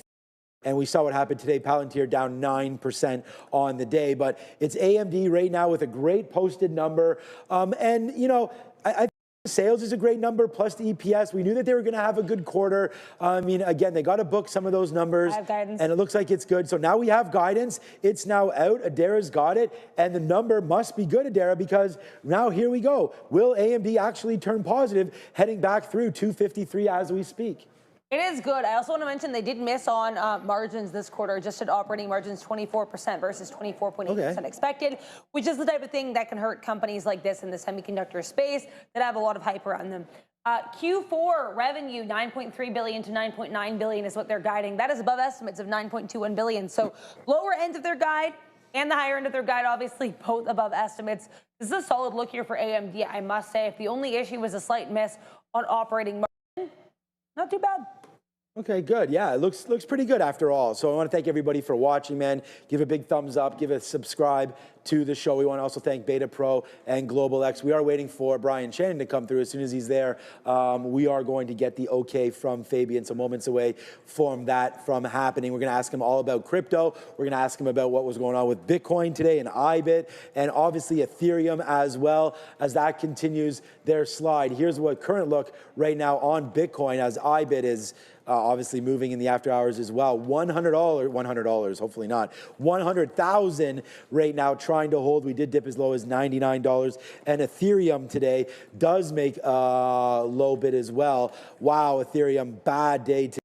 Down to $3,100 and been absolutely crushed on a daily look here for ETH, now breaking well below. This is why, and Brian, and I'm going to steal it from him, but the penalty box, right? I mean, we are not out of that. This continues to go lower. We're going to at least need to take the 200 period before we get excited about that one. Thanks, Tom Lee. I wonder where your call is now. What is he calling? 25,000 on Ethereum? Let's see if and when that comes in for that. I mean, again, just got to believe in it. I'm not just trying to, hit. There's a lot of people that are long Bitcoin, ETHA as well, and Solana. Some of these other names, man. I mean, I think Brian and I were talking kindly of Solana, and that one has been really hit as well. It's not just a Ethereum and a Bitcoin type of a play. I just want to get it off a decent spot. There it is. Wow, down to one.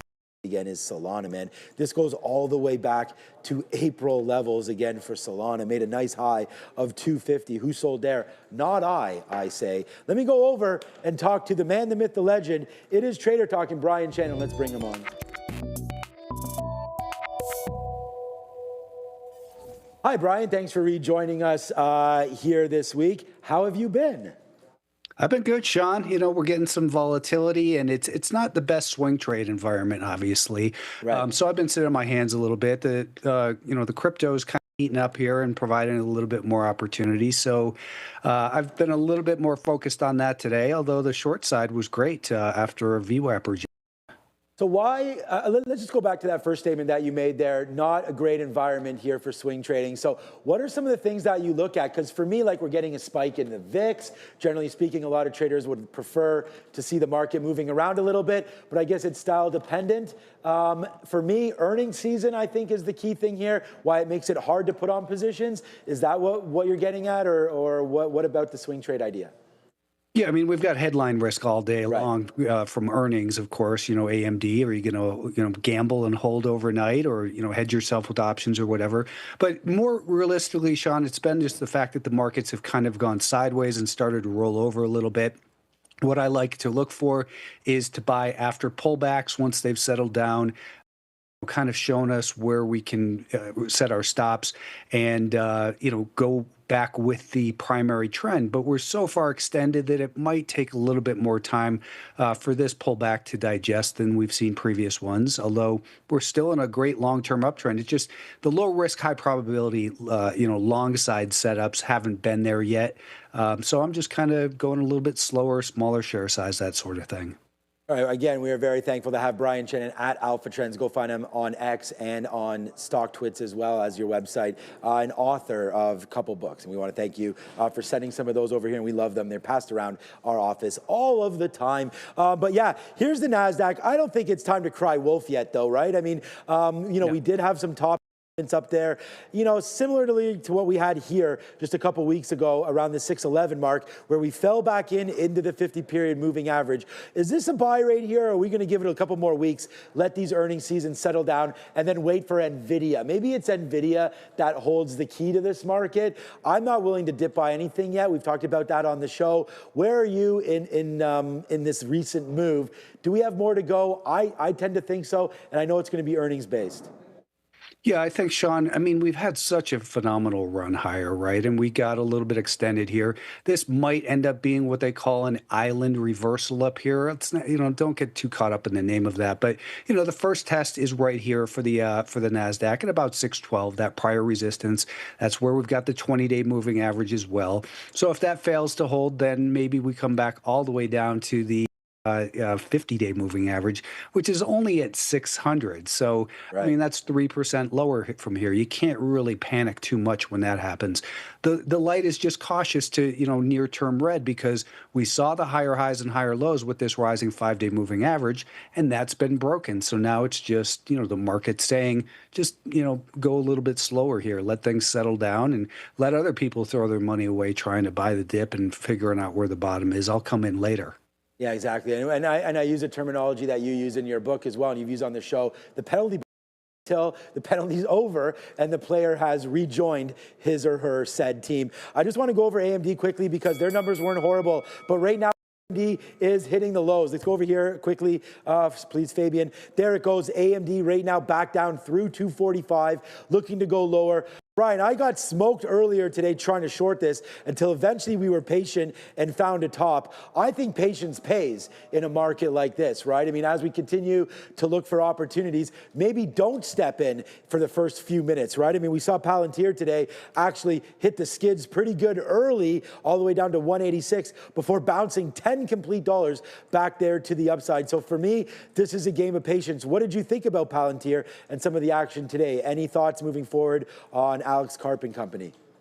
I really didn't pay too much attention to Palantir. To me, you know, the earnings were out. It's a news event. That's not my specialty. Right. I like to look at them after they've settled down, let other people, you know, it just gets too choppy for me because I don't have the attention span to sit there and, you know, day trade it and the way that you do, Sean. And, you know, there's a different style for everyone. But when you look at, you know, the daily chart here, it's pulled back perfectly to this prior resistance. So, and the 20-day moving average. So that initial sell-off, the bounce was justified in there because of that important level. Now let's see how it handles the next few days. Is this going to, you know, kind of settle down and rebuild and continue higher? Or are we going to see maybe something, you know, more along the lines of what Microsoft did after their big move and failed? So that's the danger, is that it could get Microsoft.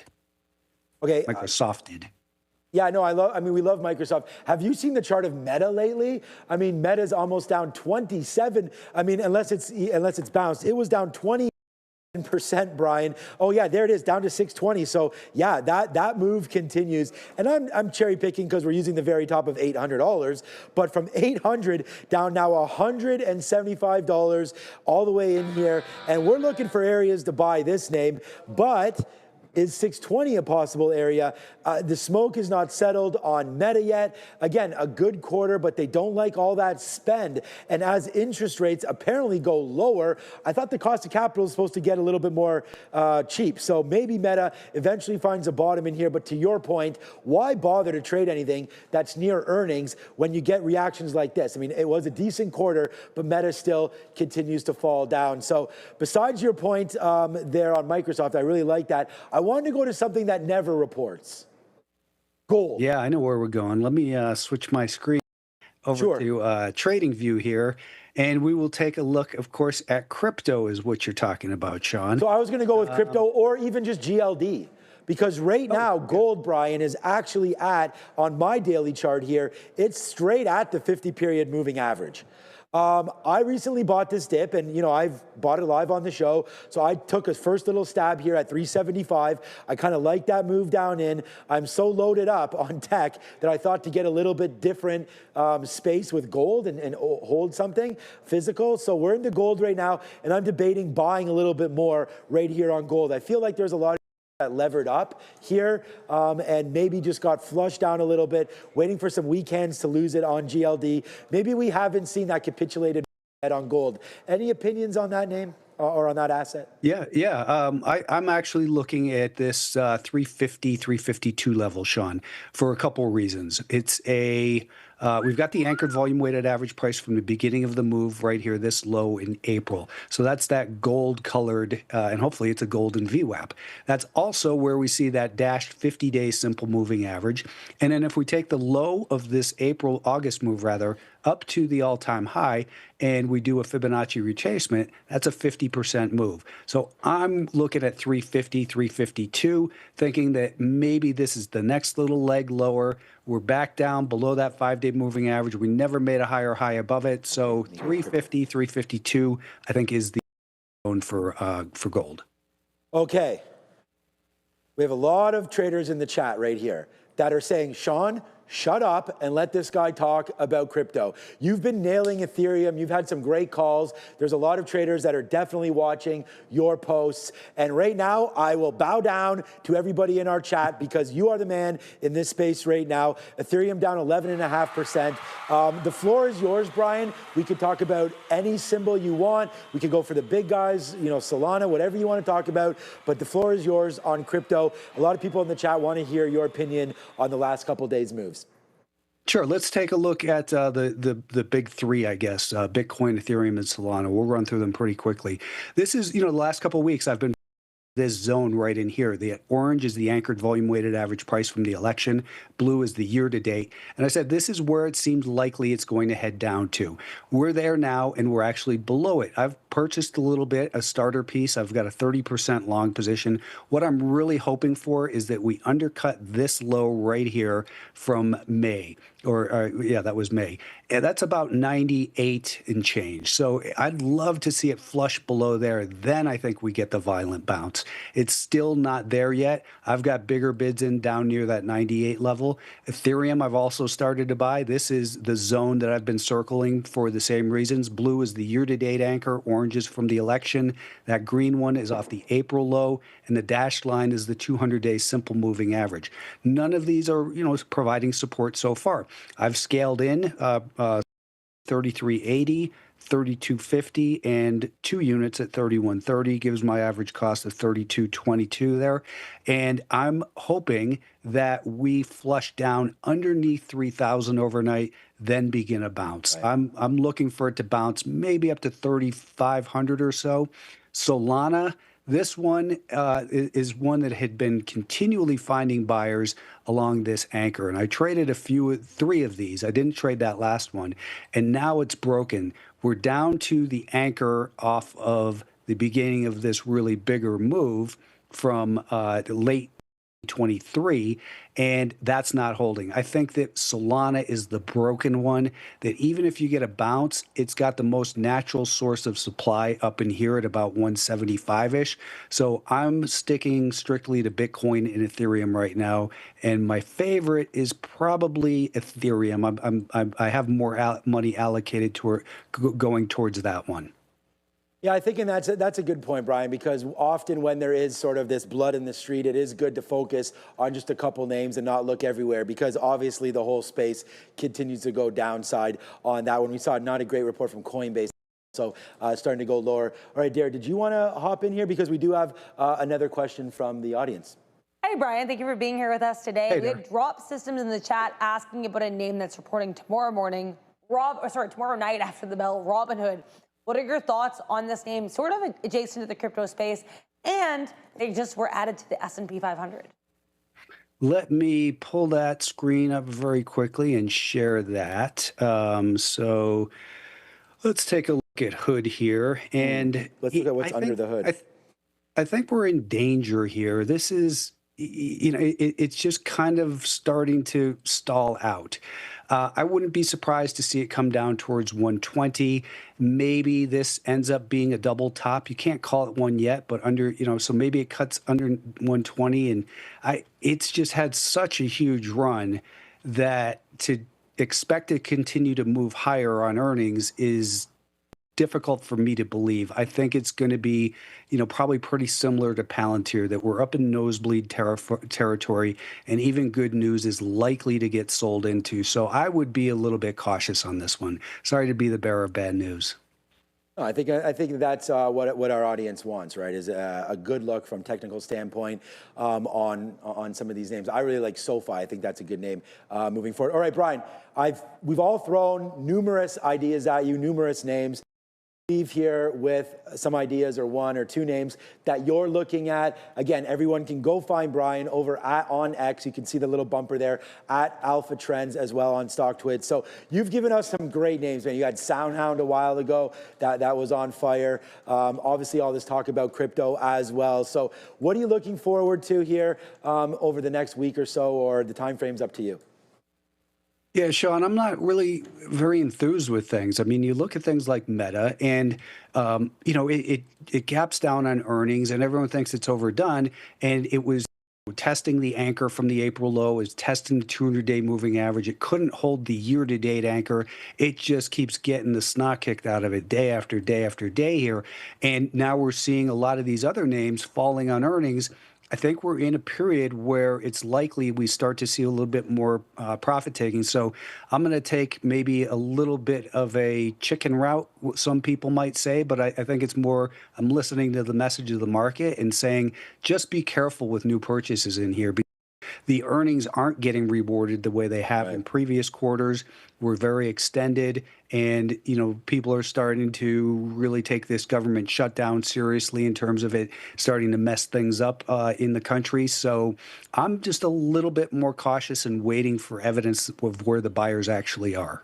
Yeah, great call. We actually forget to talk about the government shutdown on most days, but what an important aspect there, of course, for everyone in the United States and the markets in general as we look to get back going. Some of the retail names have also been hit there. We have McDonald's tomorrow morning. That should be a good look as well on the consumer. Brian, we're running a little bit late, but I want to thank you for joining us one more time. There we go. David says, amen, Brian. So thank you so much. Get into the chat. I don't know if you're in it right now, but if you want to stay a couple extra minutes, Brian's here. Thank you so much. They can go find you, of course, on X or on StockTwits. You have a great audience there as well and a great following. So thank you again, Brian. Be well. Any plans tonight or anything? My niece has a field hockey game that is a championship thing, so I think that's the plan. Then some Mexican food. Yes, sir. Wow. Okay, I'm coming over right there. Sounds like a lot of fun. And again, a lot of thanks in the chat for you, Brian. So thank you again for coming on and all of that talk. Enjoy the Mexican food there tonight and say what's up to your niece. And I hope she's able to lift said trophy tonight. That's Brian Shannon. Thank you so much. Have a good one. We'll check you next week. Thanks, everybody. Shannon. All right, Trader Talk now done with. Thank you so much, Brian. AMD here going out near the lows, Dara, unfortunately, on not a horrible report. We actually had them double beating and guiding and everything. It was good for advanced micro devices, but still hitting the skids a little bit here, down to 244 and change. All right, so I'm off tonight because, I'm got to get out of here ASAP. My son has, when you're in grade 8 and you got to choose your high school, you could choose 3 different schools that you want to go to. So you're guaranteed the one in your area, so whatever one your catchment is. So you definitely get to go somewhere. It's funny because the school that he gets to go to is Runnymede, which is the same one that Drake went to. No, actually? Yep, yeah, exactly. And Drake played, so I actually coach in High Park, and Drake played High Park Little League. Really? Because at one point he then moved on to Degrassi High, as we know. Yeah, exactly. That's so, funny. or Degrassi Good Community one. School, I like that one there. But anyway, so he's looking at film studies. That's really awesome. Yeah, so he's excited for that. So maybe he can come in one day and see what's going on here. But it's an application. So you got to submit all this stuff. So this, for me, is if I can put Adara back into, grade 8, 7, 8, is there a sort of a profession or something that you thought maybe, because I know it's probably not stock market related back in the day, but maybe the 2-shot, Fabian, this is what you thought you might have been back in the day? So it would have been film or writing, I think. Okay, film or writing, perfect, boom. Pretty great. consistent. But film, I mean, I know you're always writing. You working on anything right now? Yeah, I have been working on a script. My friend and I, who I met through a writing program at George Brown, which is a college here, he and I basically do like a weekly exchange. Like we'll watch movies, give ideas kind of for writing inspiration. We'll read each other's stuff. I'm working on a script there. I've been a little delayed because it's always very busy here. But yeah, just working on that right now. Yeah, it's been nice. Cool, good. Well, we'll look forward to Adara hitting the silver screens very, very soon. AMD now 241. All right, that's enough from us. That's Adara. I'm Sean. Us all. Thank you, Beta Pro and Global X, for their sponsorship once again of this program. And a big thank you to everybody watching. And of course, my favorite guest, well, I shouldn't say that, they're all my favorite, but I really love having Brian on. Thanks, Brian Shannon. Go find him at Alpha Trends. That's Adara. I'm Sean. Ciao to tomorrow, 8:30. See you then. See you.